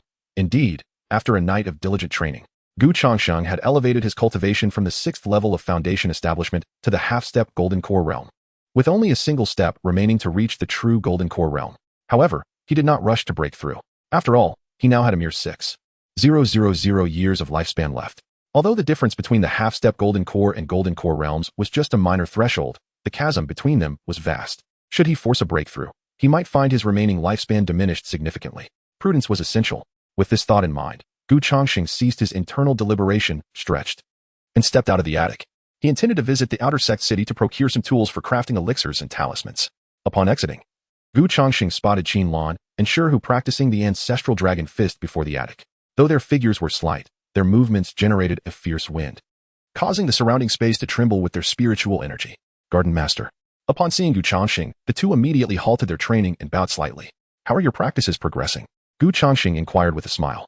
Is everything going smoothly? Shi replied eagerly, reporting to the Garden Master. All is well. Except during the third move, and Oppos, crouching dragon emerges from the abyss, and Oppos, where both Qin Shiji and I have encountered difficulties. It feels as though we are stuck. Crouching dragon emerges from the abyss? Changsheng murmured, though he practiced the ancestral dragon limitless fist rather than the ancestral dragon fist. He surmised that the two were quite similar. With a smile, he said, demonstrate it for me. Qin frowned slightly at his request. Garden Master. You Don and Oppos, intend to guide us, do you? Changsheng nodded affirmatively. At this declaration, an instinctive resistance arose within Qin.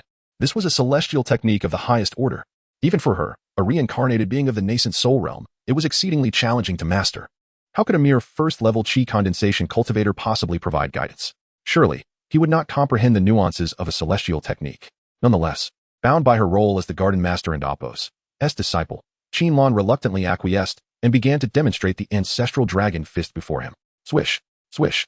The fierce winds of their punches sliced through the air, causing the space around them to vibrate and the spiritual energy to roar. The execution of the technique was fluid and powerful, leaving Changsheng nodding in approval. As expected of a legendary figure reborn, within just a few days, she had already grasped the ancestral dragon fist to such a degree. Soon, as the demonstration ended, Qin stood firm, cupping her fist before Changsheng. Garden Master. I have completed my demonstration. Please offer your guidance. With a smirk, she eyed Changsheng, eager to see what insights he would provide. Not a problem, Changsheng replied. I have discerned the issue you face. What? At his words, Qin and Oppos' pupils dilated in disbelief. You have already identified the problem? That is impossible. She had barely executed the technique in under 5 minutes. Even the most adept cultivator, upon encountering a completely unfamiliar celestial technique, would need to observe it several times to grasp its intricacies. How could Changsheng, after just one viewing, pinpoint the issue? With a calm demeanor, Changsheng explained. The term crouching dragon emerges from the abyss refers to a divine dragon trapped for a millennium, suppressed at the depths of the ocean, who one day breaks free from its prison to rejoin the world. Thus, while practicing this move, you must envision yourselves as this dragon, charging forward with unwavering courage. Charging forward? Unwavering courage. Qin and Oppos' eyes sparkled as if something had clicked into place within her mind. Changsheng continued. Next. Gather all your spiritual energy at your right elbow. Compress it continuously. When you throw the punch, release it all at once to unleash the true power of and Oppos. Crouching dragon emerges from the abyss and Oppos. Qin, give it another try. Oh, all right. Qin nodded instinctively, momentarily forgetting her doubts, and began to follow Changsheng and Oppos' instructions, gathering her spiritual energy at her elbow, compressing it, charging forward. Unwavering courage. Crouching dragon emerges from the abyss. Qin called out, her fist launching forth like a cannonball, her entire spiritual energy surging forth in an instant. Roar. In the next moment, a massive crimson dragon erupted from her fist, its roar echoing like thunder. Boom. The blood-red dragon collided with a boulder, shattering it into countless fragments that rained down like a torrential storm. Gasp. Witnessing the spectacle, Qin's eyes widened in astonishment. Incredible! Is this truly and Oppos? Crouching dragon emerges from the abyss and Oppos? It feels 100 times more powerful than when I practiced it myself. Shi gazed at Changsheng with admiration. Garden Master, you are remarkable. Qin Shiji and I have puzzled over this for days, yet you discerned the problem instantly. Truly astounding. Qin Lan regarded Gu Changsheng with a complex expression. Although Gu Changsheng maintained a calm demeanor and a gentle smile, she felt an inexplicable depth to his character in that moment. First, the celestial herbs, and now the celestial techniques. Now, at a glance, I can discern the root of their cultivation issues. Is this fellow truly, as the rumors suggest, a complete failure? Chapter 58. The Wanbao Chamber of Commerce. What happened? Gu Changxing inquired, noticing Qin Lan and Appo's unwavering gaze fixed upon him. Nothing at all. Qin Lan hastily averted her eyes, her cheeks flushing like the dawn as if her inner thoughts had been laid bare. Thank you for your guidance in our cultivation today, master, she said softly, her face still tinged with crimson. You and Appo's, re-welcome, Gu Changxing replied with a gentle smile. I have some matters to attend to at the outer gate today to procure a few items. During my absence, you two must ensure the guardianship of the cemetery. He handed over a communication token. Should any issues arise, you can summon me through this. Understood, Shi Hu respectfully accepted the token. However, just as Gu Changxing was about to depart, Qin Lan seized his arm, her eyes pleading. Master, might you take me with you to the outer gate? What do you intend to do? Gu Changxing was momentarily taken aback. Qin Lan implored. I have been at the cemetery for quite some time and have yet to explore the outside world. Please, allow me to witness the sights. After a moment of contemplation, Gu Changxing considered that he was going to the outer gate to purchase tools for alchemy and talismans. Given that Qin Lan was a reincarnated being of considerable experience, her presence might indeed help him navigate more efficiently. Nodding, he said, very well, you may accompany me. Thank you, master. Qin Lan and Appo's heart soared with joy, and she quickly clasped her fists in gratitude towards Gu Changxing. At last, she would have the opportunity to observe the true nature of the man before her. In no time, through the transmission array, Gu Changxing and Qin Lan arrived at the bustling city of the outer gate. Although he had visited once before, the magnificent sight before him left him in awe. The vast city sprawled like a colossal beast, resting upon the land of the Taisu sect. The gates towered dozens of feet high, with numerous disciples of the sect bustling about, some soaring through the air on swords, others riding mounts into the city. Upon entering, the cacophony of voices and vendors immediately filled their ears. Shops and stalls lined the streets, brimming with an array of goods, creating a lively atmosphere. As soon as they arrived, two figures approached from a distance. Changsheng, Brother Shi, Sister Lu. Gu Changxing greeted them warmly. These two were none other than Shi Feng and Lu Yun. Due to his unfamiliarity with the outer gate, Gu Changxing had arranged to meet them in advance, hoping they could guide him through the marketplace. He had anticipated that they might decline, but to his surprise, they readily agreed. Thank you for your assistance today. Brother Shi and Sister Lu, Gu Changxing expressed sincerely, clasping his fists. Shi Feng chuckled. It's a small matter. If it weren't for your help last time, Sister Lu and I might have met our end. By the way, Changsheng, what are you looking to purchase? Gu Changxing answered candidly. I wish to acquire some tools for alchemy and talismans. At this, Shi Feng and Lu Yun exchanged astonished glances, and even Qin Lan and Appo's eyes widened in surprise. Alchemy? Talismans? Changsheng, are you actually an alchemist and talisman master? Lu Yun asked incredulously. Gu Changxing had anticipated their reaction and promptly recounted the excuse he had prepared. I'm no alchemist or talisman master. It was that mysterious person from the cemetery who instructed me to buy these items. Their astonishment deepened. You met that mysterious individual? What do they look like? They inquired eagerly. Gu Changxing sighed. I did meet them, but they wore a mask, and I couldn't discern their true visage.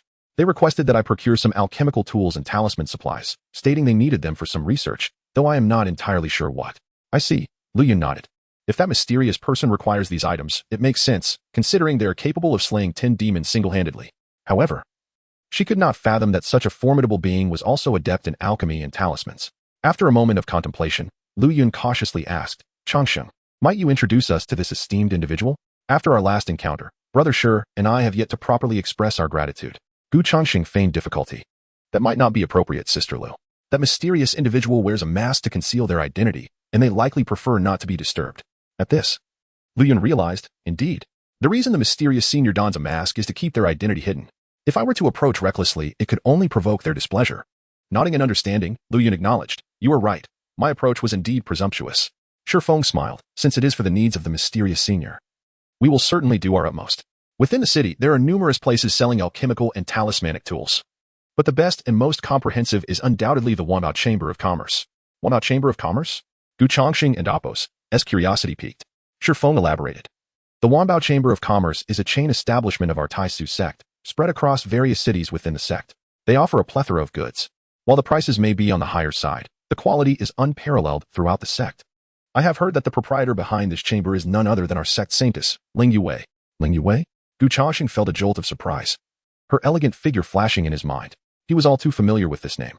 For it was Ling Yue who had arrived with the forces of the Tai Su sect to rescue him when he faced the demon onslaught upon his arrival. It was she who had brought him and his companions into the sect. Had it not been for her, he would have perished on the very first day of his arrival. To think that the owner of the Wanbao Chamber of Commerce is Ling Yue.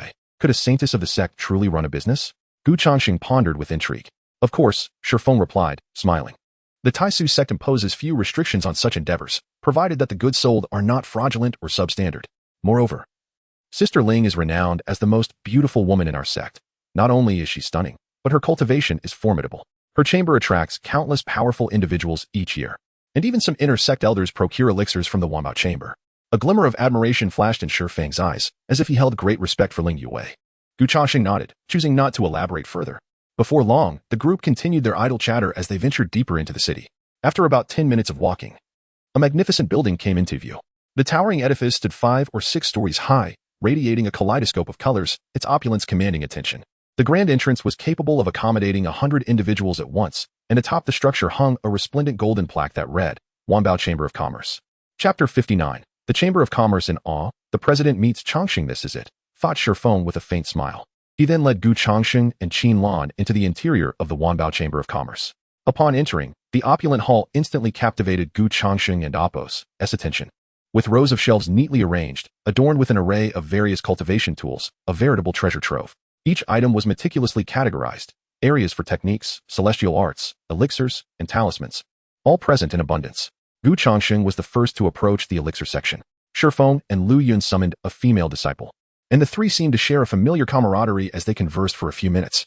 Then, Shifeng beckoned Gu Changsheng, saying, Changsheng, this is Sister Wang Lan, who oversees the elixir section. She and I hail from the same hometown. If you require anything, just speak to her. She will ensure you receive the best treatment. Sister Wang, Gu Changsheng said, hastily cupping his fists in respect. No need for formality, junior brother Gu, Wang Lan replied with a slight nod. However, her gaze conveyed a subtle air of aloofness, suggesting her disdain for Gu Changsheng's humble origins as a menial worker. It was clear that she only acknowledged him out of respect for Shifeng and Lu Yun. Wang Lan continued, if you seek something, feel free to tell me directly. I possess most of the alchemical tools here. Gu Changsheng nodded, then produced a piece of parchment, handing it to Wang Lan. I wish to refine this elixir. May I inquire what kind of alchemical cauldron I should prepare? The parchment detailed a recipe for a 4th-tier elixir known as the 7-treasure glazed pill. Renowned for its potent effects, capable not only of refining the body but also significantly enhancing one's cultivation. Gu Changsheng intended to use this elixir to break through to the golden core realm. Wang Lan glanced at the parchment, her expression suddenly freezing. This is, she exclaimed, her face shifting to one of extreme astonishment. What is it, Sister Wang? Shifeng and Lu Yun asked, bewildered. Wang Lan took a deep breath, raising her gaze to meet Gu Changsheng's, her eyes burning with intensity. Junior brother Gu, do you realize the value of this recipe? It is indeed a 4th-tier elixir recipe. What? A 4th-tier recipe? The revelation caused everyone present to change their expressions dramatically. Even Qin Lan, who had remained silent, was internally shocked. A 4th-tier recipe. Such a treasure was priceless. One 4th-tier elixir alone could fetch 1,000,000 spirit stones, even in a place like Taishu sect. Only elders held the privilege to utilize 4th-tier elixirs. And as for the recipe itself, its worth far exceeded that of a 4th-tier elixir.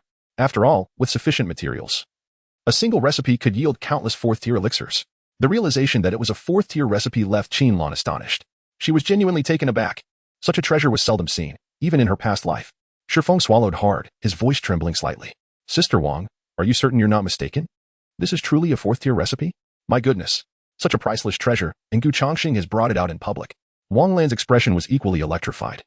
After cautiously glancing around, she lowered her voice, saying, whether it is indeed a 4th-tier recipe, I cannot say, but the content recorded is profoundly intricate. Even if it is not a 4th-tier recipe, it is certainly worth a fortune. Wang Lan then looked at Gu Changsheng, her previous disdain replaced by sincerity. Junior brother Gu, this recipe is beyond my authority to decide upon. I would like to consult our branch president. May I ask you to wait for a moment? Of course, Gu Changsheng replied, nodding. Wang Lan expressed her gratitude, taking the parchment and departing. Lu Yun looked at Gu Changsheng with a complex expression. Changsheng, do you realize what you just did? That was a 4th-tier recipe, and you presented it so directly. Shifeng also chuckled wryly. Do you have any idea how valuable a 4th-tier recipe is? You truly have a bold heart. Thank goodness Lu Yun and I are not the type to covet others' possessions. If it had been someone else, they might have resorted to stealing. Gu Changsheng felt a twinge of surprise himself. He had not anticipated the immense value of the 7-treasure glazed pill. What would Shifeng and Lu Yun think if they knew that this was merely a casual choice of his, and that he possessed even more valuable recipes? However, Gu Changsheng displayed a look of trepidation. I was indeed careless. Had I known this item was so precious, I should have clarified with that mysterious individual beforehand. Senior brother Shifeng, Sister Lu, I am fortunate to have you both today. Otherwise, this recipe might have been snatched away. Shifeng and Lu Yun exchanged glances, sharing a resigned smile. A few minutes later, Wang Lan returned, accompanied by an elderly man with white hair, hurrying towards them. Who among you is young friend Gu Changsheng? The elder inquired impatiently upon arrival. I am, Gu Changsheng replied, cupping his fist once more. At his words, the elder's expression transformed into one of profound excitement as he stepped forward, grasping Gu Changsheng's hand. Young friend, I am Wei Fu, the branch president of the Wanbao Chamber of Commerce. I have examined your recipe, and it is indeed a genuine fourth-tier recipe. May I ask if this recipe was authored by you? Gu Changsheng shook his head. No, I acquired it from a mysterious senior. Upon hearing this, Wei Fu immediately expressed his admiration unabashedly. A genius. Truly a genius. The content within this recipe is exceedingly intricate and complex. Even I can only grasp a fragment of it. Whoever authored this recipe must be at least a fourth-tier alchemist. No, it is possible they are even a fifth or sixth-tier alchemist. What? Fifth tier? Sixth tier? The revelation shocked Shifeng and Lu Yun to their course. Such high-tier alchemists existed only within the inner sect. Young friend Gu, where is this alchemist now? Could you perhaps introduce me? Wei Fu inquired cautiously. Alchemists are revered figures wherever they may be. Moreover, the owner of this recipe might very well be a high-tier alchemist. If they could forge a connection, the Wanbao branch would surely flourish. Gu Changsheng wore a troubled expression. President Wei, that mysterious individual comes and goes without a trace. And they wear a mask to conceal their identity, I fear. At this, Wei Fu quickly realized. Ah, yes, I was indeed presumptuous. Of course. Someone of such stature as a high-tier alchemist would not easily meet with strangers. Yet, Wei Fu remained undeterred. He had resolved to befriend this enigmatic alchemist. Even if he could not meet them today, with persistence, there would come a day when this mysterious alchemist would be willing to meet him.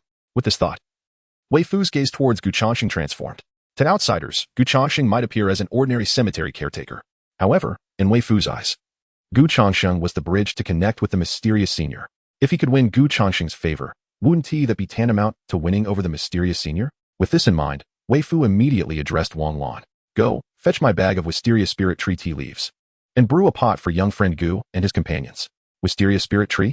Wang Lan's pupils constricted. That tea, however, is a treasure meticulously collected by Wei Fu over many years, worth thousands of spirit stones per gram. Even Wei Fu himself is reluctant to consume it. Yet he intends to brew it for Gu Changsheng? Wang Lan immediately comprehended that President Wei was treating Gu Changsheng as an esteemed guest. Indeed, without further ado, Wang Lan nodded and swiftly departed. Subsequently, Wei Fu turned to Gu Changsheng and, with a smile, said, Dear friend Gu, the items on this floor are mere mundane goods, which your enigmatic predecessor would undoubtedly disdain. If you harbor any interest, would you be willing to accompany me to the top floor for a glance? The top floor? Shifeng and Lu Yun were taken aback. The top floor of the Wanbao Chamber of Commerce is the most significant and confidential area of the entire establishment. Only the president of the chamber and esteemed elders of sects possess the qualification to enter. In the past, when they visited, they were not even guaranteed access to the second floor, let alone the top. Yet now, simply due to a single alchemical formula, they were being escorted directly to the top floor? The disparity in treatment is utterly astounding. Chapter 60. Wei Fu's decision to please Gu Changsheng very well. I shall trouble President Wei then. Gu Changsheng nodded in agreement. A look of delight crossed Wei Fu's face as he promptly ushered everyone to the top floor. The surrounding disciples were taken aback by this scene, whispering among themselves, who are these individuals?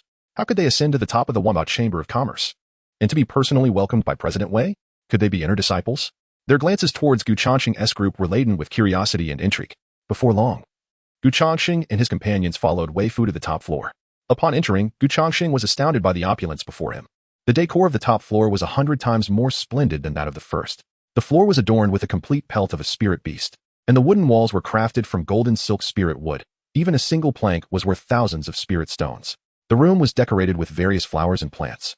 And upon closer inspection, he discovered they were all precious spiritual herbs. A delightful aroma of medicinal herbs wafted through the air, uplifting the spirit. Even the candles flickering on the walls were powered by spirit stones, their golden flames dancing gracefully, illuminating the room with a warm and inviting glow. It felt as though he had stepped into a grand mansion of an ancient aristocratic family, affluent yet tasteful, elegant yet dignified. What a beautiful place, Lu Yun exclaimed, her eyes wide with wonder. Beside her, Shifeng swallowed hard, his steps cautious as he walked upon the precious spirit beast pelt, fearful of damaging it. At that moment, Wang Lan entered, carrying several cups of tea. Gu Changsheng accepted a cup, taking a sip that instantly brightened his eyes. What fragrant tea, he marveled, feeling a flow of spiritual essence coursing through his body. It was as if his internal organs were being revitalized. Such exquisite tea, Gu Changsheng exclaimed genuinely. Though he was no connoisseur, he could discern the tea's exceptional quality. Wei Fu chuckled. This tea is specially harvested from the wisteria spirit tree. It is exceedingly rare, not only invigorating the mind, but also purging impurities and prolonging life. If you enjoy it, my young friend Gu, I can gift you some to take home. Perhaps not. Gu Changsheng replied with a wry smile, swiftly declining. President Wei, you are too generous. Such precious tea. I fear I might waste it. Wei Fu shook his head with a smile, moving on to the main topic. Young friend Gu, I have reviewed your pill formula. Such valuable elixirs, if crafted in a common alchemy furnace, would only degrade their quality. Fortunately, I possess some rare alchemy furnaces. Allow me to show you. With that, Wei Fu rose and approached a wall, tapping on it gently. With a creak, a hidden mechanism activated, and the wall swung open, revealing a secret chamber. Gu Changsheng peered inside to find several ancient, magnificent alchemy furnaces on display. Their craftsmanship was exquisite, adorned with intricate patterns, and some even gilded in gold, unmistakably valuable. Qinlan's eyes widened in recognition. Is that the Four Suns celestial furnace? Legend has it that this furnace is forged from extremely cold meteorite iron, capable of absorbing the temperature of flames to an extraordinary degree. Even legendary spirit flames cannot melt it, making it ideal for refining fourth-grade elixirs. She caressed the furnace's wall, speaking softly. Oh, Wei Fu's eyes sparkled with surprise. Young lady, you possess knowledge of alchemy furnaces? Internally, Qinlan smirked. What a jest. I am a reincarnated being of the nascent soul realm. Surely, I possess some understanding. However, she crafted a response, saying, before ascending the mountain, my family was engaged in the elixir business, so I have some familiarity with this field. I see. Wei Fu nodded, smiling. Young friend Gu, you have a remarkable disciple. He continued, this Four Suns celestial furnace is one of my prized possessions. In the entire Wanbao Chamber of Commerce, there are scarcely a handful who can recognize it. Only that few? Gu Changsheng feigned astonishment, casting an admiring glance at Qinlan. So, your family is in the elixir business? I had no idea. Qinlan smiled modestly. It is merely a trivial business, nothing of significance. Gu Changsheng nodded, fully aware that he would not be fooled by her fabricated story. He would believe her if she claimed to have killed and refined elixirs, but he preferred not to expose her. His intention in bringing Qinlan today was to assist him in selecting an alchemy furnace. He then pointed to another furnace, inquiring, disciple, what about this one? What do you think? Qinlan began to elaborate. This one is the primordial plate furnace, crafted from profound ice-deep iron. While it is slightly inferior to the Four Suns celestial furnace, it excels in stability.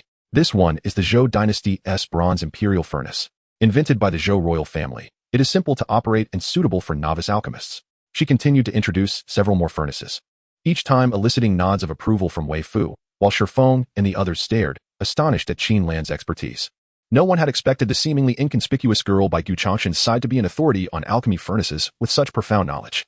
Ultimately, Gu Changsheng opted for the Zhou Dynasty's bronze imperial furnace, as its simplicity made it ideal for his practice. After acquiring the furnace, he intended to procure additional items.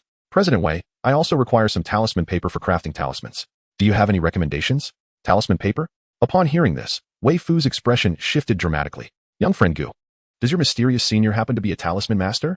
Indeed, Gu Changsheng affirmed with a nod. The moment the words left his mouth, Wei Fu's astonishment reached its zenith. Wang Lan, too, widened her eyes in disbelief. Heavens! A talisman master is even rarer than an alchemist. If one alchemist emerges in 10,000, then among 10 alchemists, there might be one talisman master. And to possess both alchemical and talismanic talents is exceedingly rare. Even in the illustrious Taisu sect, those who could master both alchemy and talismans would not exceed a handful. Young friend Gu, your mysterious senior has truly astonished me. Wei Fu remarked with a rueful smile. He resolved to cultivate a good relationship with this enigmatic figure. After all, a genius capable of creating fourth-grade elixirs is already extraordinary. And to be an alchemist and talisman master simultaneously? Such talent transcends mere genius. With this thought, Wei Fu spoke directly, Young friend Gu, since fate has united us, and you have set your sights on this Zhou Dynasty Imperial Furnace, I shall gift it to you. Moreover, I can assure you that henceforth, whenever you procure any item from the Wanbao Chamber of Commerce, you shall receive a generous 50% discount. What say you? Chapter 61. Wang Lan's thoughts 50% off? Gu Changsheng was momentarily taken aback. Beside him, Shifeng and Lu Yun wore expressions of utter astonishment. It is common knowledge that the merchandise of the Wanbao Merchant Association is among the most expensive within the entire Taishu sect, with even a single item often valued at over 100 spirit stones, not to mention the Zhou Dynasty Imperial Cauldron that Gu Changsheng had chosen, which likely exceeded 10,000 spirit stones in worth. For such a precious item, Wei Fu was actually offering it to him for free? Moreover, he was even providing a 50% discount on future purchases? Gu Changsheng, overwhelmed by this unexpected favor, replied, President Wei, this is far too generous. How can a junior accept such a grand gift? Wei Fu waved his hand dismissively and smiled. Do not be so hasty in your refusal, my young friend. My intentions come with a request. What request? Gu Changsheng inquired, puzzled. Wei Fu continued. I hope that in the future, should you have any surplus elixirs or talismans crafted by that mysterious elder, you might bring them to our Wanbao Merchant Association for sale. Would that be agreeable? To sell them at your association. Gu Changsheng's eyes flickered with hesitation. Wei Fu quickly reassured him. Fear not, my young friend. Our Wanbao Merchant Association offers fair prices and will certainly satisfy the mysterious elder. In fact, we can provide him with a price that is 30% above the market rate. If you can assist us, I shall take nothing for the items you purchase this time. Furthermore, you will become our esteemed guest at the Wanbao Merchant Association. Every time you come to purchase items, we shall extend a 50% discount. Gripping Gu Changsheng's hand, Wei Fu spoke with fervor and sincerity. Witnessing this scene, Shi Feng and Lu Yun were utterly flabbergasted, their hearts stirring like turbulent waves. It was not only they who were astonished, even Wang Lan, standing nearby, was taken aback. Having followed Wei Fu for many years, it was her first time witnessing him adopt such a humble demeanor towards a junior. Little did they know, in Wei Fu's mind, a prodigy who excelled in both alchemy and talismans far surpassed the value of the goods within the Merchant Association. If they could cultivate a relationship, the benefits to the Wanbao Merchant Association would be beyond imagination. As Wei Fu spoke, Gu Changsheng pondered internally. To sell at the Wanbao Merchant Association, the elixirs and talismans he would produce in the future would be more than enough for one person, if he could sell them through the association.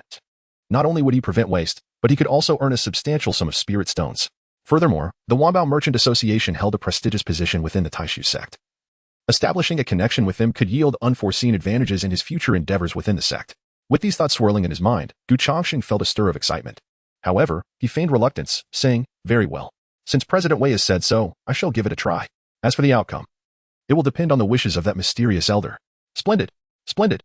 Upon hearing this, Wei Fu was elated, repeatedly expressing his gratitude to Gu Changsheng. Subsequently, with Wei Fu's assistance, Gu Changsheng procured several items necessary for crafting talismans, such as talisman paper, cinnabar, and ink. Wei Fu was exceedingly generous. Not only did he charge Gu Changsheng nothing, but he also gifted him 2 healing elixirs. He even accompanied Gu Changsheng and his companions to the door. After much persuasion, Gu Changsheng finally convinced Wei Fu to stop at the entrance before departing with Qin Lan and the others. It was only after they had left that Wang Lan, with a puzzled expression, asked, President, why do you hold Gu Changsheng in such high regard? Even if he knows the mysterious elder, it hardly warrants allowing him to take so many items for free, not to mention the 50% discount for future purchases. Wang Lan believed that Wei Fu was making too much of the situation. After all, no matter how one looked at it, Gu Changsheng was merely the caretaker of a cemetery within the disciplinary hall. Unless he could meet the mysterious elder, wouldn't this be an immense loss? Humph. Upon hearing Wang Lan and Apos' words, Wei Fu shook his head with a faint smile. You are underestimating the situation. Do you truly believe that Gu Changsheng is as simple as he appears? Wang Lan, perplexed, asked, What do you mean, President? Wei Fu's gaze deepened. Watching the direction in which Gu Changsheng and his companions had departed, he murmured, Do you think an ordinary caretaker could possibly have the qualifications to interact with a mysterious master proficient in both alchemy and talismans? Wang Lan's expression shifted slightly. Wei Fu continued, Moreover, the young lady beside him, though merely a disciple of the disciplinary hall, possesses an intimate knowledge of cauldron crafting. Some of the insights she shared were even unknown to me. Do you believe an ordinary caretaker could achieve this? Wang Lan and Apos' expression grew more incredulous. President, are you suggesting? Wei Fu narrowed his eyes. I am convinced that Gu Changsheng is far from simple. In fact, I suspect he may hail from a prominent family of cultivators. Gasped. At this revelation, Wang Lan and Apos' expression transformed rapidly, her astonishment evident. Indeed. How could someone who had access to a dual practice master and a mysterious maidservant be an ordinary caretaker? Initially, she had not considered this angle, but upon Wei Fu and Apos' prompting, she could not help but feel that Gu Changsheng was likely a scion of a distinguished family of cultivators. No wonder. I noticed his extraordinary demeanor earlier. He certainly does not seem like the child of an ordinary household. Wang Lan murmured softly, her gaze reflecting a newfound admiration for Gu Changsheng and Apos' enigmatic charm. Wei Fu spoke solemnly. Regardless of his origins, we must treat this young friend Gu with the utmost respect. Even if we cannot cultivate a friendship, we must not offend him, understood? Yes. Wang Lan promptly nodded. Now, let us return to our duties, Wei Fu said, preparing to retire for the evening. However, upon hearing this, a hint of hesitation crossed Wang Lan and Apos' face. After a moment of contemplation, she said, President, I believe I left something outside. May I step out for a moment? Wei Fu was momentarily taken aback, but then nodded. Go ahead, be swift in your return. Yes. With Wei Fu and Apos' approval, Wang Lan was elated, clasping her fists in gratitude before hastily departing. Observing her hurried demeanor, Wei Fu could not help but shake his head and chuckle. This girl is far too impatient. How could he not realize that Wang Lan was eager to forge a connection with Gu Changsheng? However, he chose not to expose her intentions, for after all, Wang Lan was a member of the Wanbao Merchant Association. If she could indeed establish a rapport with Gu Changsheng, it would undoubtedly be beneficial for him as well. With this thought, Wei Fu decided not to linger further and turned to return to the upper floor. Meanwhile, Gu Changsheng, accompanied by Qin Lan, Shi Feng, and Lu Yun, strolled along the bustling streets, making their way to the outer gate and Appos' teleportation array to return to the cemetery. The group engaged in light conversation as they walked. Soon, they arrived at the teleportation array. As they prepared to part ways, Gu Changsheng once again clasped his fists toward Shi Feng and Lu Yun, saying, "Senior brother Shi, senior sister Lu, I am truly grateful for your assistance today. Without your help, I would not have been able to procure these items so smoothly." "Oh, it was a trivial matter," Shi Feng replied with a carefree smile. "When we visit your cemetery, just have some fine wine prepared for us." "Indeed, if at ISN and Appos' exquisite spiritual wine, we Shan and Appos' partake," Lu Yun chimed in with a smile. Gu Changsheng laughed heartily. "Rest assured, when you come, there will be no shortage of good wine." Through their days of interaction, the camaraderie among the three had deepened significantly, and their banter now felt akin to that of old friends. After exchanging a few more pleasantries, they parted ways. Gu Changsheng was preparing to return to the cemetery with Qin Lan. However, just as he was about to step into the teleportation array, a sudden voice called out from behind, "Junior brother Gu, please hold on." Gu Changsheng turned around in curiosity and saw Wang Lan standing not far away, a smile adorning her face. "Sister Wang, what brings you here?" Gu Changsheng was momentarily taken aback, not expecting Wang Lan to have followed him. Chapter 62. The fluttering heart of Lu Yun and Sister Wang. Gu Changsheng took a step forward, cupping his fist towards Wang Lan, and inquired curiously, "Sister Wang, do you have anything else to discuss? Why can and Appos' T1 seek you out if they're in Appos' nothing at hand?" Wang Lan and Appos' eyes curved into crescent moons, revealing a radiant smile reminiscent of youthful exuberance. Upon witnessing her smile, Gu Changsheng felt a twinge of confusion. This young lady, who had just exhibited an air of aloofness, now appeared so bright and cheerful. Nevertheless, it must be said that Wang Lan possessed extraordinary beauty. With a delicate oval face, fair skin, and eyes that sparkled like the midnight sky, her smile radiated the vivacity of youth, captivating all who beheld her. Wang Lan remarked, "Junior brother Gu, you have helped me sell so many items today. I must express my gratitude." Gu Changsheng quickly replied, "But those were gifts from President Wei. I feel quite embarrassed. How can I accept your thanks?" Wang Lan shook her head. "If it weren't and Appos' for you, our Wanbao Merchant Association would not have discovered that a formidable dual refinement master was hidden in the cemetery. Moreover, you plan to bring the mysterious elder and Appos' elixirs and talismans to our association for sale, which is an incredible opportunity." Wang Lan then produced a ring from her bosom and handed it to Gu Changsheng. This ring was a medium-grade magical artifact, concealing 3 protective formations that could shield its bearer from 3 crises. "Consider this a welcoming gift from your sister." Upon hearing this, Shi Feng and Lu Yun and Appos' eyes widened in disbelief. This ring was Wang Lan and Appos' personal possession, one she had always kept close, rarely seen in use. The idea that she would so readily gift such a precious artifact to Gu Changsheng was astonishing. Gu Changsheng hastily declined, "Sister Wang, this is far too precious. I cannot accept it." "What? Does junior brother Gu think this artifact is too cheap to accept?" Wang Lan blinked her eyes, feigning a hint of grievance. Seeing her expression, Gu Changsheng felt a chill run down his spine. "No, that and Appos', that's not my intention. Please, Sister Wang, take it back. I truly cannot accept it." Despite his repeated refusals, he had already benefited greatly from the Wanbao Merchant Association today and did not wish to accrue further karmic ties. Accepting Wang Lan and Appos' artifact would only entangle him further with the association. Observing Gu Changsheng and Appos' awkwardness, Wang Lan chuckled lightly, her irritation dissipating as she stowed the artifact away. She understood that pressing the matter further would only breed resentment. "Very well, if you feel uncomfortable, I shall not insist. However, if you ever find yourself in need, come to the Wanbao Merchant Association, and I will personally attend to you," she said with a playful glint in her eyes as she locked her gaze onto Gu Changsheng, her tone laced with a hint of flirtation. "Understood, sister." Gu Changsheng nodded, not delving deeper into her words. He then cupped his fist to the others and, with Qin Lan, stepped onto the teleportation array. Boom. With a resonating surge of spiritual energy, the teleportation array activated, and Gu Changsheng and Qin Lan and Appos' figures vanished in an instant. Once their figures disappeared, Shi Feng and Lu Yun approached with expressions of curiosity. "Sister Wang, what was that all about? Why were you so courteous to Changsheng today? You even offered him a personal artifact. Could it be that you have feelings for him?" Shi Feng chuckled, a gleeful expression on his face. To his surprise, Wang Lan did not shy away from the insinuation. Instead, she boldly confessed, "So what if I do?" "What?" Shi Feng and Lu Yun were taken aback, utterly astonished. Wang Lan giggled, Junior brother Gu is dashing and charming, and he knows the mysterious elder. His future is boundless. What is inappropriate about me liking him? Throughout her years at Taishu sect, she had maintained an air of aloofness, leading others to believe she had no interest in men. In truth, she had merely been searching for someone who captured her heart. Now, a mysterious and promising man stood before her, and she would not let the opportunity slip away. Unlike those who feigned modesty, Wang Lan and Appo's affections were transparent. Once she had made her choice, she would pursue it with relentless determination. Next time Junior brother Gu visits the outer sect, be sure to inform me. If it comes to fruition, I shall treat each of you to a jar of a century-old fine wine, Wang Lan said, turning to Shifeng and Lu Yun. With that, she departed without lingering. Watching her retreating figure, Shifeng swallowed hard, feeling as though he were in a dream, utterly surreal. Damn, that kid Changsheng is incredibly fortunate. Sister Wang is renowned as a beauty in our outer sect, known for her cold demeanor and lack of romantic entanglements. And now she has an interest in him? Shifeng clicked his tongue, a mixture of envy and jealousy swirling within him. Lu Yun smiled softly. I think it and Appo's quite good. Junior brother Gu is sincere and grounded. Although Sister Wang may be a bit pragmatic, she is not one of those fickle women. If they truly become a couple, it may not be a bad thing. Shifeng and Appo's eyes widened. Are you praising Junior brother Gu? You wouldn't and Appo's happen to have feelings for him too, would you? Lu Yun and Appo's cheeks flushed. What nonsense are you spouting? While Junior brother Gu is indeed commendable, in my heart, we share only a sibling bond. If there were truly someone I had feelings for, it would likely be that mysterious elder from the cemetery.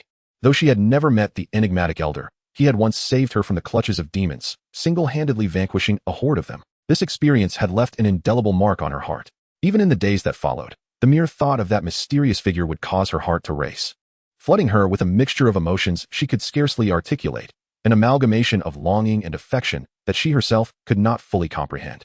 Alas, if only I could meet him, I would have no regrets. Lu Yun sighed, her heart heavy with a sense of loss at the thought of never encountering the mysterious elder. Hey, what and Appo's wrong with you? Shifeng asked, noticing Lu Yun and Appo's melancholic demeanor. Why do you look so lost? It and Appo's nothing, let us go. Lu Yun and Appo's face flushed, concealing her inner feelings as she walked ahead. Seeing this, Shifeng grew even more curious, hastening to catch up. What and Appo's going on? Why is your face so red? Who do you want to meet? Who makes you feel like you would have no regrets? Nobody. Amidst their chattering, the two grew more distant. On the other side, Gu Changsheng and Qin Lan returned to the cemetery. After a full day of exploring the outer sect, Gu Changsheng had acquired the tools he needed. Now, he was ready to commence the crafting of elixirs and talismans. Chapter 63. Delving into the art of alchemy, Gu Changsheng meticulously inspected the tools within his storage bag. Once he confirmed that everything was in order, he turned to Qin Lan and Shi Hu, instructing them, I have matters to attend to and will be stepping out. You two are to guard the mausoleum diligently. Should anything arise, you may contact me through the communication talisman.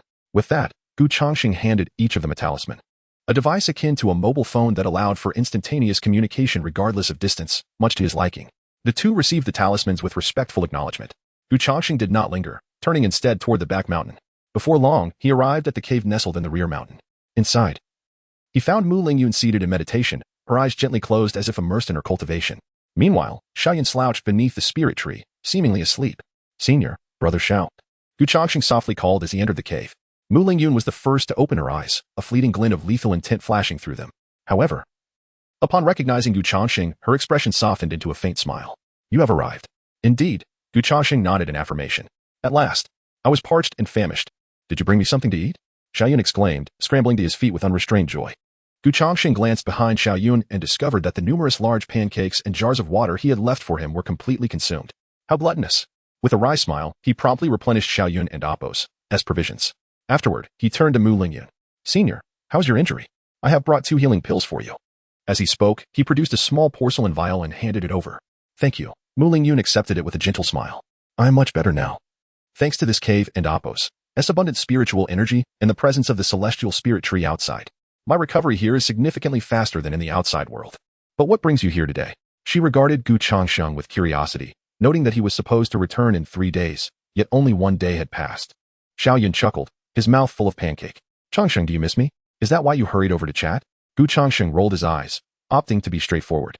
Actually, senior, regarding the Appo's record of 100 pills and Appo's in the Appo's compendium of 100 talismans and Appo's you provided, I have nearly comprehended them. I came today to practice the crafting of pills and talismans and hope you can offer guidance. What? At this revelation, Mu Lingyun's expression shifted to one of astonishment. You have already grasped the Appo's record of 100 pills and oppos, in the and oppos, compendium of 100 talismans and oppos? To some extent, Gu Changsheng nodded. Indeed. Mu Lingyun could not help but inhale sharply, her composure shaken. This was indeed remarkable. She had bestowed the texts upon him merely 2 days prior. Even for someone of her exceptional talent, it had taken 3 years to fully comprehend them. How could Gu Changsheng have done so in just 2 days? A prodigy. Mu Lingyun's admiration was genuine, and she finally understood why she and Shixiang had chosen Gu Changsheng as his successor. Such talent was beyond mere genius. Xiaoyun, meanwhile, silently munched on his pancake, utterly baffled by the conversation. What were these and oppos, record of 100 pills and oppos, and oppos, compendium of 100 talismans and oppos? He was lost in a haze of confusion. Gu Changsheng, feeling a twinge of embarrassment, replied, Senior, you flatter me. It was merely a stroke of luck. It was the first time he had ever been called a genius since arriving at Taisu sect. In truth, his success relied heavily on external factors. Mu Lingyun smiled lightly and readily agreed. Very well. I am also well versed in the record of 100 pills, so I am familiar with the pills described therein. What do you wish to concoct? The 7 treasures glazed pill, Gu Changsheng answered promptly. Ah? Mu Lingyun's eyes widened in surprise. That is a 4th grade pill. Are you certain you wish to attempt such a high-level concoction right from the start? If you fail, it could waste precious materials. Gu Changsheng's tone was resolute. Senior, I am prepared. The 7 treasures glazed pill is a carefully selected target for me. Its potent effects align perfectly with my current cultivation level of the 9th layer of foundation establishment, making it manageable without excessive strain or energy depletion. I have already prepared ample materials, so there is no concern about wasting them. More importantly, the 7 treasures glazed pill can assist in my breakthrough to the golden core stage. If I can produce it in abundance, I will save considerable time and effort in refining my techniques and spells. Seeing Gu Changsheng's determination, Mu Lingyun nodded, choosing not to press further. Very well. Since you have made your decision, let us begin. I shall do my utmost to assist you. Thank you, Senior. Gu Changsheng expressed his gratitude with a respectful gesture. However, just as they were about to set off for the Xianin cave, Xiaoyun suddenly interjected with a look of disbelief. Wait, Changsheng, what do you mean? Are you saying you want to become an alchemist? Indeed, Gu Changsheng replied candidly. Before the garden master passed, he left behind some items, including information on the art of alchemy. I have been studying it for the past few days and sought your guidance, Senior. Alchemist. Xiaoyun's eyes widened in shock. As the heir of the Xiao family, he understood the immense prestige associated with that title. It was a profession revered by many. Just recently, Gu Changsheng had been slacking off in the mausoleum with him. Now, in the blink of an eye, he had transformed into an alchemist? This was simply too rapid a change. After a brief moment of astonishment, Xiaoyun's face lit up with excitement. So, does that mean I now have a friend who is an alchemist? Well, that means I can have access to pills at any time. With an alchemist as my friend, I will never lack for resources again. Gu Changsheng could only roll his eyes at Xiaoyun's exuberance. This guy truly saw him as a free source of pills. Yet, he did not refuse. After all, as a novice alchemist, the quality of his concoctions would likely be imperfect. He was hesitant to test them on himself. However, Xiaoyun, with his resilient physique, was the ideal candidate for trials. Subsequently, Gu Changsheng and Mu Lingyun made their way to the Xianin cave. You may begin, Mu Lingyun said. Understood. Gu Changsheng wasted no time, retrieving the Zhou dynasty imperial cauldron along with the necessary materials for crafting the 7 treasures glazed pill. In the next moment, he raised his hand with a flourish. Suddenly, a surge of spiritual energy erupted, transforming into a blazing inferno that roared to life at the base of the alchemical cauldron. Chapter 64. Xiaoyun's trial of the pill. Mastery of fire control. As she gazed at the blazing flames at the base, Mu Lingyun's eyes sparkled with surprise. You have even grasped this? The art of fire control is a celestial technique employed in alchemy. The flames generated by this technique are entirely driven by spiritual energy, allowing the practitioner to manipulate the size of the fire at will, which is exceedingly convenient. Coincidentally, the one in Balu records the art of fire control. Thus Gu Changsheng has comprehended it as well. However, perhaps due to the novelty of its application, he was still somewhat inexperienced. Mu Lingyun reminded him from the side. The temperature of the flames is too high. The materials for the 7 treasures glazed pill are quite delicate. Such elevated temperatures could easily melt them. You need to reduce the spiritual fire a bit. Understood, Gu Changsheng nodded, promptly forming a hand seal to control the spiritual fire. As he completed the gesture, the once roaring flames diminished considerably. When the temperature was just right, Mu Lingyun timely advised, that's sufficient. Remember this sensation. In the future, when refining the 7 treasures glazed pill, this temperature will suffice. Next, he added the required herbs sequentially into the cauldron. Once the first herb was thoroughly melted, he introduced the second. Mu Lingyun's melodious voice resonated within the cave. Yes, Gu Changsheng nodded, and then, according to the records in the Wan and Balu, he added each herb into the Zhou dynasty imperial cauldron. With a whoosh, under the vigorous spiritual flames, the herbs rapidly melted into a viscous liquid, filling the air with a rich medicinal aroma. Mu Lingyun stood by, guiding Gu Changsheng in fire control and alchemy. It must be said, with Mu Lingyun's assistance, Gu Changshen's efficiency improved significantly. Although he had fully comprehended the Wan and Baolu, it was his first practical application, and his techniques and experience were somewhat unrefined. In contrast, Mu Lingyun was not only an exceptional alchemist but also possessed ample experience. She could promptly point out any issues he encountered. With Mu Lingyun's help, Gu Changshen's proficiency in alchemy deepened at an observable pace. Finally, as time passed, all the herbs in the cauldron were completely melted, and the cave was filled with a dense medicinal fragrance. Mu Lingyun's eyes narrowed. The final step? We can begin merging the herbs. All right. Gu Changsheng nodded. He formed an intricate hand seal and pointed towards the cauldron. Buzz. As he executed the seal, the materials within the cauldron began to coalesce at a visible rate, ultimately taking the shape of a round pill. As time progressed, the liquid became increasingly solidified, gradually transforming from a liquid state to a solid. A rich medicinal fragrance wafted from the cauldron. Minutes later, Gu Changsheng beckoned with his right hand. Whoosh. The gathered medicinal liquid transformed into a beam of light, soaring from the cauldron into Gu Changsheng's palm. Soon, the liquid in his hand solidified further, finally taking the form of a spherical pill, emanating a delightful aroma. Intricate wave patterns adorned the pill's surface, pill inscriptions. Is it complete? Gu Changsheng's face lit up with joy as he hurriedly presented the pill to Mu Lingyun for her assessment. Senior, what do you think? Mu Lingyun examined the pill closely. On the surface, it appears successful. However, there are some flaws, such as the pill's color being too light and not perfectly round, with the inscriptions lacking depth. I suspect the issue arose during the final step, pill solidification, as your actions were premature. She returned the pill to Gu Changsheng, stating that its efficacy still required testing by someone consuming it. Gu Changsheng understood. Indeed, he approached Xiaoyun, who was currently asleep. He quickly roused him. Xiao Shixiang. Wake up. WH. What is it? Xiaoyun, bleary-eyed, stared at Gu Changsheng in confusion. With a grin, Gu Changsheng exclaimed, Xiao Shixiang. Weren't you eager to try a pill? I just refined one. Would you like to taste it? This is the legendary 4-grade pill, the 7 treasures glazed pill. What? A 4-grade pill? Upon hearing this, Xiaoyun's eyes sparkled with excitement. Yes. Let me try it. A 4-grade pill is a high-tier medicinal pill, averaging over 1,000 spirit stones each. Such an opportunity was not to be missed. Seeing Xiaoyun's eagerness, Gu Changsheng smiled and placed the pill into his mouth. Boom. As the pill entered Xiaoyun's abdomen, he immediately trembled, his face contorting in pain as if enduring immense torment. Ah! Xiaoyun writhed on the ground, letting out a heart-wrenching wail. Gu Changsheng was taken aback. Xiao Shixiang. What's wrong? Xiaoyun, drenched in cold sweat, gasped, It's so hot. Changsheng. My stomach feels like it's on fire. I'm in agony. Xiaoyun rolled on the ground, writhing in discomfort. Gu Changsheng quickly raised his hand, channeling a stream of spiritual energy into him. As the energy flowed in, Xiaoyun's struggles gradually ceased, though he lay exhausted, pale, gasping for breath. So painful. Changsheng, are you certain this is a 4-grade pill? Why does it hurt so much? After a while, Xiaoyun managed to sit up. Gu Changsheng checked his condition and, reassured that there were no serious issues, felt relieved. Rest assured, Xiao Shixiang, it is indeed a 4-grade pill. It seems the potency was too strong for your body to handle all at once. Gu Changsheng smiled, concocting a casual excuse. Is that so? Xiaoyun nodded, not dwelling on it further. After Gu Changsheng comforted him a few times, they returned to the Shuima residence. Upon entering the cave, the two quickly began to review their process. Mu Lingyun remarked, the fiery sensation in your abdomen may be due to the excessive use of longon grass earlier. Longon grass is of the yang and fire attribute. Once ingested, it can create a burning sensation in the stomach. When refining next, remember to manage the quantity of longon grass. Understood, senior, Gu Changsheng nodded. Soon, the second round of refining commenced. Learning from his previous experience, he deliberately regulated the amount of longon grass this time. Before long, another 7 treasures glazed pill appeared in Gu Changsheng's hand. Following the same procedure, he approached Xiaoyun once more for a trial. Gulp. As the pill entered his stomach this time, Xiaoyun did not writhe in agony but instead curled up, trembling uncontrollably. It's cold, so very cold, Changsheng. It feels as if I have swallowed a block of ice. It's unbearable. Xiaoyun stammered, his teeth chattering. Gu Changsheng focused his gaze and noticed that Xiaoyun's eyebrows and skin were even adorned with a delicate layer of frost.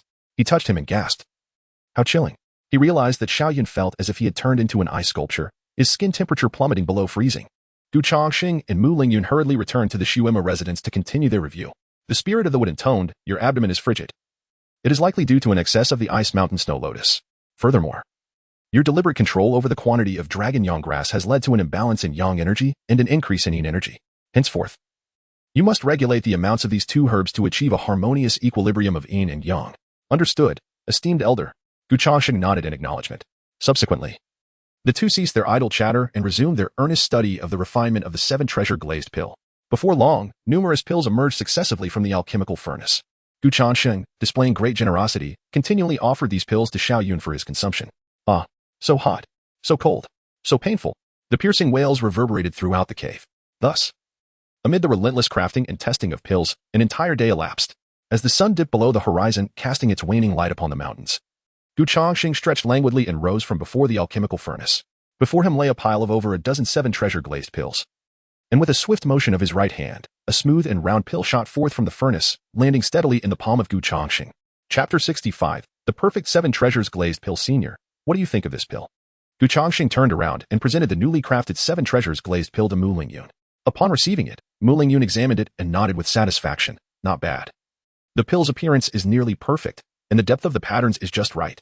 Now, you should let your demon friend try it. He should experience no more pain. Changsheng nodded in agreement. Without delay, he dashed to Xiaoyun's side, eager to present the pill. Upon seeing Changsheng approach, Xiaoyun's expression shifted dramatically. Fear evident in his eyes. You're back again? Changsheng, I truly can't eat any more. Your pills are terrifying. Xiaoyun still shuddered at the memory of his previous experience. When he had tested the pill earlier, he felt a scorching heat in his belly, followed by an icy chill. Were it not for his current demon form, he might have lost his life. No more. Find someone else. He waved his hands frantically, his face contorted in refusal. Changsheng chuckled softly. Grasping Xiaoyun's hand, he coaxed, Don't worry, Brother Xiao, this time I assure you. There is no issue with the pill. The senior has confirmed that the patterns and colors of this 7 treasures glazed pill are perfect. You will feel no pain at all. Really? Is that true? Xiaoyun's face was filled with skepticism. Of course. When have I ever deceived you? Changsheng replied with a smile. Besides, don't you wish to have free pills? If you don't assist me in improving my alchemy skills, how will you ever enjoy free pills in the future? Xiaoyun swallowed hard. Perhaps persuaded by Changsheng's words, he gritted his teeth and declared, Fine. Damn it. For the sake of free pills, I will do it. He opened his mouth wide and swallowed the 7 treasures glazed pill in one gulp. Boom. Accompanied by a resounding surge of spiritual power, Xiaoyun's body trembled violently as the terrifying energy of the pill surged through his organs. However, this time, he exhibited no signs of pain. On the contrary, as the pill settled in his stomach, his expression transformed into one of comfort, as if he had consumed an exquisite delicacy. In the next moment, a dense aura of spiritual energy enveloped Xiaoyun, emanating a powerful presence from within him. How do you feel, Brother Xiao? Changsheng held his breath, his gaze fixed intently on Xiaoyun. Such strength, such formidable energy. Xiaoyun inhaled deeply, his eyes suddenly brimming with excitement. I feel a powerful energy surging within me. It seems I am on the verge of a breakthrough. With a triumphant roar, Xiaoyun's aura underwent a dramatic transformation. 4th level of Qi Condensation. 5th level. 7th level. 9th level. Foundation Establishment. Boom. With another surge of spiritual energy, Xiaoyun's cultivation level skyrocketed from the 4th level of Qi Condensation directly to the Foundation Establishment realm. Wow. Observing Xiaoyun's rapid advancement, Changsheng was utterly astonished. Though he understood the potency of the 7 treasures glazed pill, he never anticipated such an extraordinary leap. This was a direct elevation of 6 minor realms. Xiaoyun, too, was elated. Wow.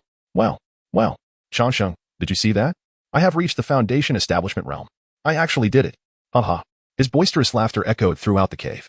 Changsheng, still in shock, turned to Mu Lingyun. Senior, is the efficacy of the 7 treasures glazed pill truly this remarkable? Mu Lingyun nodded. Of course, the 7 treasures glazed pill is a 4th grade elixir, even within the Taisu sect. Only inner disciples and elders are qualified to consume such a divine pill. Assisting your friend in reaching the Foundation Establishment realm is certainly within its capabilities. Upon hearing this, Changsheng's eyes sparkled with excitement. It seemed that utilizing the 7 treasures glazed pill to break through to the Golden Core realm was not beyond his reach. If he were to rely on his lifespan to achieve it, he would need to expend several thousand years. However, with the 7 treasures glazed pill, he could conserve that precious time for enhancing his celestial techniques and skills. Mu Lingyun smiled faintly. Congratulations, you have finally refined the perfect 7 treasures glazed pill. From here, you only need to practice diligently to master the method of its creation. Thank you, Senior. Changsheng clasped his hands in gratitude, genuinely appreciative. He understood that without Mu Lingyun and Apos' guidance today, his progress would not have been so swift. Of course, Xiaoyun and Apos' trial of the pill also played a significant role. You need not thank me. Your rapid advancement is entirely due to your own exceptional talent, Mu Lingyun replied with a gentle smile. Her words were heartfelt. After so many years in the cultivation world, it was the first time she had encountered someone as gifted as Changsheng. Even she had taken 2 months on her initial attempt at alchemy, and the pills she produced were far inferior in quality to those he had just created. Subsequently, Changsheng, drawing from his previous experiences, refined another batch of pills. He successfully crafted 3 pills in one go. With the lessons learned from earlier attempts, his refining process had become significantly quicker, taking no more than 5 or 6 minutes for all 3 pills to emerge fresh from the cauldron. He promptly presented them to Mu Lingyun for inspection. After receiving the pills, she revealed a look of satisfaction. Excellent. The coloration and patterns of the pills are impeccable. Even a professional appraiser would find no faults. Gu Changsheng grinned, holding the 3 pills with a sense of accomplishment. It had not been an easy journey. After a day of effort, he had finally crafted the perfect 7 treasures glazed pill. Senior, thank you for today. This pill is a small token of my appreciation. Please accept it, as it will aid in enhancing your cultivation and recovering from injuries. Gu Changsheng clasped his hands again, offering one of the 7 treasures glazed pills to Mu Lingyun in gratitude. Thank you. Mu Lingyun smiled modestly, accepting the pill without hesitation. Well then, as it is getting late, I shall take my leave for now. I will return tomorrow to consult you regarding alchemy and talisman knowledge. All right. Mu Lingyun nodded in agreement. After exchanging a few more pleasantries, Gu Changsheng decided not to linger any longer and turned to depart. 10 minutes later, rather than returning directly to the graveyard, Gu Changsheng ventured to a secluded cave on the back mountain, situated several miles from the graveyard. He intended to break through to the golden core realm here. With a snap of his storage bag, a 7 treasures glazed pill appeared in his hand. Gazing at the pill, excitement was unmistakable in his eyes. At last, I can advance to the golden core realm, Gu Changsheng murmured, and without further hesitation, he swallowed the pill whole. Chapter 66. Encounter with a demonic spy. With a resounding boom, Gu Changsheng felt his body convulse violently as the medicinal pill entered his abdomen. The terrifying energy of the 7 treasure glazed pill rapidly dispersed within him. Boom, boom, boom. In that instant, Gu Changsheng felt as if he were enduring a cataclysmic tsunami within his very being, powerful spiritual energy relentlessly crashing against his limbs and organs. Under the impact of this energy, it was as though every pore in his body had opened, a sensation of indescribable comfort enveloping him. He promptly activated the everlasting life technique, channeling this energy towards his dantian. Boom. As the energy surged in, Gu Changsheng and Apos, his dantian began to undergo a visible transformation. It gradually condensed and shrank, until a brilliant golden light began to envelop it. Was this the formation of a golden core? Gu Changsheng's expression brightened. Upon entering the golden core stage, a practitioner's dantian would undergo a qualitative transformation, converting into a golden core. With the golden core, not only would the practitioner's lifespan significantly increase, but their physical strength would also be greatly enhanced. Even the capacity for storing spiritual energy would multiply several times. In other words, the celestial arts that previously consumed lifespan, such as the ancestral dragon limitless fist, could now be employed without concern. What was even more astounding? Upon stepping into the golden core stage, the practitioner and Apos' essence would also transfer into the golden core, allowing them to survive even if their heart were to be crushed. As long as the golden core remained intact, this meant that compared to the foundation establishment stage, golden core practitioners possessed an additional means of survival. With these thoughts, Gu Changsheng could scarcely contain his excitement. He took a deep breath and quickly changed his hand seals, earnestly attempting to break through. Consolidate for me. Boom. As the everlasting life technique operated furiously, his golden core became increasingly solid and radiant at a visible pace. Spiritual energy for miles around surged towards Gu Changsheng like a tidal wave. If someone were present at that moment, they would be astonished to discover that almost instantaneously, the spiritual energy within a radius of several miles had been completely drained. Fortunately, Gu Changsheng had chosen a secluded location in advance. Otherwise, the tremendous commotion would surely have attracted the attention of the outer sect elders. The next day, as the first rays of morning sunlight illuminated the cave, Gu Changsheng slowly opened his eyes, exhaling a breath of turbid air. Finally, it was over. He instinctively opened his personal panel. Cultivation, first layer of golden core. Indeed, after a night of cultivation, Gu Changsheng had advanced from the 9th layer of foundation establishment to the 1st layer of golden core. He was now a true golden core practitioner. Moreover, his lifespan had increased from 591 years to 533 years, an increase of nearly 1,000 years. A subtle smile graced Gu Changsheng's lips.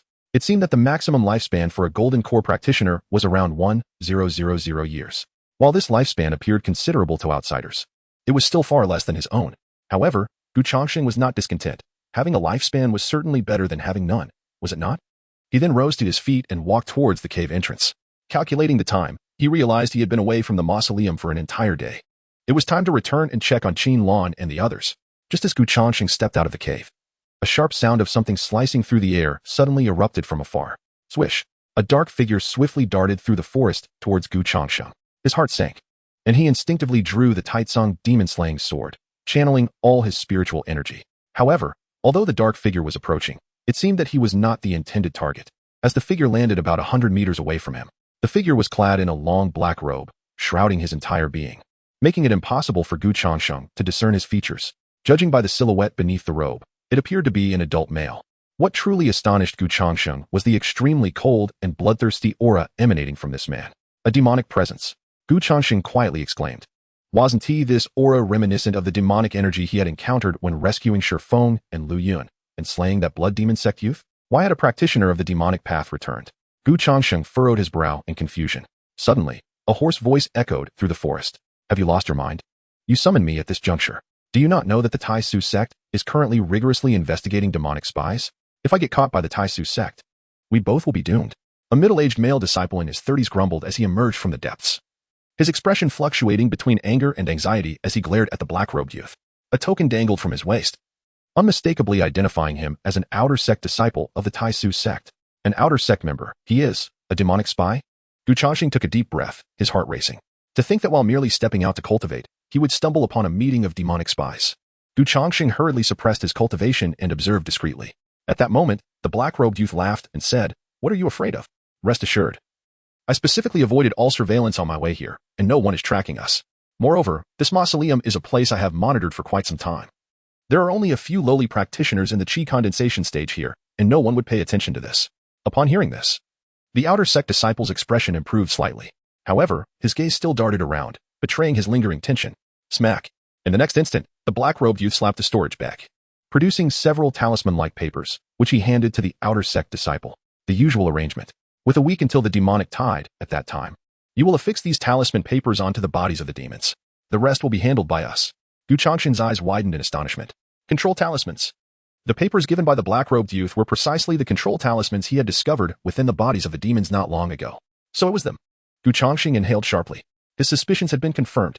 The recent demon invasion was indeed orchestrated by the demonic path. Simultaneously, the outer sect disciple reached out to take the control talismans and asked, "Are you preparing to take action during this demonic tide?" "Indeed." The black-robed youth replied with a sinister smile. "The Tai Su sect has suppressed our blood demon sect for so many years, killing countless of our disciples.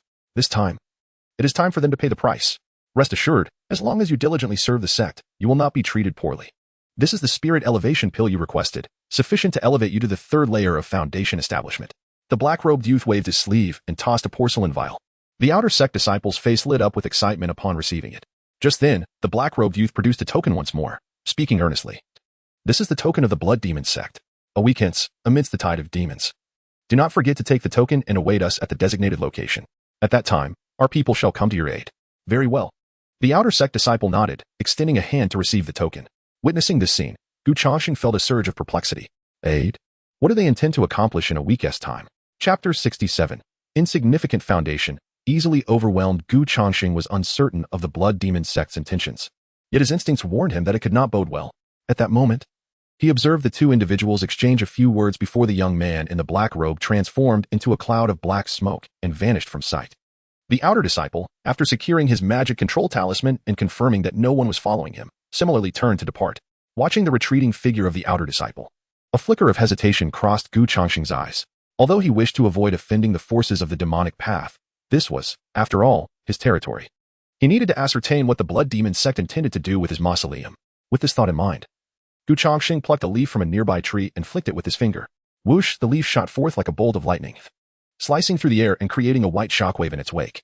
The sharp intent of the sword enveloped the leaf, propelling it swiftly toward the back of the outer disciple. Who goes there? The outer disciple's body trembled, an icy chill creeping down his spine.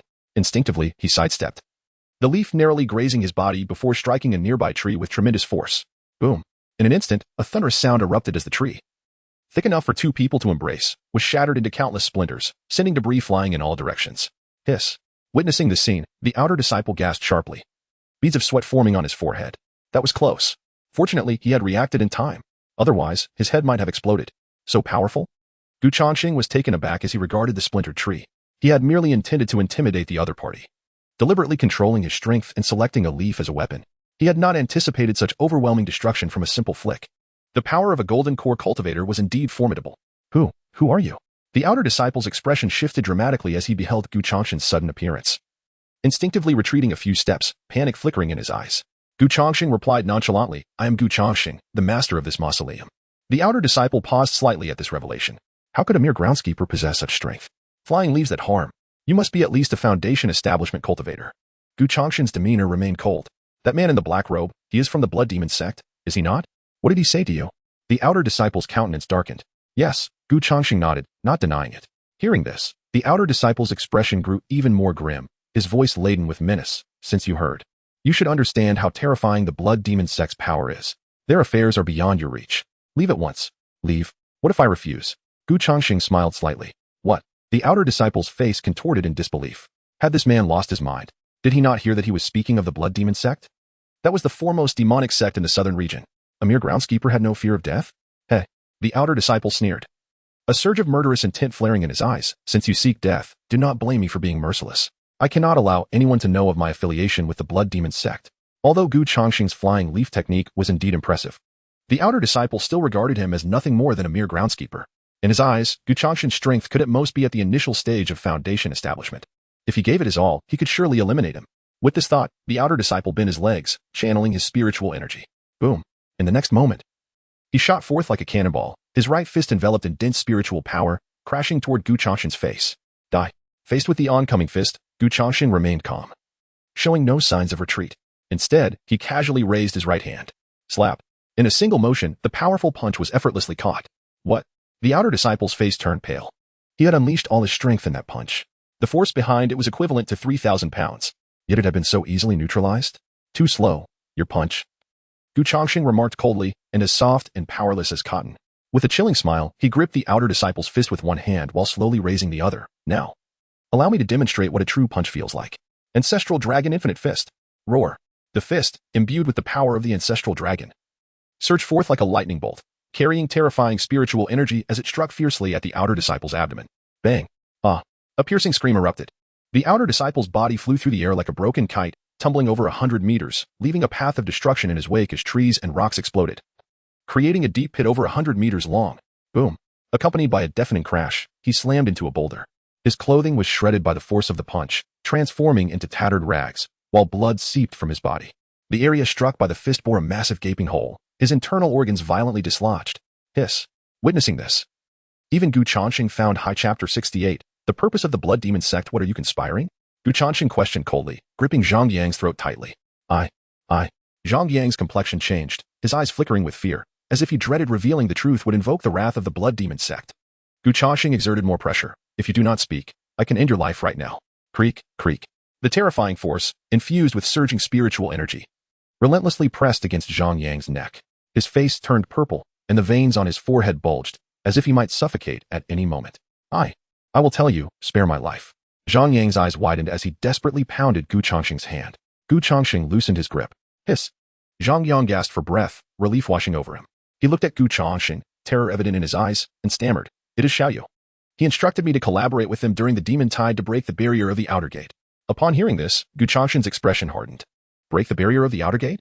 He recalled that the last demon tide was indeed due to the breach of the sect's protective barrier. Gu Changsheng furrowed his brow and inquired, what do they intend to do by breaking the barrier? Invade the Taishu sect? Zhang Yang replied fearfully, I am not entirely sure.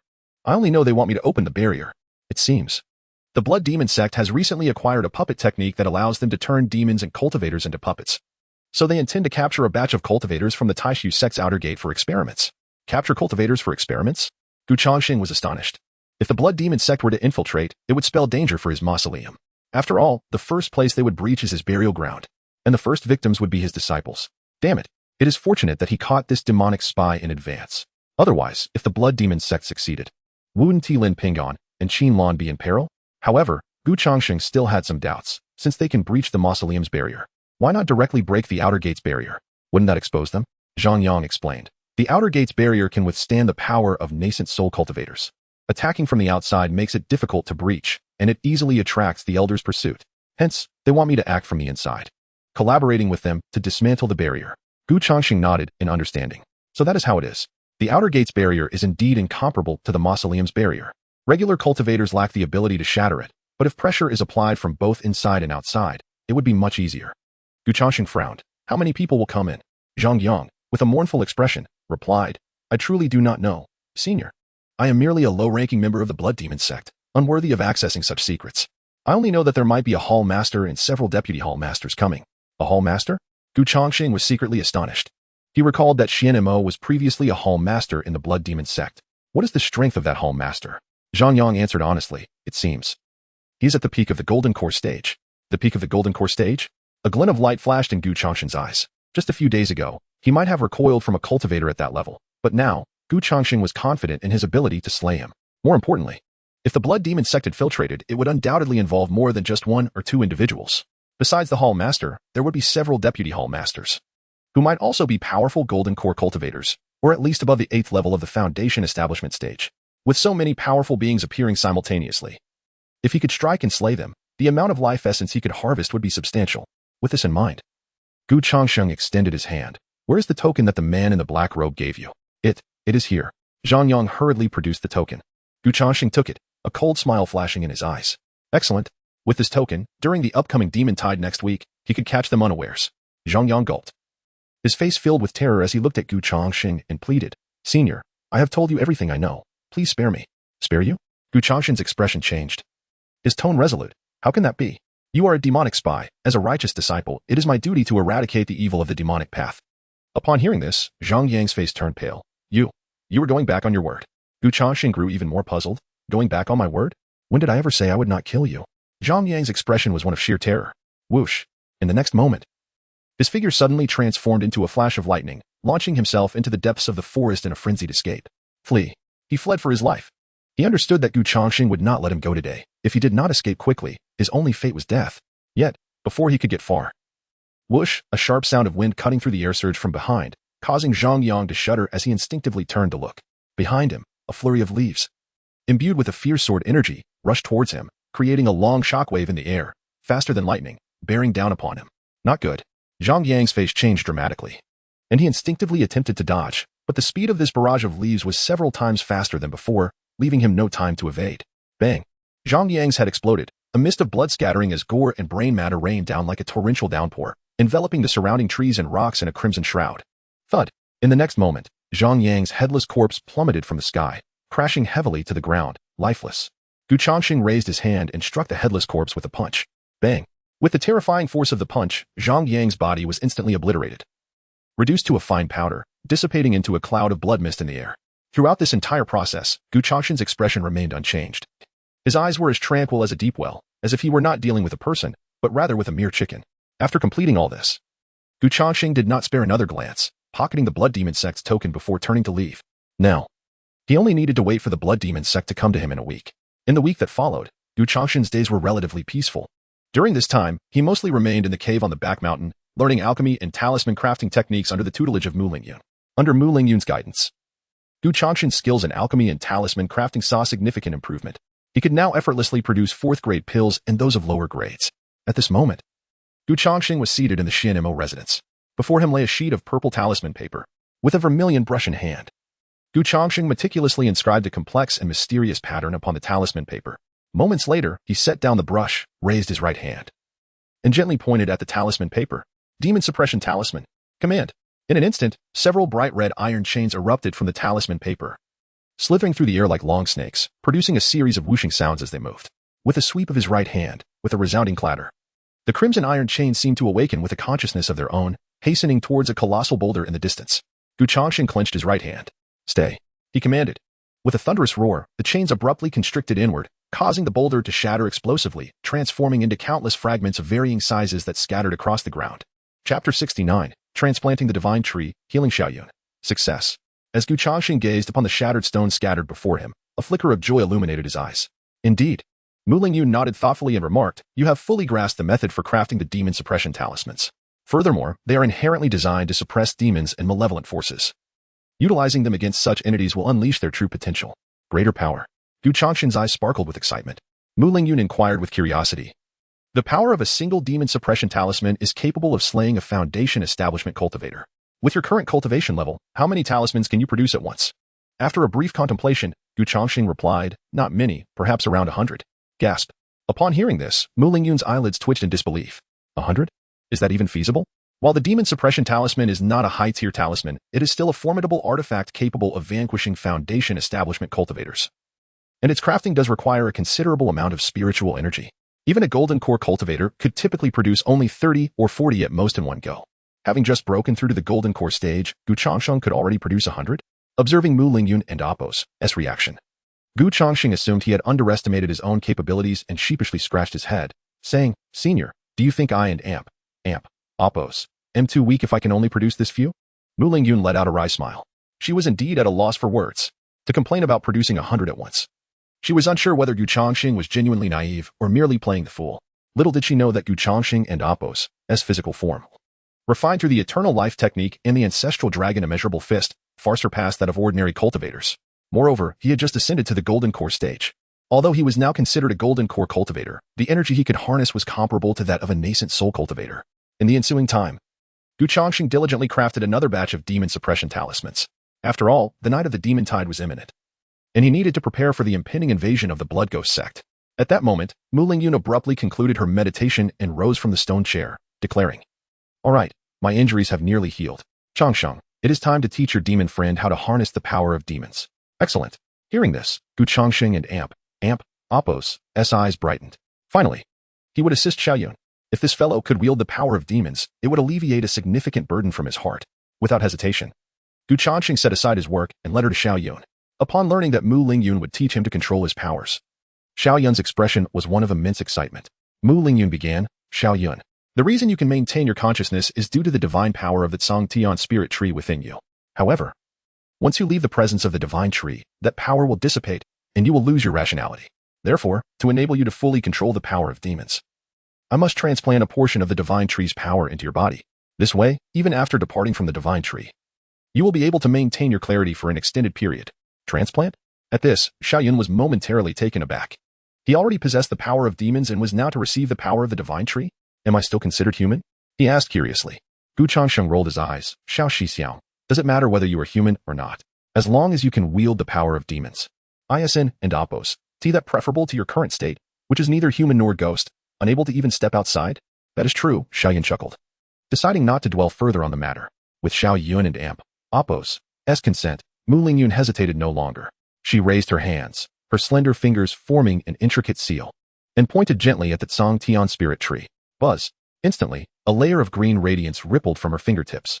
Sizzle! Following this, the Tsangtian spirit tree appeared to come alive, slowly extending a branch downward. Under Mu Lingyun and Appos' guidance, the branch seemed to gain a will of its own, twisting through the air like a long serpent, inexorably approaching Xiaoyun. In the next moment, with a sweep of her right hand, Mu Lingyun commanded, "Thrust!" To Gu Changsheng and Appos' astonishment, the branch plunged into Xiaoyun and Appos' skin, writhing like a parasite as it sought to burrow deeper into his flesh. Ah! The intense pain compelled Xiaoyun to howl in anguish, his face turning as pale as parchment, cold sweat trickling down his brow. "It hurts. It hurts." The agony caused his body to convulse. Mu Lingyun and Appos' demeanor became serious as she commanded, "Do not move. The branch of the divine tree is merging with your body. If you move, it may shift and pierce your internal organs." At her words, Xiaoyun felt panic wash over him, clenching his teeth tightly, afraid to move a muscle. Mu Lingyun furrowed her brow, diligently controlling the branch as it integrated with Xiaoyun and Appos' physical form. As time passed, her complexion grew increasingly pale, indicating that this process was taxing her stamina. Beads of sweat began to form on her forehead. "Senior, are you all right? Would you like me to assist you for a moment?" Gu Changsheng asked with concern etched across his face. "I and Appos, I'm fine." Mu Lingyun shook her head, offering a wry smile. "Only I can control the power of the divine tree. Your spiritual energy cannot resonate with it." Gu Changsheng was taken aback by her words. "Why is that?" Mu Lingyun explained, "I possess a natural within spirit body, which allows me to manipulate the flora of the world.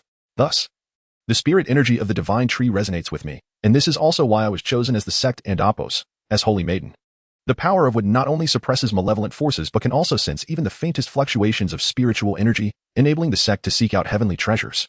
Upon hearing this, Gu Changsheng nodded, realizing the depth of her identity. Finally, after 10 minutes had elapsed, with the last inch of the branch merging into Xiaoyun and Appos' body, he let out a final agonized scream, collapsing to the ground and gasping for air. Mu Lingyun withdrew her hand, her chest gently rising and falling as she caught her breath. "Senior, are you all right?" Gu Changsheng quickly produced a qi replenishing pill and offered it to her. After Mu Lingyun consumed the pill, her spiritual energy was replenished, and her complexion gradually regained its color. "I am fine. Your friend has now been integrated with the branch of the Tsangtian spirit tree. For the next half-month, he will be able to maintain his consciousness. However, remember, this is only for half a month. After that, I will need to perform another transplant. At that time, his periods of clarity will gradually extend until he fully adapts to the power of demons." "Thank you, Senior." Gu Changsheng clasped his fists, his eyes filled with gratitude as he regarded Mu Lingyun.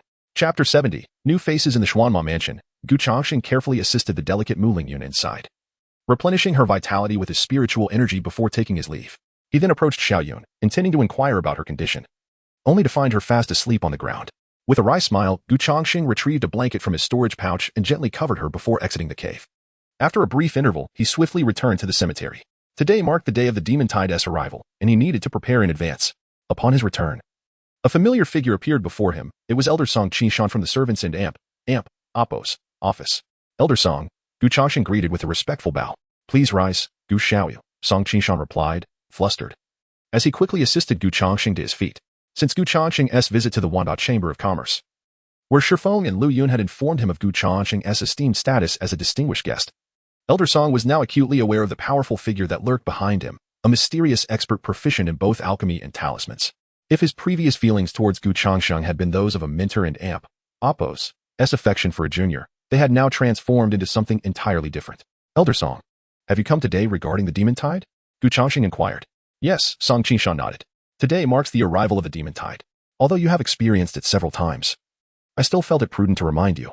Thank you, Elder. Gu Changsheng bowed again. Suddenly, recalling the information he had gleaned from Zhang Yang that morning regarding the blood demon sect, he hesitated but ultimately decided to broach the subject delicately. Elder Song, have there been any findings regarding the demonic invasion you investigated recently?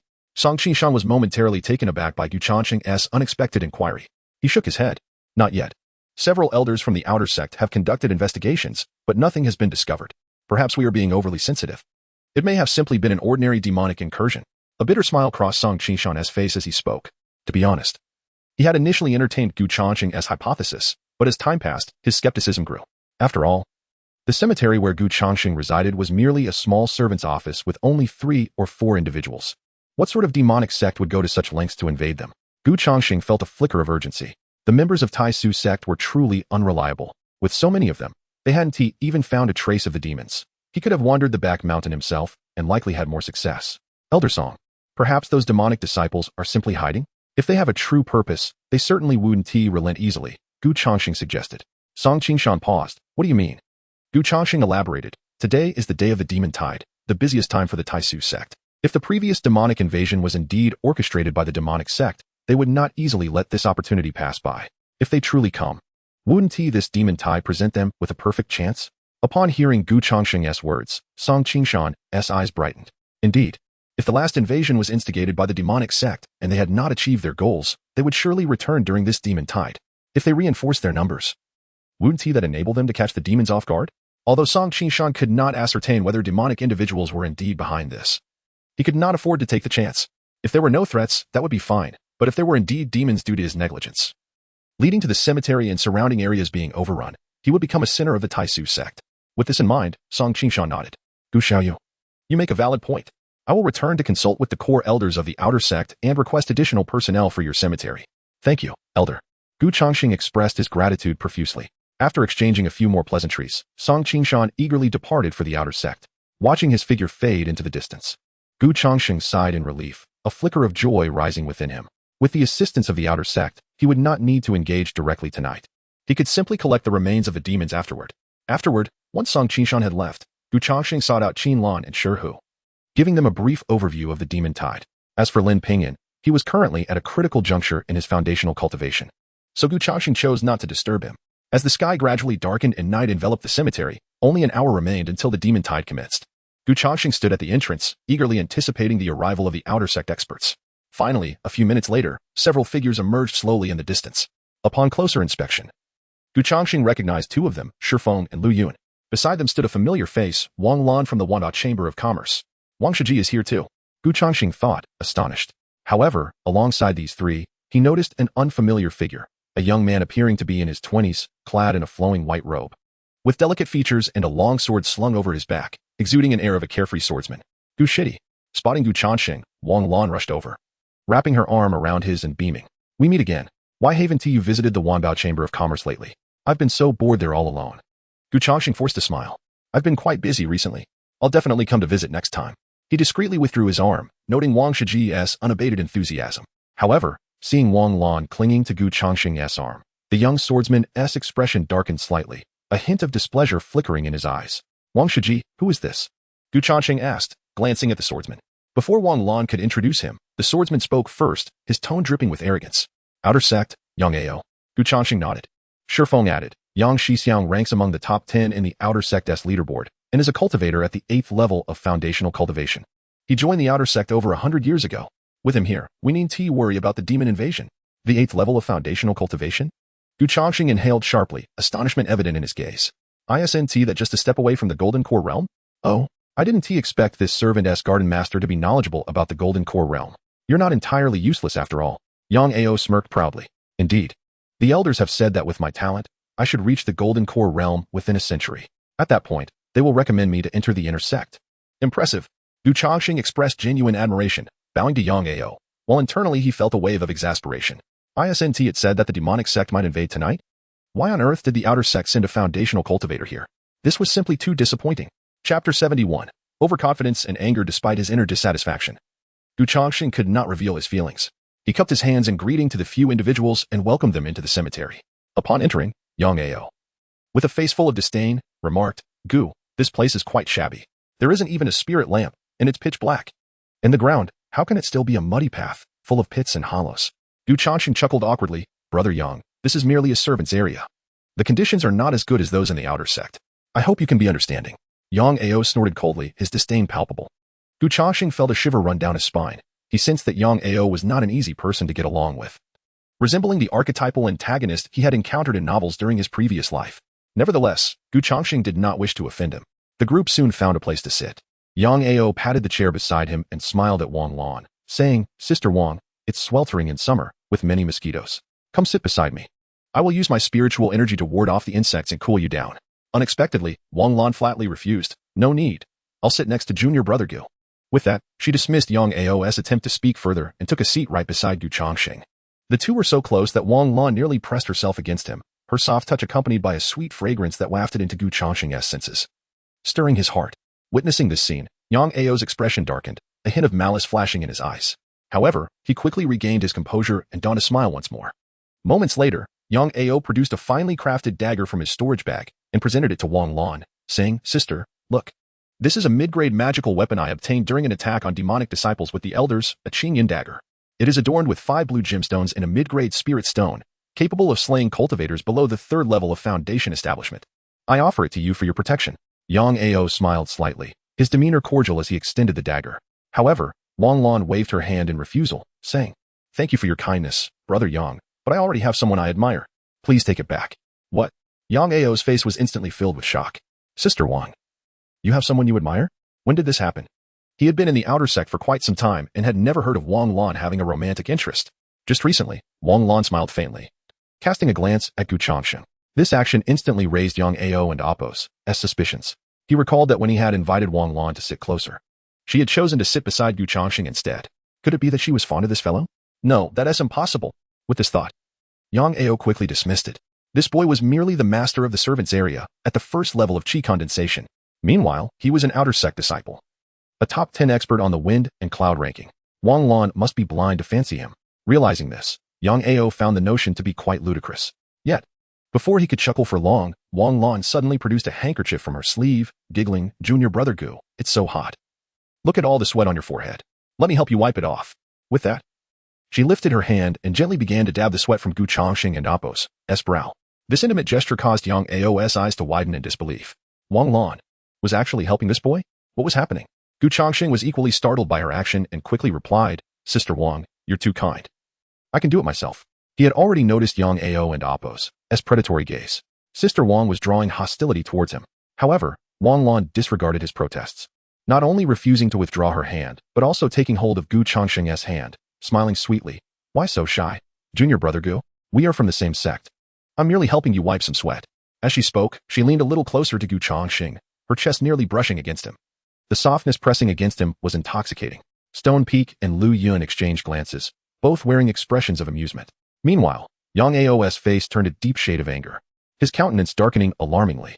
He glared at Changsheng, jealousy and resentment boiling within him. Wang Lan wiping Changsheng and Apos' sweat was one thing, but now she was holding his hand and leaning so close. What in the world was going on? Not to mention Yang Ao. Even the top male disciples on the wind and cloud ranking had never been granted such a privilege by Wang Lan. His teeth clenched in frustration. Yang Ao, feeling increasingly agitated, pulled Changsheng aside. With a grim expression, he asked, "Kid, what is your relationship with Sister Wang? Why is she sitting with you and wiping your sweat?"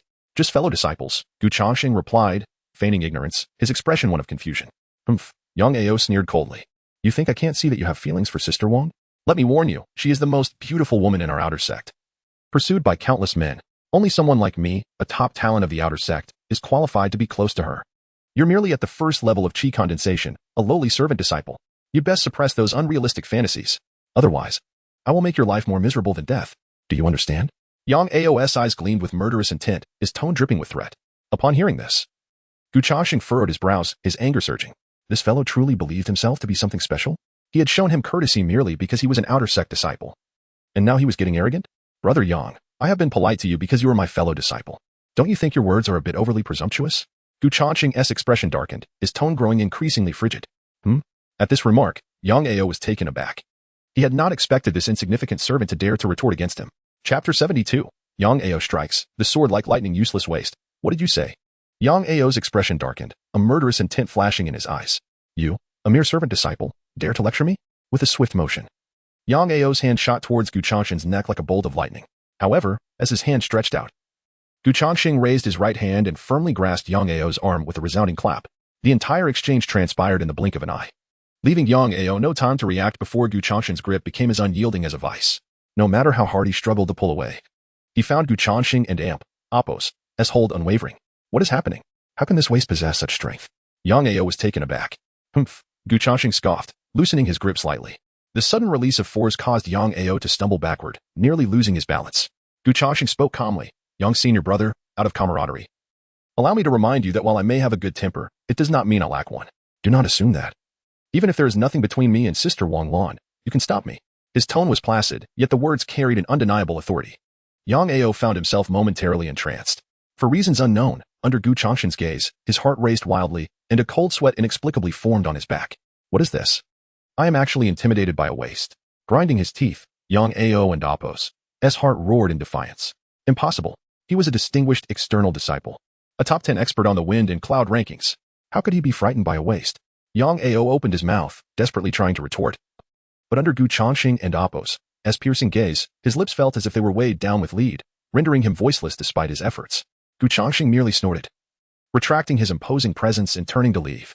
Only after Changsheng departed did Yang Ao exhale deeply, leaning against a tree as he squatted down, trembling. Damn, I was actually intimidated by a waste? He felt his back. His palm was drenched in cold sweat. Damn. Useless waste. Just you wait. Yang Ao and Apo's heart seethed with fury, his eyes ablaze with a fire that could scorch the heavens. As one of the top talents of the outer sect, he had always held himself with an extraordinary pride, and today he had been unsettled by a mere waste. This was an absolute disgrace for Yang Ao. He vowed to make Changsheng pay dearly. Soon, both Changsheng and Yang Ao returned to the crowd. At this moment, the fierce demeanor on Changsheng's face had dissipated, replaced by a gentle and humble expression. Wang Lan, curious, asked, Junior brother, what were you two up to just now? Changsheng smiled. Yang senior brother shared some insights about demons with me, advising me to be cautious while handling the corpses later. Is that so? Wang Lan frowned, glancing at the visibly perturbed Yang Ao with a hint of skepticism. Indeed. Yang Ao chuckled awkwardly, suppressing his inner turmoil. As an outer sect disciple, it's only right to remind Gu Yuan master. Wang Lan nodded, choosing not to pursue the matter further. Just then, a beastly roar erupted from outside the tomb, and waves of demonic energy surged from the periphery. Suddenly, an external disciple burst into the tomb, urgently shouting, Quick! The demon tide has begun. Everyone, prepare for action. Changsheng immediately turned to Qin Lan and Shi Hu. You two, hurry over? Yes. They nodded and dashed towards the tomb and Apo's entrance, followed closely by Changsheng and the others. However, just as they arrived, a chilling scream pierced the night. The sudden commotion startled everyone, causing them to instinctively look towards the source of the sound. They saw an external disciple, drenched in blood, sprinting towards them, a massive, grotesque demon hot on his heels. Help, save me. The demons have invaded the sect. The disciple and Apo's desperate cries echoed within the tomb. Indeed, they have come. Changsheng and Apo's expression darkened. Yet, before he could act, Yang Ao suddenly leaped, transforming into a streak of black lightning as he charged towards the demon behind the disciple. Swish! A flash of silver sword light cut through the air like a crescent moon, swiftly severing the demon and Apo's neck. Splash! In the next moment, blood erupted from the demon and Apo's neck as its head was cleanly decapitated, soaring high into the air before crashing down with a loud thud, bursting apart like a watermelon. Boom! The demon and Apos' body collapsed, lifeless as a mere corpse. Gasp! Upon witnessing this scene, Shifeng and Lu Yun inhaled sharply, their eyes reflecting profound shock. Such speed in the sword. They had barely registered the movement before Yang Ao had already struck, severing the demon and Apos' head in the blink of an eye. Truly, as one of the top 10 experts on the wind and cloud rankings, his power was indeed formidable. Thank you, Yang senior brother, for your assistance. Shifeng clasped his fists in gratitude. Just a trivial matter. Yang Ao smirked, pride radiating from his expression. This sword is crafted from mysterious iron. A mere demon is no match for it. With a flourish, he swung his right hand, creating a stylish arc with his sword before sheathing it with a clang. He turned to Wang Lan, flashing a charming smile. Sister Wang, are you alright? The demon has already been. Gu junior brother, are you alright? Wang Lan, nestled against Gu Changsheng, looked fearful. That demon was terrifying. It nearly scared me to death. She patted her chest as she spoke. Gu Changsheng. Yang Ao. Gu Changsheng felt speechless. Goodness, you are a foundation-level cultivator. Is it necessary to be so frightened by a demon? He instinctively glanced at Yang Ao, who, unsurprisingly, wore a face as dark as a pig and Apos' liver, his teeth grinding in fury as if he wished to leap out and slay Gu Changsheng at that moment. Great, now this fellow has taken offense. Gu Changsheng felt a sense of helplessness. Cough, cough. Just then, the rescued external disciple scrambled to his feet, bloodied and disheveled. He clasped his fists towards Yang Ao, weakly expressing gratitude. Thank you, senior brother. Swish. Before he could finish, Yang Ao suddenly swung his sword. Puff. The disciple trembled as a crimson line appeared at his throat, blood gushing forth violently from the wound. Gasp. Witnessing this scene, the onlookers and Apos' expressions changed drastically. You. The disciple and Apos' eyes widened in disbelief as he clutched his throat, staring incredulously at Yang Ao. With a thunderous crash, the next moment, his body collapsed straight down, reduced to a lifeless corpse. Chapter 73, Invasion of the Blood Demon Sect Brother. Gu Changsheng and Apos' expression changed dramatically as he rushed to the side of a fellow disciple. Checking for signs of life. He dead. Gu Changsheng and Apos' face darkened, and with a look of confusion, he turned to Yang Ao. Yang Shixiang, why did you kill him? Indeed, Yang Shixiang, he was one of our own. Why would you take his life? He is an outer sect disciple. How much effort must one expend to reach that status? Wang Lan and the others also wore expressions of disbelief, unable to comprehend Yang Ao and Apos' actions. Yang Ao scoffed dismissively. What do you know? He was wounded by a demon and had been tainted by demonic energy. If we do not eliminate him, shall we wait for him to transform into a demon? Lu Yun frowned, but there was no need to kill him. As long as the demonic energy hasn't saturated for long, if we deliver him to an elder of the outer sect, there would still be a chance for healing. Silence. Yang Ao and Apos' expression darkened as he barked angrily. Are you questioning my judgment? I act for the benefit of the sect. A waste like him, who cannot even fend off a demon, is a drain on our resources. Why should we squander our sect and Apos' resources to save him? You. Upon hearing this, Lu Yun felt a surge of anger, ready to retort. How could he say that living is a waste of air? His words were utterly distasteful. Even Shi Hu, usually mild-mannered, looked at Yang Ao with a scowl, feeling that Yang Ao and Apos' character was exceedingly poor, a stark contrast to their esteemed master. However, just as Lu Yun was about to unleash her fury, Gu Changsheng reached out and gently patted her shoulder, shaking his head to signal her to remain calm. After all, Yang Ao was an outer sect disciple, someone they encountered daily. Offending him would yield no benefit. Realizing this, Lu Yun bit her lip, suppressing her anger with a huff. Fine, if there are no further questions, let us get to work. This talented individual is here to supervise you. Yang Ao commanded sharply, instructing everyone to begin moving the bodies. Gu Changsheng, feeling helpless, could only shake his head and follow Qin Lan and the others to handle the corpses. Yang Ao approached Wang Lan with exaggerated enthusiasm. Wang Shimi, you must be weary. Come rest over here while I use my spiritual energy to cool you down. No, thank you, Wang Lan replied coolly, immediately walking over to Gu Changsheng with a charming smile on her previously icy face. Gu Shidi, you must be exhausted. Let me assist you in moving the bodies. You. Witnessing this, Yang Ao's face flushed crimson with rage, his expression darkening ominously. How dare she repeatedly disregard me? Just wait. One day, I shall have my way with her. As Yang Ao seethed silently, the group began transporting the corpses from outside the cemetery.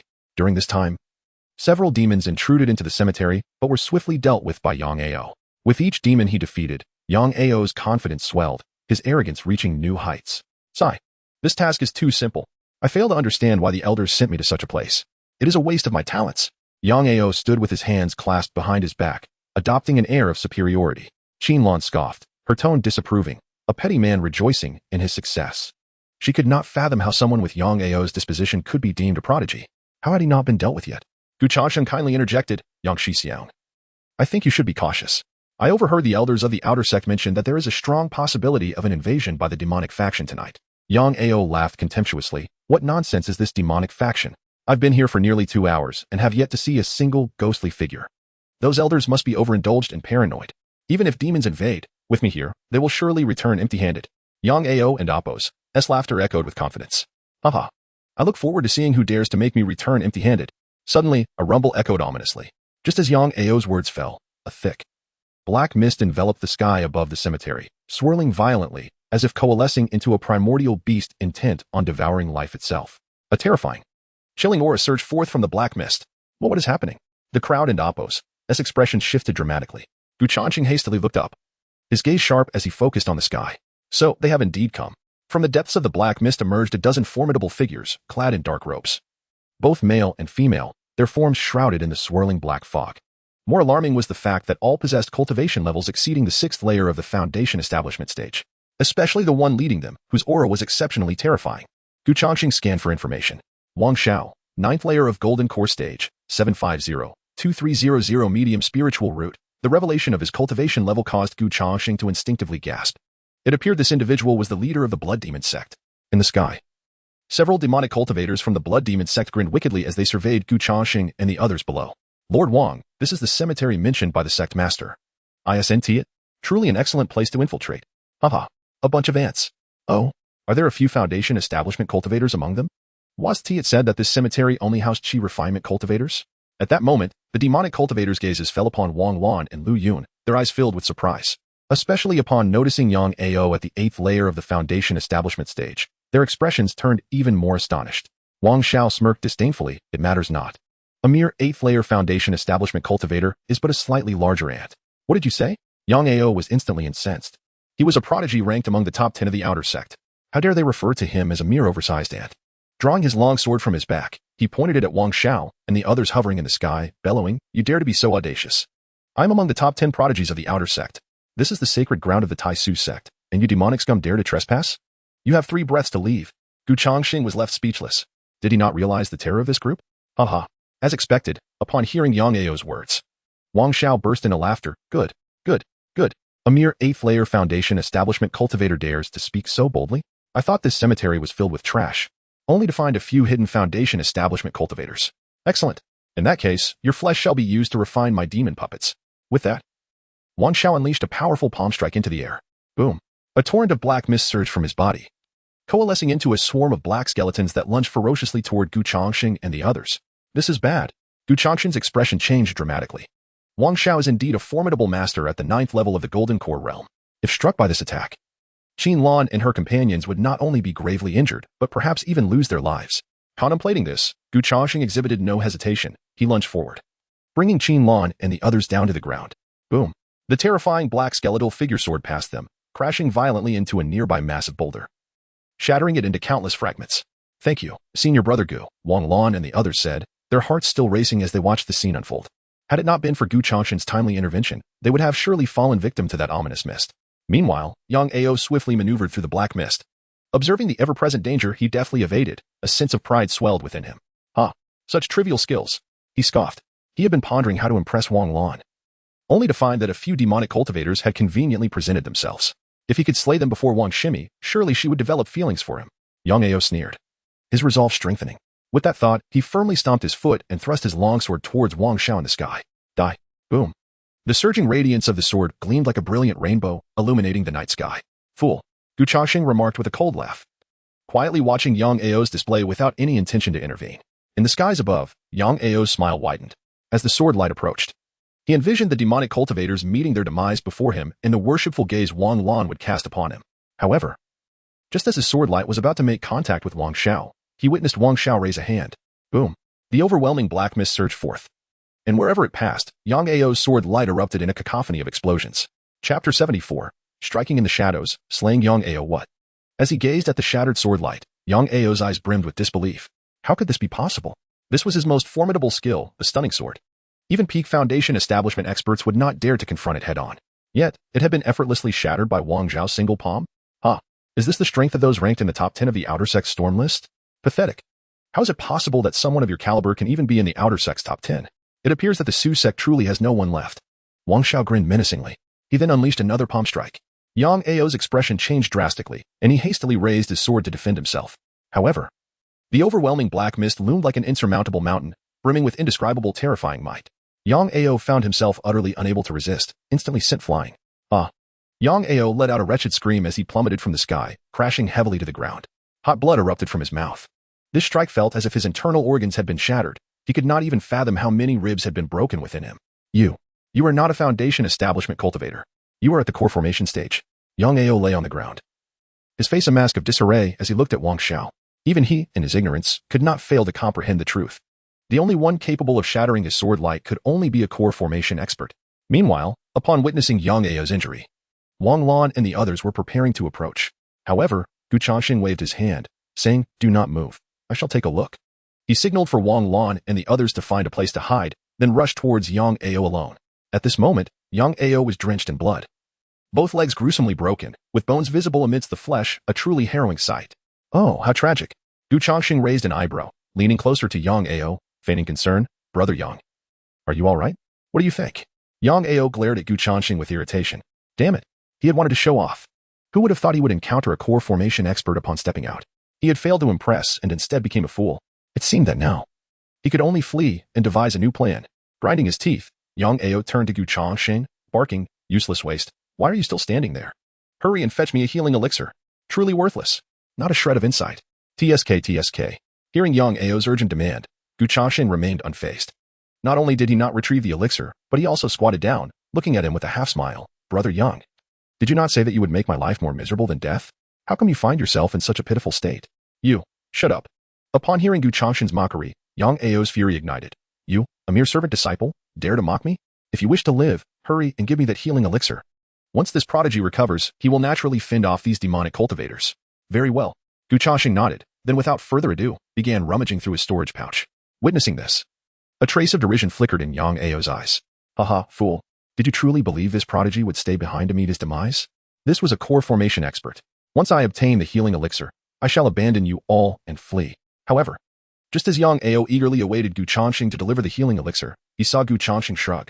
"Sorry, Brother Yang, but I do not possess any healing elixirs." "What?" Yang Ao was momentarily taken aback. Before he could react, Changsheng suddenly leaned close, grinning wickedly. "Fool, did you think I was unaware of your thoughts? Even if I had healing elixirs, I would not give them to you. You." Upon hearing these words, Yang Ao and Apos' eyes widened in disbelief as he stared at Changsheng. But before he could utter a sound, Changsheng and Apos' arm swiftly shot out, gripping his throat. Crack! With a gentle twist, Yang Ao's neck was instantaneously snapped, leaving him no chance to struggle, becoming a cold corpse. Ding! You have successfully plundered Yang Ao's residual life force, gaining 330 years of lifespan. As he beheld his extended lifespan, a glimmer of joy surfaced in Changsheng's eyes. He had initially intended to kill Yang Ao, for this fellow harbored far too much animosity towards him. Even if he did not eliminate him today, he would eventually have to do so. To his surprise, a demonic cultivator had done the deed for him, thus sparing him the trouble. After resolving Yang Ao, Changsheng immediately lay upon his corpse, feigning agony, wailing, "Brother Yang! Brother Yang, what has happened to you? Wake up." His mournful cries echoed throughout the cemetery. Wang Lan and the others were taken aback. In the next moment, Changsheng returned with reddened eyes, a visage of profound sorrow. Witnessing his demeanor, Wang Lan and the others felt their hearts drop. "Junior brother Gu. Could it be that Brother Yang?" Changsheng wiped away his tears, displaying an expression of deep remorse. "It is all my fault. I had intended to bring Brother Yang a healing elixir, but by the time I arrived, Brother Yang had already. Hiss. Upon hearing this, everyone present gasped in shock, their expressions filled with horror. A dignified 8th-layer foundation establishment expert had been slain by demonic cultivators in a single blow. Changsheng remained engulfed in his sorrow. "It is all my fault. If only I had arrived sooner, Brother Yang would not have perished. I must go to atone for him. No, I must accompany him in death." Wang Lan's expression shifted. "Junior brother Gu, what nonsense are you speaking? Indeed. How can this be blamed on you? If anyone is to blame, it is Yang Ao for his arrogance. Were it not for his reckless charge, he would not have met this fate. Rest assured, if the outer sect elders pursue accountability, we shall support you." Shifeng and Lu Yun quickly offered their reassurances. Finally, after much persuasion, Changsheng's emotions began to settle, and his guilt lessened. Wang Lan sighed. "Let us not dwell on whether the outer sect elders will pursue accountability. These demonic cultivators have the power to slay even Yang Ao. Whether we can survive this encounter is uncertain." Upon hearing this, the expressions of the group turned grave. Indeed, Their cultivation levels were inferior to Yang Ao's, and yet these demonic cultivators had effortlessly slain him. Who among them could stand against such foes? Meanwhile, Wang Shao descended slowly from the sky, accompanied by a cadre of demonic cultivators from the Blood Demon sect. As they passed by Yang Ao's lifeless body, the cultivators of the Blood Demon sect bent down to take a closer look. Lord Wang, this fellow is dead. One of the demonic cultivators remarked. What? Upon hearing this, Wang Shao was momentarily taken aback, disbelief evident in his gaze. He distinctly remembered having held back some of his strength. Given this lad and amp, Appos, as cultivation, he should have only been gravely injured. How could he possibly be dead?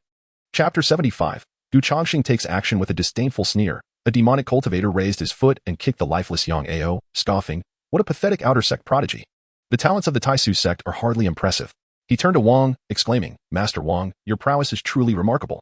You effortlessly dispatched an outer sect genius with a single palm strike. Aha! Wang Xiaokuden and Appos, T helped but feel a swell of pride at the remark. He hadn't anticipated his palm wind to be so formidable. However, it was a pity. The creation of demonic puppets required the flesh and blood of living beings. This worthless fool had proven to be so fragile, succumbing to a mere strike. Master Wang. One of the demonic cultivators interjected, though this brat is dead, there are still a few ants over there. At that moment, another demonic cultivator grinned maliciously. I see several of them are Foundation Establishment cultivators, perfect for your puppet-making endeavors. What? At the mention of this, Wang Lan and the others' expressions shifted, revealing a flicker of fear in their eyes. Haha. Wang Shao laughed heartily, indeed, though these few ants pale in comparison to this useless fool. They are still a Foundation Establishment cultivation, better than nothing. In that case, I shall take their flesh and blood. With that, Wang Shao began to stride towards Changsheng and the others. Boom. A surge of black mist enveloped him, radiating a chilling, sinister killing intent that swept over Changsheng and his companions. Under this oppressive aura, the faces of those present turned ashen, fear evident in their eyes. Which one shall I begin with? Wang Shao licked his lips, his gaze scanning over the group like a predator sizing up its prey. Master, let us start by killing those 2 male disciples, suggested one of the demonic cultivators. Indeed, those 3 female disciples have such delicate skin and flesh. It would be a pity to kill them outright.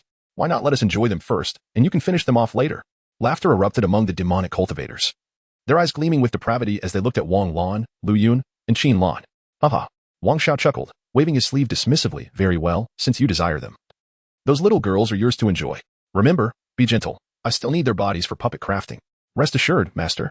The demonic cultivators eagerly rubbed their hands, excitement gleaming in their eyes as they approached Wang Lan and the others. We will be oh so gentle. With such beauty, how could we not cherish them? One remarked, hey, which one should we start with? Or shall we have all 3 at once? Haha. Their lewd laughter echoed ominously within the graveyard. Listening to their vulgar remarks, Wang Lan and Lu Yun turned pale, a tumult of anger and fear roiling within them. Clang. Wang Lan drew her long sword, her voice sharp as she commanded, Stop. I warn you. You must not act recklessly. I am with the Wanbao Chamber of Commerce. If you dare to misbehave, the Taisu sect will not let you off. Her threatening words rang out to the demonic cultivators, yet instead of halting them, they only seemed to ignite their excitement further. Haha. Wanbao Chamber of Commerce? Isn't that founded by the Taisu sect's saintess, Ling Yue? Little girl, are you mad? You think we care about the Wanbao Chamber of Commerce? The demonic cultivators laughed heartily, their eyes regarding Wang Lan as if she were a fool.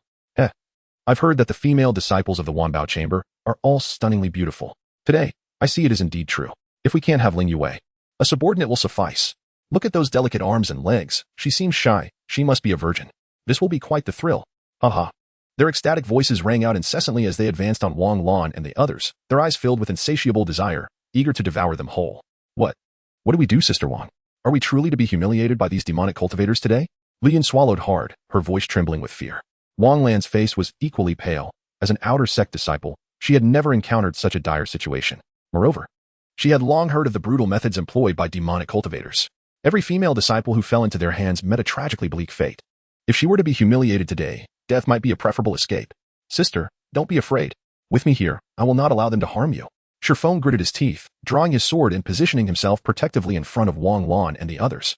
His voice trembled, revealing his fear but also his unwavering resolve. Haha. The demonic cultivators laughed mockingly, their disdain palpable. Who is this little pup? A mere 3rd-layer Foundation establishment dares to speak here. Even your 8th-layer senior brother fell before us. What can you possibly do to stop us? Their derisive laughter echoed throughout the graveyard, and despair washed over Wang Lan and the others. Indeed, even Yang Ao had been no match for these demonic cultivators. What could Shifeng, at merely the 3rd layer, achieve? It would merely be a futile sacrifice. Am I truly to perish here today? Wang Lan thought bitterly, casting a glance at Changsheng beside her. Perhaps, Sharing a fate with him wouldn't be such a bad choice after all. With that thought, she lifted her sword to her throat, preparing to give herself a merciful end before the demonic cultivators could act. However, just as she resolved to embrace death, a hand suddenly reached out, pressing her sword down. Gu Shidi?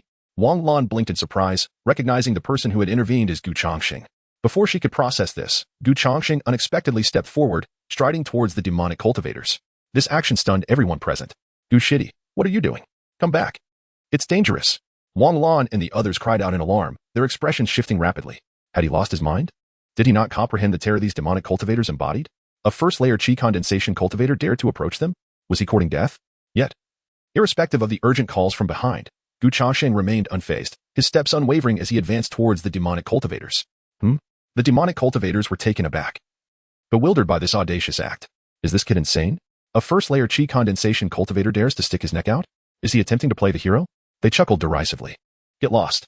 A bald demonic cultivator stepped forward, glaring fiercely at Gu Changsheng. Kid, I advise you to think carefully. Even your 8th-layer senior brother died at our hands. You, a mere novice at the first layer of the condensation realm, dare to emerge and seek your demise? Depart swiftly before my wrath is unleashed.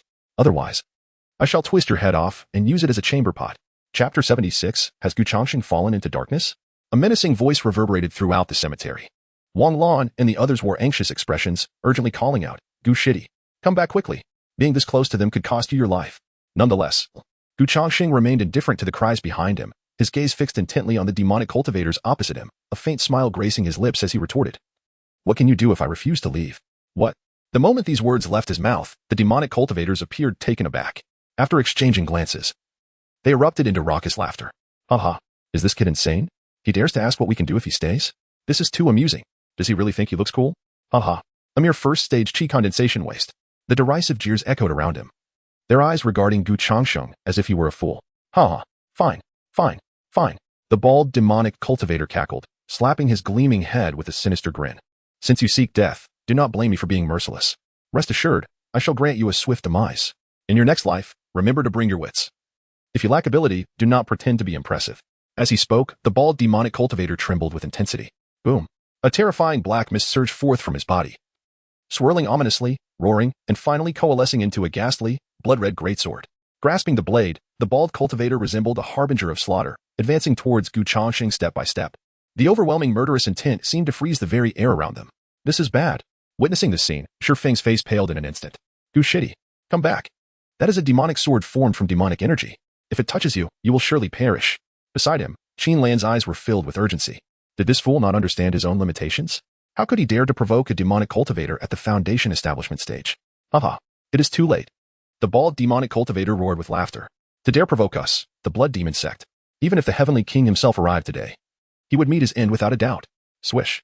With that, the bald cultivator swung the great sword, aiming a vicious strike at Gu Changsheng's head. The razor-sharp blade, enveloped in terrifying black mist, seemed poised to sever Gu Changsheng's head from his shoulders in an instant. At this sight, Lu Yan let out a piercing scream, fear compelling her to shut her eyes. Wang Lan's expression mirrored despair. Yet, just as everyone believed Gu Changsheng was doomed, he suddenly bellowed, wait. The unexpected voice caused the bald cultivator to hesitate, even pausing his swing. He looked at Gu Changsheng, puzzled. What? Do you have some last words? Surely you do not wish to beg for mercy now? The bald cultivator laughed heartily, his eyes filled with contemptuous mockery.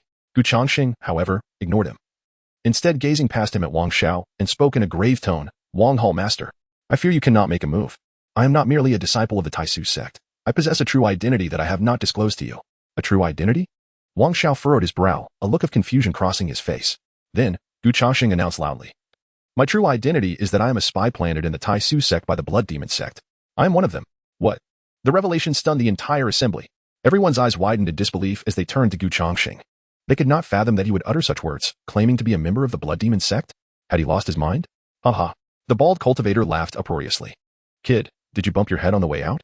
A mere first-stage Qi condensation waste dares to claim he is a spy for the blood demon sect? Do you think we are a rubbish collection agency where any useless person can become a spy? Gu Shidi, what nonsense are you speaking? Wang Lan and the others looked on with incredulity, wondering if Gu Changsheng had truly lost his senses to make such desperate claims. Such lies could never be believed by those of the blood demon sect. How foolish. To insult the reputation of the blood demon sect is to seek one's own demise. I shall slay you now to vindicate our name. The bald cultivator sneered, raising his blade to strike down Gu Changsheng. However, just as he took a few steps forward, Gu Changsheng suddenly produced a token from his robe. coldly smiling as he declared, "Insult the blood demon sect? You are not worthy. Open your eyes and behold. What is this?" The demonic cultivators hurriedly looked up at the token. Upon seeing it in its entirety, they drew in sharp breaths, their faces pale with disbelief. This is the token of the blood demon sect. It is indeed the sect's token. A cacophony of astonished voices filled the cemetery. Even Wang Xiao, who had maintained his composure, now wore a look of incredulity as he gazed at Changsheng, as the hall master of the blood demon sect. He understood the sect's rules all too well. What Changsheng had produced was an authentic sect token. How is this possible? How could you possess the token of the blood demon sect? The bald cultivator appeared utterly bewildered, gazing at Changsheng with incredulity. The blood demon sect prized strength above all, especially spies sent into the Taisu sect, all of whom were at least at the foundation establishment stage. How could a mere Qi condensation waste possess such a token? Ah, I understand now. At that moment, the bald cultivator seemed to recall something.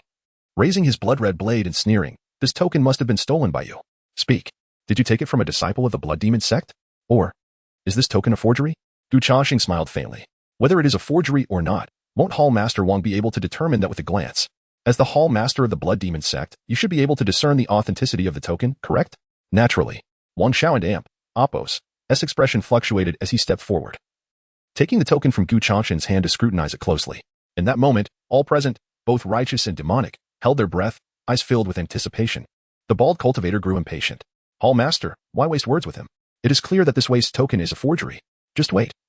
I shall slay him now and restore our sect's honor." With that, he raised his great sword once again, advancing towards Changsheng. Yet, before he could take another step, Wang Xiao roared, "Come back." The bald cultivator halted in confusion, turning back to see Wang Xiao suddenly take 2 steps forward, returning the token to Changsheng. His expression had turned gravely serious. "This token is genuine." "What?" The bald cultivator's countenance changed dramatically.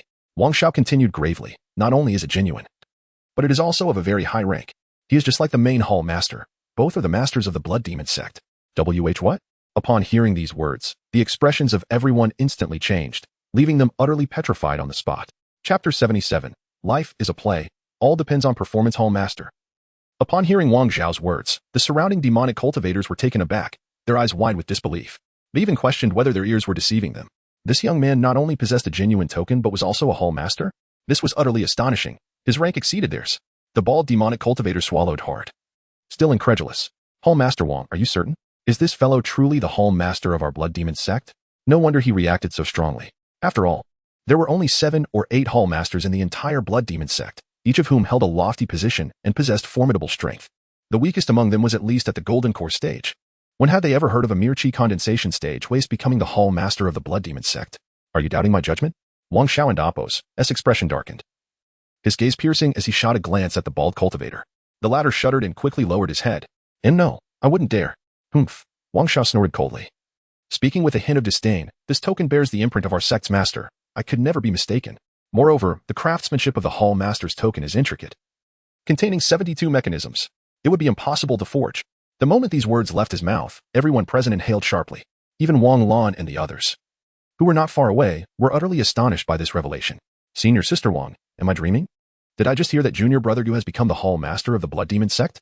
Shifeng gulped, his face rigid as he glanced at Wang Lan, who was equally shocked and seemingly unable to comprehend the situation. How could the typically gentle and kind Junior Brother Gu possibly be the hall master of the blood demon sect? Not to mention Shifeng and Lu Yun, who had spent even more time with Changsheng. The events unfolding before them had completely surpassed their understanding. At that moment, Wang Zhao's gaze turned once again to Changsheng, the derision in his eyes vanishing, replaced by profound respect. "Hall Master Gu, it turns out you are a member of the blood demon sect. I apologize for any offense earlier. Please forgive me." "It's nothing," Changsheng replied with an impassive expression, putting away the token. This token was the very one Shuema had given him before his demise. He had initially intended to dispose of it in a secluded place, but, just in case, he had kept it. Little did he expect it would prove useful today. His decision to reveal the token rather than act directly was also to conceal his true strength. After all, Wang Lan and Lu Yun were still present. If they discovered he possessed the power to slay those at the golden core stage, how could he continue to survive in the cemetery? How could he keep moving corpses? Thus, he chose to present the blood demon sect's token, intending to lure these individuals away before seizing the opportunity to strike. With this thought in mind, Changsheng turned, discreetly signaling to Wang Lan and the others. He hoped they would grasp his intent. Upon seeing Changsheng wink, Wang Lan and the others paused for a moment before quickly catching on. Goodness, Junior Brother Gu is putting on a show for the demonic cultivators. No wonder he suddenly wanted to step out. It turns out he aimed to utilize this tactic with the demonic cultivators. Realizing this, Wang Lan and the others immediately understood. Adopting expressions of outrage, Shifeng, taking the lead, began to confront Gu Changsheng. Well done, Gu Changsheng. You scoundrel. I thought of you as a brother. But I never imagined you were a spy for the Blood Demon sect. I truly misjudged you. I curse you. With Shifeng leading the charge.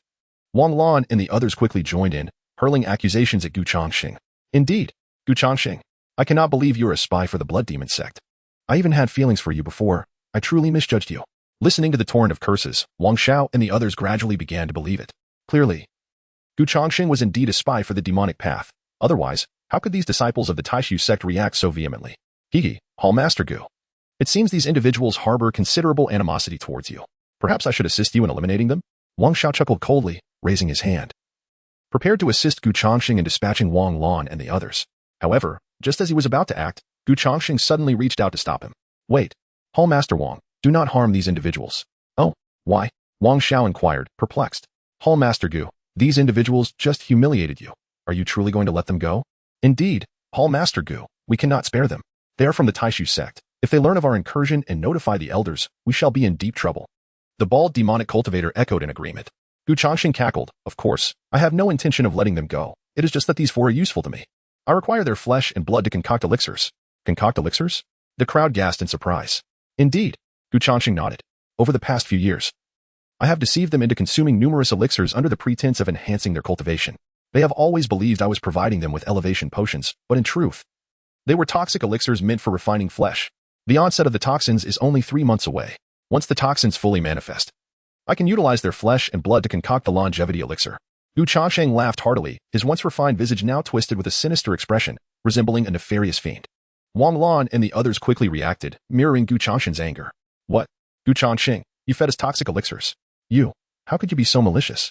The outraged voices echoed through the cemetery, expressions of despair and rage etched upon their faces, as if they had genuinely consumed the toxic elixirs from Gu Changsheng.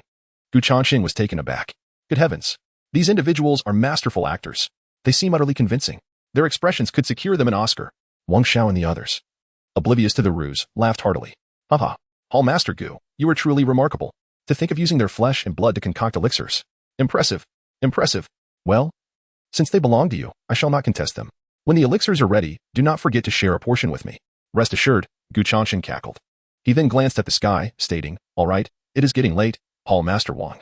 We should proceed to the outer sect. Do not forget. Your mission this time is to infiltrate the outer sect. Upon hearing this, Wang Xiao was momentarily taken aback, surprise evident in his eyes.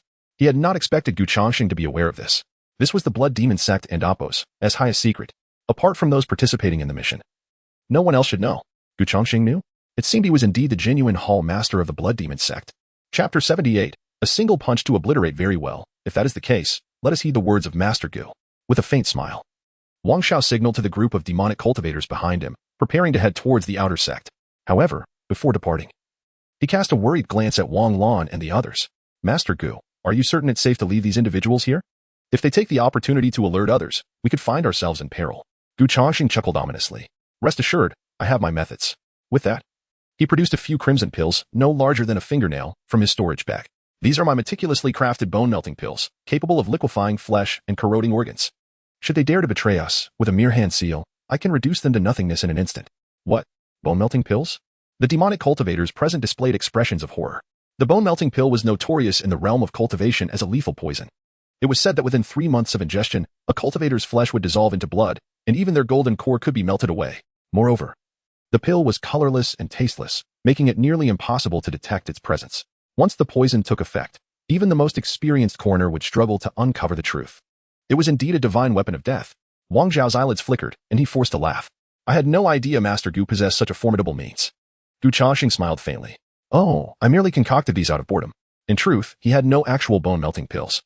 He had merely come across a description of them in the 10,000 pill codex. The crimson pills in his hand were nothing more than candies. However, judging by the terrified expressions of Wang Xiao and the others, it seemed the fear evoked by the bone-melting pill was quite effective. Once this matter was resolved, he might consider crafting a few genuine bone-melting pills for future contingencies. Without further hesitation, Gu Changsheng pried open the mouths of Wang Lan and the others and forcibly inserted the candies. The moment the pills entered their mouths, a sweet flavor instantly spread across their tongues. Wang Lan and the others quickly realized that these so-called bone-melting pills were merely candies. Yet, they reacted swiftly. collapsing to the ground and feigning agony, cursing, "Gu Changsheng, how vile. You dare to feed us bone-melting pills. I will haunt you as a ghost." Ugh. Shifeng lay on the ground, desperately clawing at his throat, as if attempting to expel the pill. Gu Changsheng chuckled malevolently. "Brother Shi, I advise you to conserve your strength. The poison of the bone-melting pill integrates with your flesh the moment you swallow it. If you wish to survive, you would do well to wait here for my return. Perhaps I might consider providing you with an antidote to prolong your suffering. Otherwise, with a mere finger, I can make your existence a living hell." Gu Changsheng and Apos' sinister smile was laced with mockery as he regarded Shifeng and the others, relishing the sight of his prey. Hearing Gu Changsheng and Apos' words, Wang Lan and the others gritted their teeth, wearing expressions of fury, their eyes burning with the desire to consume Gu Changsheng whole. Haha. Gu Changsheng laughed heartily and turned to Wang Xiao and the others. "Master Wang, are you finally at ease?" Rest assured, Wang Xiao narrowed his eyes, a smirk playing on his lips. "Indeed, Master Gu, your method of controlling them with the bone-melting pills is truly impressive." Gu Changsheng replied with a calm smile. "In that case, let us hasten to the outer sect. If we delay too long, we may find ourselves unable to escape when the elders arrive." "Very well." Wang Xiao nodded. The demonic cultivators then wasted no time, following Gu Changsheng towards the outer sect. The bald demonic cultivator glanced back at Wang Lan and the others, displaying a hint of regret, as if mourning the missed opportunity to savor the beauty of those delicate figures. However, he dared not oppose Gu Changsheng and Apos' intentions, shaking his head and departing. As Gu Changsheng and his group moved on, Wang Lan and the others finally exhaled in relief, rising to their feet. The expressions on their faces reflected the joy of having survived a calamity. At last, they have left. I thought for certain I would meet my demise today. Lu Yun patted her chest, her heart racing at the memory of the demonic cultivators and Apos' gazes. She had even prepared herself for the worst. Wang Lan clenched his teeth and said, "Let us not celebrate too soon. Our safety is due to junior brother Gu risking his life to save us. He is still with the demonic cultivators. If they discover he is an impostor, he will undoubtedly face a grim fate." At these words, Shifeng and the others and Apos' expressions turned grave. They were well aware of the ruthlessness of the demonic cultivators. Should they uncover Gu Changsheng and Apos' true identity, his fate would be nothing short of horrific. Wang Lan spoke urgently. "We must quickly rescue junior brother Gu. Shifeng, Lu Yun, come with me to the outer sect to inform the elders. The demonic cultivators are aiming for the outer sect, and they must be on their way. If they succeed in infiltrating, our sect will be in grave danger." "Understood." Shifeng and Lu Yun nodded immediately. Wang Lan then turned to Qin Lan and Shi Hu, instructing, "Qin Lan, Shi Hu, you two are weaker in cultivation. Stay hidden in the cemetery. If you spot any demonic cultivators returning, use this communication token to contact me." Wang Lan handed them an ancient token. "Yes." The two accepted the token, nodding respectfully. Soon, with everyone assigned their roles, Wang Lan hurriedly led Shifeng and Lu Yun towards the outer sect. Meanwhile, deep within the dense forest, Gu Changsheng was leisurely guiding Wang Xiao and the other demonic cultivators towards the outer sect. "Master Gu, how much longer until we reach the outer sect? We have been walking for over 10 minutes. The bald demonic cultivator frowned, his tone growing impatient. "Not much longer. In another 10 minutes, we will arrive at the outer sect and Apos' teleportation array," Gu Changsheng replied with a mild smile, subtly surveying the surrounding environment. Indeed, this forest was remote, situated several kilometers from the cemetery and far from the teleportation array of the outer sect. Here, he could strike without fear of detection, even if he leveled the surrounding trees. At last, the moment has come. All my efforts have not been in vain. Gu Changsheng and Apos' lips curled into a smile as he suddenly turned to face the few demonic cultivators before him. "Everyone, we have arrived." "Arrived?" The moment the words left his lips, the demonic cultivators appeared bewildered. The bald demonic cultivator glanced around, confused. "Master Gu, what are you talking about? This place is desolate and remote. There is no teleportation array here." Gu Changsheng smiled faintly. "I said we have arrived. But I did not specify that we have reached the teleportation array of the outer sect. And yet you..." Boom. Before the bald demonic cultivator could finish his sentence, Gu Changsheng suddenly unleashed a punch. Boom. The terrifying force of the punch pierced through the bald demonic cultivator and Apos' chest, creating a bloody hole instantly, and blood gushed forth. His heart was reduced to mere fragments by the impact. The bald sorcerer widened his eyes, disbelief etched across his expression. In an instant, his body collapsed with a thunderous crash, reduced to a lifeless corpse. Gu Changsheng and Apos' lips curled into a smirk. "What I meant by and Apos', arrival and Apos', was indeed your final resting place." Chapter 79. Gu Changsheng reveals his abilities. Ye can.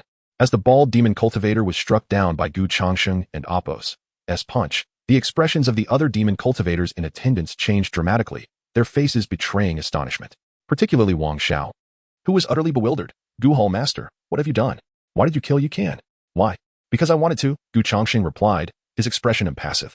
With that, he lifted his foot and kicked the bald demon and Apos' corpse, sending it flying several meters away, as if he had just disposed of a trivial stray dog rather than a human being. You. Wang Xiao and Apos' expression shifted slightly, his brows furrowing as he looked at Gu Changsheng. What do you mean? Didn't and Apos? Did you just say you would take us to the outer door? I did say that. But now, I have changed my mind, Gu Changsheng replied with a faint smile. Wang Xiao and Apos' expression turned puzzled. What do you mean? Gu Changsheng and Apos' demeanor remained cold. What I mean is, all of you must stay here today. Whoosh. As soon as he finished speaking, a sharp sword suddenly appeared in Gu Changsheng and Apos' hand, its blood-red gleam slicing through the air like a blood moon. The two demon cultivators closest to Gu Changsheng barely had time to react before they were pierced through the throat by the Taicang demon-slaying sword. With a single strike, their throats were sealed. Puff. Gu Changsheng withdrew his sword. The bodies of the two demon cultivators collapsed to the ground, lifeless and devoid of breath. Hiss. Witnessing this scene, the remaining demon cultivators were instantly taken aback, looking at Gu Changsheng as if he were a ghost. No one had anticipated such ruthless methods from him. These two demon cultivators were experts above the 7th layer of the Foundation establishment stage. How could they be slain by Gu Changsheng with just one sword? You have concealed your true abilities? Wang Xiao inhaled sharply, his gaze at Gu Changsheng becoming increasingly uncertain. At this moment, even he, despite his dim-wittedness, realized the truth. Gu Changsheng was far from the useless low-level cultivator he appeared to be. It was highly likely that he was a formidable expert at the Foundation establishment stage. Who exactly are you? You can and Apos, TB the Hall Master of the Blood Demon Sect. Can you explain why you possess the Hall Master token of the Blood Demon Sect? Wang Zhao's face darkened, his gaze fierce as he fixed it on Gu Changsheng. You do not have the right to know, Gu Changsheng replied calmly, disinterested in providing further explanations. Wang Lan and the others should already be on their way to inform the Outer Sect elders. Thus, he needed to end this swiftly. Otherwise, once the Outer Sect elders learned of his strength, they would undoubtedly take him to the Inner Sect for proper training, leaving him unable to continue scavenging corpses and stealing lifespans in the cemetery. Upon hearing Gu Changsheng and Apos' words, Wang Xiao and Apos' face turned as ugly as a pig and Apos' liver. A torrent of fury surged in his eyes. It was no wonder he reacted this way. After all, he was the esteemed Hall Master of the Blood Demon Sect. A demon cultivator feared throughout the southern region of the cultivation world was now being toyed with by a mere errand boy of the Taishu sect. Not only had he been deceived completely, but he had also lost 3 of his top generals. If this were to get out, he would become the laughingstock. I knew it. You were so desperate to stop me from killing those ants because you wanted to protect them. The pills you gave them were probably not mere bone transformation pills, were they? Wang Xiao gritted his teeth. Oh, so you and Apos' finally caught on? It seems you're not entirely foolish, Gu Changsheng replied with a light smile, his eyes filled with mockery. You. Upon hearing this, Wang Zhao's expression changed, and the fury in his gaze reached its zenith. Good. Good. You little bastard. You have some guts. You're the first to dare to play tricks on me. Do you think you can save them with your petty schemes? I may not know how you killed Yukan, but in my opinion, your cultivation is at most that of the Foundation establishment stage. I have brought more than a dozen experts at that stage with me. Killing you is as easy as crushing an ant. Kill him. Wang Xiao roared at the surrounding demon cultivators. Yes, as soon as the command was given. Over a dozen demon cultivators surged forward, charging at Gu Changsheng. Boom. Terrifying demonic energy poured forth from the cultivators, infused with a murderous intent that seemed capable of tearing Gu Changsheng's body to shreds. Seeing this, Wang Xiao couldn't help but smirk, a cruel smile playing on his lips. Fools. This is the fate of those who offend the Blood Demon Sect. Dare to toy with me, and I shall extract your soul and flesh, refining your body into a demon puppet. You will forever exist as a creature that is neither human nor ghost. Wang Xiao cackled wickedly. Before him, the scene of Gu Changsheng being brutally dismantled by the demon cultivators seemed vividly clear. However, just as Wang Xiao was brimming with confidence, believing Gu Changsheng to be doomed, Gu Changsheng suddenly slapped the storage bag at his waist. Smack. With a surge of brilliance, a dozen purple talismans appeared in his hand. In the shocked gaze of Wang Xiao, Gu Changsheng held the talismans tightly and slammed them down towards the approaching demon cultivators. Demon sealing talismans. Command. Clang. Accompanied by a sound of metal clashing, several crimson chains erupted from the talismans, slithering through the air like long serpents, creating a chorus of whooshing sounds. With a wave of his right hand, Gu Changsheng commanded the red chains, which seemed to possess a will of their own, hastening towards the dozen demon cultivators.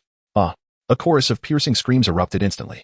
In that moment, the demon cultivators felt as if they were ensnared by sharp thorns, their bodies racked with unbearable pain, as if their very strength was being drained away. Before they could scream for long, Gu Changsheng clenched his right hand. Bang, bang, bang, bang. In an instant, the bodies of the demon cultivators exploded.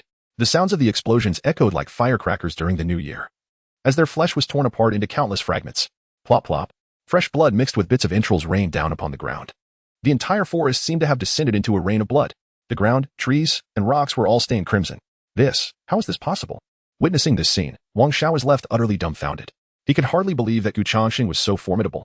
With just one move, he had killed over a dozen experts at the foundation establishment stage. What level of cultivation do you possess? Wang Xiao inhaled deeply, his gaze at Gu Changsheng finally revealing a hint of terror. My cultivation? Oh, it and Appos. That's nothing much, Gu Changsheng replied with a tranquil smile. Since Hall Master Wang wishes to know, let me show you. Buzz. As soon as he finished speaking, a terrifying surge of spiritual power erupted from Gu Changsheng and Appos' body. Upon sensing this overwhelming force, Wang Xiao and Appos' complexion turned as pale as a sheet. It was as if he had witnessed something extraordinarily terrifying, causing his tone to become horrified. Golden core stage, first layer? You are actually a golden core expert. Chapter 80, the domain of dark magic Jindan realm. Wang Xiao and Appos' eyes widened, his entire being plunged into a state of astonishment. At this moment, the cultivation level displayed by Gu Changsheng before him unmistakably exuded the aura of a formidable Jindan realm expert. Wang Xiao was utterly shocked. He had known that Gu Changsheng concealed his prowess, yet he never anticipated that Gu Changsheng and Appos' strength had reached such heights. To his astonishment, he found them both to be Jindan realm experts. This was simply staggering. You are indeed a master of the Jindan realm. Wang Xiao took a deep breath, his gaze fixed on Gu Changsheng, confusion swirling in his eyes. The cultivation of the Jindan realm is sufficient to gain entry into the inner sect of the Taisu sect. With such formidable power, why do you still confine yourself to this humble graveyard? I have stated that you are not qualified to know, Gu Changsheng replied, his expression impassive. Just as he prepared to take action, suddenly, a sharp sound of breaking air resonated from a short distance behind him, accompanied by a surge of powerful auras sweeping towards this location. Faintly, it seemed as though voices of discussion could be heard. Elder, we and Appos, almost there. Right over there. You must save junior brother Gu. The anxious voices echoed from afar. Is that the voices of Sister Wang and Sister Liu?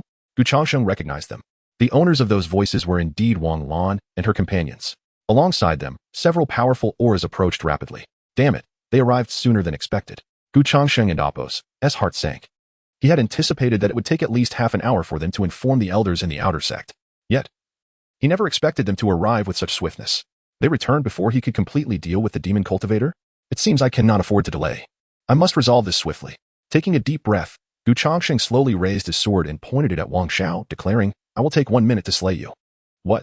Upon hearing this, Wang Xiao was momentarily taken aback, then burst into laughter as if he had heard a great joke. Ha ha ha. Kid, are you mad? You think you can kill me in a minute? Do you even know what level of strength I possess? Wang Xiao scoffed. Boom. As soon as the words left his mouth, a terrifying surge of spiritual power erupted from Wang Xiao and Appos' body, revealing the full extent of his cultivation at the 9th layer of the Jindan realm. Do you see? I am a master of the 9th layer of the Jindan realm. I am merely a step away from the Yuaning realm. Do you truly believe that possessing the strength of the Jindan realm grants you impunity? There is a full 8 small realms of difference between us. Even if you are of the Jindan realm, to me, you are as easy to crush as an ant. Swish. Just as his voice fell, Wang Zhao's figure shot forth, transforming into a mass of terrifying black fog, sweeping towards Gu Changsheng, the heavenly demon palm.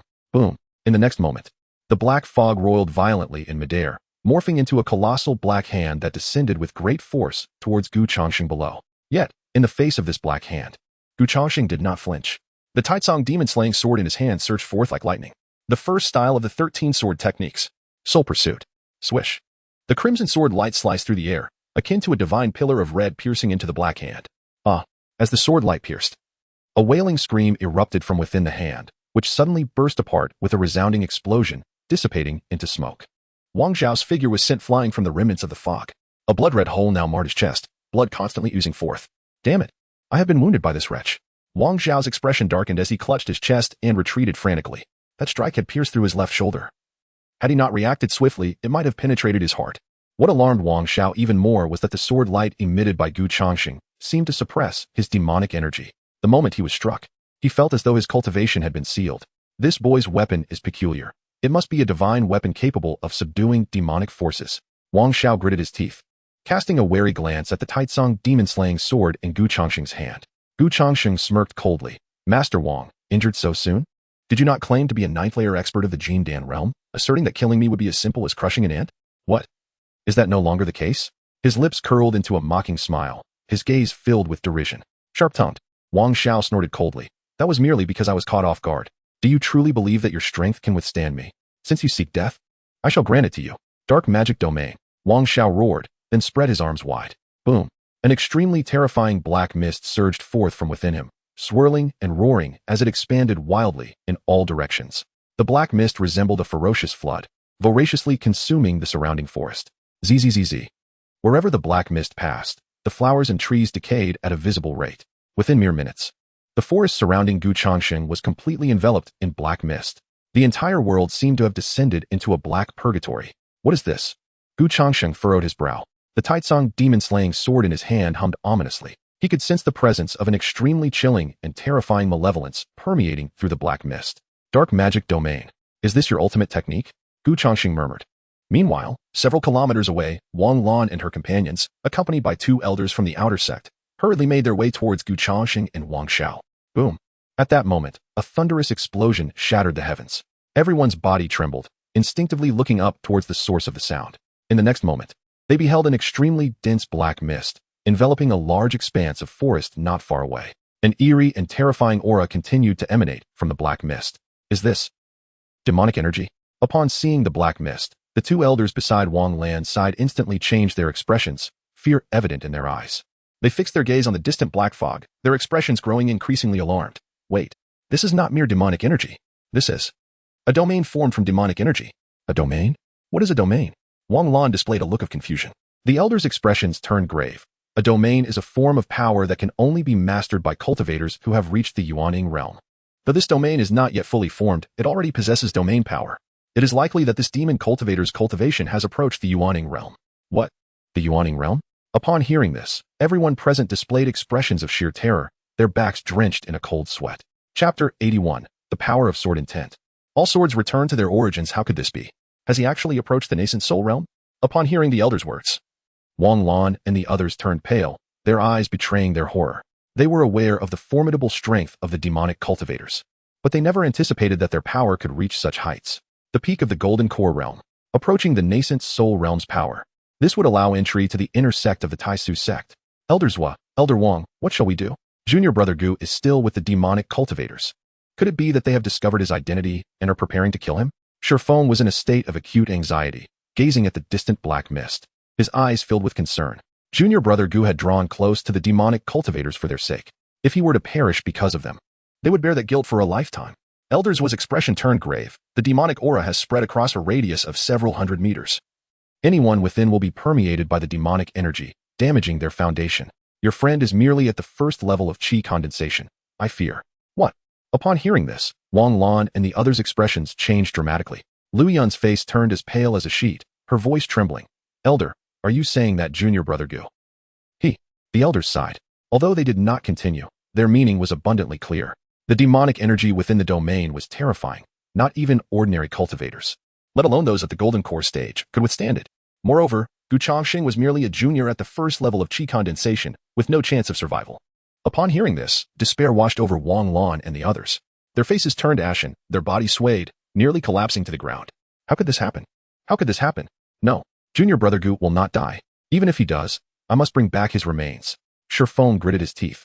As if making a resolute decision, his body suddenly rushing towards the demonic domain. The two elders hurriedly grabbed him. Stop. Are you mad? That is the demonic domain.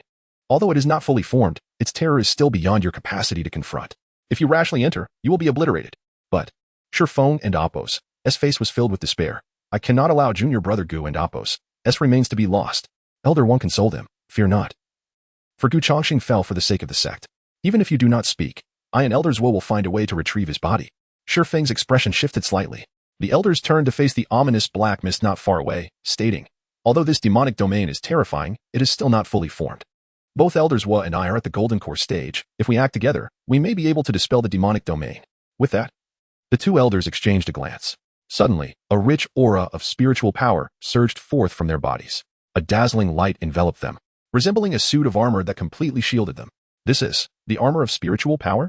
The onlookers gasped at the sight. The armor of spiritual power is a capability possessed only by those who have reached the Golden Core realm. It transforms spiritual power into armor, protecting the body from blades and fire, even repelling the sinister energies of demons. Elder Wang spoke solemnly. You all remain here. Elder Zhuo and I will infiltrate the demonic domain and slay the demonic cultivators. If fortune favors us, we may yet find Changsheng's remains. Understood. Upon hearing this, Wang Lan and the others nodded respectfully.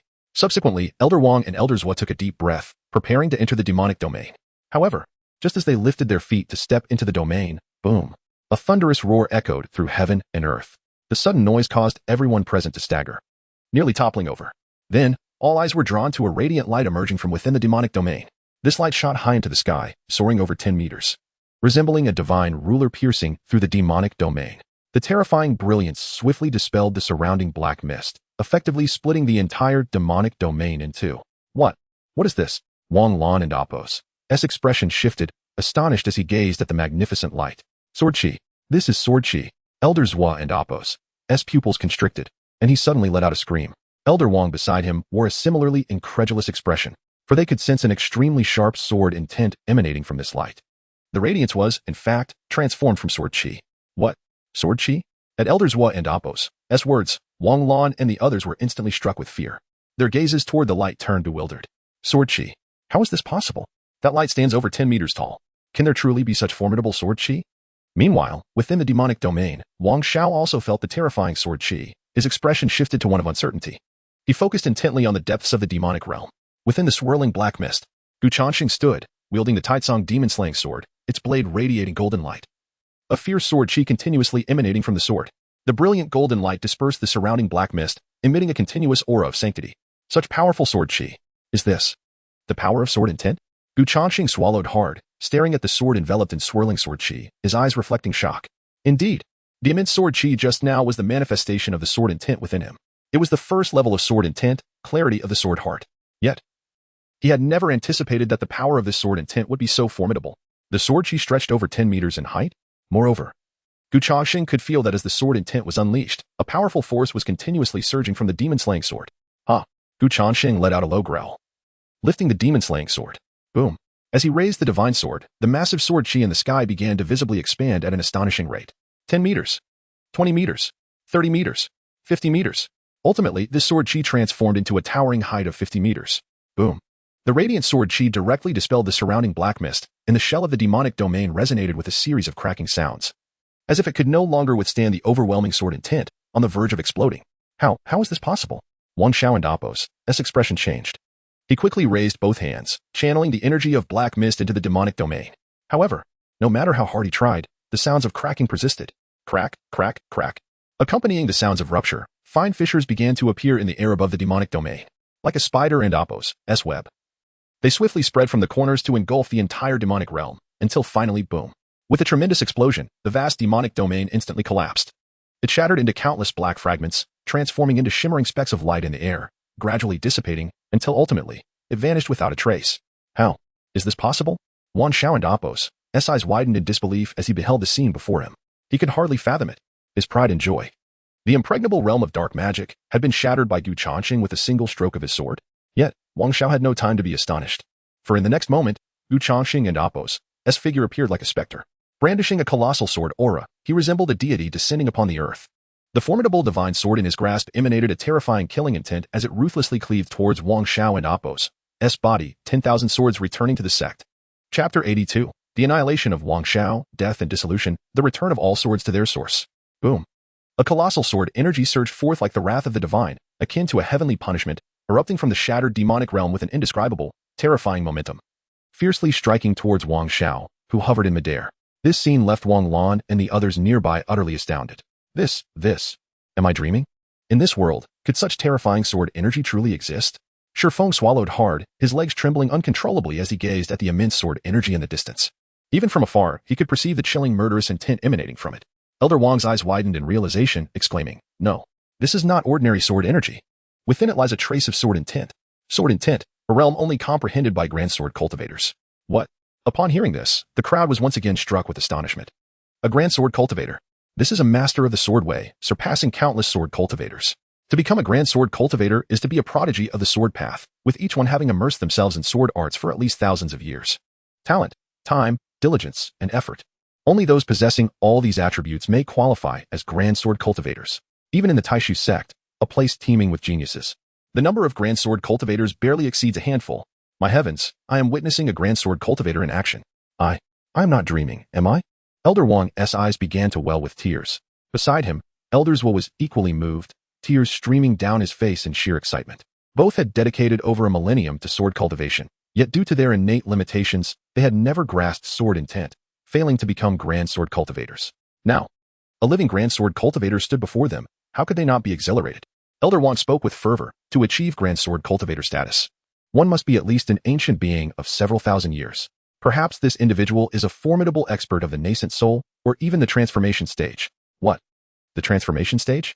The crowd gasped in horror at this revelation, their expressions a mix of astonishment and awe. The transformation stage, a realm of legendary cultivators. They could scarcely fathom that such a powerful predecessor lurked within the cemetery. Who could this venerable figure be? Meanwhile, Changsheng wielded the sword energy, fiercely striking towards Wang Xiao. Faced with this overwhelming sword energy, Wang Xiao's countenance twisted in terror, as if he had seen a ghost. Damn it! Isn't this brat at the first level of the golden core stage? How can he exhibit strength even more terrifying than that of the nascent soul stage? Forest demonic palm. Wang Xiao bellowed, raising his right hand to unleash a powerful palm strike against the oncoming sword energy. Black mist coalesced into a sinister spectral hand, exuding a chilling aura. However, to his shock, the ghostly hand barely flew a few meters before it exploded under the pressure of the sword energy, bursting into countless fragments. Wang Xiao's expression darkened as he launched another offensive, relentlessly bombarding the sword energy. Forest demonic palm. Cave heaven demonic finger. Netherworld demonic seal. Boom boom boom. Wave after wave of demonic energy attacks erupted like fireworks against the sword energy. Yet, no matter how hard Wang Xiao struggled, the sword energy remained utterly unmoved. All his attacks were obliterated in an instant, leaving not even a trace of a crack behind. How is this possible?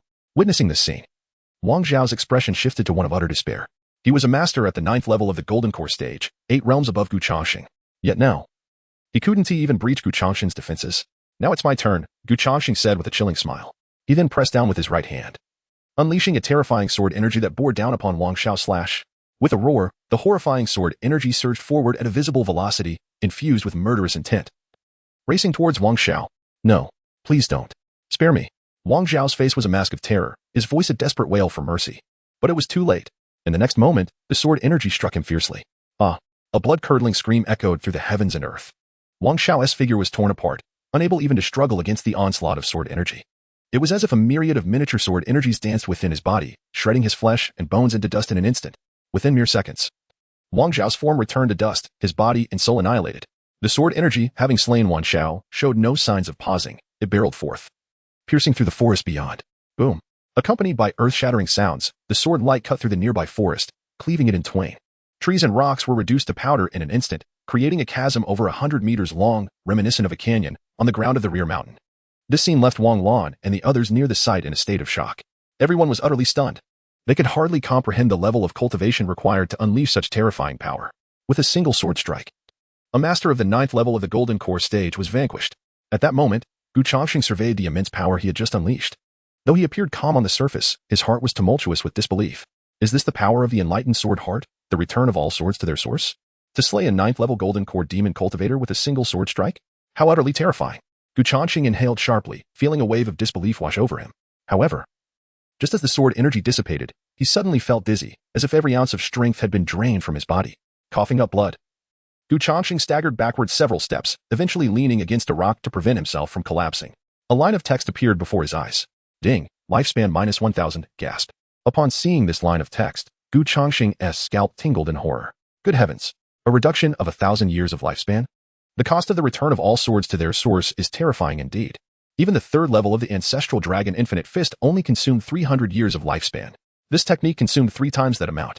It seems prudent to reserve this ultimate move for encounters with foes far beyond my capabilities. Changsheng murmured to himself, resolute in making the return of all swords to their source's trump card. Meanwhile, as the sword energy faded, Wang Lan and the others gradually regained their senses. They hastily turned their gazes to the 2 elders, their eyes brimming with questions. Elders, what is the situation?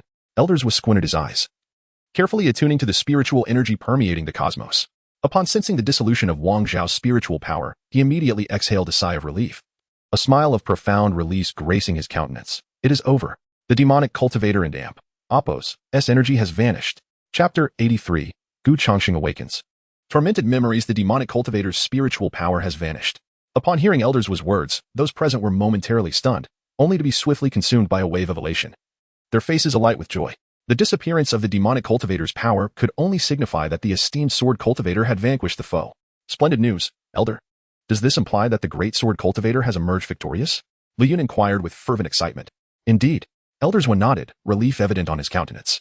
He had previously harbored concerns about whether he and Elder Wang could triumph over the demonic cultivator. Now, with the mysterious sword cultivator having intervened, they were spared a considerable dilemma. Elder Wang, Elder Zhuo, let us hasten to find junior brother Gu. At that moment, Wang Lan and Apos' expression shifted to one of acute urgency. Her tone pressing. Yes, we must quickly locate junior brother Gu. Shifeng and the others echoed, urgency lacing their voices. Given the tremendous commotion, Gu Changsheng was undoubtedly in peril. Should they arrive too late, they might only find his lifeless form. Very well. The two elders nodded, their eyes shimmering with excitement. In truth, they were more eager to encounter the venerable sword cultivator than to find Gu Changsheng. After all, a figure of such caliber as a great sword cultivator was a rarity indeed. Should they be fortunate enough to receive even the briefest counsel from him, it would be an invaluable treasure. With that thought, the group dispelled their hesitations and swiftly mounted their flying swords. Whoosh! Their figures shot upward, racing towards the epicenter of the battle not far away. Soon, they arrived at the area where sword energy erupted violently. Upon witnessing the horrific scene below, all were left gasping in shock, their expressions filled with terror. Goodness! Is this the destruction wrought by that sword energy? My heavens, how terrifying! The group was overcome with horror. Below, the forest lay cleaved in twain, a chasm over 100 meters long gaping in the earth, surrounded by pulverized trees and rocks. Reduced to mere dust, the epicenter was a colossal pit, hundreds of meters wide and several meters deep, as if struck by a meteor. The entire forest was rendered a desolate wasteland, devoid of life. It was unfathomable what kind of destructive force could yield such a terrifying sight. Shishidi, Lu Shimi. Let us quickly search for junior brother Gu. Wang Lan urged Shifeng and Lu Yun beside her. Agreed. The two nodded in affirmation. They promptly descended, their figures darting towards the ground as they began their search for Gu Changsheng. Junior brother Gu. Junior brother Gu. Their anxious calls echoed through the forest. They circled the area but found no trace of Gu Changsheng. Wang Shiji, what should we do? We searched everywhere. Yet there is still no sign of junior brother Gu. He cannot have. Shifeng clenched his jaw, his tone laced with despair. Wang Lan's expression darkened as well. Gazing at the devastation below, a flicker of sorrow crossed her features. Though she had fantasized about a miraculous escape, perhaps junior brother Gu had fled in time or concealed himself somewhere to avoid disaster, she understood better than anyone the sheer terror of the recent battle. Not even they, as practitioners at the Foundation establishment and Golden Core stages, would have emerged unscathed, let alone Gu Changsheng, who was but a fledgling at the first level of Qi condensation. He was likely. Sigh. Wang Lan sighed, her gaze filled with resignation as she murmured, Junior brother Gu, could it be that you have truly perished? However, just as despair settled in their hearts, Lu Yun seemed to have spotted something, her expression shifting abruptly as she pointed to a nearby spot, exclaiming, Wang Shiji, look over there. What is that? Following Lu Yun and Apos' finger, everyone turned their gaze, and their faces blanched in shock. There, not far off, lay the figure of a youth in his 20s, sprawled amidst rubble, pinned beneath a tree trunk, his clothes tattered and ragged as if he were a beggar. Wang Lan's heart leapt. Junior brother Gu? Could this be the Gu Changsheng they had desperately sought? Junior brother Gu. Without a moment and Apos' hesitation, they commandeered their flying swords and rushed to his side. Wang Lan reached out, checking for Gu Changsheng and Apos' breath. Upon feeling a pulse, her face brightened with excitement. He still breathes. He is alive. Wang Lan swiftly retrieved a healing pill from her storage bag and administered it to Gu Changsheng. Gulp. As the healing elixir entered his body, Gu Changsheng grimaced, a pained groan escaping his lips. Gradually, amid the eager gazes of those around him, he opened his eyes. Where am I? Shi Xiao? Wang Shiji? Lu Shiji? How did you all come to be here? Gu Changsheng surveyed his surroundings in confusion. However, in the next moment, as if recalling something vital, he sprang upright, exclaiming in alarm, No, the demonic cultivators. They are coming. Wang Shiji, you must flee.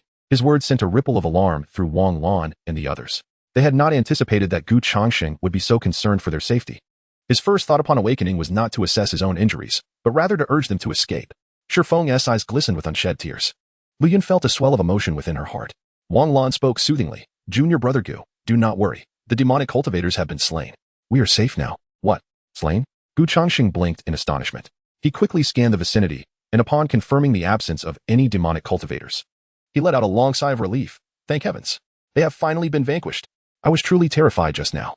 He patted his chest, exhaling a sigh of relief, his expression betraying lingering anxiety. Witnessing this, Elder Zhuo furrowed his brow. Young friend Gu, were you not in the presence of the demonic cultivators until just now? Did you not realize they had been slain? I had no idea. Gu Changsheng shook his head, bewilderment marking his features. Shortly after being taken by the demonic cultivators, they discovered my identity and sought to execute me. And then what? Elder Zhuo and Apos' expression shifted, urgency coloring his tone. Gu Changsheng clutched his head, a look of pain on his face. as if reluctant to recall the events that had transpired.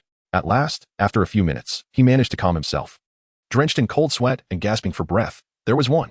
I saw one person. A mysterious elder. He wielded a sword and, with but a single strike, vanquished over a dozen demonic cultivators. Chapter 84. Spoils of War, Wang Xiao and Amp, Oppos, S storage bag mysterious senior? Upon hearing this, Wang Lan and the others present exhibited a noticeable change in expression, their eyes gleaming with palpable excitement. Junior brother Gu, are you implying that the one who vanquished the demon cultivator is the same enigmatic senior from before? Lu Yun inquired, her face alight with enthusiasm. Indeed. Gu Changsheng affirmed with a nod, his tone earnest. He was wearing a mask, identical to the one I previously encountered. I can say with absolute certainty that it was he who intervened. This revelation invigorated the crowd once more, especially Shi Feng and Lu Yun. After all, they had previously been rescued from the clutches of the demons by this mysterious figure, and now, unexpectedly, he had again emerged to slay the demon cultivator. Listening to Wang Lan and the others, Elder Wang and Elder Zhuo were left in bewilderment. Mysterious senior? What mysterious senior? Shi Feng and Lu Yun promptly elucidated, recounting their connection with the enigmatic figure and how he had single-handedly vanquished 10 demons, rescuing them from peril. Lu Yun, in particular, was brimming with excitement, her eyes sparkling as if illuminated by countless stars when she mentioned the mysterious senior. Elder Wang and Elder Zhuo were utterly astonished.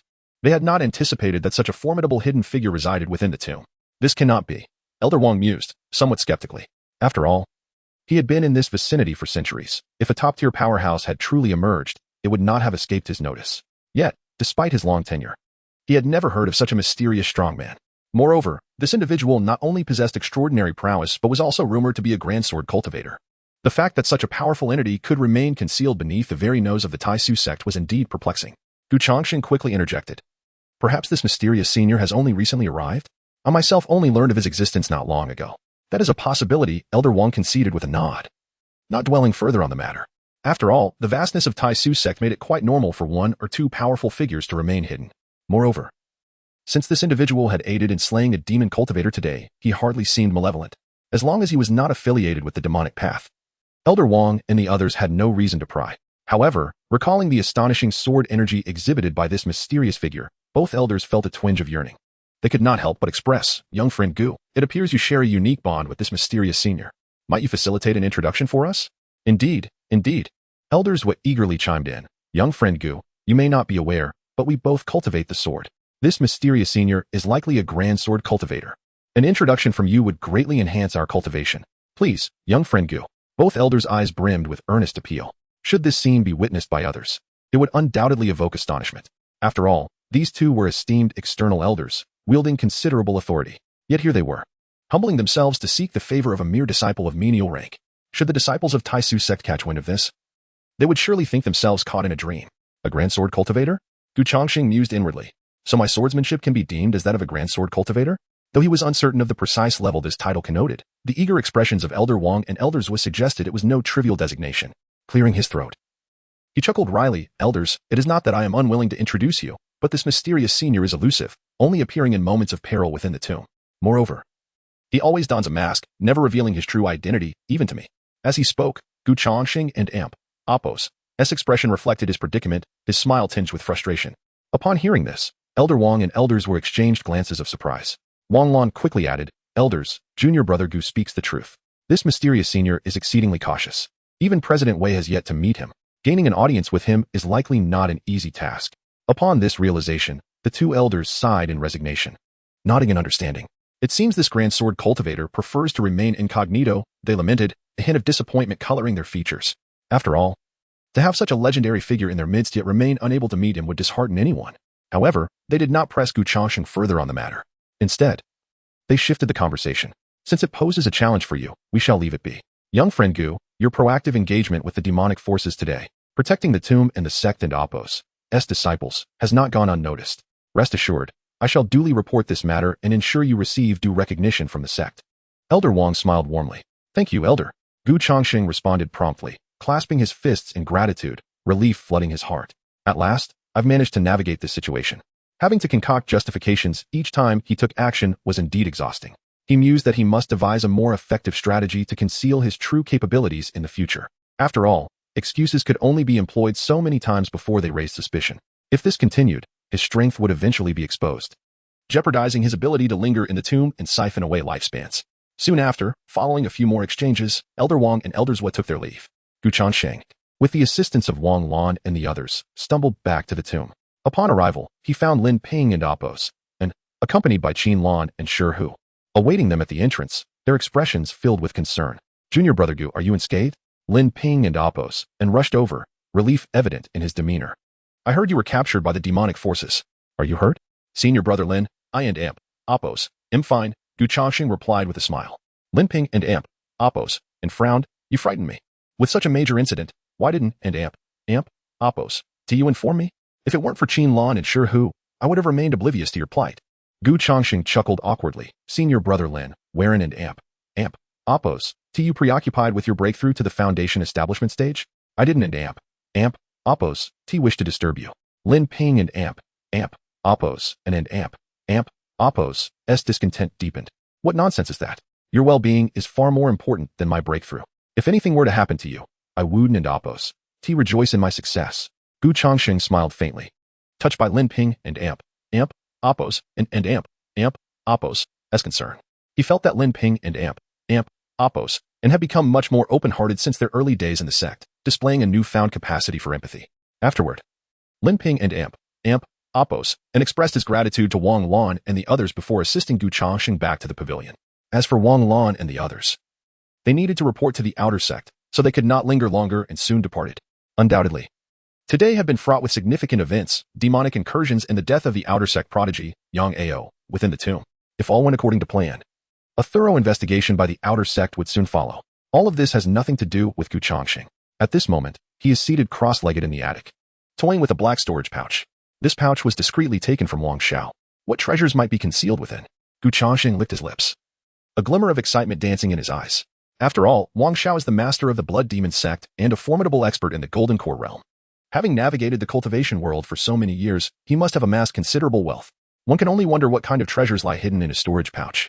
Chapter 85. Unintentionally entering the demonic path chat group with a grand gesture, Changsheng unleashed a surge of spiritual energy, instantly erasing the Wang Xiao mark from the storage bag. With Wang Xiao deceased, the residual soul imprint he left behind was feeble. Otherwise, Changsheng would have expended considerable effort to eliminate the mark. As the imprint vanished, he infused a stream of spiritual energy, revealing the space within the storage bag in his mind. Upon a closer inspection, Changsheng was taken aback. To his astonishment, numerous elixirs filled the storage space, healing pills, Qi condensing pills, and essence nurturing pills, among a multitude of others, numbering over 10,000, resembling a small mountain. Besides the elixirs, various techniques, celestial arts, spiritual herbs, and magical treasures were also present. The site was a dazzling array of riches, akin to a miniature treasure trove. Incredibly, was being a demonic cultivator this delightful? Changsheng licked his lips, his eyes gleaming with excitement at the sight of the abundant treasures. Just as he reveled in his fortune, a sudden vibration emanated from his waist. Instinctively, he looked down and retrieved a palm-sized token from his robe, which was now vibrating and pulsating with spiritual energy. This is... Changsheng felt a flicker of surprise. This token was the Hall Master token given to him by Xianmo. It had lain quietly in his storage bag. Yet today it had suddenly come to life. As he pondered this, the token and Apos' vibrations intensified, as if urging him for something. Could it be that this Hall Master token possessed a messaging function? Changsheng furrowed his brow and instinctively raised his hand, directing a stream of spiritual energy towards the token. With that, the previously trembling token fell silent, and a stern voice of a middle-aged man resonated from within. Are you all present? Yes, we are here, Master. Master. May I inquire why you summoned us at such a late hour? Several voices responded from the token, a mix of male and female, numbering around 7 or 8. However, what truly astonished Changsheng were the implications of their conversation. Master? Could it be that the person on the other end was the leader of the Blood Demon sect? Changsheng and Apos, as heart raced. Had he inadvertently entered the chat group of the Blood Demon sect?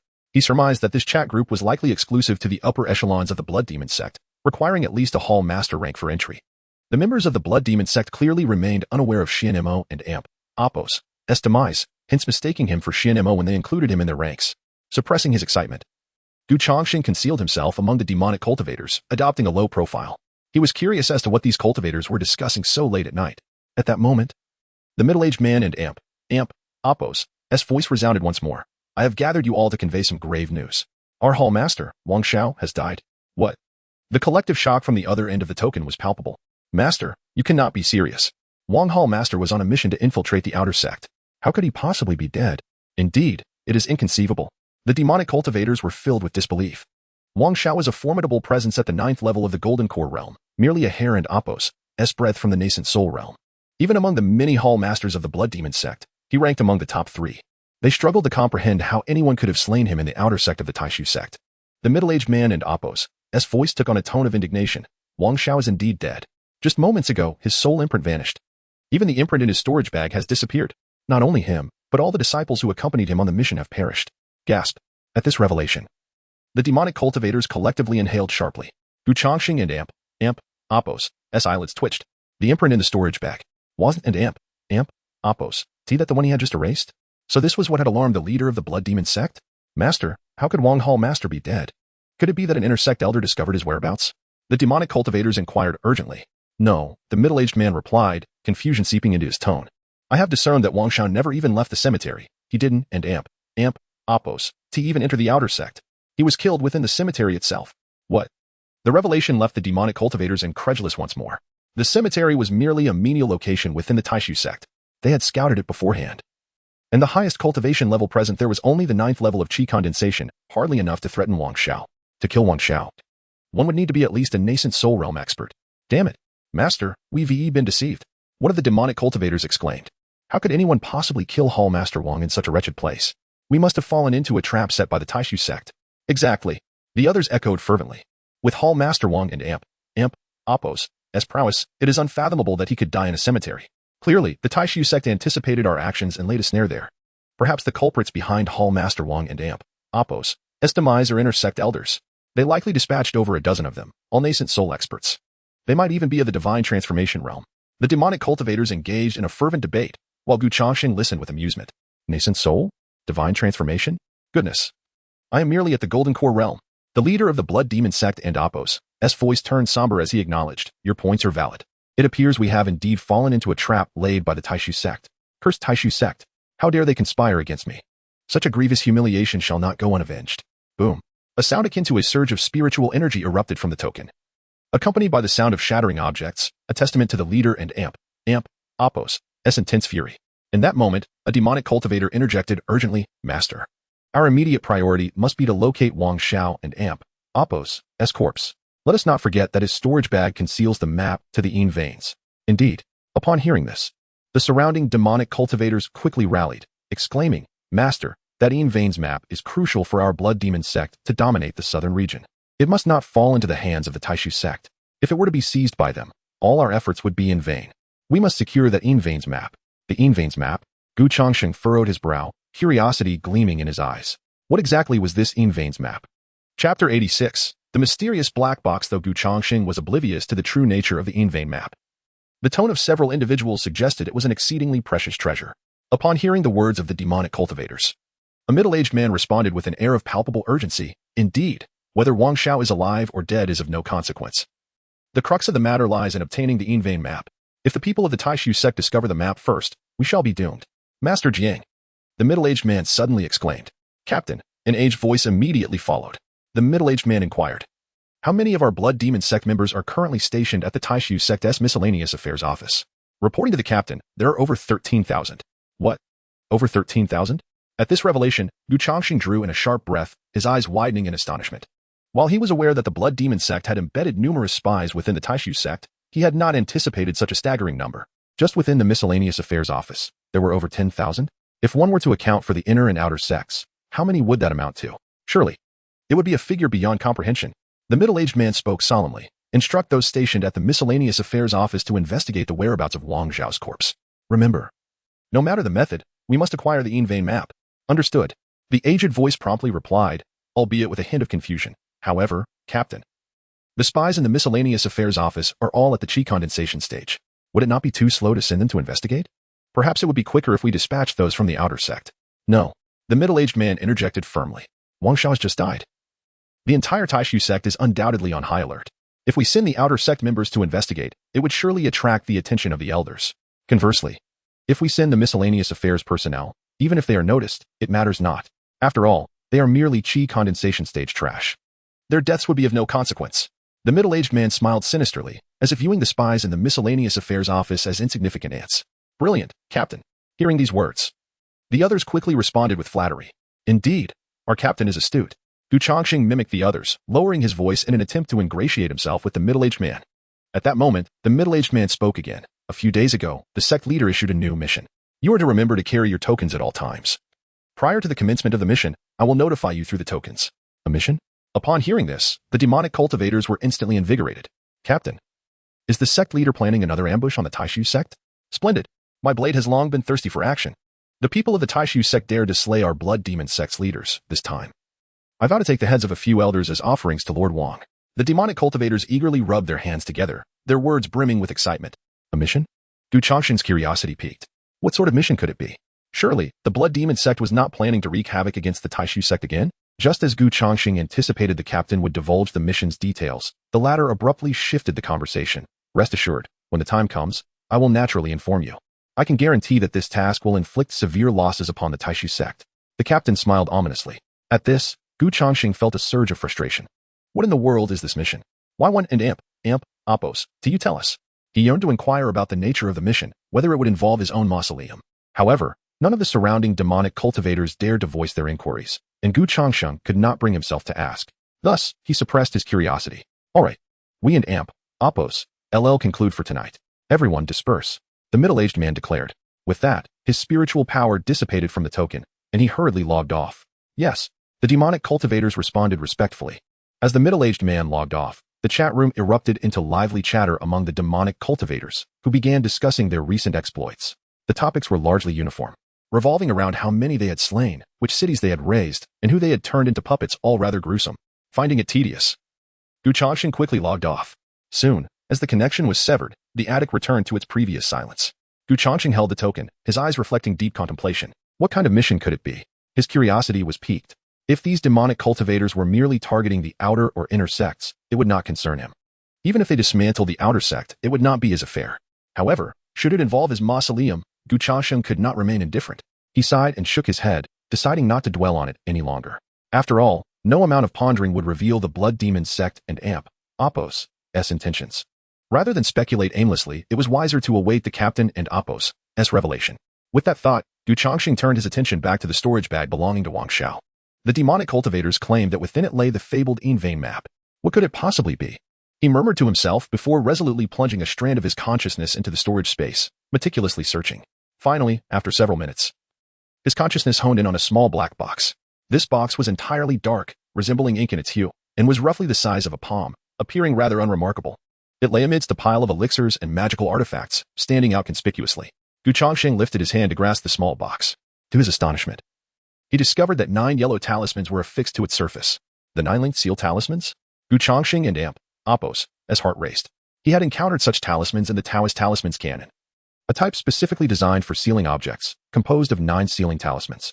These 9 talismans resonated with one another, forming a sealing array. Once established, only a seasoned talisman master could hope to unravel it. Should one attempt to forcibly breach it, the sealing array would ignite, incinerating both the array and its contents. The presence of such talismans on this box was remarkable. Could it be that the contents were indeed the Yin vein map they spoke of? Gu Changsheng murmured to himself, then raised his hand, attempting to unravel the 9-linked seal talismans. Having thoroughly studied the Taoist talismans canon, he understood the principles behind all the talismans it documented, including the 9-linked seal. Though it would be somewhat troublesome, he was confident in his ability to unlock it. Buzz. With this thought, Gu Changsheng infused a thread of spiritual power into the box, cautiously working to unlock the sealing array. As his spiritual energy surged, the 9 talismans began to tremble violently. Crack! With a soft sound, the first talisman tore apart, exploding into a cloud of yellow powder. As the first talisman detonated, a series of cracking sounds followed in rapid succession, the second, third, fourth, until the 8th talisman burst one after the other, dissolving into fine powder, leaving nothing behind. Then, Gu Changsheng once more infused a surge of spiritual energy. With a resounding crack, the 9th talisman shattered into pieces. The 9 lock-chain talisman had finally been entirely unraveled. At long last, it was accomplished.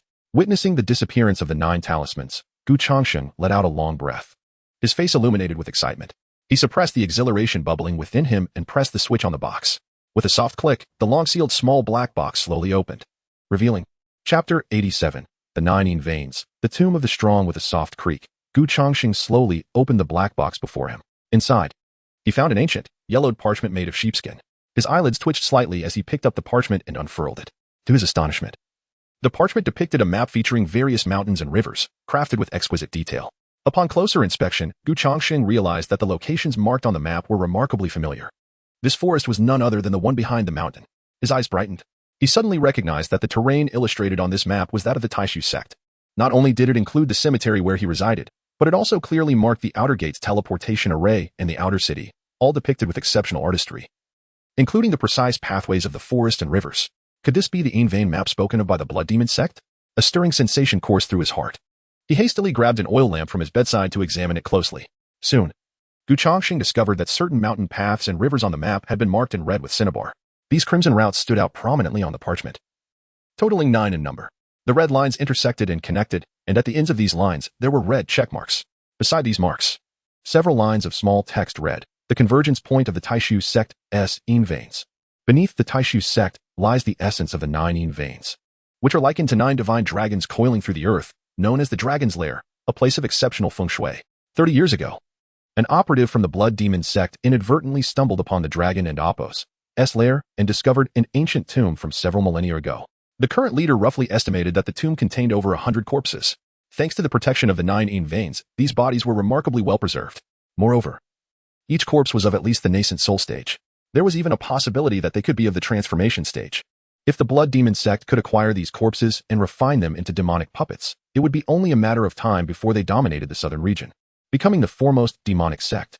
The 9 yin veins, the tomb of the strong. Changsheng and Apos' eyes widened in astonishment as he absorbed the information on the map. He had not anticipated that the parchment contained such significant revelations. No wonder the blood demon sect was so desperate to obtain this map. Hundreds of nascent soul corpses lay entombed within. What an astounding concept. A nascent soul cultivator could become an inner sect elder within the Taishu sect. The tomb housed 100 inner sect elders? Even more absurdly, nascent soul was merely the baseline. If fortune favored him, he might even encounter corpses of the transformation stage. Changsheng inhaled sharply. Thank the heavens that this map had not fallen into the hands of the blood demon sect. If they were to acquire it and refine these corpses into demonic puppets, the entire Taishu sect could be plunged into chaos, rivers of blood flowing. How could he continue to survive in the cemetery then? He felt an overwhelming sense of relief wash over him. However, he was also puzzled. Why were there so many powerful corpses buried beneath the Taishu sect? Had a cataclysmic battle occurred at the Dragon and Apos' lair resulting in the demise of over 100 nascent soul experts? Changsheng murmured to himself, lost in thought. Yet, he did not dwell on this for long. What truly excited him was the prospect of the corpses buried beneath the Dragon and Apos' lair. These were no ordinary remains. They belonged to cultivators of the nascent soul stage and beyond, beings that could live for 4,000 to 5,000 years. Even if each had only lived half their lifespan, that would still amount to several thousand years remaining. 100 corpses represented hundreds of thousands of years of lifespan. If he could siphon off their lifespans, wouldn't he be able to directly break through to the nascent soul stage? Wealth, prosperity. Changsheng could not suppress a wide grin as he clutched the sheepskin parchment, his hands trembling with excitement. However, after a brief moment of exhilaration, he regained his composure. Though the tomb and Apos' corpses were enticing, it was evidently not the right time to embark on such a venture. After all, the demonic incursion had only recently subsided. The Taishu sect would surely intensify its patrols in the wake of the events.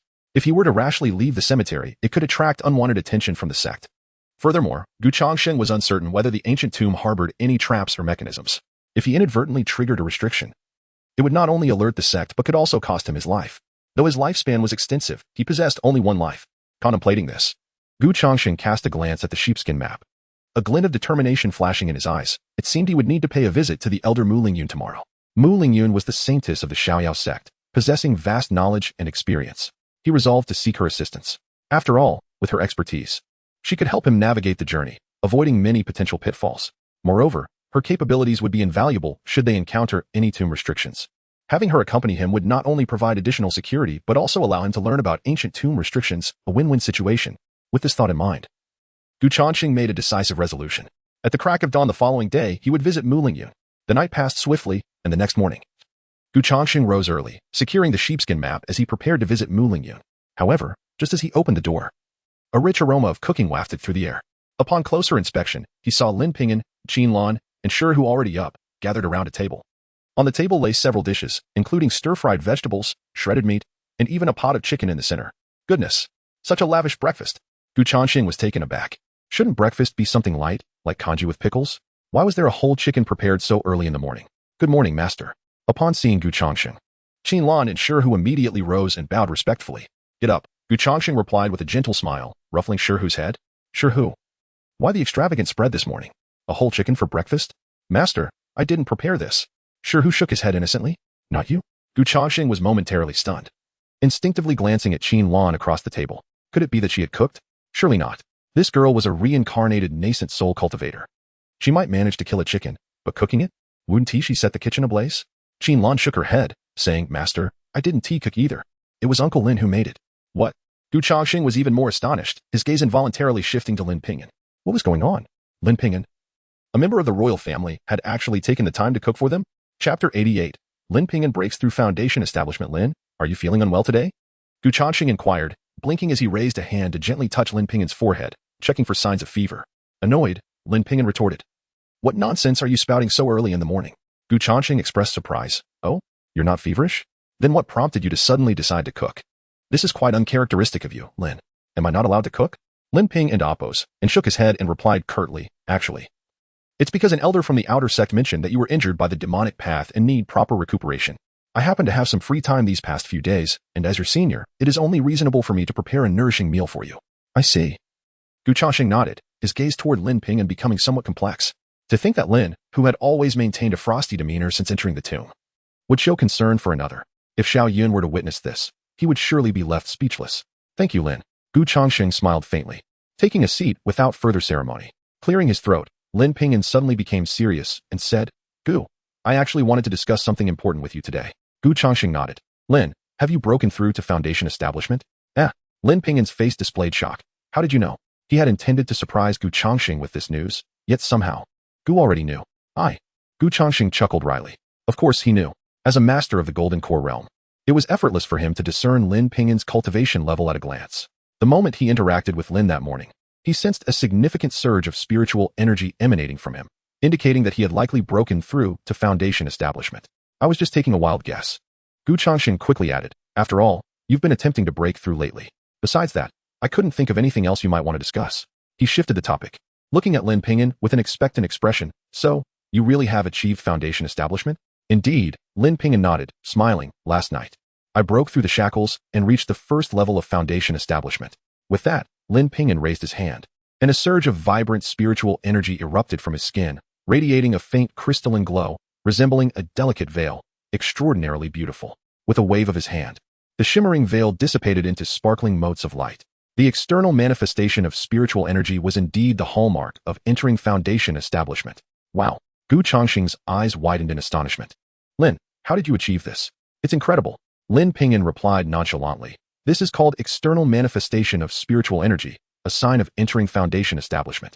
You'll understand once you reach that level yourself. External manifestation. Gu Changsheng nodded, then sighed. Lin, please don't jest. I'm merely a mediocre mixed spiritual root. Just reaching the Qi Condensation stage would be a monumental achievement for me, let alone dreaming of Foundation Establishment. He expressed a mix of envy and resignation. Upon hearing this, Qinlan glanced at Gu Changsheng, her expression revealing a hint of intrigue, yet she chose not to comment further. Lin Ping and oppose, and patted Gu Changsheng on the shoulder, offering comfort. Gu, do not underestimate yourself. I and oppose, V told you before, talent is not everything. As long as you put in the effort, you will one day attain Foundation Establishment. All right, Lin. Gu Changsheng nodded, committing Lin Ping and oppose, S words to memory. Then, as if recalling something, he suddenly asked, by the way, Lin, now that you have broken through to Foundation Establishment, you must be planning to join the outer sect, right? He remembered that joining the outer sect had always been Lin Ping and oppose's aspiration, now that he had achieved Foundation Establishment. It seemed a foregone conclusion. Yes, Lin Ping and oppose, and confirmed, I do intend to do so. However, I still need to pass the outer sect and oppose's assessment. The assessment? Gu Changsheng was taken aback. Qinlan explained, there are 3 tests for the outer sect. One evaluates cultivation level, another assesses talent, and the last one measures the Dao heart. Only if all 3 are passed can one join the outer sect. Is it really like that? Gu Changsheng was momentarily stunned. Qinlan couldn't and oppose, help but roll her eyes. That and oppose's basic knowledge. Anyone wishing to join the outer sect should be aware of this. Only someone like you, who is solely focused on surviving in the tomb, would be oblivious to such matters. However, Qinlan and oppose's words sparked a concern within Gu Changsheng. Talent assessment? Does that mean if one and oppose's cultivation reaches Foundation Establishment, but their talent is lacking, they still can and oppose join the outer sect? This could imply that he didn't need to continue his efforts to survive, as although he was at the Golden Core realm, his talent was the most inferior mixed spiritual root. According to the outer sect's criteria, he would surely fail the talent assessment. Qinlan furrowed her brow. Master, what are you saying? If one's talent is insufficient, how could they possibly reach foundation establishment? Gu Changsheng faltered. Qinlan smiled. Master, you can't possibly think that a mixed spiritual root could reach foundation establishment? That's impossible. Only those with at least ordinary spiritual roots can achieve that. Lin Pingyan, overhearing this, nodded in agreement. While he didn't wish to discourage Gu Changsheng, he felt compelled to be truthful.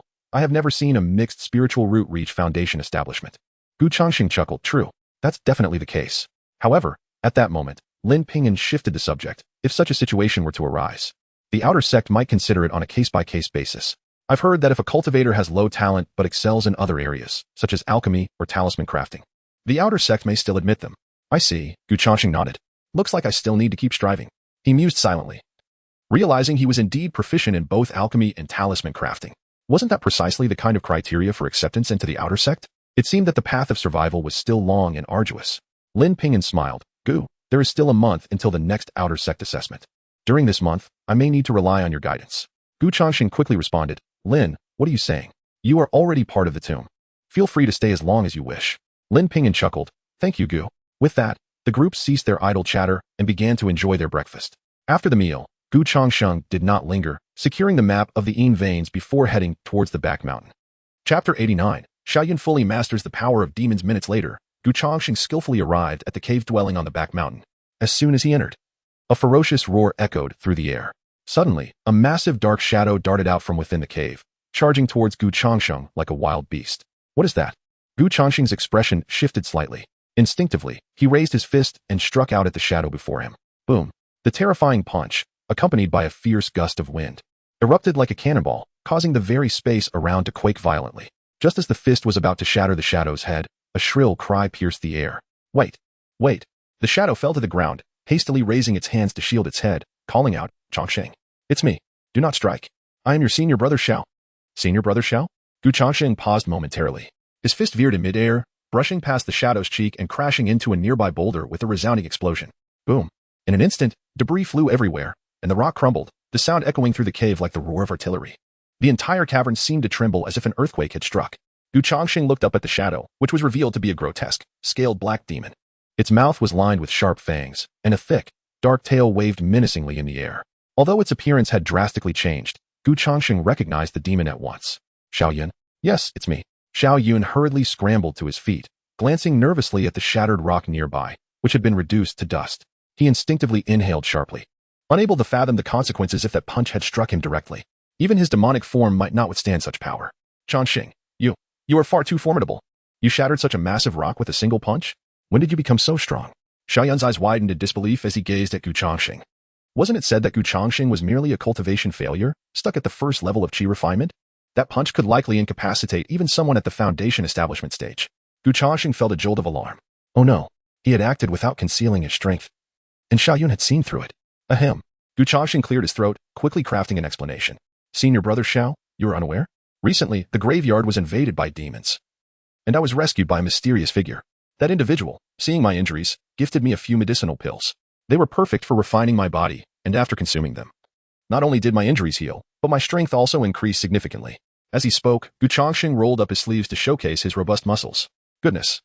Such a stroke of fortune. Upon hearing Gu Changsheng's words, Xiaoyun's eyes widened in astonishment. However, after sensing Gu Changsheng's cultivation level, which remained at the first level of Qi refinement, his doubts dissipated, replaced by a deep envy. How fortunate you are, Changsheng, to receive medicinal pills from a mysterious figure. Xiaoyun exclaimed, a mix of admiration and respect in his gaze. I have heard that this mysterious individual is a formidable nascent soul expert. You managed to make contact with such a powerful figure? Xiaoyun looked at Gu Changsheng with palpable envy. Despite having remained in the cave, he was not oblivious to worldly affairs.